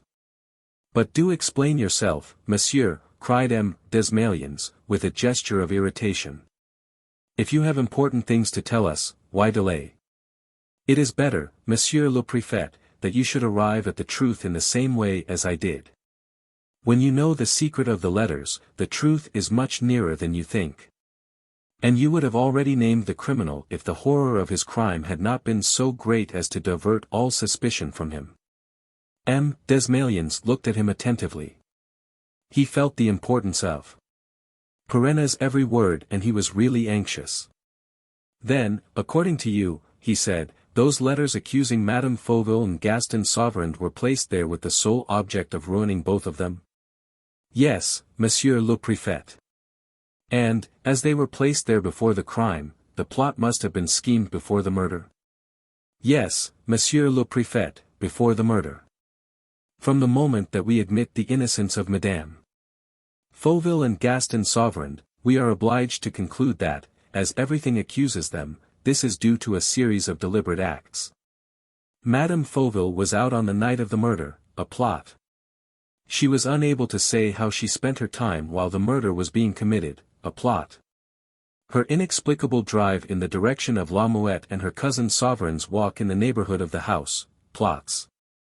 The marks left in the apple by those teeth, by Madame Fauville's own teeth, a plot and the most infernal of all. I tell you, everything is plotted beforehand, everything is, so to speak, prepared, measured out, labeled, and numbered. Everything takes place at the appointed time. Nothing is left to chance.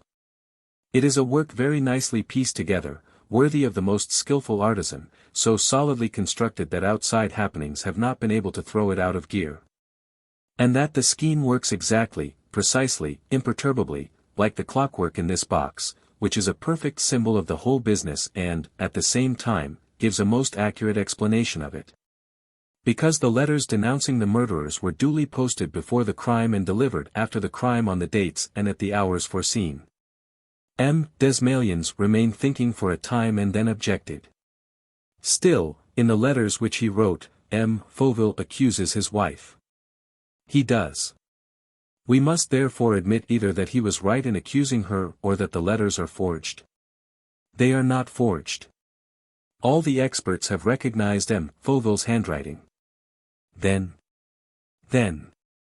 Don Luis did not finish his sentence, and M. Desmalions felt the breath of the truth fluttering still nearer round him. The others, one and all as anxious as himself, were silent. He muttered. I do not understand. Yes, Monsieur le Préfet, you do. You understand that, if the sending of those letters forms an integrate part of the plot hatched against Madame Fauville and Gaston Sauverand, it is because their contents were prepared in such a way as to be the undoing of the victims. What? What? What are you saying? I am saying what I said before. Once they are innocent, everything that tells against them is part of the plot. Again there was a long silence. The prefect of police did not conceal his agitation. Speaking very slowly, with his eyes fixed on Don Luis's eyes, he said. Whoever the culprit may be, I know nothing more terrible than this work of hatred. It is an even more improbable work than you can imagine, Monsieur le Préfet, said Perenna, with growing animation, and it is a hatred of which you, who do not know Sauverand's confession, cannot yet estimate the violence. I understood it completely as I listened to the man, and, since then, all my thoughts have been overpowered by the dominant idea of that hatred. Who could hate like that? To whose loathing had Marie Fauville and Sauverand been sacrificed? Who was the inconceivable person whose perverted genius had surrounded his two victims with chains so powerfully forged? And another idea came to my mind, an earlier idea which had already struck me several times and to which I have already referred in Sergeant Mazrix's presence, I mean the really mathematical character of the appearance of the letters. I said to myself that such grave documents could not be introduced into the case at fixed dates unless some primary reason demanded that those dates should absolutely be fixed. What reason? If a human agency had been at work each time, there would surely have been some irregularity dependent on this, especially after the police had become cognizant of the matter and were present at the delivery of the letters. Well, Perenna continued, in spite of every obstacle, the letters continued to come, as though they could not help it. And thus the reason of their coming gradually dawned upon me. They came mechanically, by some invisible process set going once and for all and working with the blind certainty of a physical law. This was a case not of a conscious intelligence and will, but just of material necessity. It was the clash of these two ideas, the idea of the hatred pursuing the innocent and the idea of that machinery serving the schemes of the hater, it was their clash that gave birth to the little spark of light. When brought into contact, the two ideas combined in my mind and suggested the recollection that Hippolyte Fauville was an engineer by profession. The others listened to him with a sort of uneasy oppression. What was gradually being revealed of the tragedy, instead of relieving the anxiety, increased it until it became absolutely painful. Desmalions objected. Granting that the letters arrived on the dates named, you will nevertheless have noted that the hour varied on each occasion. That is to say, it varied according as we watched in the dark or not, and that is just the detail which supplied me with the key to the riddle.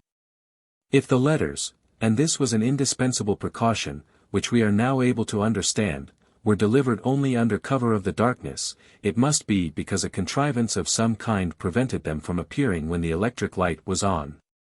And because that contrivance was controlled by a switch inside the room. There is no other explanation possible. We have to do with an automatic distributor that delivers the incriminating letters which it contains by clockwork, releasing them only between this hour and that on such and such a night fixed in advance and only at times when the electric light is off. You have the apparatus before you. No doubt the experts will admire its ingenuity and confirm my assertions. But, given the fact that it was found in the ceiling of this room, given the fact that it contained letters written by M. Fauville, am I not entitled to say that it was constructed by M. Fauville, the electrical engineer? Once more the name of M. Fauville returned, like an obsession, and each time the name stood more clearly defined. It was first M. Fauville, then M. Fauville, the engineer, then M. Fauville, the electrical engineer. And thus the picture of the Heirs, as Don Luis said, appeared in its accurate outlines, giving those men, used though they were to the strangest criminal monstrosities, a thrill of terror.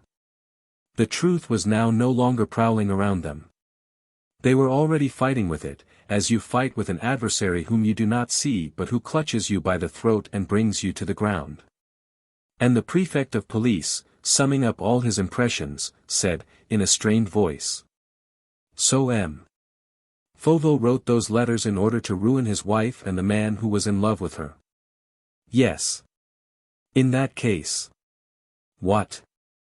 Knowing, at the same time, that he was threatened with death, he wished, if ever the threat was realized, that his death should be laid to the charge of his wife and her friend? Yes. And, in order to avenge himself on their love for each other and to gratify his hatred of them both, he wanted the whole set of facts to point to them as guilty of the murder of which he would be the victim? Yes. So that M. Fauville, in one part of his accursed work, was, what shall I say, the accomplice of his own murder. He dreaded death. He struggled against it. But he arranged that his hatred should gain by it. That's it, isn't it? That's how it is. Almost, Monsieur le Préfet. You are following the same stages by which I traveled and, like myself, you are hesitating before the last truth, before the truth which gives the tragedy its sinister character and deprives it of all human proportions. The prefect struck the table with his two fists and, in a sudden fit of revolt, cried. It's ridiculous. It's a perfectly preposterous theory. M. Fauville threatened with death and contriving his wife's ruin with that Machiavellian perseverance. Absurd. The man who came to my office, the man whom you saw, was thinking of only one thing, how to escape dying. He was obsessed by one dread alone, the dread of death. It is not at such moments, the prefect emphasized, that a man fits up clockwork and lays traps, especially when those traps cannot take effect unless he dies by foul play. Can you see M. Fauville working at his automatic machine, putting in with his own hands letters which he has taken the pains to write to a friend 3 months before an intercept, arranging events so that his wife shall appear guilty and saying, there. If I die murdered, I'm easy in my mind, the person to be arrested will be Marie. No, you must confess, men don't take these gruesome precautions. Or, if they do, it means that they're sure of being murdered. It means that they agree to be murdered. It means that they are at one with the murderer, so to speak, and meet him halfway. In short, it means. He interrupted himself, as if the sentences which he had spoken had surprised him. And the others seemed equally disconcerted. And all of them unconsciously drew from those sentences the conclusions which they implied, and which they themselves did not yet fully perceive. Don Luis did not remove his eyes from the prefect, and awaited the inevitable words. Desmalions muttered. Come, you are not going to suggest that he had agreed. I suggest nothing, Monsieur le Préfet, said Don Luis. So far, you have followed the logical and natural trend of your thoughts, and that brings you to your present position. Yes, I know, but I am showing you the absurdity of your theory. It can't be correct, and we can't believe in Marie Fauville's innocence unless we are prepared to suppose an unheard of thing, that M. Fauville took part in his own murder. Why, it's laughable. And he gave a laugh. But it was a forced laugh and did not ring true. For, after all, he added, you can't deny that that is where we stand. I don't deny it. Well, M. Fauville, as you say, took part in his own murder. This was said in the quietest possible fashion, but with an air of such certainty that no one dreamed of protesting. After the work of deduction and supposition which Don Luis had compelled his hearers to undertake, they found themselves in a corner which it was impossible for them to leave without stumbling against unanswerable objections. There was no longer any doubt about M. Fauville's share in his own death. But of what did that share consist? What part had he played in the tragedy of hatred and murder? Had he played that part, which ended in the sacrifice of his life, voluntarily or under compulsion? Who, when all was said and done, had served as his accomplice or his executioner? All these questions came crowding upon the minds of M. Desmalions and the others. They thought of nothing but of how to solve them, and Don Luis could feel certain that his solution was accepted beforehand. From that moment he had but to tell his story of what had happened without fear of contradiction. He did so briefly, after the manner of a succinct report limited to essentials.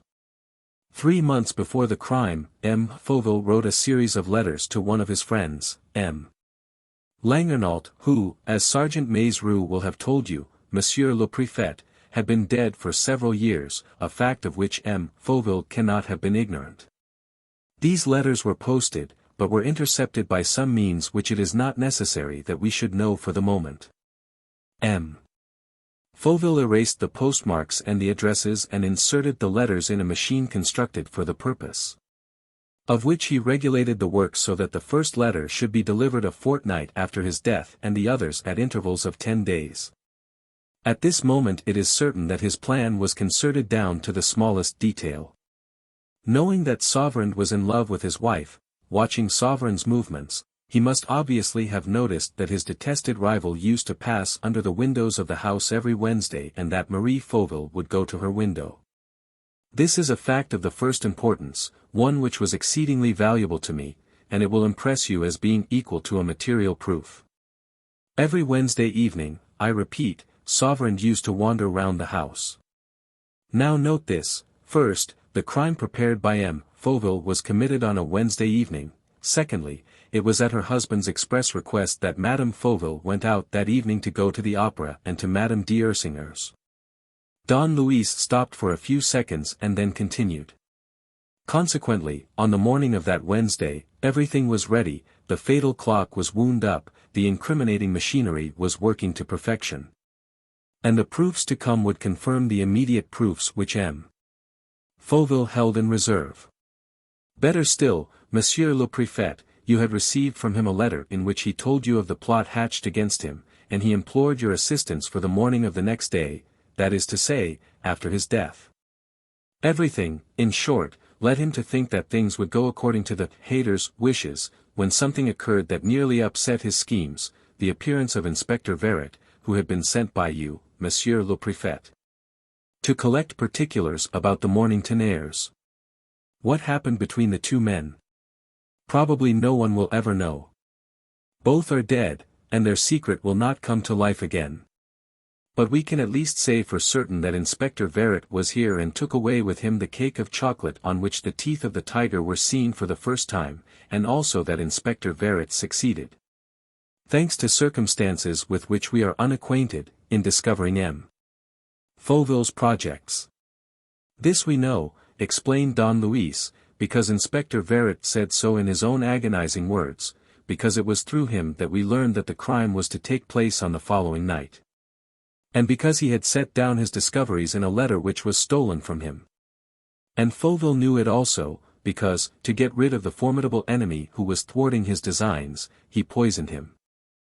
Because, when the poison was slow in acting, he had the audacity, under a disguise which made him look like Sauverand and which was one day to turn suspicion against Sauverand.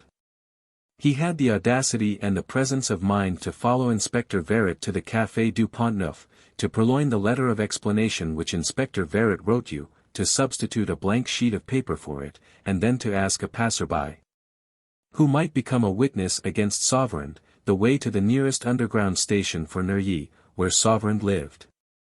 There's your man, Monsieur le Préfet. Don Luis spoke with increasing force, with the ardor that springs from conviction. And his logical and closely argued speech seemed to conjure up the actual truth. There's your man, Monsieur le Préfet, he repeated. There's your scoundrel. And the situation in which he found himself was such, the fear inspired by Inspector Verret's possible revelations was such, that, before putting into execution the horrible deed which he had planned, he came to the police office to make sure that his victim was no longer alive and had not been able to denounce him. You remember the scene, Monsieur le Préfet, the fellow's agitation and fright, tomorrow evening, he said. Yes, it was for the morrow that he asked for your help, because he knew that everything would be over that same evening and that next day the police would be confronted with a murder. With the two culprits against whom he himself had heaped up the charges, with Marie Fauville, whom he had, so to speak, accused in advance. That was why Sergeant Mazrix's visit and mine to his house, at 9 o'clock in the evening, embarrassed him so obviously. Who were those intruders? Would they not succeed in shattering his plan? Reflection reassured him, even as we, by our insistence, compelled him to give way. After all, what he did care, asked Perenna. His measures were so well taken that no amount of watching could destroy them or even make the watchers aware of them. What was to happen would happen in our presence and unknown to us. Death, summoned by him, would do its work. And the comedy, the tragedy, rather, ran its course. Madame Fauville, whom he was sending to the opera, came to say good night. Then his servant brought him something to eat, including a dish of apples. Then followed a fit of rage, the agony of the man who is about to die and who fears death, and a whole scene of deceit, in which he showed us his safe and the drabcloth diary which was supposed to contain the story of the plot. That ended matters. Maizerou and I retired to the hall passage, closing the door after us, and M. Fauville remained alone and free to act. Nothing now could prevent the fulfillment of his wishes. At 11 o'clock in the evening, Madame Fauville, to whom no doubt, in the course of the day, imitating Sauverand's handwriting, he had sent a letter, one of those letters which are always torn up at once, in which Sauverand entreated the poor woman to grant him an interview at the Ranelagh, Madame Fauville would leave the opera and, before going to Madame d'Ursinger's party, would spend an hour not far from the house. On the other hand, Sauverand would be performing his usual Wednesday pilgrimage less than half a mile away, in the opposite direction. During this time the crime would be committed. Both of them would come under the notice of the police, either by M. Fauville's allusions or by the incident at the Café du Pont-Neuf. Both of them, moreover, would be incapable either of providing an alibi or of explaining their presence so near the house, were not both of them bound to be accused and convicted of the crime. In the most unlikely event that some chance should protect them, there was an undeniable proof lying ready to hand in the shape of the apple containing the very marks of Marie Fauville's teeth. And then, a few weeks later, the last and decisive trick, the mysterious arrival at intervals of 10 days, of the letters denouncing the pair. So everything was settled. The smallest details were foreseen with infernal clearness. You remember, Monsieur le Préfet, that turquoise which dropped out of my ring and was found in the safe. There were only 4 persons who could have seen it and picked it up. Fauville was one of them. Well, he was just the one, whom we all accepted, and yet it was he who, to cast suspicion upon me and to forestall an interference which he felt would be dangerous, seized the opportunity and placed the turquoise in the safe. This time the work was completed. Fate was about to be fulfilled. Between the Heirs and his victims there was but the distance of one act. The act was performed. Fauville died. Don Luis ceased. His words were followed by a long silence. And he felt certain that the extraordinary story which he had just finished telling met with the absolute approval of his hearers. They did not discuss, they believed. And yet it was the most incredible truth that he was asking them to believe. Desmalions asked one last question. You were in that passage with Sergeant Maizerou. There were detectives outside the house. Admitting that Fauville knew that he was to be killed that night and at that very hour of the night, who can have killed him and who can have killed his son? There was no one within these four walls. There was Fauville. A sudden clamor of protests arose. The veil was promptly torn, and the spectacle revealed by Don Luis provoked, in addition to horror, an unforeseen outburst of incredulity and a sort of revolt against the too kindly attention which had been accorded to those explanations. The prefect of police expressed the general feeling by exclaiming, "Enough of words! Enough of theories! However logical they may seem, they lead to absurd conclusions. Absurd in appearance, Monsieur le Préfet, but how do we know that Fauville's unheard-of conduct is not explained by very natural reasons? Of course, no one dies with a light heart for the mere pleasure of revenge. But how do we know that Fauville, whose extreme emaciation and pallor you must have noted as I did, was not stricken by some mortal illness and that, knowing himself doomed? I repeat, enough of words, cried the prefect. You go only by suppositions. What I want is proofs, a proof, only one. And we are still waiting for it. Here it is, Monsieur le Préfet.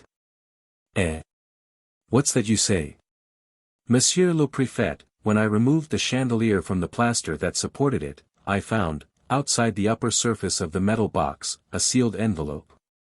As the chandelier was placed under the attic occupied by Fauville's son, it is evident that Fauville was able, by lifting the boards of the floor in his son's room, to reach the top of the machine which he had contrived. This was how, during that last night, he placed this sealed envelope in position, after writing on it the date of the murder, 31 March, 11 p.m., and his signature, Hippolyte Fauville. Desmalions opened the envelope with an eager hand. His first glance at the pages of writing which it contained made him give a start. Oh, the villain, he said. How was it possible for such a monster to exist? What a loathsome brute! In a jerky voice, which became almost inaudible at times owing to his amazement, he read. The end is reached. My hour is striking. Put to sleep by me, Edmond is dead without having been roused from his unconsciousness by the fire of the poison. My own death agony is beginning. I am suffering all the tortures of hell. My hand can hardly write these last lines. I suffer, how I suffer. And yet my happiness is unspeakable. This happiness dates back to my visit to London, with Edmond, 4 months ago. Until then, I was dragging on the most hideous existence, hiding my hatred of the woman who detested me and who loved another, broken down in health, feeling myself already eaten up with an unrelenting disease. And seeing my son grow daily more weak and languid. In the afternoon I consulted a great physician and I no longer had the least doubt left, the malady that was eating into me was cancer. And I knew besides that, like myself, my son Edmond was on the road to the grave, incurably stricken with consumption. That same evening I conceived the magnificent idea of revenge. And such a revenge!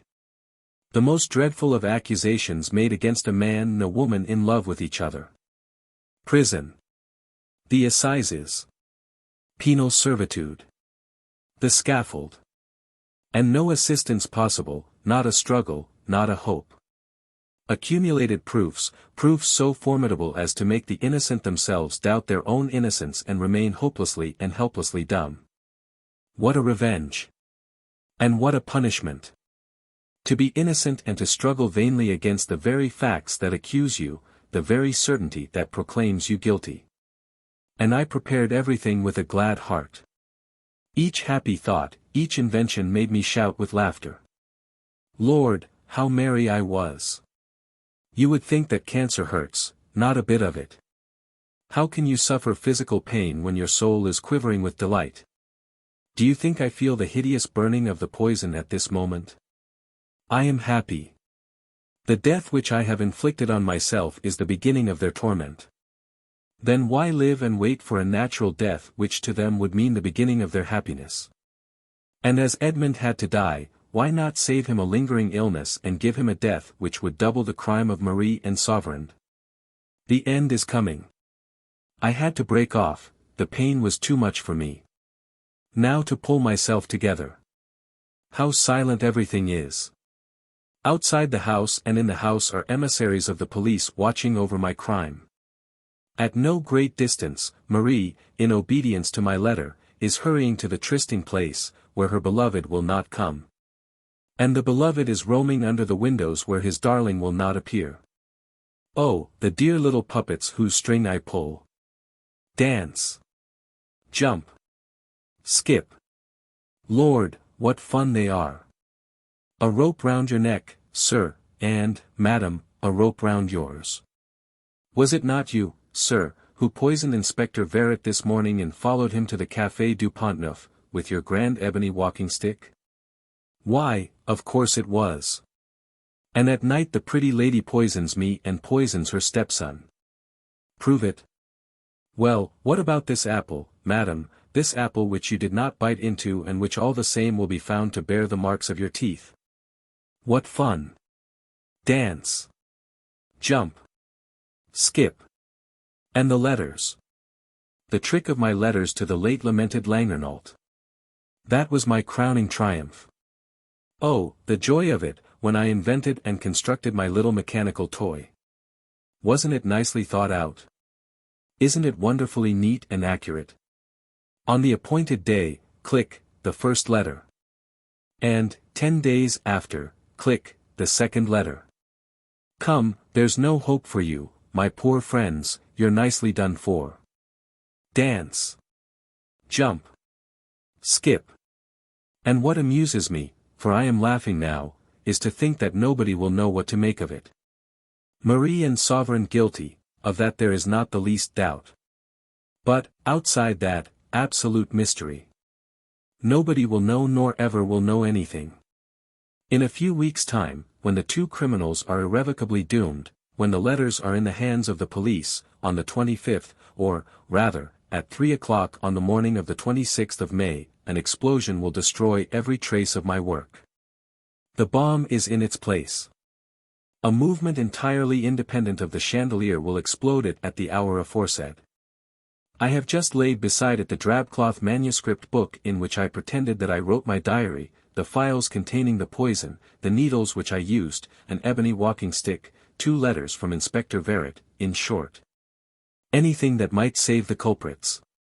Then how can anyone know? No, nobody will know nor ever will know anything. Unless some miracle happens, unless the bomb leaves the walls standing and the ceiling intact. Unless, by some marvel of intelligence and intuition, a man of genius, unraveling the threads which I have tangled, should penetrate to the very heart of the riddle and succeed, after a search lasting for months and months, in discovering this final letter.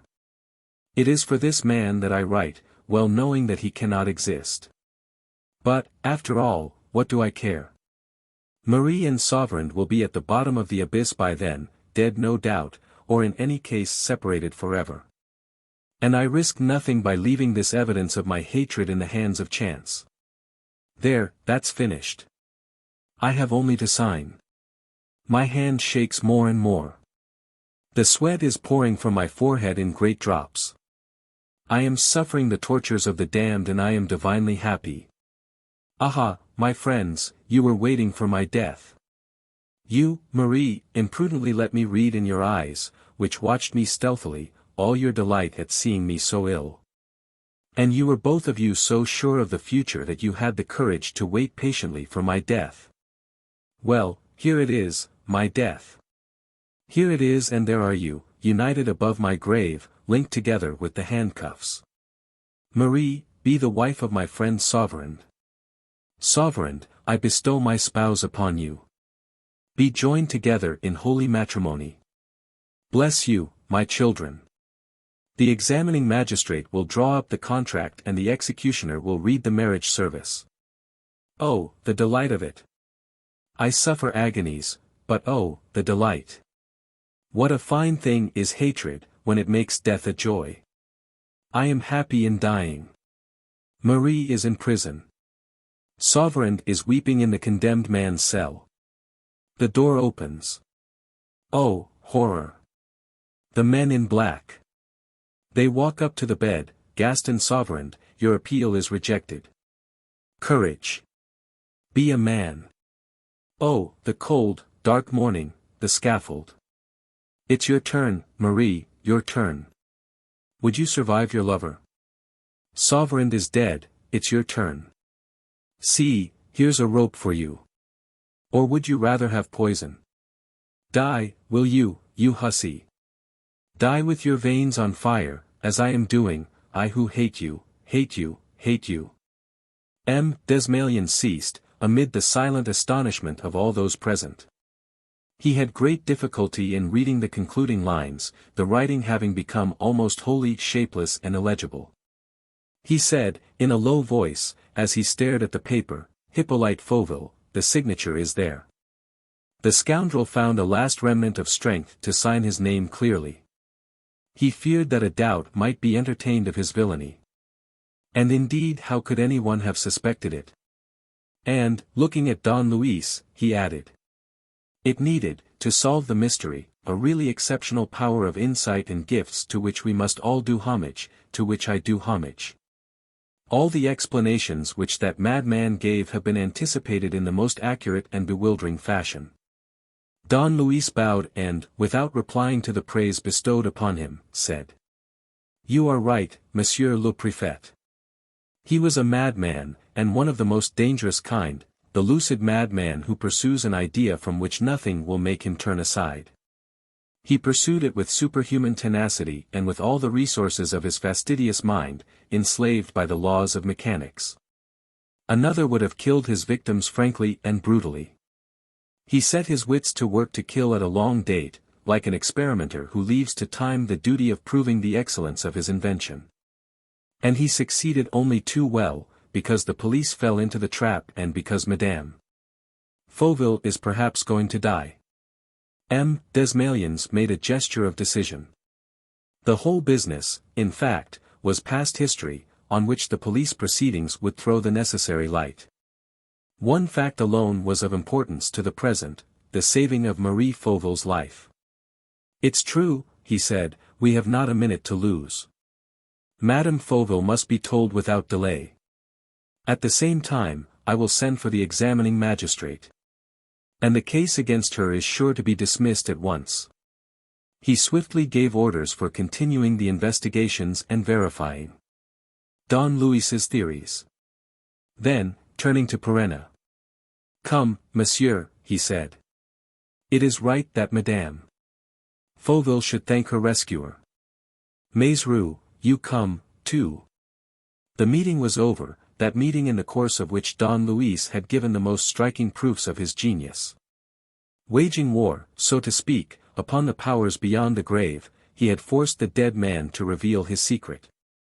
He disclosed, as though he had been present throughout, the hateful vengeance conceived in the darkness and carried out in the tomb. Desmalions showed all his admiration by his silence and by certain movements of his head. And Perenna took a keen enjoyment in the strange fact that he, who was being hunted down by the police a few hours ago, should now be sitting in a motor car beside the head of that same force. Nothing threw into greater relief the masterly manner in which he had conducted the business and the importance which the police attached to the results obtained. The value of his collaboration was such that they were willing to forget the incidents of the last 2 days. The grudge which Weber bore him was now of no avail against Don Luis Perenna. M. Desmaliens, meanwhile, began briefly to review the new solutions, and he concluded by still discussing certain points. Yes, that's it, there is not the least shadow of a doubt. We agree. It's that and nothing else. Still, 1 or 2 things remain obscure. First of all, the mark of the teeth. This, notwithstanding the husband's admission, is a fact which we cannot neglect. I believe that the explanation is a very simple one, Monsieur le Préfet. I will give it to you as soon as I am able to support it with the necessary proofs. Very well. But another question, how is it that Weber, yesterday morning, found that sheet of paper relating to the explosion in Mlle Levasseur's room? And how was it, added Don Luis, laughing, that I found there the list of the 5 dates corresponding with the delivery of the letters? So you are of my opinion, said M. Desmaliens. The part played by Mlle Levasseur is at least suspicious. I believe that everything will be cleared up, Monsieur le Préfet, and that you need now only question Madame Fauville and Gaston Sauverand in order to dispel these last obscurities and remove all suspicion from Mlle Levasseur. And then, insisted M. Desmaliens, there is one more fact that strikes me as odd. Hippolyte Fauville does not once mention the Mornington inheritance in his confession. Why? Did he not know of it? Are we to suppose that there is no connection, beyond a mere casual coincidence, between the series of crimes and that bequest? There, I am entirely of your opinion, Monsieur le Préfet. Hippolyte Fauville's silence as to that bequest perplexes me a little, I confess.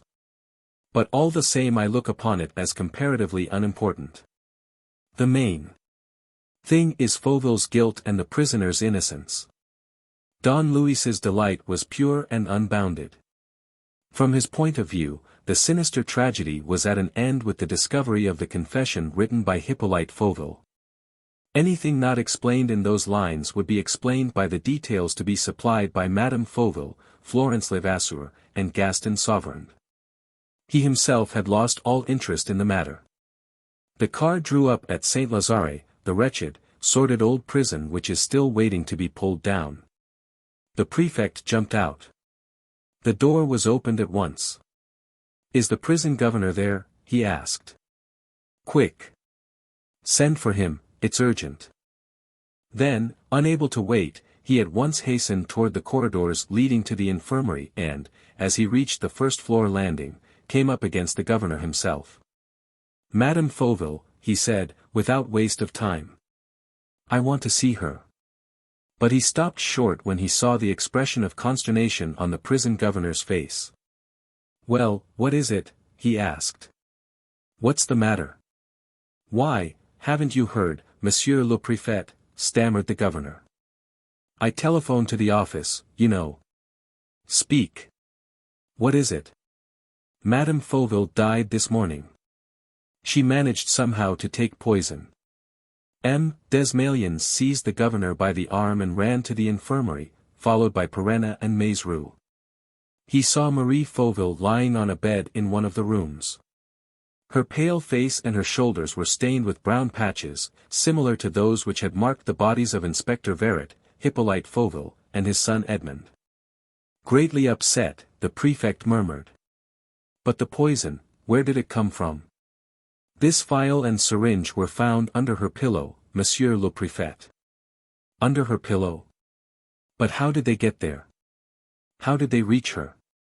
Who gave them to her? We don't know yet, Monsieur le Préfet. M. Desmaliens looked at Don Luis. So Hippolyte Fauville's suicide had not put an end to the series of crimes. His action had done more than aim at Marie's death by the hand of the law, it had now driven her to take poison. Was it possible? Was it admissible that the dead man's revenge should still continue in the same automatic and anonymous manner? Or rather, was there not some other mysterious will which was secretly and as audaciously carrying on Hippolyte Fauville's diabolical work? 2 days later came a fresh sensation. Gaston Sauverand was found dying in his cell. He had had the courage to strangle himself with his bedsheet. All efforts to restore him to life were vain. On the table near him lay a half-dozen newspaper cuttings, which had been passed to him by an unknown hand. All of them told the news of Marie Fauville's death. Chapter 15. The Heir to the 100 Millions. On the fourth evening after the tragic events related, an old cab driver, almost entirely hidden in a huge greatcoat, rang at Perenna's door and sent up a letter to Don Luis. He was at once shown into the study on the first floor. Hardly taking time to throw off his greatcoat, he rushed at Don Luis. "It's all up with you this time, Chief," he exclaimed. "This is no moment for joking. Pack up your trunks and be off as quick as you can."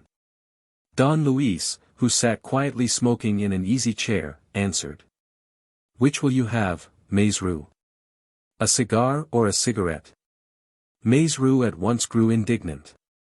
"But look here, Chief, don't you read the papers?" "Worse luck. In that case, the situation must appear as clear to you as it does to me and everybody else. During the last 3 days, since the double suicide, or, rather, the double murder of Marie Fauville and her cousin Gaston Sauverand, there hasn't been a newspaper but has said this kind of thing, and, now that M. Fauville, his son, his wife, and his cousin Gaston Sauverand are dead, there's nothing standing between Don Luis Perenna and the Mornington inheritance. Do you understand what that means? Of course, people speak of the explosion on the Boulevard Suchet and of Fauville's posthumous revelations, and they are disgusted with that dirty brute of a Fauville, and they don't know how to praise your cleverness enough. But there is one fact that forms the main subject of every conversation and every discussion. Now that the 3 branches of the Roussel family are extinct, who remains? Don Luis Perenna. In default of the natural heirs, who inherits the property? Don Luis Perenna. Lucky dog. That's what people are saying, Chief. They say that this series of murders and atrocities cannot be the effort of chance coincidences, but, on the contrary, points to the existence of an all-powerful will which began with the murder of Cosmo Mornington and ended with the capture of the 100 millions. And to give a name to that will, they pitch on the nearest, that of the extraordinary, glorious, ill-famed, bewildering, mysterious, omnipotent, and ubiquitous person who was Cosmo Mornington's intimate friend and who, from the beginning, has controlled events and pieced them together, accusing and acquitting people, getting them arrested, and helping them to escape. They say, he went on hurriedly, that he manages the whole business and that, if he works it in accordance with his interests, there are 100 millions waiting for him at the finish. And this person is Don Luis Perenna, in other words, Arsène Lupin, the man with the unsavory reputation whom it would be madness not to think of in connection with so colossal a job. Thank you. That's what they say, Chief. I'm only telling you. As long as Madame Fauville and Gaston Sauverand were alive, people did not give much thought to your claims as residuary legatee. But both of them died. Then, you see, people can't help remarking the really surprising persistence with which luck looks after Don Luis Perenna's interests. You know the legal maxim, fake it cui prodest. Who benefits by the disappearance of all the Roussel heirs? Don Luis Perenna. The scoundrel. The scoundrel, that's the word which Weber goes roaring out all along the passages of the police office and the criminal investigation department. You are the scoundrel and Florence Levasseur is your accomplice. And hardly anyone dares protest. The prefect of police.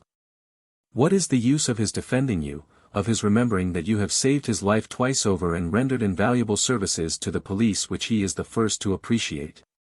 What is the use of his going to the Prime Minister, though we all know that Vaillanglais protects you? There are others besides the prefect of police. There are others besides the Prime Minister. There's the whole of the detective office, there's the public prosecutor's staff, there's the examining magistrate, the press and, above all, public opinion, which has to be satisfied and which calls for and expects a culprit. That culprit is yourself or Florence Levasseur. Or, rather, it's you and Florence Levasseur. Don Luis did not move a muscle of his face. Maizru waited a moment longer. Then, receiving no reply, he made a gesture of despair. "Chief, do you know what you are compelling me to do? To betray my duty.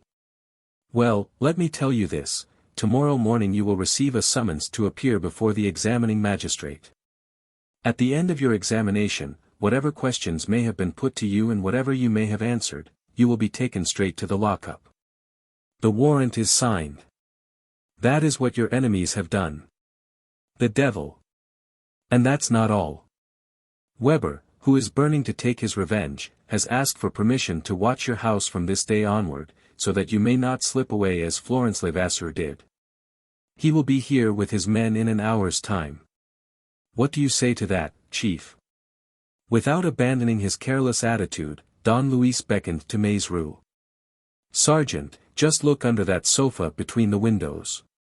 Don Luis was serious. Maizru instinctively obeyed. Under the sofa was a portmanteau. "Sergeant, in 10 minutes, when I have told my servants to go to bed, carry the portmanteau to 143 bis Rue de Rivoli, where I have taken a small flat under the name of M. Lecoq." "What for, Chief?" "What does it mean?" "It means that, having no trustworthy person to carry that portmanteau for me, I have been waiting for your visit for the last 3 days. "Why, but," stammered Maizru, in his confusion. "Why but what? Had you made up your mind to clear out?" "Of course I had. But why hurry? The reason I placed you in the detective office was that I might know what was being plotted against me. Since you tell me that I'm in danger, I shall cut my stick." And, as Maizru looked at him with increasing bewilderment, he tapped him on the shoulder and said severely, "You see, Sergeant, that it was not worth while to disguise yourself as a cab driver and betray your duty. You should never betray your duty, Sergeant. Ask your own conscience, I am sure that it will judge you according to your deserts." Don Luis had spoken the truth. Recognizing how greatly the deaths of Marie Fauville and Sauverand had altered the situation, he considered it wise to move to a place of safety. His excuse for not doing so before was that he hoped to receive news of Florence Levasseur either by letter or by telephone. As the girl persisted in keeping silence, there was no reason why Don Luis should risk an arrest which the course of events made extremely probable. And in fact his anticipations were correct. Next morning Maizru came to the little flat in the Rue de Rivoli looking very spry. "You've had a narrow escape, Chief. Weber heard this morning that the bird had flown. He's simply furious. And you must confess that the tangle is getting worse and worse. They're utterly at a loss at headquarters. They don't even know how to set about prosecuting Florence Levasseur. You must have read about it in the papers. The examining magistrate maintains that, as Fauville committed suicide and killed his son Edmond, Florence Levasseur has nothing to do with the matter. In his opinion the case is closed on that side." "Well, he's a good one, the examining magistrate. What about Gaston Sauverand's death? Isn't it as clear as daylight that Florence had a hand in it, as well as in all the rest? Wasn't it in her room, in a volume of Shakespeare, that documents were found relating to M. Fauville's arrangements about the letters and the explosion? And then—" Maizru interrupted himself, frightened by the look in Don Luis's eyes and realizing that the chief was fonder of the girl than ever. Guilty or not, she inspired him with the same passion. "All right," said Maizru, "we'll say no more about it. The future will bear me out, you'll see." The days passed. Maizru called as often as possible, or else telephoned to Don Luis all the details of the 2 inquiries that were being pursued at Saint Lazare and at the Santé prison. Vain inquiries, as we know. While Don Luis's statements relating to the electric chandelier and the automatic distribution of the mysterious letters were found to be correct, the investigation failed to reveal anything about the 2 suicides.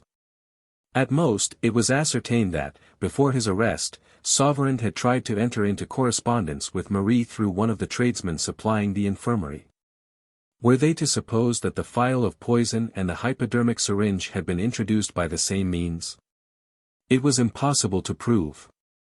And, on the other hand, it was impossible to discover how the newspaper cuttings telling of Marie's suicide had found their way into Gaston Sauverand's cell. And then the original mystery still remained, the unfathomable mystery of the marks of teeth in the apple. M. Fauville's posthumous confession acquitted Marie. And yet it was undoubtedly Marie's teeth that had marked the apple. The teeth that had been called the teeth of the tiger were certainly hers. Well, then. In short, as Maizerou said, everybody was groping in the dark, so much so that the prefect, who was called upon by the will to assemble the Mornington heirs at a date not less than 3 nor more than 4 months after the testator's decease, suddenly decided that the meeting should take place in the course of the following week and fixed it for the 9th of June. He hoped in this way to put an end to an exasperating case in which the police displayed nothing but uncertainty and confusion. They would decide about the inheritance according to circumstances and then close the proceedings. And gradually people would cease to talk about the wholesale slaughter of the Mornington heirs, and the mystery of the teeth of the tiger would be gradually forgotten.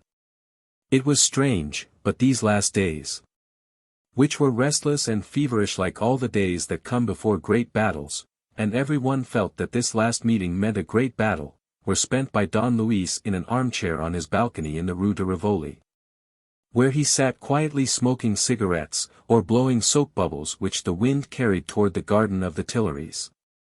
Maizerou could not get over it. "Chief, you astound me. How calm and careless you look." "I am calm and careless, Alexander. But what do you mean? Doesn't the case interest you? Don't you intend to avenge Madame Fauville and Sauverand? You are openly accused and you sit here blowing soap bubbles. There's no more delightful pastime, Alexander. Shall I tell you what I think, Chief? You've discovered the solution of the mystery. Perhaps I have, Alexander, and perhaps I haven't." Nothing seemed to excite Don Luis. Hours and hours passed, and he did not stir from his balcony. The sparrows now came and ate the crumbs which he threw to them. It really seemed as if the case was coming to an end for him and as if everything was turning out perfectly. But, on the day of the meeting, Maizerou entered with a letter in his hand and a scared look on his face. "This is for you, Chief." It was addressed to me, but with an envelope inside it in your name. "How do you explain that?" "Quite easily, Alexander. The enemy is aware of our cordial relations, and, as he does not know where I am staying." "What enemy?" "I'll tell you tomorrow evening." Don Luis opened the envelope and read the following words, written in red ink. "There's still time, Lupin. Retire from the contest. If not, it means your death, too. When you think that your object is attained, when your hand is raised against me and you utter words of triumph, at that same moment the ground will open beneath your feet. The place of your death is chosen. The snare is laid.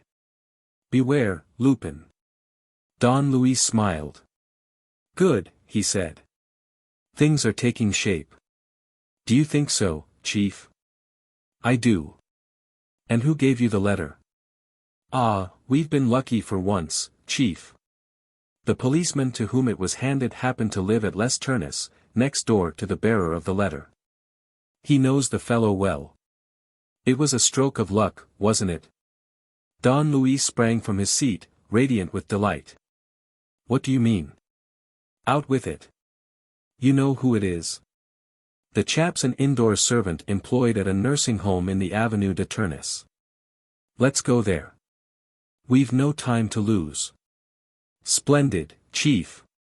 You're yourself again." "Well, of course. As long as there was nothing to do I was waiting for this evening and resting, for I can see that the fight will be tremendous. But, as the enemy has blundered at last, as he's given me a trail to go upon, there's no need to wait, and I'll get ahead of him. Have at the tiger, Maizerou." It was 1 o'clock in the afternoon when Don Luis and Maizerou arrived at the nursing home in the Avenue de Tournes. A manservant opened the door. Maizerou nudged Don Luis. The man was doubtless the bearer of the letter. And, in reply to the sergeant's questions, He made no difficulty about saying that he had been to the police office that morning.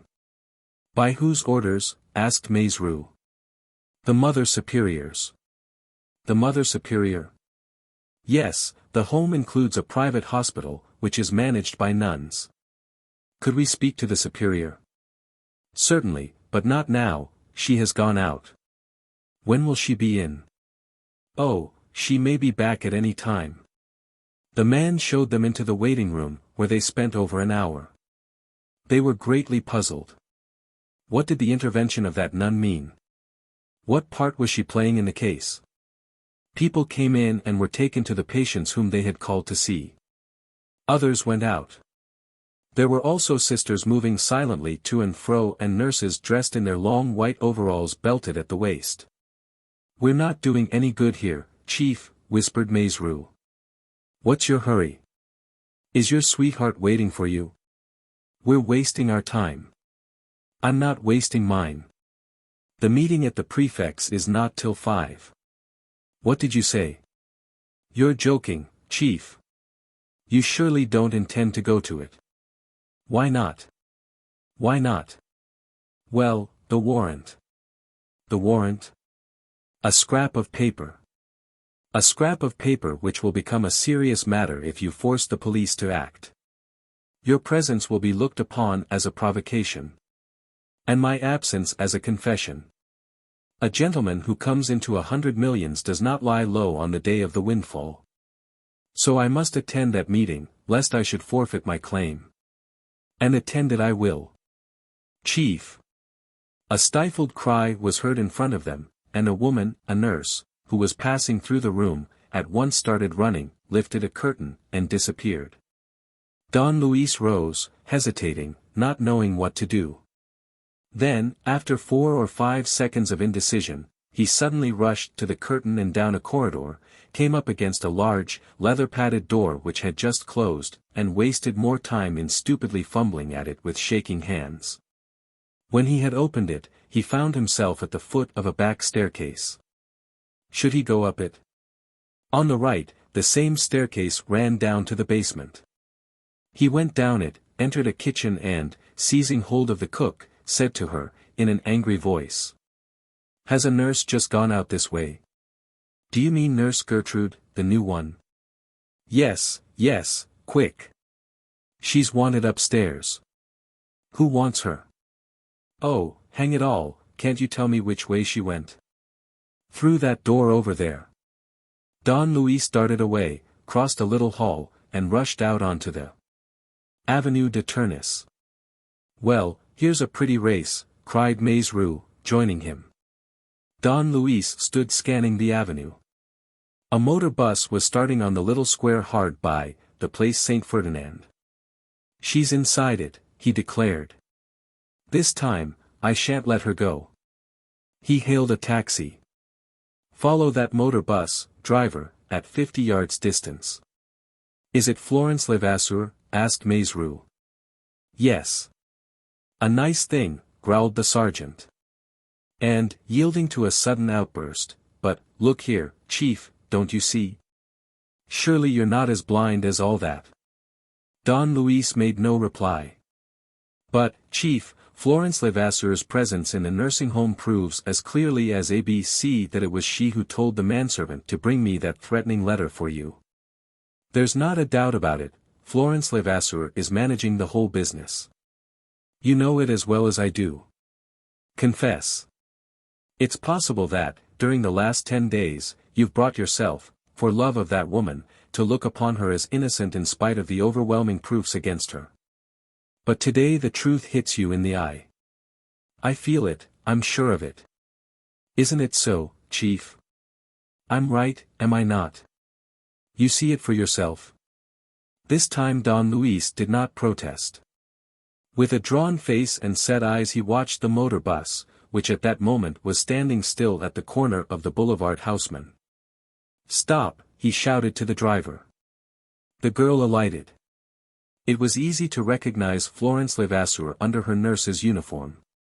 She cast round her eyes as if to make sure that she was not being followed, and then took a cab and drove down the boulevard and the Rue de la Pépinière, to the Gare Saint-Lazare. Don Luis saw her from a distance climbing the steps that run up from the Cour de Rome, and, on following her, caught sight of her again at the ticket office at the end of the waiting hall. "Quick, Maze Rue," he said.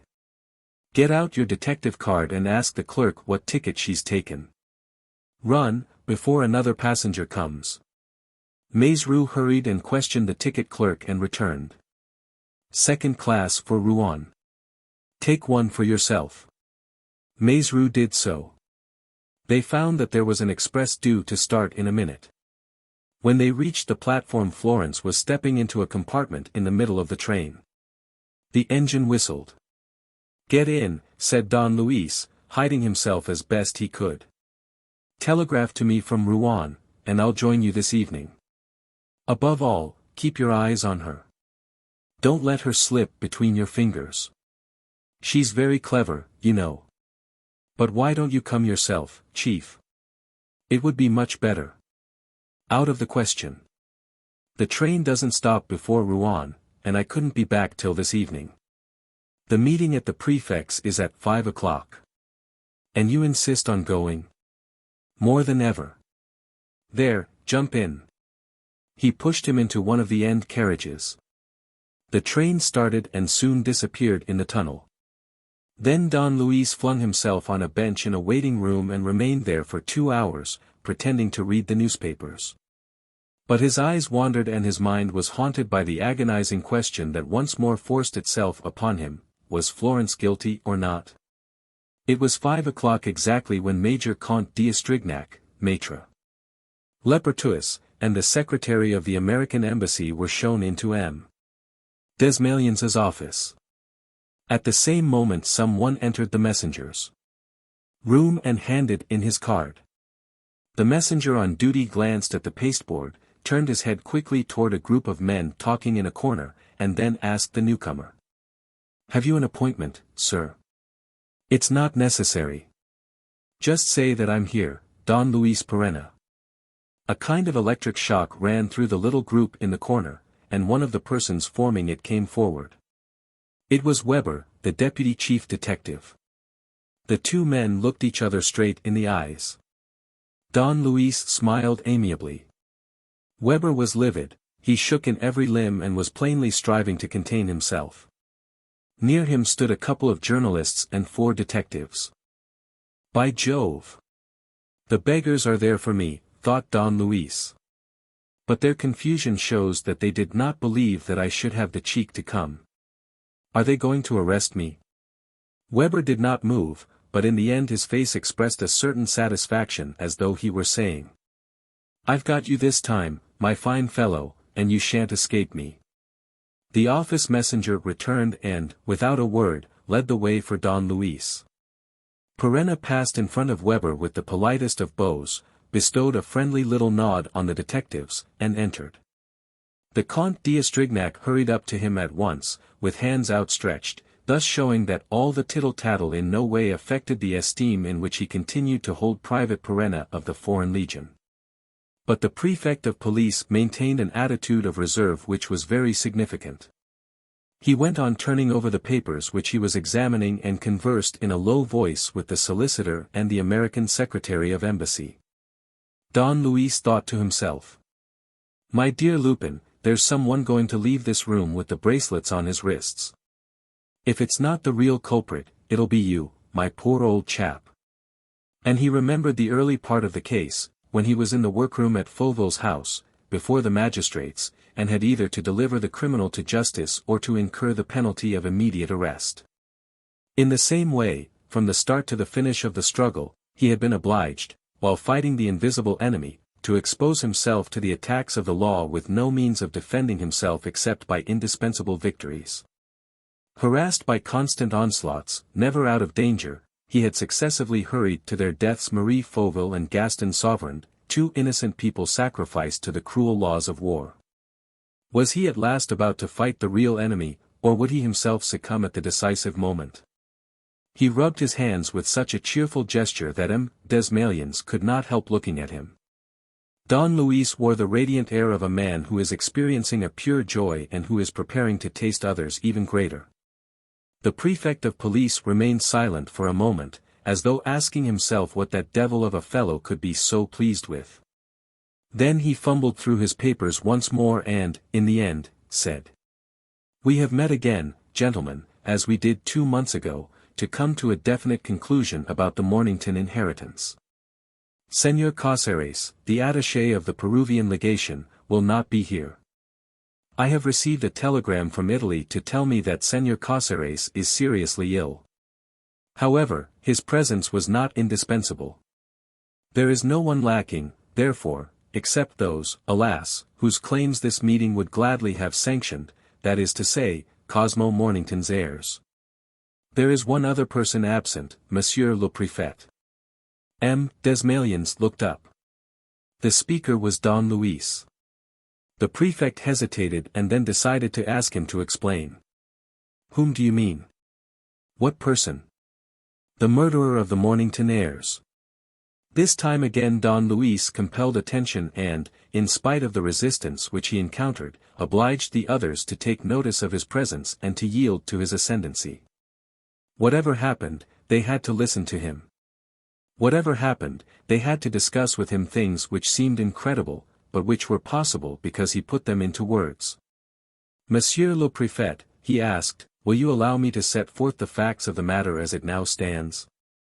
They will form a natural sequel and conclusion of the interview which we had after the explosion on the Boulevard Suchet." Desmalions's silence gave Don Luis leave to speak. He at once continued. "It will not take long, Monsieur le Préfet. It will not take long for 2 reasons. First, because Fauville's confessions remain at our disposal and we know definitely the monstrous part which he played. And, secondly, because, after all, the truth, however complicated it may seem, is really very simple. It all lies in the objection which you, Monsieur le Préfet, made to me on leaving the wrecked house on the Boulevard Suchet. How is it, you asked, that the Mornington inheritance is not once mentioned in Hippolyte Fauville's confession? It all lies in that, Monsieur le Préfet. Hippolyte Fauville did not say a word about the inheritance, and the reason evidently is that he did not know of it. And the reason why Gaston Sauverand was able to tell me his whole sensational story without making the least allusion to the inheritance was that the inheritance played no sort of part in Gaston Sauverand's story. He, too, knew nothing of it before those events, any more than Marie Fauville did, or Florence Levasseur. There is no denying the fact, Hippolyte Fauville was guided by revenge and by revenge alone. If not, why should he have acted as he did, seeing that Cosmo Mornington's millions reverted to him by the fullest of rights? Besides, if he had wished to enjoy those millions, he would not have begun by killing himself. One thing, therefore, is certain, the inheritance in no way affected Hippolyte Fauville's resolves or actions. And, nevertheless, one after the other, with inflexible regularity, as if they had been struck down in the very order called for by the terms of the Mornington inheritance, they all disappeared, Cosmo Mornington, then Hippolyte Fauville. Then Edmond Fauville, then Marie Fauville, then Gaston Sauverand. First, the possessor of the fortune, next, all those whom he had appointed his legatees, and, I repeat, in the very order in which the will enabled them to lay claim to the fortune. Is it not strange? Asked Perenna, and are we not bound to suppose that there was a controlling mind at the back of it all? Are we not bound to admit that the formidable contest was influenced by that inheritance, and that, above the hatred and jealousy of the loathsome Fauville, there loomed a being endowed with even more tremendous energy? Pursuing a tangible aim and driving to their deaths, one by one, like so many numbered victims, all the unconscious actors in the tragedy of which he tied and of which he is now untying the threads. Don Luis leaned forward and continued earnestly. Monsieur le Préfet, the public instinct so thoroughly agrees with me, a section of the police, with M. Weber, the deputy chief detective at its head, argues in a manner so exactly identical with my own, that the existence of that being is at once confirmed in every mind. There had to be someone to act as the controlling brain, to provide the will and the energy. That someone was myself. After all, why not? Did not I possess the condition which was indispensable to make any one interested in the murders? Was I not Cosmo Mornington's heir? I will not defend myself. It may be that outside interference, it may be that circumstances, will oblige you, Monsieur le Préfet, to take unjustifiable measures against me. But I will not insult you by believing for 1 second that you can imagine the man whose acts you have been able to judge for the last 2 months capable of such crimes. And yet the public instinct is right in accusing me. Apart from Hippolyte Fauville, there is necessarily a criminal, and that criminal is necessarily Cosmo Mornington's heir. As I am not the man, another heir of Cosmo Mornington exists. It is he whom I accuse, Monsieur le Préfet. There is something more than a dead man's will in the wicked business that is being enacted before us. We thought for a time that there was only that, but there is something more. I have not been fighting a dead man all the time. More than once I have felt the very breath of life strike against my face. More than once I have felt the teeth of the tiger seeking to tear me. The dead man did much, but he did not do everything. And, even then, was he alone in doing what he did? Was the being of whom I speak merely one who executed his orders? Or was he also the accomplice who helped him in his scheme? I do not know. But he certainly continued a work which he perhaps began by inspiring and which, in any case, he turned to his own profit, resolutely completed and carried out to the very end. And he did so because he knew of Cosmo Mornington's will. It is he whom I accuse, Monsieur le Préfet. I accuse him at the very least of that part of the crimes and felonies which cannot be attributed to Hippolyte Fauville. I accuse him of breaking open the drawer of the desk in which Maître Lepertuis, Cosmo Mornington's solicitor, had put his client's will. I accuse him of entering Cosmo Mornington's room and substituting a phial containing a toxic fluid for one of the phials of glycerophosphate which Cosmo Mornington used for his hypodermic injections. I accuse him of playing the part of a doctor who came to certify Cosmo Mornington's death and of delivering a false certificate. I accuse him of supplying Hippolyte Fauville with the poison which killed successively Inspector Verret, Edmond Fauville, and Hippolyte Fauville himself. I accuse him of arming and turning against me the hand of Gaston Sauverand, who, acting under his advice and his instructions, tried 3 times to take my life and ended by causing the death of my chauffeur. I accuse him of profiting by the relations which Gaston Sauverand had established with the infirmary in order to communicate with Marie Fauville.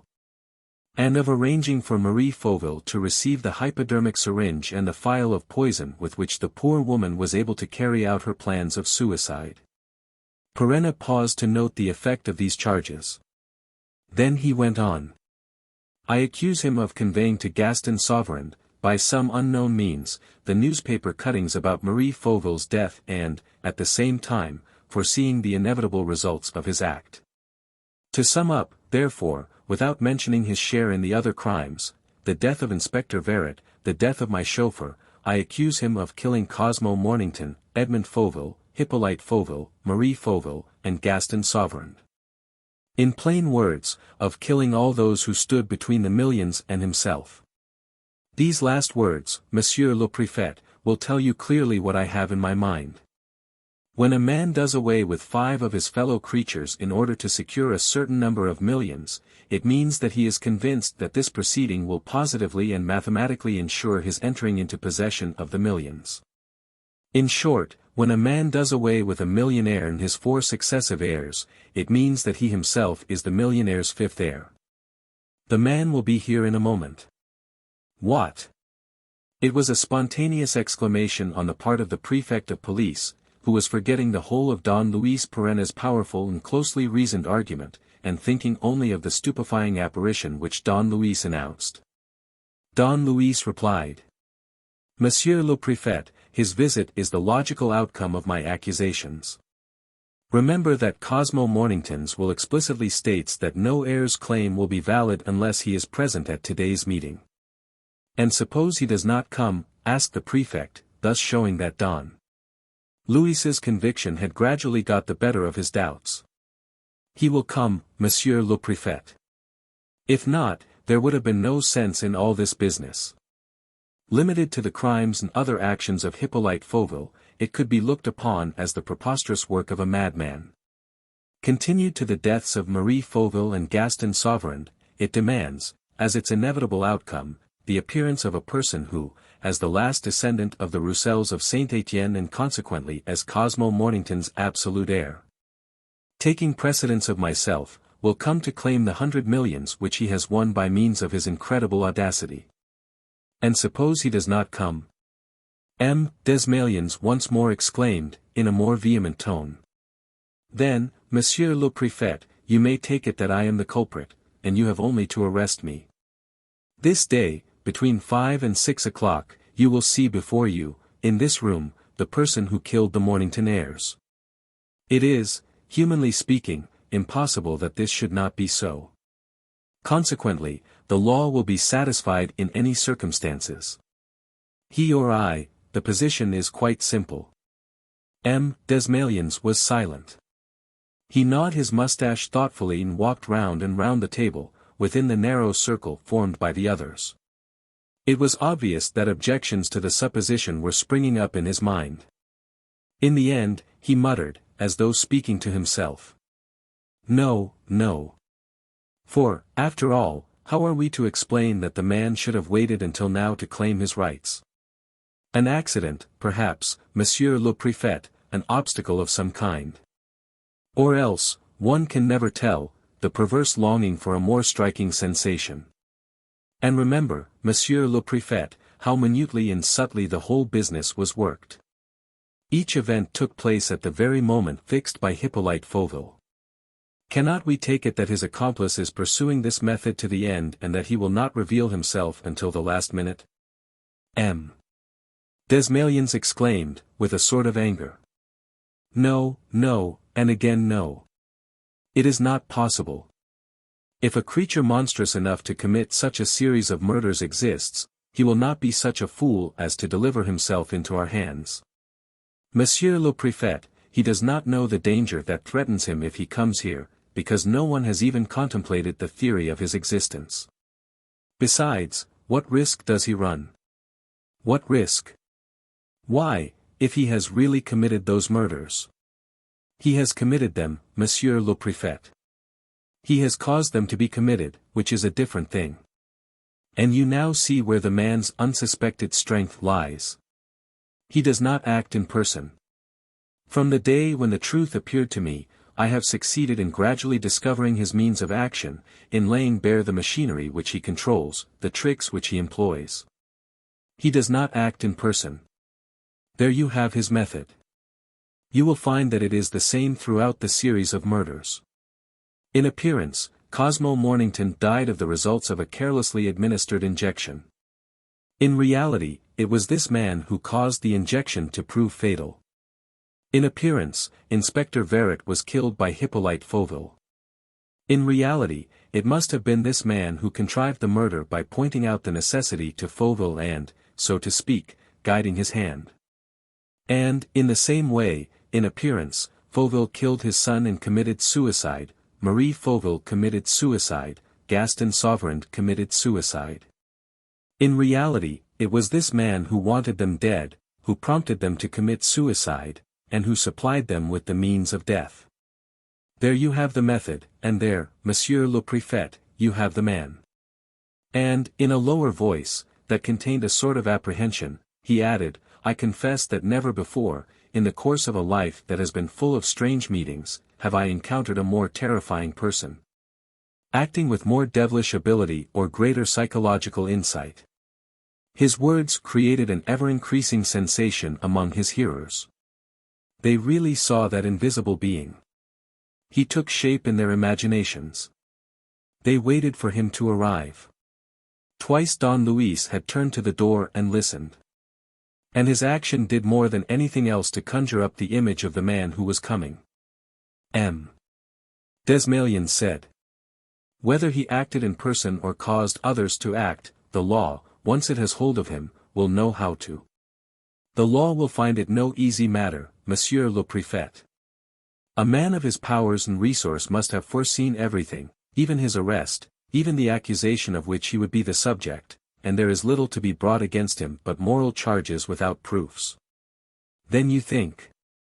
I think, Monsieur le Préfet, that the thing will be to accept his explanations as quite natural and not to show any distrust. What you want is to know who he is. Later on, before long, you will be able to unmask him. The prefect of police continued to walk round the table. Major d'Estrignac kept his eyes fixed on Perenna, whose coolness amazed him. The solicitor and the secretary of embassy seemed greatly excited. In fact, nothing could be more sensational than the thought that filled all their minds. Was the abominable murderer about to appear before them? Silence, said the prefect, stopping his walk.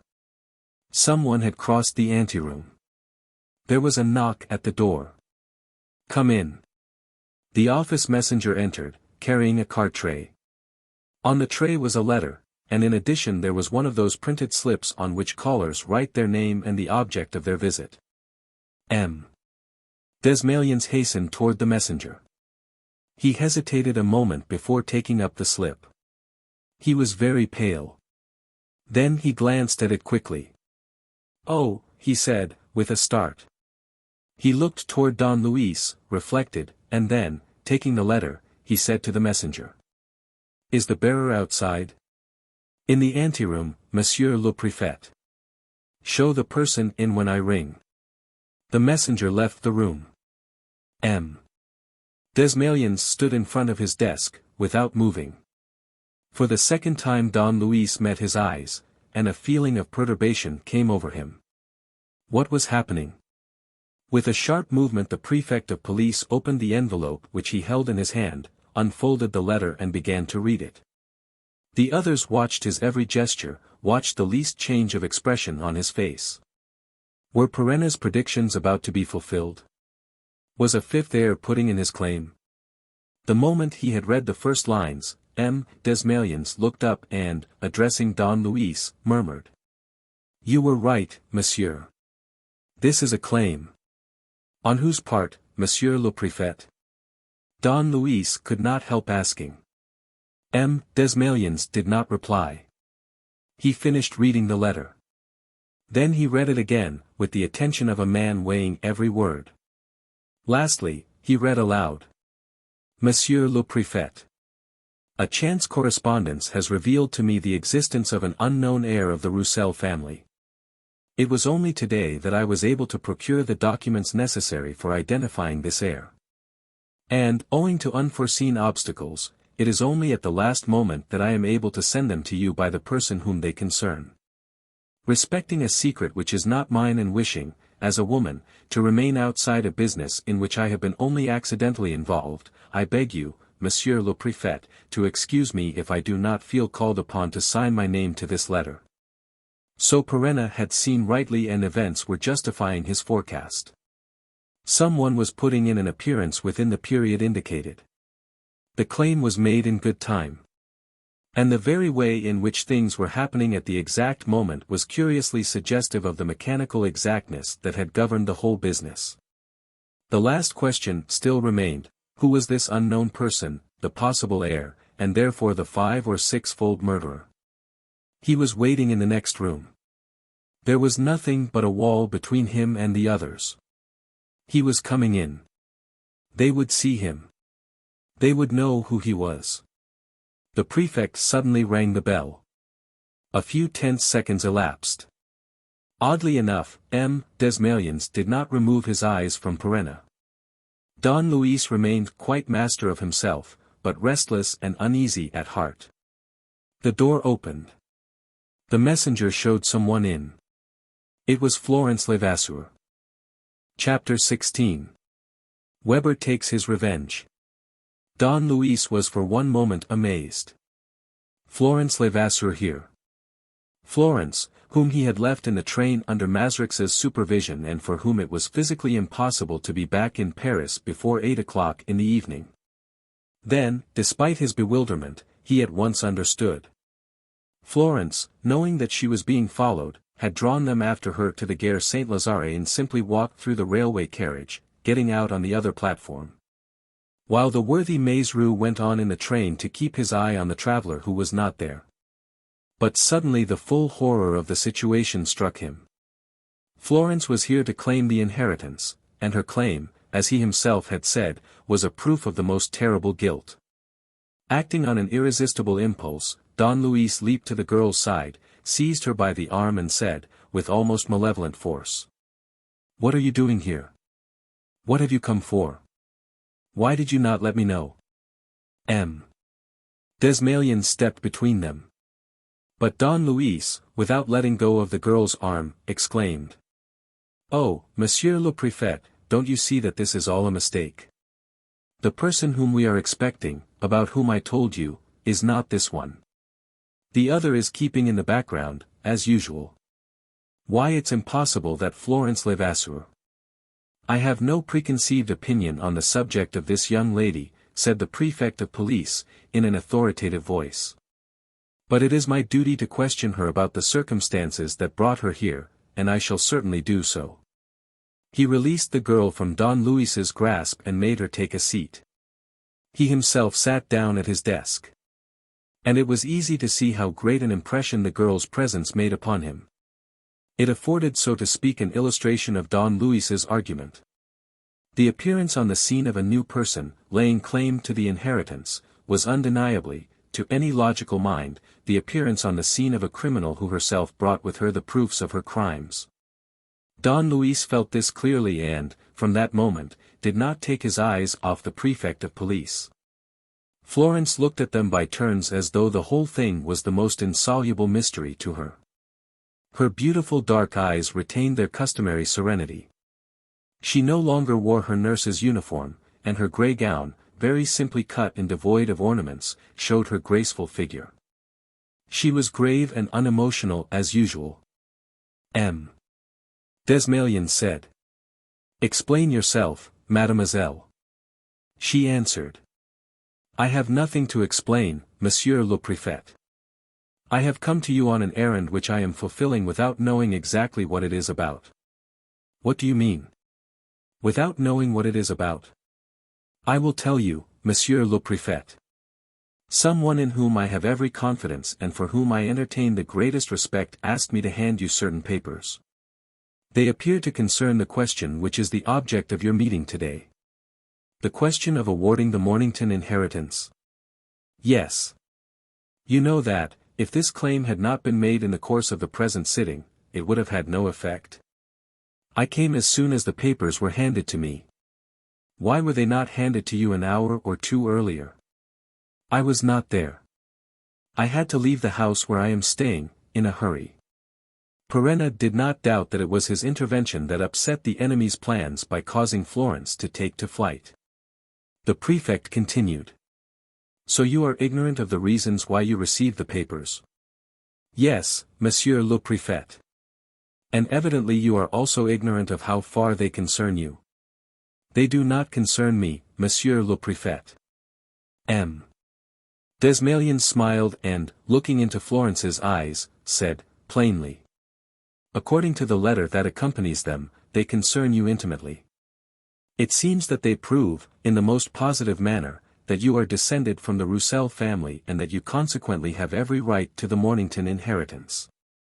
The cry was a spontaneous exclamation of astonishment and protest. And she at once went on, insistently. "I, a right to the inheritance? I have none at all, Monsieur le Préfet, none at all. I never knew Mr. Mornington. What is this story? There is some mistake." She spoke with great animation and with an apparent frankness that would have impressed any other man than the prefect of police. But how could he forget Don Luis's arguments and the accusation made beforehand against the person who would arrive at the meeting? "Give me the papers," he said. She took from her handbag a blue envelope which was not fastened down and which he found to contain a number of faded documents, damaged at the folds and torn in different places. He examined them amid perfect silence, read them through, studied them thoroughly, inspected the signatures and the seals through a magnifying glass, and said, "They bear every sign of being genuine. The seals are official." "Then, Monsieur le Préfet," said Florence, in a trembling voice. "Then, mademoiselle, let me tell you that your ignorance strikes me as most incredible. And, turning to the solicitor, he said. Listen briefly to what these documents contain and prove. Gaston Sauverand, Cosmo Mornington's heir in the fourth line, had, as you know, an elder brother, called Raoul, who lived in the Argentine Republic. This brother, before his death, sent to Europe, in the charge of an old nurse, a child of 5 who was none other than his daughter, a natural but legally recognized daughter whom he had had by Mlle Levasseur, a French teacher at Buenos Aires. Here is the birth certificate. Here is the signed declaration written entirely in the father's hand. Here is the affidavit signed by the old nurse. Here are the depositions of 3 friends, merchants or solicitors at Buenos Aires. And here are the death certificates of the father and mother. All these documents have been legalized and bear the seals of the French consulate. For the present, I have no reason to doubt them. And I am bound to look upon Florence Levasseur as Raoul Sauverand's daughter and Gaston Sauverand's niece. Gaston Sauverand's niece? His niece, stammered Florence. The mention of a father whom she had, so to speak, never known, left her unmoved. But she began to weep at the recollection of Gaston Sauverand, whom she loved so fondly and to whom she found herself linked by such a close relationship. Were her tears sincere? Or were they the tears of an actress able to play her part down to the slightest details? Were those facts really revealed to her for the first time? Or was she acting the emotions which the revelation of those facts would produce in her under natural conditions? Don Luis observed M. Desmalions even more narrowly than he did the girl, and tried to read the secret thoughts of the man with whom the decision lay. And suddenly he became certain that Florence's arrest was a matter resolved upon as definitely as the arrest of the most monstrous criminal. Then he went up to her and said, "Florence." She looked at him with her tear-dimmed eyes and made no reply. Slowly, he said. "To defend yourself, Florence, for, though I am sure you do not know it, you are under that obligation, you must understand the terrible position in which events have placed you. Florence, the prefect of police has been led by the logical outcome of those events to come to the final conclusion that the person entering this room with an evident claim to the inheritance is the person who killed the Mornington heirs. You entered the room, Florence, and you are undoubtedly Cosmo Mornington's heir."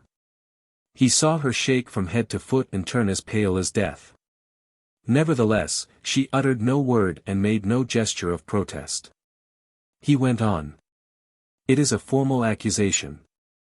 Do you say nothing in reply?" She waited some time and then declared. "I have nothing to say. The whole thing is a mystery." "What would you have me reply?" "I do not understand." Don Luis stood quivering with anguish in front of her. He stammered. "Is that all? Do you accept?" After a second, she said, in an undertone. "Explain yourself, I beg of you. What you mean, I suppose, is that, if I do not reply, I accept the accusation." "Yes." "And then?" "Arrest, prison." "Prison." She seemed to be suffering hideously. Her beautiful features were distorted with fear. To her mind, prison evidently represented the torments undergone by Marie and Sauverand. It must mean despair, shame, death, all those horrors which Marie and Sauverand had been unable to avoid and of which she in her turn would become the victim. An awful sense of hopelessness overcame her, and she moaned. "How tired I am. I feel that there is nothing to be done. I am stifled by the mystery around me. Oh, if I could only see and understand." There was another long pause. Leaning over her, M. Desmalions studied her face with concentrated attention. Then, as she did not speak, he put his hand to the bell on his table and struck it 3 times. Don Luis did not stir from where he stood, with his eyes despairingly fixed on Florence. A battle was raging within him between his love and generosity, which led him to believe the girl, and his reason, which obliged him to suspect her. Was she innocent or guilty? He did not know. Everything was against her. And yet why had he never ceased to love her? Weber entered, followed by his men. Desmalions spoke to him and pointed to Florence. Weber went up to her. "Florence," said Don Luis. She looked at him and looked at Weber and his men, and, suddenly, realizing what was coming, she retreated, staggered for a moment, bewildered and fainting, and fell back in Don Luis's arms. "Oh, save me, save me. Do save me." The action was so natural and unconstrained, the cry of distress so clearly denoted the alarm which only the innocent can feel, that Don Luis was promptly convinced. A fervent belief in her lightened his heart. His doubts, his caution, his hesitation, his anguish, all these vanished before a certainty that dashed upon him like an irresistible wave. And he cried. "No, no, that must not be. Monsieur le Préfet, there are things that cannot be permitted." He stooped over Florence, whom he was holding so firmly in his arms that nobody could have taken her from him. Their eyes met. His face was close to the girl's. He quivered with emotion at feeling her throbbing, so weak, so utterly helpless, and he said to her passionately, in a voice too low for any but her to hear. "I love you, I love you. Ah, Florence, if you only knew what I feel, how I suffer and how happy I am. Oh, Florence, I love you, I love you." Weber had stood aside, at a sign from the prefect, who wanted to witness the unexpected conflict between those two mysterious beings, Don Luis Perenna and Florence Levasseur. Don Luis unloosed his arms and placed the girl in a chair. Then, putting his two hands on her shoulders, face to face with her, he said. "Though you do not understand, Florence, I am beginning to understand a good deal. And I can already almost see my way in the mystery that terrifies you. Florence, listen to me. It is not you who are doing all this, is it? There is somebody else behind you, above you, somebody who gives you your instructions, isn't there, while you yourself don't know where he is leading you? Nobody is instructing me." "What do you mean? Explain." "Yes, you are not alone in your life. There are many things which you do because you are told to do them and because you think them right and because you do not know their consequences or even that they can have any consequences. Answer my question, are you absolutely free? Are you not yielding to some influence?" The girl seemed to have come to herself, and her face recovered some of its usual calmness. Nevertheless, it seemed as if Don Luis's question made an impression on her. "No," she said, "there is no influence, none at all, I'm sure of it." He insisted, with growing eagerness. "No, you are not sure, don't say that. Someone is dominating you without your knowing it. Think for a moment. You are Cosmo Mornington's heir, heir to a fortune which you don't care about, I know, I swear. Well, if you don't want that fortune, to whom will it belong? Answer me. Is there anyone who is interested or believes himself interested in seeing you rich? The whole question lies in that. Is your life linked with that of someone else? Is he a friend of yours? Are you engaged to him?" She gave a start of revolt. "Oh, never. The man of whom you speak is incapable." "Ah," he cried, overcome with jealousy, "you confess it. So the man of whom I speak exists. I swear that the villain." He turned toward Desmalions, his face convulsed with hatred. He made no further effort to contain himself. "Monsieur le Préfet, we are in sight of the goal. I know the road that will lead us to it. The wild beast shall be hunted down tonight, or tomorrow at least. Monsieur le Préfet, the letter that accompanied those documents, the unsigned letter which this young lady handed you, was written by the Mother Superior who manages a nursing home in the Avenue de Tournus. By making immediate inquiries at that nursing home, by questioning the Superior and confronting her with Mlle Levasseur, we shall discover the identity of the criminal himself. But we must not lose a minute, or we shall be too late and the wild beast will have fled." His outburst was irresistible. There was no fighting against the violence of his conviction. Still, Desmalions objected. "Mlle Levasseur could tell us. She will not speak, or at least not till later, when the man has been unmasked in her presence. Monsieur le Préfet, I entreat you to have the same confidence in me as before. Have not all my promises been fulfilled? Have confidence, Monsieur le Préfet, cast aside your doubts. Remember how Marie Fauville and Gaston Sauverand were overwhelmed with charges, the most serious charges, and how they succumbed in spite of their innocence. Does the law wish to see Florence Levasseur sacrificed as the two others were?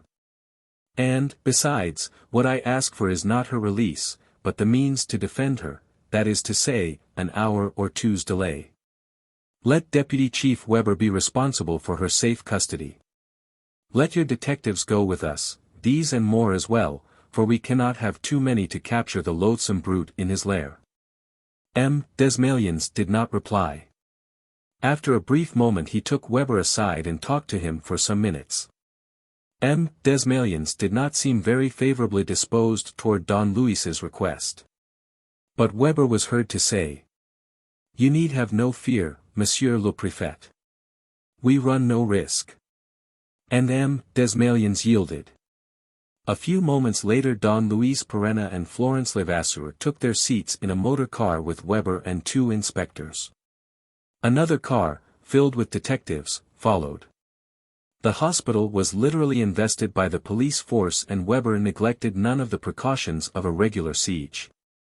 The prefect of police, who arrived in his own car, was shown by the manservant into the waiting room and then into the parlor, where the Mother Superior came to him at once. Without delay or preamble of any sort he put his questions to her, in the presence of Don Luis, Weber, and Florence. "Reverend Mother," he said. "I have a letter here which was brought to me at headquarters and which tells me of the existence of certain documents concerning a legacy. According to my information, this letter, which is unsigned and which is in a disguised hand, was written by you. Is that so?" The Mother Superior, a woman with a powerful face and a determined air, replied, without embarrassment. "That is so, Monsieur le Préfet. As I had the honor to tell you in my letter, would have preferred, for obvious reasons, that my name should not be mentioned. Besides, the delivery of the documents was all that mattered. However, since you know that I am the writer, I am prepared to answer your questions." M. Desmalions continued, with a glance at Florence. "I will first ask you, Reverend Mother, if you know this young lady?" "Yes, Monsieur le Préfet. Florence was with us for 6 months as a nurse, a few years ago. She gave such satisfaction that I was glad to take her back this day fortnight. As I had read her story in the papers, I simply asked her to change her name. We had a new staff at the hospital, and it was therefore a safe refuge for her. But, as you have read the papers, you must be aware of the accusations against her. Those accusations have no weight, Monsieur le Préfet, with anyone who knows Florence. She has one of the noblest characters and one of the strictest consciences that I have ever met with." The prefect continued. "Let us speak of the documents, Reverend Mother. Where do they come from?" "Yesterday, Monsieur le Préfet, I found in my room a communication in which the writer proposed to send me some papers that interested Florence Levasseur." "How did any one know that she was here?" asked M. Desmalions, interrupting her. "I can't tell you. The letter simply said that the papers would be at Versailles, at the Poste Restante, in my name, on a certain day, that is to say, this morning. I was also asked not to mention them to anybody and to hand them at 3 o'clock this afternoon to Florence Levasseur, with instructions to take them to the prefect of police at once. I was also requested to have a letter conveyed to Sergeant Maizerou." "To Sergeant Maizerou? That's odd. That letter appeared to have to do with the same business. Now, I am very fond of Florence. So I sent the letter, and this morning went to Versailles and found the papers there, as stated. When I got back, Florence was out. I was not able to hand them to her until her return, at about 4 o'clock. Where were the papers posted?" "In Paris. The postmark on the envelope was that of the Avenue Niel, which happens to be the nearest office to this." "And did not the fact of finding that letter in your room strike you as strange?" "Certainly, Monsieur le Préfet, but no stranger than all the other incidents in the matter. Nevertheless, continued M. Desmalions, who was watching Florence's pale face, nevertheless, when you saw that the instructions which you received came from this house and that they concerned a person living in this house, did you not entertain the idea that that person, the idea that Florence had entered the room, unknown to me, for such a purpose? Cried the superior. Oh, Monsieur le Préfet, Florence is incapable of doing such a thing. The girl was silent, but her drawn features betrayed the feelings of alarm that upset her. Don Luis went up to her and said, "The mystery is clearing, Florence, isn't it? And you are suffering in consequence. Who put the letter in Mother Superior's room? You know, don't you? And you know who is conducting all this plot?" She did not answer. Then, turning to the deputy chief, the prefect said, "Weber, please go and search the room which Mlle Levasseur occupied." And, in reply to the nun's protest, "It is indispensable," he declared, "that we should know the reasons why Mlle Levasseur preserves such an obstinate silence." Florence herself led the way. But, as Weber was leaving the room, Don Luis exclaimed, "Take care, deputy chief. Take care." "Why?" "I don't know," said Don Luis, who really could not have said why Florence's behavior was making him uneasy. "I don't know. Still, I warn you." Weber shrugged his shoulders and, accompanied by the superior, moved away. In the hall he took 2 men with him. Florence walked ahead. She went up a flight of stairs and turned down a long corridor, with rooms on either side of it, which, after turning a corner, led to a short and very narrow passage ending in a door. This was her room. The door opened not inward, into the room, but outward, into the passage. Florence therefore drew it to her, stepping back as she did so, which obliged Weber to do likewise. She took advantage of this to rush in and closed the door behind her so quickly that the deputy chief, when he tried to grasp the handle, merely struck the air. He made an angry gesture. "The baggage. She means to burn some papers." And, turning to the superior, "Is there another exit to the room?" "No, monsieur." He tried to open the door, but she had locked and bolted it. Then he stood aside to make way for one of his men, a giant, who, with one blow of his fist, smashed a panel. Weber pushed by him, put his arm through the opening, drew the bolt, turned the key, pulled open the door and entered. Florence was no longer in her room. A little open window opposite showed the way she had taken. "Oh, curse my luck," he shouted. "She's cut off." And, hurrying back to the staircase, he roared over the balusters. "Watch all the doors. She's got away. Collar her."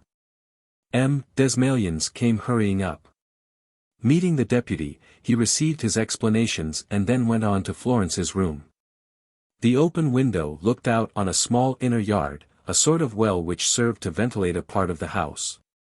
Some rain pipes ran down the wall. Florence must have let herself down by them. But what coolness and what an indomitable will she must have displayed to make her escape in this manner. The detectives had already distributed themselves on every side to bar the fugitive's road.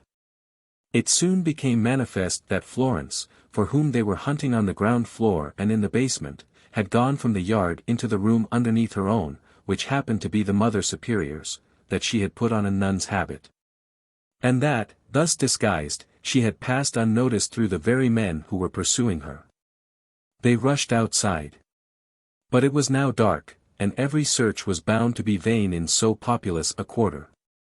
The prefect of police made no effort to conceal his displeasure.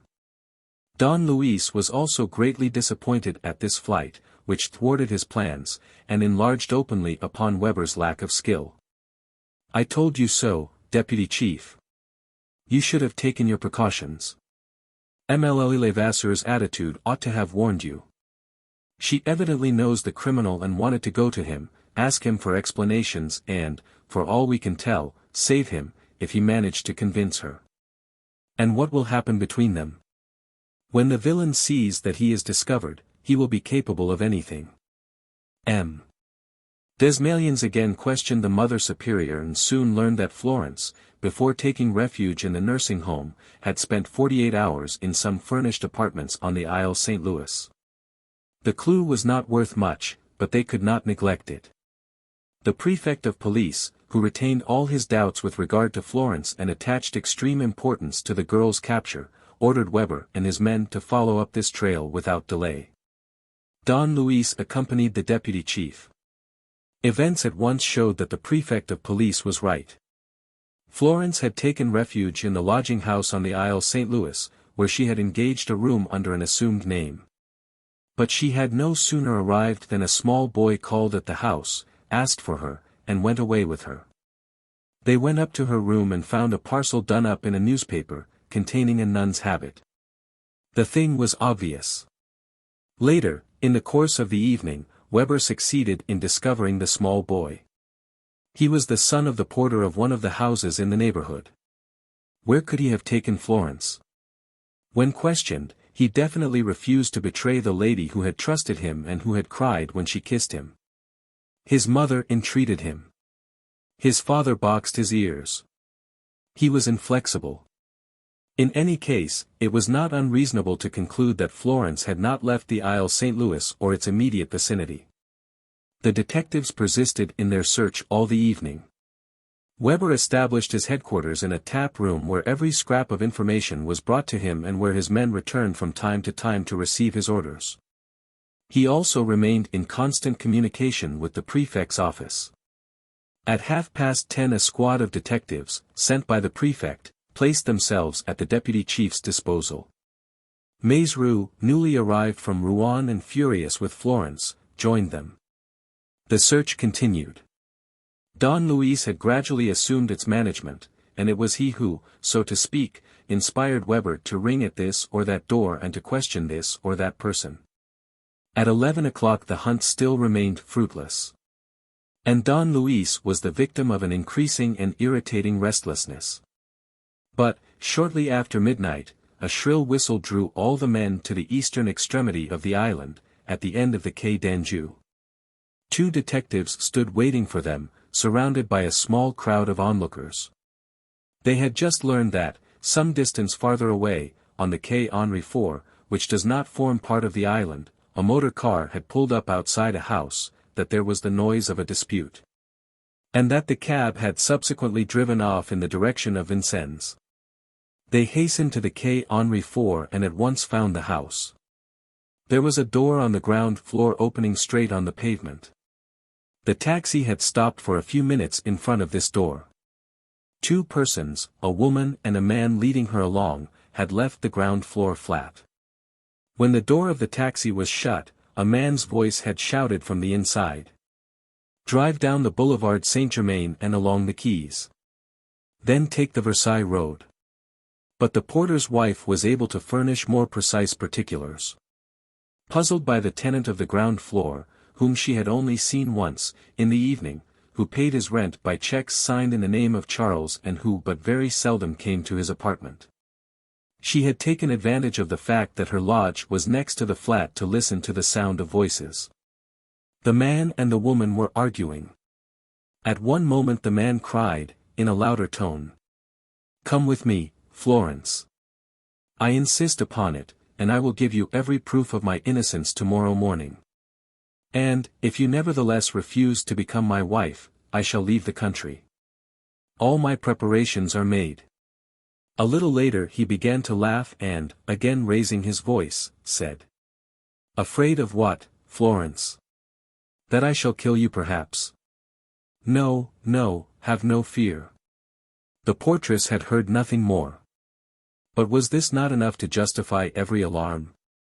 Don Luis caught hold of the deputy chief. "Come along. I knew it, the man is capable of anything. It's the tiger. He means to kill her." He rushed outside, dragging the deputy toward the 2 police motors waiting 500 yards down. Meanwhile, Maizerou was trying to protest. It would be better to search the house, to pick up some clues. "Oh, shouted Don Luis, increasing his pace, the house and the clues will keep. But he's gaining ground, the ruffian, and he has Florence with him, and he's going to kill her. It's a trap. I'm sure of it. He was shouting in the dark, dragging the two men along with irresistible force. They neared the motors.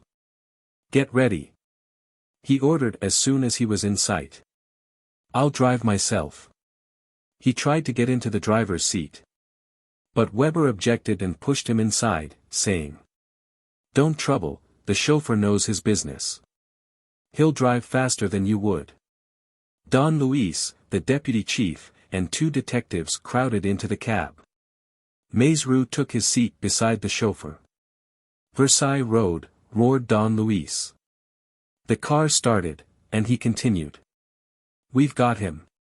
You see, it's a magnificent opportunity. He must be going pretty fast, but without forcing the pace, because he doesn't think we're after him. Oh, the villain, we'll make him sit up.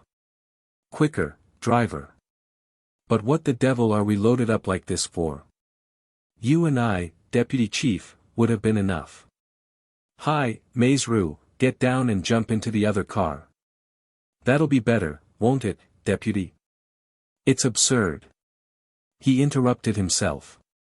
And, as he was sitting on the back seat, between the deputy chief and a detective, he rose toward the window and muttered. "Why, look here, what's the idiot doing? That's not the road. I say, what does this mean?" A roar of laughter was the only answer. It came from Weber, who was shaking with delight.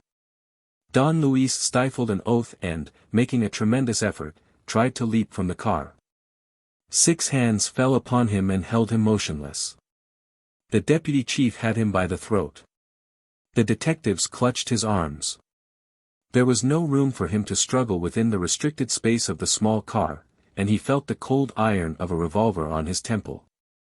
"None of your nonsense," growled Weber, "or I'll blow out your brains, my boy." "Aha! You didn't expect this. It's Weber's revenge, eh?" And, when Perenna continued to wriggle, he went on, in a threatening tone. "You'll have only yourself to blame, mind. I'm going to count 3, 1, 2. "But what's it all about?" bellowed Don Luis. "Prefect's orders, received just now." "What orders?" "To take you to the lockup if the Florence girl escaped us again." "Have you a warrant?" "I have." "And what next?" "What next?" "Nothing, the Sante, the examining magistrate." "But, hang it all, the tiger's making tracks meanwhile." "Oh, rot.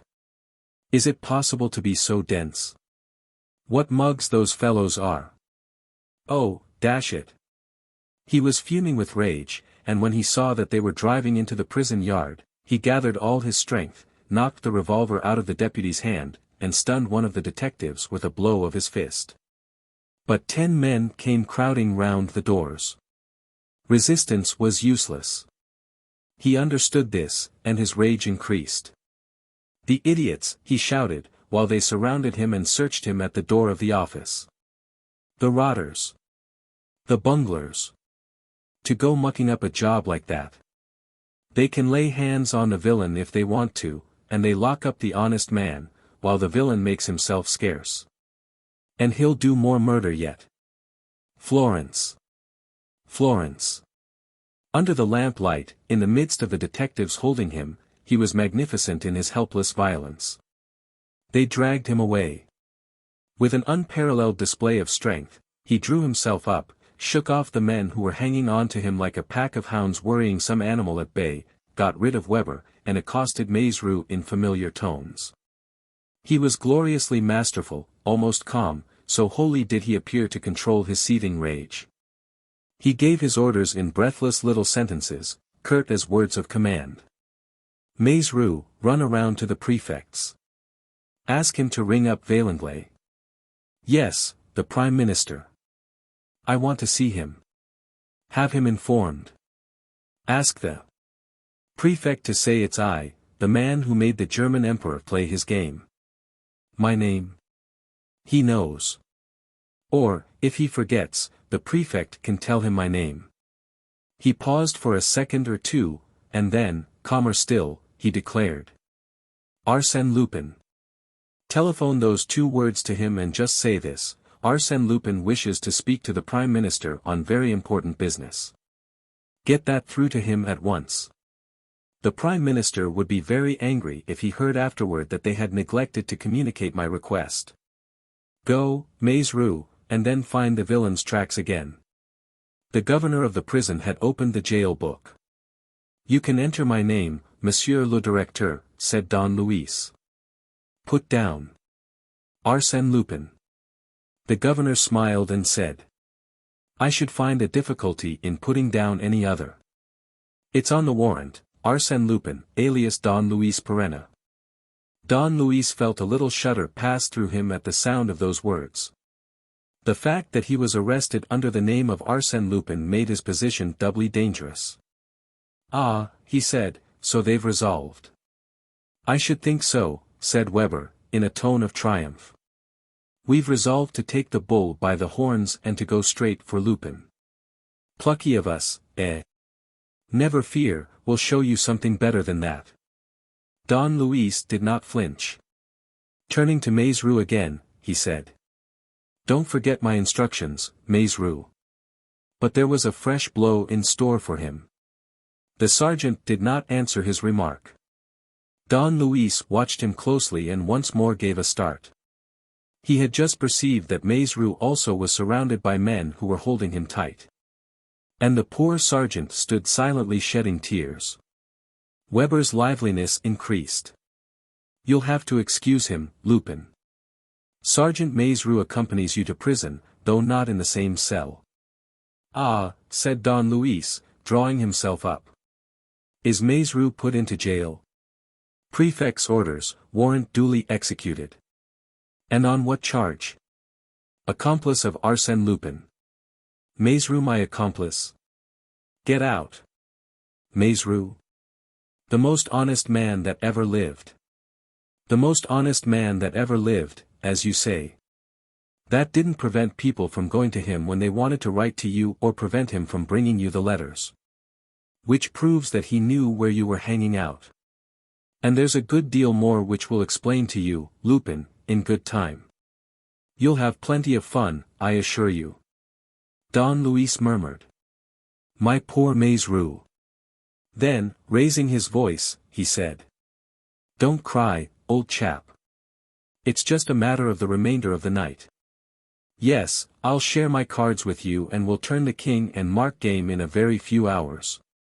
Don't cry. I've got a much finer berth waiting for you, a more honorable and above all a more lucrative position. I have just what you want.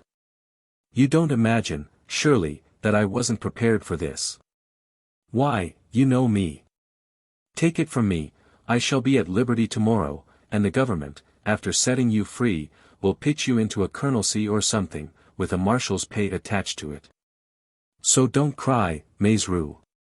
Then, addressing Weber, he said to him in the voice of a principal giving an order, and knowing that the order will be executed without discussion. Monsieur, I will ask you to fulfill the confidential mission which I was entrusting to Maizrou. First, inform the prefect of police that I have a communication of the very highest importance to make to the Prime Minister. Next, discover the tiger's tracks at Versailles before the night is over. I know your merit, Monsieur, and I rely entirely upon your diligence and your zeal. Meet me at 12 o'clock tomorrow. And, still maintaining his attitude of a principal who has given his instructions, he allowed himself to be taken to his cell. It was 10-1. For the last 50 minutes the enemy had been bowling along the highroad, carrying off Florence like a prey which it now seemed impossible to snatch from him. The door was locked and bolted. Don Luis reflected. Even presuming that Monsieur le Préfect consents to ring up Vaillanglais, he won't do so before the morning. So they've given the villain 8 hours start before I'm free. 8 hours. Curse it. He thought a little longer, then shrugged his shoulders with the air of one who, for the moment, has nothing better to do than wait, and flung himself on his mattress, murmuring. Hushaby, Lupin. Chapter 17. Open Sesame. In spite of his usual facility for sleep, Don Luis slept for 3 hours at most. He was racked with too much anxiety. And, though his plan of conduct was worked out mathematically, he could not help foreseeing all the obstacles which were likely to frustrate that plan. Of course, Weber would speak to M. Desmaliens. But would M. Desmaliens telephone to Vaillanglais? He is sure to telephone, Don Luis declared, stamping his foot. It doesn't let him in for anything. And at the same time, he would be running a big risk if he refused, especially as Vaillanglais must have been consulted about my arrest and is obviously kept informed of all that happens. He next asked himself what exactly Vaillanglais could do, once he was told. For, after all, was it not too much to expect that the head of the government, that the Prime Minister, should put himself out to obey the injunctions and assist the schemes of Arsène Lupin? He will come. He cried, with the same persistent confidence. Vaillanglais doesn't care a hang for form and ceremony and all that nonsense. He will come, even if it is only out of curiosity, to learn what the Kaiser's friend can have to say to him. Besides, he knows me. I am not one of those beggars who inconvenience people for nothing. There's always something to be gained by meeting me. He'll come. But another question at once presented itself to his mind. Vaillanglais' coming in no way implied his consent to the bargain which Perenna meant to propose to him. And even if Don Luis succeeded in convincing him, what risks remained? How many doubtful points to overcome? And then the possibilities of failure. Would Weber pursue the fugitive's motor car with the necessary decision and boldness? Would he get on the track again? And, having got on the track, would he be certain not to lose it? And then, even supposing that all the chances were favorable, was it not too late? Taking for granted that they hunted down the wild beast, that they drove him to bay, would he not meanwhile have killed his prey? Knowing himself beaten, would a monster of that kind hesitate to add one more murder to the long list of his crimes? And this, to Don Luis, was the crowning terror. After all the difficulties which, in his stubbornly confident imagination, he had managed to surmount, he was brought face to face with the horrible vision of Florence being sacrificed, of Florence dead. Oh, the torture of it, he stammered. I alone could have succeeded, and they shut me up. He hardly put himself out to inquire into the reasons for which M. Desmaliens, suddenly changing his mind, had consented to his arrest, thus bringing back to life that troublesome Arsène Lupin with whom the police had not hitherto cared to hamper themselves. No, that did not interest him. Florence alone mattered.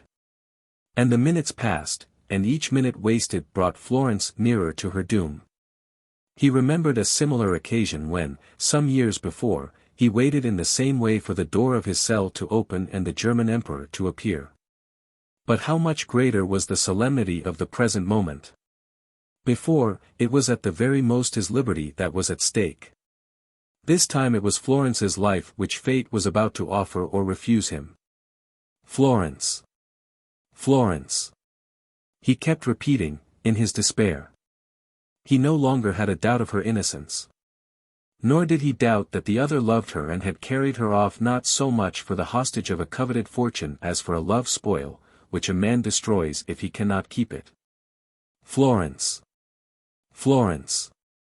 He was suffering from an extraordinary fit of depression. His defeat seemed irretrievable. There was no question of hastening after Florence, of catching the murderer. Don Luis was in prison under his own name of Arsène Lupin. And the whole problem lay in knowing how long he would remain there, for months or for years. It was then that he fully realized what his love for Florence meant.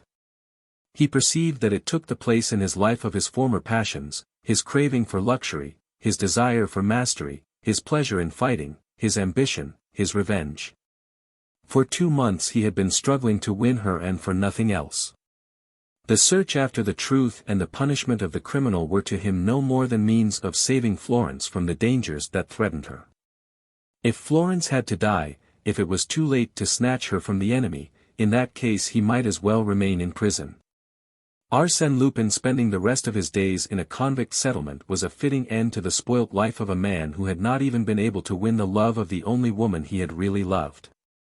It was a passing mood and, being totally opposed to Don Luis's nature, finished abruptly in a state of utter confidence which no longer admitted the least particle of anxiety or doubt. The sun had risen.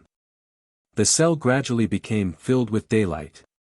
And Don Luis remembered that Vaillanglais reached his office on the Place Beauvau at 7 o'clock in the morning. From this moment he felt absolutely calm. Coming events presented an entirely different aspect to him, as though they had, so to speak, turned right round. The contest seemed to him easy, the facts free from complications. He understood as clearly as if the actions had been performed that his will could not but be obeyed. The deputy chief must inevitably have made a faithful report to the prefect of police. The prefect of police must inevitably that morning have transmitted Arsène Lupin's request to Vaillanglais. Vaillanglais would inevitably give himself the pleasure of an interview with Arsène Lupin. Arsène Lupin would inevitably, in the course of that interview, obtain Vaillanglais' consent. These were not suppositions, but certainties, not problems awaiting solution, but problems already solved. Starting from A and continuing along B and C, you arrive, whether you wish it or not, at D. Don Luis began to laugh. Come, Arsène, old chap, remember that you brought Mr. Hohenzollern all the way from his Brandenburg marches. Vaillanglais does not live as far as that, by Jove. And, if necessary, you can put yourself out a little. That's it, I'll consent to take the first step. I will go and call on M. de Beauvau. M. Vaillanglais, it is a pleasure to see you. He went gaily to the door, pretending that it was open and that he had only to walk through to be received when his turn came. He repeated this child's play 3 times, bowing low and long, as though holding a plumed hat in his hand, and murmuring, "Open Sesame." At the 4th time, the door opened, and a warder appeared. Don Luis said, in a ceremonious tone, "I hope I have not kept the Prime Minister waiting." There were 4 inspectors in the corridor. "Are these gentlemen my escort?" he asked. "That's right. Announce Arsène Lupin, Grandee of Spain, His Most Catholic Majesty's cousin." "My lords, I follow you." "Turnkey, here are 20 crowns for your pains, my friend." He stopped in the corridor. "By Jupiter, no gloves. And I haven't shaved since yesterday." The inspectors had surrounded him and were pushing him a little roughly. He seized 2 of them by the arm. They groaned. "That'll teach you," he said. "You've no orders to thrash me, have you? Nor even to handcuff me? That being so, young fellows, behave." The prison governor was standing in the hall. "I've had a capital night, my dear governor," said Don. "Your CTC rooms are the very acme of comfort. I'll see that the lock-up arms receives a star in the Baedeker. Would you like me to write you a testimonial in your jail book? You wouldn't. Perhaps you hope to see me again. Sorry, my dear governor, but it's impossible. I have other things to do." A motor car was waiting in the yard. Don Luis stepped in with the 4 detectives. "Place Beauvau," he said to the driver. "No, Rue Vigneuse," said one of the detectives, correcting him. "Oh ho," said Don Luis. "His Excellency's private residence. His Excellency prefers that my visit should be kept secret. That's a good sign. By the way, dear friends, what's the time?" His question remained unanswered. And as the detectives had drawn the blinds, he was unable to consult the clocks in the street. It was not until he was at Vaillanglais, in the Prime Minister's little ground-floor flat near the Trocadero, that he saw a clock on the mantelpiece. 7:15, he exclaimed. "Good. There's not been much time lost." Vaillanglais' study opened on a flight of steps that ran down to a garden filled with aviaries. The room itself was crammed with books and pictures. A bell rang, and the detectives went out, following the old maidservant who had shown them in. Don Luis was left alone. He was still calm, but nevertheless felt a certain uneasiness, a longing to be up and doing, to throw himself into the fray, and his eyes kept on involuntarily returning to the face of the clock. The minute hand seemed endowed with extraordinary speed. At last someone entered, ushering in a second person. Don Luis recognized Vaillanglais and the prefect of police. That's it, he thought. I've got him. He saw this by the sort of vague sympathy perceptible on the old premier's lean and bony face. There was not a sign of arrogance, nothing to raise a barrier between the minister and the suspicious individual whom he was receiving, just a manifest, playful curiosity in sympathy. It was a sympathy which Vaillanglais had never concealed, and of which he even boasted when, after Arsène Lupin's sham death, he spoke of the adventurer and the strange relations between them. "You have not changed," he said, after looking at him for some time. "Complexion a little darker, a trifle grayer over the temples, that's all." And putting on a blunt tone, he asked, "And what is it you want?" "An answer first of all, Monsieur le Président du Conseil. Has Deputy Chief Weber, who took me to the lock-up last night, traced the motor cab in which Florence Levasseur was carried off?" "Yes, the motor stopped at Versailles. The persons inside it hired another cab which is to take them to Nantes. What else do you ask for, besides that answer?" "My liberty, Monsieur le Président." "At once, of course," said Vaillanglais, beginning to laugh. "In 30 or 35 minutes at most." "At 7:30, eh?" 7:30 at latest, Monsieur le Président." "And why your liberty?" "To catch the murderer of Cosmo Mornington, of Inspector Verret, and of the Roussel family." "Are you the only one that can catch him?" "Yes." "Still, the police are moving. The wires are at work. The murderer will not leave France. He shan't escape us." "You can't find him." "Yes, we can. In that case he will kill Florence Levasseur. She will be the scoundrel's 7th victim. And it will be your doing." Vaillanglais paused for a moment and then resumed. "According to you, contrary to all appearances, and contrary to the well-grounded suspicions of Monsieur le Préfet de Police, Florence Levasseur is innocent?" "Oh, absolutely, Monsieur le Président." "And you believe her to be in danger of death?" "She is in danger of death." "Are you in love with her?" "I am." Vaillanglais experienced a little thrill of enjoyment. Lupin in love. Lupin acting through love and confessing his love. But how exciting! He said. "I have followed the Mornington case from day to day and I know every detail of it." "You have done wonders, monsieur. It is evident that, but for you, the case would never have emerged from the mystery that surrounded it at the start. But I cannot help noticing that there are certain flaws in it. These flaws, which astonished me on your part, are more easy to understand when we know that love was the primary motive and the object of your actions. On the other hand, and in spite of what you say, Florence Levasseur's conduct, her claims as the heiress, her unexpected escape from the hospital, leave little doubt in our minds as to the part which she is playing." Don Luis pointed to the clock. "Monsieur le Minister, it is getting late." Vaillanglais burst out laughing. "I never met anyone like you. Don Luis Perenna, I am sorry that I am not some absolute monarch.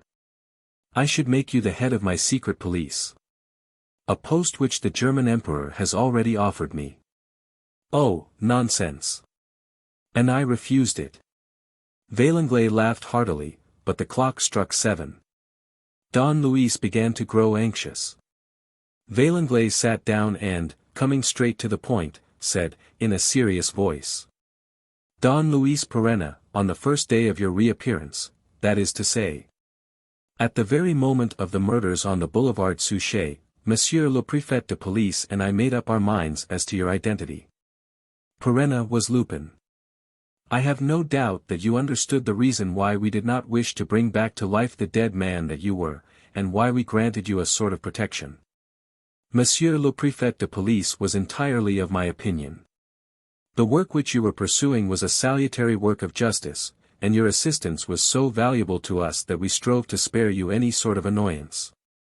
As Don Luis Perenna was fighting the good fight, we left Arsène Lupin in the background. Unfortunately. Vaillanglais paused again and declared. Unfortunately, Monsieur le Préfet de Police last night received a denunciation, supported by detailed proofs, accusing you of being Arsène Lupin. Impossible, cried Don Luis. That is a statement which no one is able to prove by material evidence. Arsène Lupin is dead. If you like, Vaillanglais agreed. But that does not show that Don Luis Perenna is alive. Don Luis Perenna has a duly legalized existence, Monsieur le Président. Perhaps. But it is disputed. By whom? There is only one man who would have the right, and to accuse me would be his own undoing. I cannot believe him to be stupid enough. Stupid enough, no, but crafty enough, yes. You mean Cáceres, the Peruvian attaché? Yes. But he is abroad. More than that, he is a fugitive from justice, after embezzling the funds of his legation. But before leaving the country he signed a statement that reached us yesterday evening, declaring that he faked up a complete record for you under the name of Don Luis Perenna. Here is your correspondence with him, and here are all the papers establishing the truth of his allegations. Anyone will be convinced, on examining them, first, that you are not Don Luis Perenna, and, secondly, that you are Arsène Lupin. Don Luis made an angry gesture. That blackguard of a Cáceres is a mere tool, he snarled. The other man's behind him, has paid him, and is controlling his actions. It's the scoundrel himself, I recognize his touch. He has once more tried to get rid of me at the decisive moment. I am quite willing to believe it, said the Prime Minister. But as all these documents, according to the letter that came with them, are only photographs, and as, if you are not arrested this morning, the originals are to be handed to a leading Paris newspaper tonight, we are obliged to take note of the accusation. But, Monsieur le Président, exclaimed Don Luis, as Cáceres is abroad and as the scoundrel who bought the papers of him was also obliged to take to flight before he was able to execute his threats. There is no fear now that the documents will be handed to the press. How do we know? The enemy must have taken his precautions. He may have accomplices. He has none. How do we know? Don Luis looked at Vaillanglais and said. What is it that you really wish to say, Monsieur le Président? I will tell you. Although pressure was brought to bear upon us by Cáceres's threats, Monsieur le Préfet de Police, anxious to see all possible light shed on the plot played by Florence Levasseur, did not interfere with your last night's expedition. As that expedition led to nothing, he determined, at any rate, to profit by the fact that Don Luis had placed himself at our disposal and to arrest Arsène Lupin. If we now let him go, the documents will certainly be published. And you can see the absurd and ridiculous position in which that will place us in the eyes of the public. Well, at this very moment, you ask for the release of Arsène Lupin, a release which would be illegal, uncalled for, and inexcusable. I am obliged, therefore, to refuse it, and I do refuse it. He ceased, and then, after a few seconds, he added. Unless. Unless, asked Don Luis. Unless, and this is what I wanted to say, unless you offer me in exchange something so extraordinary and so tremendous that I could consent to risk the annoyance which the absurd release of Arsène Lupin would bring down upon my head. But, Monsieur le Président, surely, if I bring you the real criminal, the murderer of. I don't need your assistance for that. And if I give you my word of honor, Monsieur le Président, to return the moment my task is done and give myself up? Vaillanglais struck the table with his fist and, raising his voice, addressed Don Luis with a certain genial familiarity. Come, Arsène Lupin, he said, play the game. If you really want to have your way, pay for it. Hang it all, remember that after all this business, and especially after the incidents of last night, you and Florence Levasseur will be to the public what you already are, the responsible actors in the tragedy. Nay, more, the real and only criminals. And it is now, when Florence Levasseur has taken to her heels, that you come and ask me for your liberty. Very well, but damn it, set a price to it and don't haggle with me. I am not haggling, Monsieur le Président, declared Don Luis, in a very straightforward manner and tone. What I have to offer you is certainly much more extraordinary and tremendous than you imagine. But if it were twice as extraordinary and twice as tremendous, it would not count once Florence Levasseur's life is in danger. Nevertheless, I was entitled to try for a less expensive transaction. Of this your words remove all hope. I will therefore lay my cards upon the table, as you demand, and as I had made up my mind to do. He sat down opposite Vaillanglais, in the attitude of a man treating with another on equal terms. I shall not be long. A single sentence, Monsieur le Président, will express the bargain which I am proposing to the Prime Minister of my country. And, looking Vaillanglais straight in the eyes, he said slowly, syllable by syllable. In exchange for 24 hours liberty and no more, undertaking on my honor to return here tomorrow morning and to return here either with Florence. To give you every proof of her innocence, or without her, to constitute myself a prisoner, I offer you. He took his time and, in a serious voice, concluded. I offer you a kingdom, Monsieur le Président du Conseil. The sentence sounded bombastic and ludicrous, sounded silly enough to provoke a shrug of the shoulders, sounded like one of those sentences which only an imbecile or a lunatic could utter. And yet Vaillanglais remained impassive. He knew that, in such circumstances as the present, the man before him was not the man to indulge in jesting. And he knew it so fully that, instinctively, accustomed as he was to momentous political questions in which secrecy is of the utmost importance, he cast a glance toward the prefect of police, as though M. Desmaliens's presence in the room hindered him. I positively insist, said Don Luis, that Monsieur le Préfet de Police shall stay and hear what I have to say. He is better able than anyone else to appreciate the value of it. And he will bear witness to its correctness in certain particulars. Speak, said Vaillanglais. His curiosity knew no bounds. He did not much care whether Don Luis's proposal could have any practical results. In his heart he did not believe in it. But what he wanted to know was the lengths to which that demon of audacity was prepared to go, and on what new prodigious adventure he based the pretensions which he was putting forward so calmly and frankly. Don Luis smiled. Will you allow me? He asked. Rising and going to the mantelpiece, he took down from the wall a small map representing Northwest Africa. He spread it on the table, placed different objects on the four corners to hold it in position, and resumed. There is one matter, Monsieur le Président, which puzzled Monsieur le Préfet de Police and about which I know that he caused inquiries to be made. And that matter is how I employed my time, or, rather, how Arsène Lupin employed his time during the last 3 years of his service with the Foreign Legion. Those inquiries were made by my orders, said Vaillanglais. And they led to nothing. So that you do not know what I did during my captivity? Just so. I will tell you, Monsieur le Président. It will not take me long. Don Luis pointed with a pencil to a spot in Morocco marked on the map. It was here that I was taken prisoner on the 24th of July. My capture seemed queer to Monsieur le Préfet de Police and to all who subsequently heard the details of the incident. They were astonished that I should have been foolish enough to get caught in ambush and to allow myself to be trapped by a troop of 40 Berber horse. Their surprise is justified.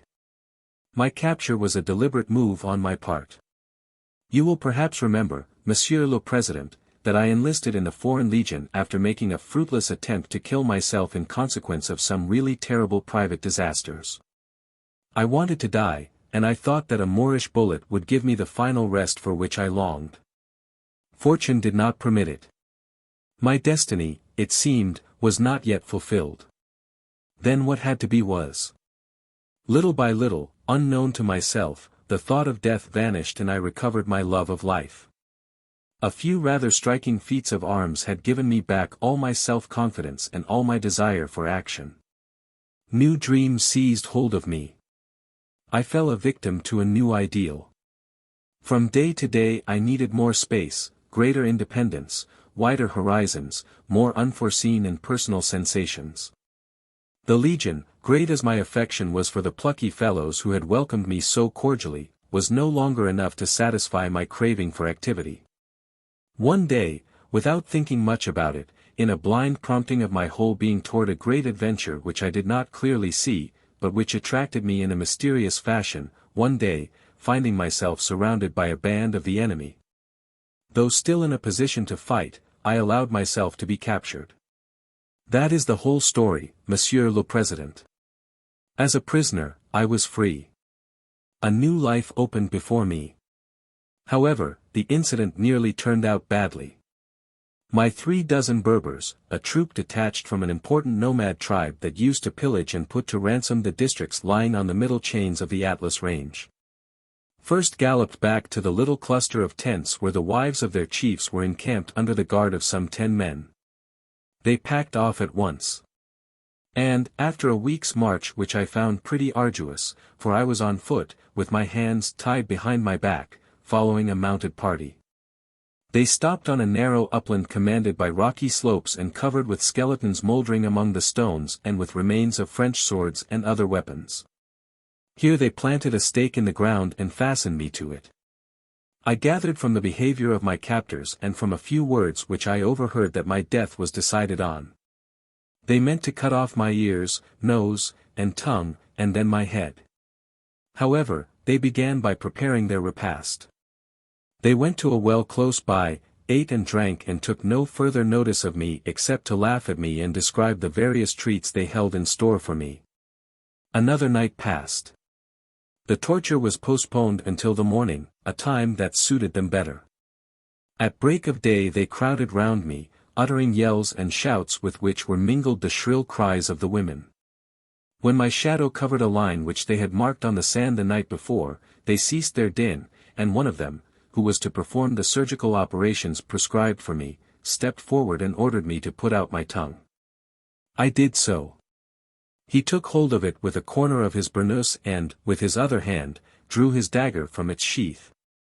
I shall never forget the ferocity, coupled with ingenuous delight, of his expression, which was like that of a mischievous boy amusing himself by breaking a bird's wings and legs. Nor shall I ever forget the man's stupefaction when he saw that his dagger no longer consisted of anything but the pommel and the harmless and ridiculously small stump of the blade, just long enough to keep it in its sheath. His fury was revealed by a splutter of curses and he at once rushed at one of his friends and snatched his dagger from him. The same stupefaction followed, this dagger was also broken off at the hilt. The next thing was a general tumult, in which one and all brandished their knives. But all of them uttered howls of rage.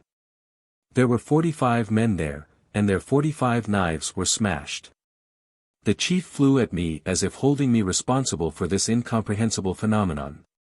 He was a tall, lean old man, slightly hunchbacked, blind of one eye, hideous to look upon. He aimed a huge pistol point blank at my head and he struck me as so ugly that I burst out laughing in his face. He pulled the trigger. The pistol missed fire. He pulled it again. The pistol again missed fire. All of them at once began to dance around the stake to which I was fastened. Gesticulating wildly, hustling one another and roaring like thunder, they leveled their various firearms at me, muskets, pistols, carbines, old Spanish blunderbusses. The hammers clicked. But the muskets, pistols, carbines, and blunderbusses did not go off. It was a regular miracle. You should have seen their faces. I never laughed so much in my life, and this completed their bewilderment. Some ran to the tents for more powder. Others hurriedly reloaded their arms, only to meet with fresh failure, while I did nothing but laugh and laugh. The thing could not go on indefinitely. There were plenty of other means of doing away with me. They had their hands to strangle me with, the butt ends of their muskets to smash my head with, pebbles to stone me with. And there were over 40 of them. The old chief picked up a bulky stone and stepped toward me, his features distorted with hatred. He raised himself to his full height, lifted the huge block, with the assistance of 2 of his men, above my head and dropped it, in front of me, on the stake.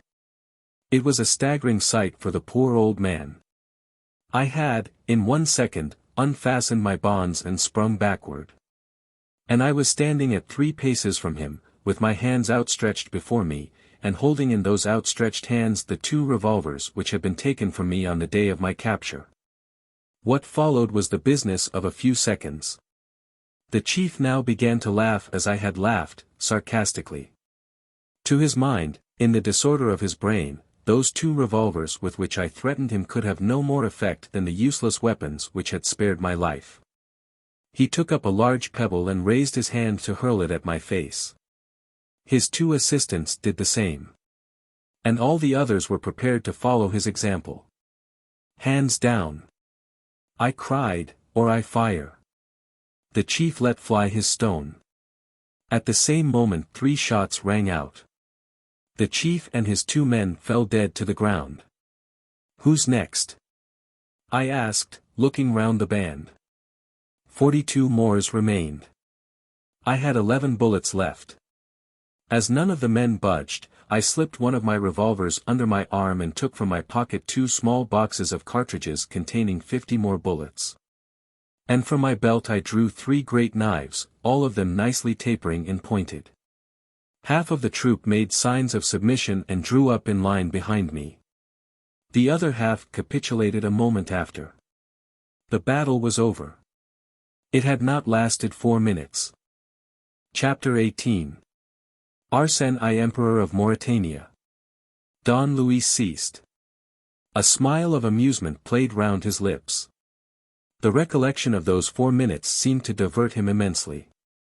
Vaillanglais and the prefect of police, who were neither of them men to be unduly surprised at courage and coolness, had listened to him, nevertheless, and were now looking at him in bewildered silence. Was it possible for a human being to carry heroism to such unlikely lengths? Meanwhile, he went up to the other side of the chimney and pointed to a larger map, representing the French roads. You told me, Monsieur le Président, that the scoundrel's motor car had left Versailles and was going toward Nantes. Yes. And all our arrangements are made to arrest him either on the way, or else at Nantes or at Saint-Nazaire, where he may intend to take ship. Don Luis Perenna followed with his forefinger the road across France, stopping here and there, marking successive stages. And nothing could have been more impressive than this dumb show. The man that he was, preserving his composure amid the overthrow of all that he had most at heart, seemed by his calmness to dominate time and circumstances. It was as though the murderer were running away at one end of an unbreakable thread of which Don Luis held the other, and as though Don Luis could stop his flight at any time by a mere movement of his finger and thumb. As he studied the map, the master seemed to command not only a sheet of cardboard, but also the highroad on which a motor car was spinning along, subject to his despotic will. He went back to the table and continued. The battle was over. And there was no question of its being resumed. My 42 worthies found themselves face to face with a conqueror, against whom revenge is always possible, by fair means or foul, but with one who had subjugated them in a supernatural manner. There was no other explanation of the inexplicable facts which they had witnessed. I was a sorcerer, a kind of marabout, a direct emissary of the prophet. Vaillanglais laughed and said. Their interpretation was not so very unreasonable, for, after all, you must have performed a sleight of hand trick which strikes me also as being little less than miraculous. Monsieur le Président, do you know a curious short story of Balzac's called A Passion in the Desert? Yes. Well, the key to the riddle lies in that. Does it? I don't quite see. You were not under the claws of a tigress. There was no tigress to tame in this instance. No, but there were women. Eh? How do you mean? Upon my word, Monsieur le Président, said Don Luis gaily, I should not like to shock you. But I repeat that the troop which carried me off on that week's march included women, and women are a little like Balzac's tigress, creatures whom it is not impossible to tame, to charm, to break in, until you make friends of them. Yes, yes, muttered the premier, madly puzzled, but that needs time. I had a week. And complete liberty of action. No, no, Monsieur le Président. The eyes are enough to start with. The eyes give rise to sympathy, interest, affection, curiosity, a wish to know you better. After that, the merest opportunity. And did an opportunity offer? Yes, one night. I was fastened up, or at least they thought I was. I knew that the chief's favorite was alone in her tent close by. I went there. I left her an hour afterward. And the tigress was tamed? Yes, as thoroughly as Balzac's, tamed and blindly submissive. But there were several of them. I know, Monsieur le Président, and that was the difficulty. I was afraid of rivalry. But all went well, the favorite was not jealous, far from it. And then, as I have told you, her submission was absolute. In short, I had 5 staunch, invisible friends, resolved to do anything I wanted and suspected by nobody. My plan was being carried out before we reached the last halting place. My 5 secret agents collected all the arms during the night. They dashed the daggers to the ground and broke them. They removed the bullets from the pistols. They damped the powder. Everything was ready for ringing up the curtain. Vaillanglais bowed. My compliments. You are a man of resource. And your scheme was not lacking in charm. For I take it that your 5 ladies were pretty. Don Luis put on a bantering expression. He closed his eyes, as if to recall his bliss, and let fall the one word. Hags. The epithet gave rise to a burst of merriment. But Don Luis, as though in a hurry to finish his story, at once went on. In any case, they saved my life, the hussies, and their aid never failed me. My 42 watchdogs, deprived of their arms and shaking with fear in those solitudes where everything is a trap and where death lies in wait for you at any minute, gathered round me as their real protector. When we joined the great tribe to which they belonged, I was their actual chief. And it took me less than 3 months of dangers faced in common, of ambushes defeated under my advice, of raids and pillages effected by my direction, to become the chief also of the whole tribe. I spoke their language, I practiced their religion, I wore their dress, I conformed to their customs, alas! Had I not 5 wives? Henceforward, my dream, which had gradually taken definite shape in my mind, became possible. I sent one of my most faithful adherents to France, with 60 letters to hand to 60 men whose names and addresses he learned by heart. Those 60 men were 60 associates whom Arsène Lupin had disbanded before he threw himself from the Capri cliffs. All had retired from business, with 100,000 francs apiece in ready money and a small trade or public post to keep them occupied. I had provided one with a tobacconist's shop, another with a job as a park keeper, others with sinecures in the government offices. In short, they were respectable citizens. To all of them, whether public servants, farmers, municipal councillors, grocers, sacristans, or what not, I wrote the same letter, made the same offer, and gave the same instructions in case they should accept. Monsieur le Président, I thought that, of the 60, 10 or 15 at most would come and join me. 60 came, Monsieur le Président, 60, and not one less. 60 men punctually arrived at the appointed place. On the day fixed, at the hour named, my old armed cruiser, the Ascendam, which they had brought back, anchored in the mouth of the Wadi Dra, on the Atlantic coast, between Cape Nun and Cape Juby. 2 longboats plied to and fro and landed my friends and the munitions of war which they had brought with them, camp furniture, quick-firing guns, ammunition, motorboats, stores and provisions, trading wares, glass beads, and cases of gold as well. For my 60 good men and true had insisted on turning their share of the old profits into cash and on putting into the new venture the 6 million francs which they had received from their governor. Need I say more, Monsieur le Président? Must I tell you what a chief like Arsène Lupin was able to attempt, seconded by 60 fine fellows of that stamp and backed by an army of 10,000 well-armed and well-trained Moorish fanatics? He attempted it, and his success was unparalleled. I do not think that there has ever been an idyll like that through which we lived during those 15 months, first on the heights of the Atlas Range and then in the infernal plains of the Sahara, an idyll of heroism, of privation, of superhuman torture and superhuman joy. An idyll of hunger and thirst, of total defeat and dazzling victory. My 60 trusty followers threw themselves into their work with might and main. Oh, what men! You know them, Monsieur le Président du Conseil. You've had them to deal with, Monsieur le Préfet de Police. The beggars. Tears come to my eyes when I think of some of them.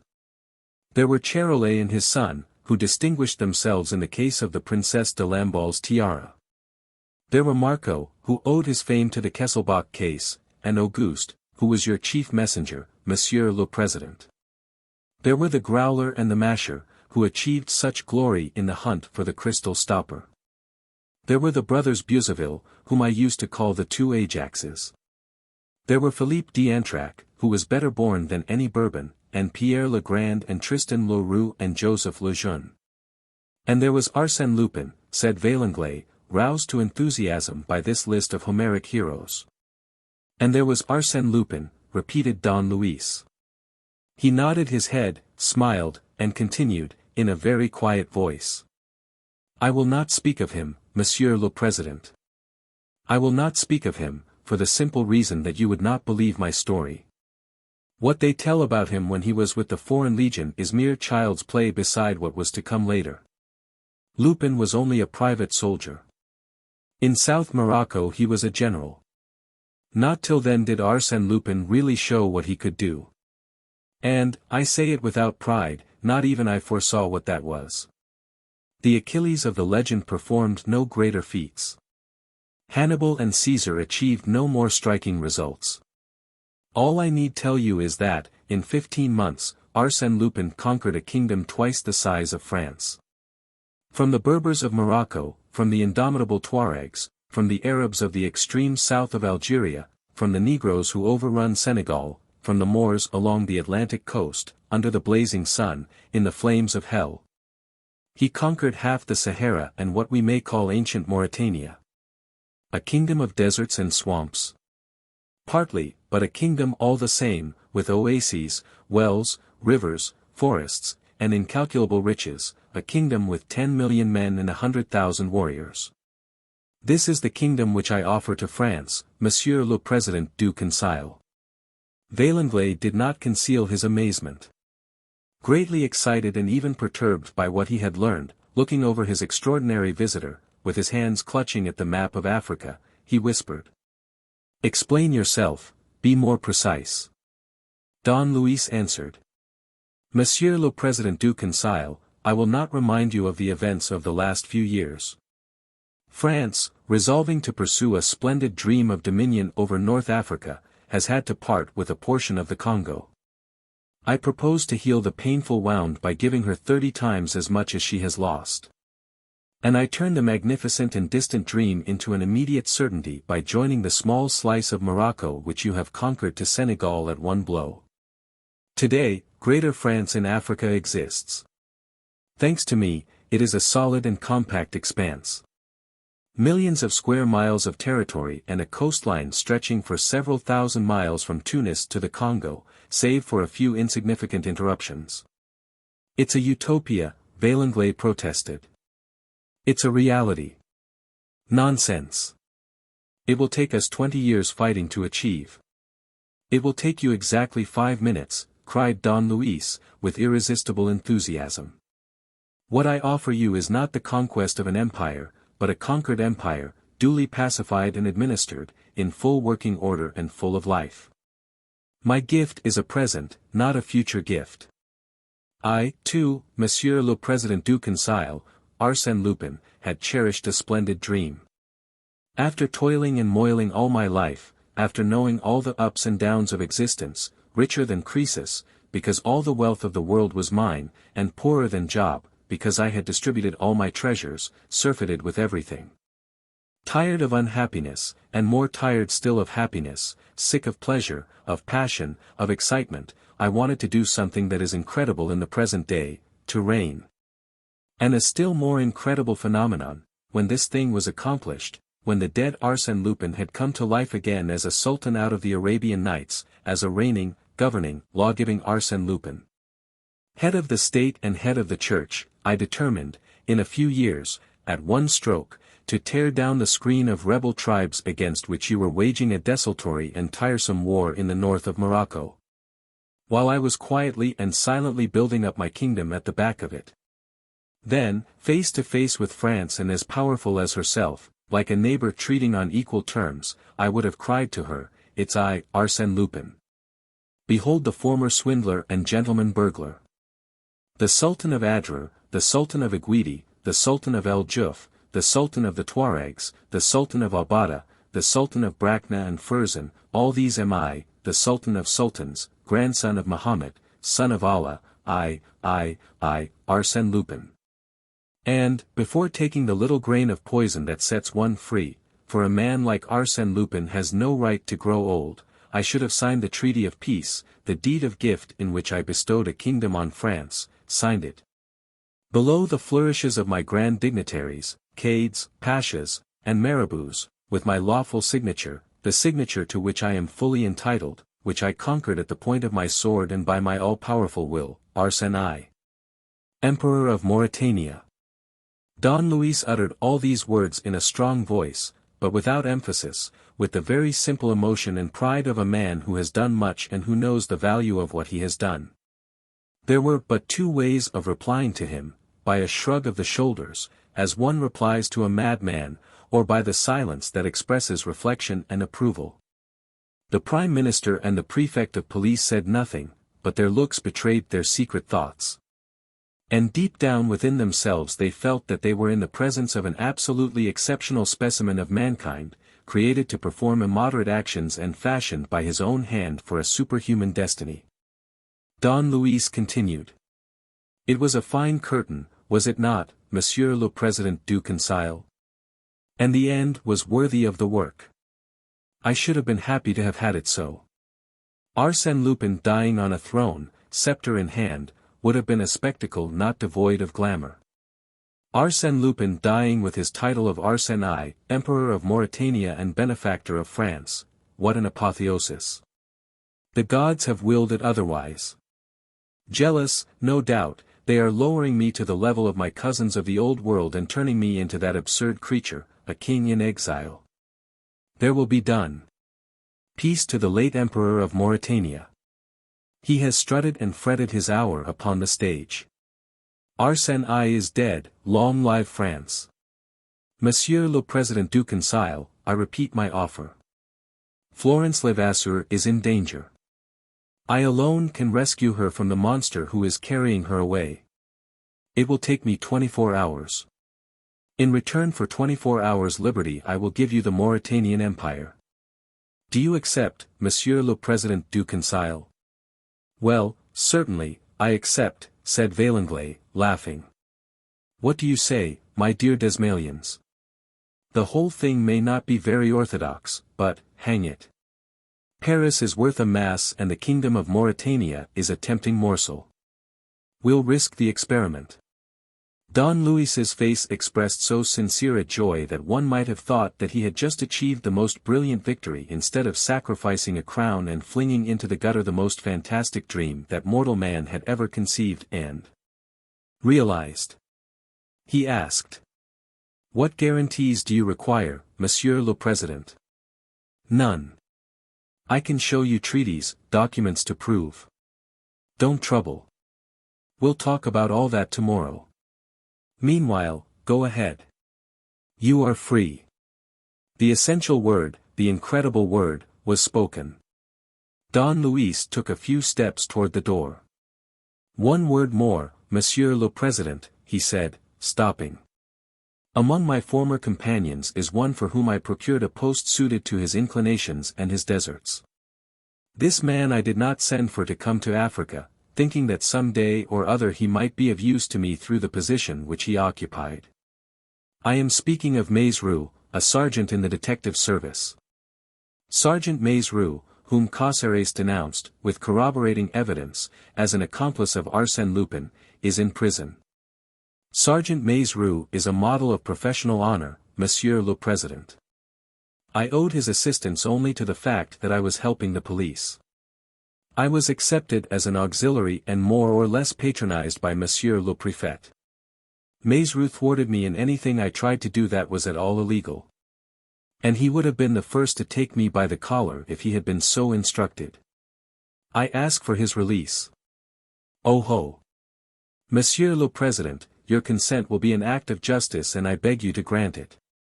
Sergeant Maizerou shall leave France. He can be charged by the government with a secret mission in the south of Morocco, with the rank of colonial inspector. Agreed, said Vaillanglais, laughing heartily. And he added, my dear prefect, once we depart from the strictly lawful path, there's no saying where we come to. But the end justifies the means. And the end which we have in view is to have done with this loathsome Mornington case. This evening everything will be settled, said Don Luis. I hope so. Our men are on the track. They are on the track, but they have to check that track at every town, at every village, by inquiries made of every peasant they meet, they have to find out if the motor has not branched off somewhere, and they are wasting time. I shall go straight for the scoundrel. By what miracle? That must be my secret for the present, Monsieur le Président. Very well. Is there anything you want? This map of France. Take it. And a couple of revolvers. Monsieur le Préfet will be good enough to ask his inspectors for 2 revolvers and to give them to you. Is that all? Any money? No, thank you, Monsieur le Président. I always carry a useful 50,000 francs in my pocketbook, in case of need. In that case, said the prefect of police, I shall have to send someone with you to the lockup. I presume your pocketbook was among the things taken from you. Don Luis smiled. Monsieur le Préfet, the things that people can take from me are never of the least importance. My pocketbook is at the lockup, as you say. But the money. He raised his left leg, took his boot in his hands and gave a slight twist to the heel. There was a little click, and a sort of double drawer shot out of the front of the sole. It contained 2 sheafs of bank notes and a number of diminutive articles, such as a gimlet, a watch spring, and some pills. The wherewithal to escape, he said, to live and, to die. Goodbye. Monsieur le Président. In the hall M. Desmalions told the inspectors to let their prisoner go free. Don Luis asked. Monsieur le Préfet, did Deputy Chief Weber give you any particulars about the brute's car? Yes, he telephoned from Versailles. It's a deep yellow car, belonging to the Compagnie de Comets. The driver's seat is on the left. He's wearing a grey cloth cap with a black leather peak. Thank you, Monsieur le Préfet. And he left the house. An inconceivable thing had happened. Don Luis was free. Half an hour's conversation had given him the power of acting and of fighting the decisive battle. He went off at a run. At the Trocadero he jumped into a taxi. Go to Issy-les-Moulineaux, he cried. Full speed. 40 francs. The cab flew through Passy, crossed the Seine and reached the Issy-les-Moulineaux aviation ground in 10 minutes. None of the aeroplanes was out, for there was a stiff breeze blowing. Don Luis ran to the sheds. The owners' names were written over the doors. Devan, he muttered. That's the man I want. The door of the shed was open. A short, stoutish man, with a long red face, was smoking a cigarette and watching some mechanics working at a monoplane. The little man was Devan himself, the famous airman. Don Luis took him aside and, knowing from the papers the sort of man that he was, opened the conversation so as to surprise him from the start. Monsieur, he said, unfolding his map of France.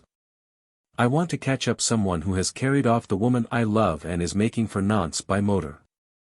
The abduction took place at midnight. It is now about 8 o'clock. Suppose that the motor, which is just a hired taxi with a driver who has no inducement to break his neck, does an average of 20 miles an hour, including stoppages, in 12 hours' time, that is to say.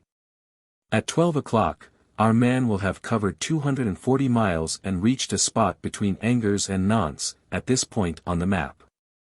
Les Ponts de Drive, agreed Devanne, who was quietly listening. Very well.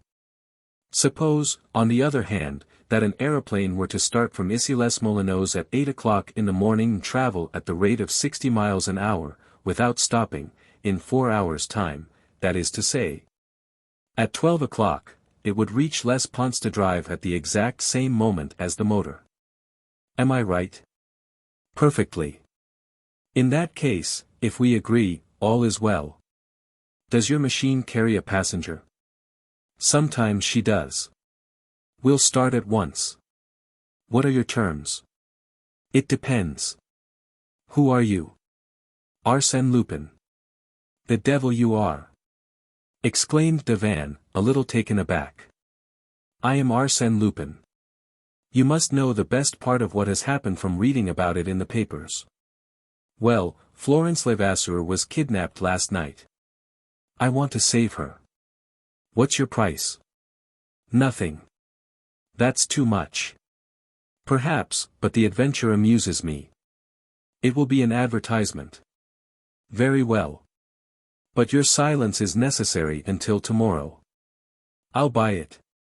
Here's 20,000 francs. 10 minutes later Don Luis was dressed in an airman's suit, cap, and goggles, and an aeroplane rose to a height of 2,500 feet to avoid the air currents, flew above the Seine, and darted due west across France. Versailles, Maintenon, Chartres. Don Luis had never been up in an aeroplane. France had achieved the conquest of the air while he was fighting with the Legion and in the plains of the Sahara.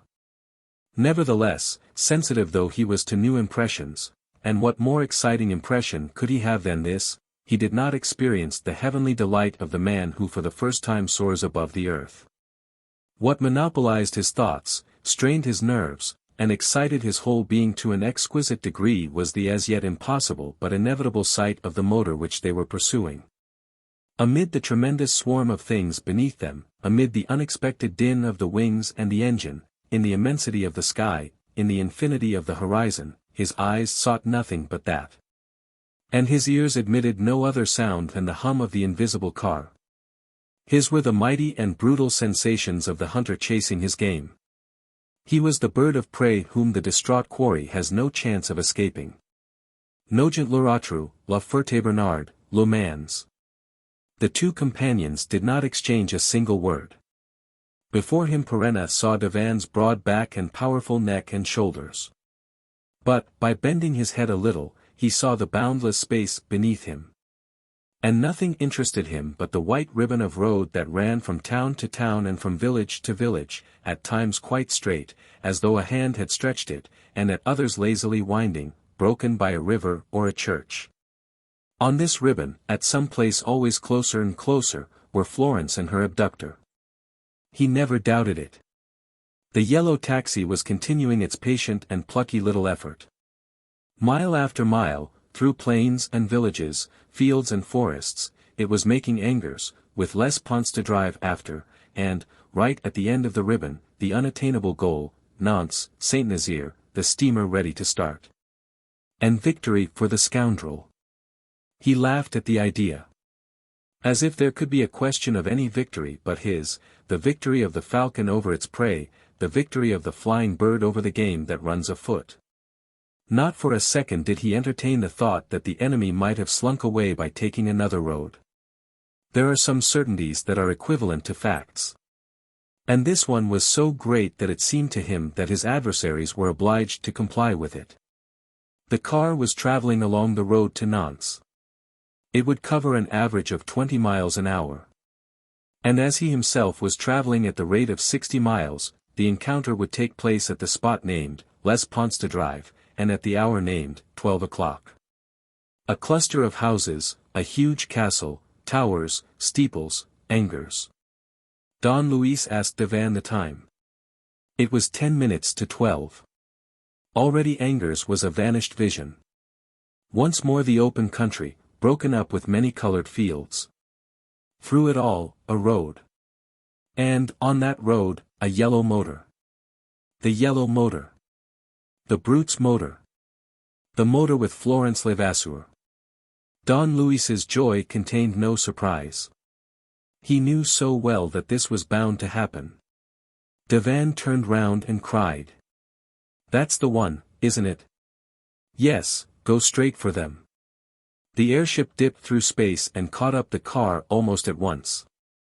Then Devanne slowed his engine and kept at 600 feet above the car and a little way behind. From here they made out all the details. The driver was seated on the left. He wore a grey cap with a black peak.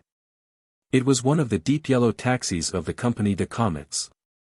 It was the taxi which they were pursuing. And Florence was inside with her abductor.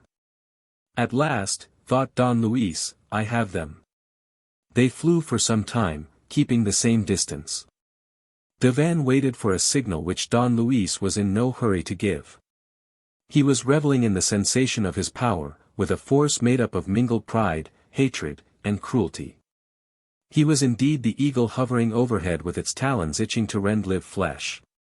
Escaped from the cage in which he had been imprisoned, released from the bonds that fastened him, he had come all the way at full flight and was ready to swoop upon the helpless prey. He lifted himself in his seat and gave Devanne his instructions. "Be careful," he said, "not to brush too close by them. They might put a bullet into us." Another minute passed. Suddenly they saw that, half a mile ahead, the road divided into three, thus forming a very wide open space which was still further extended by two triangular patches of grass where the three roads met. "Now?" asked Devanne, turning to Don Luis. The surrounding country was deserted. "Off you go," cried Don Luis.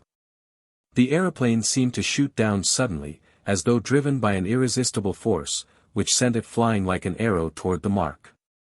It passed at 300 feet above the car, and then, all at once, checking its career, choosing the spot at which it meant to hit the target, calmly, silently, like a night bird, steering clear of the trees and signposts. It alighted softly on the grass of the crossroads. Don Luis sprang out and ran toward the motor, which was coming along at a rapid pace. He stood in the middle of the road, leveled his two revolvers, and shouted. "Stop, or I fire." The terrified driver put on both brakes. The car pulled up. Don Luis rushed to one of the doors. "Thunder!" he roared, discharging one of his revolvers for no reason and smashing a window pane. There was no one in the car.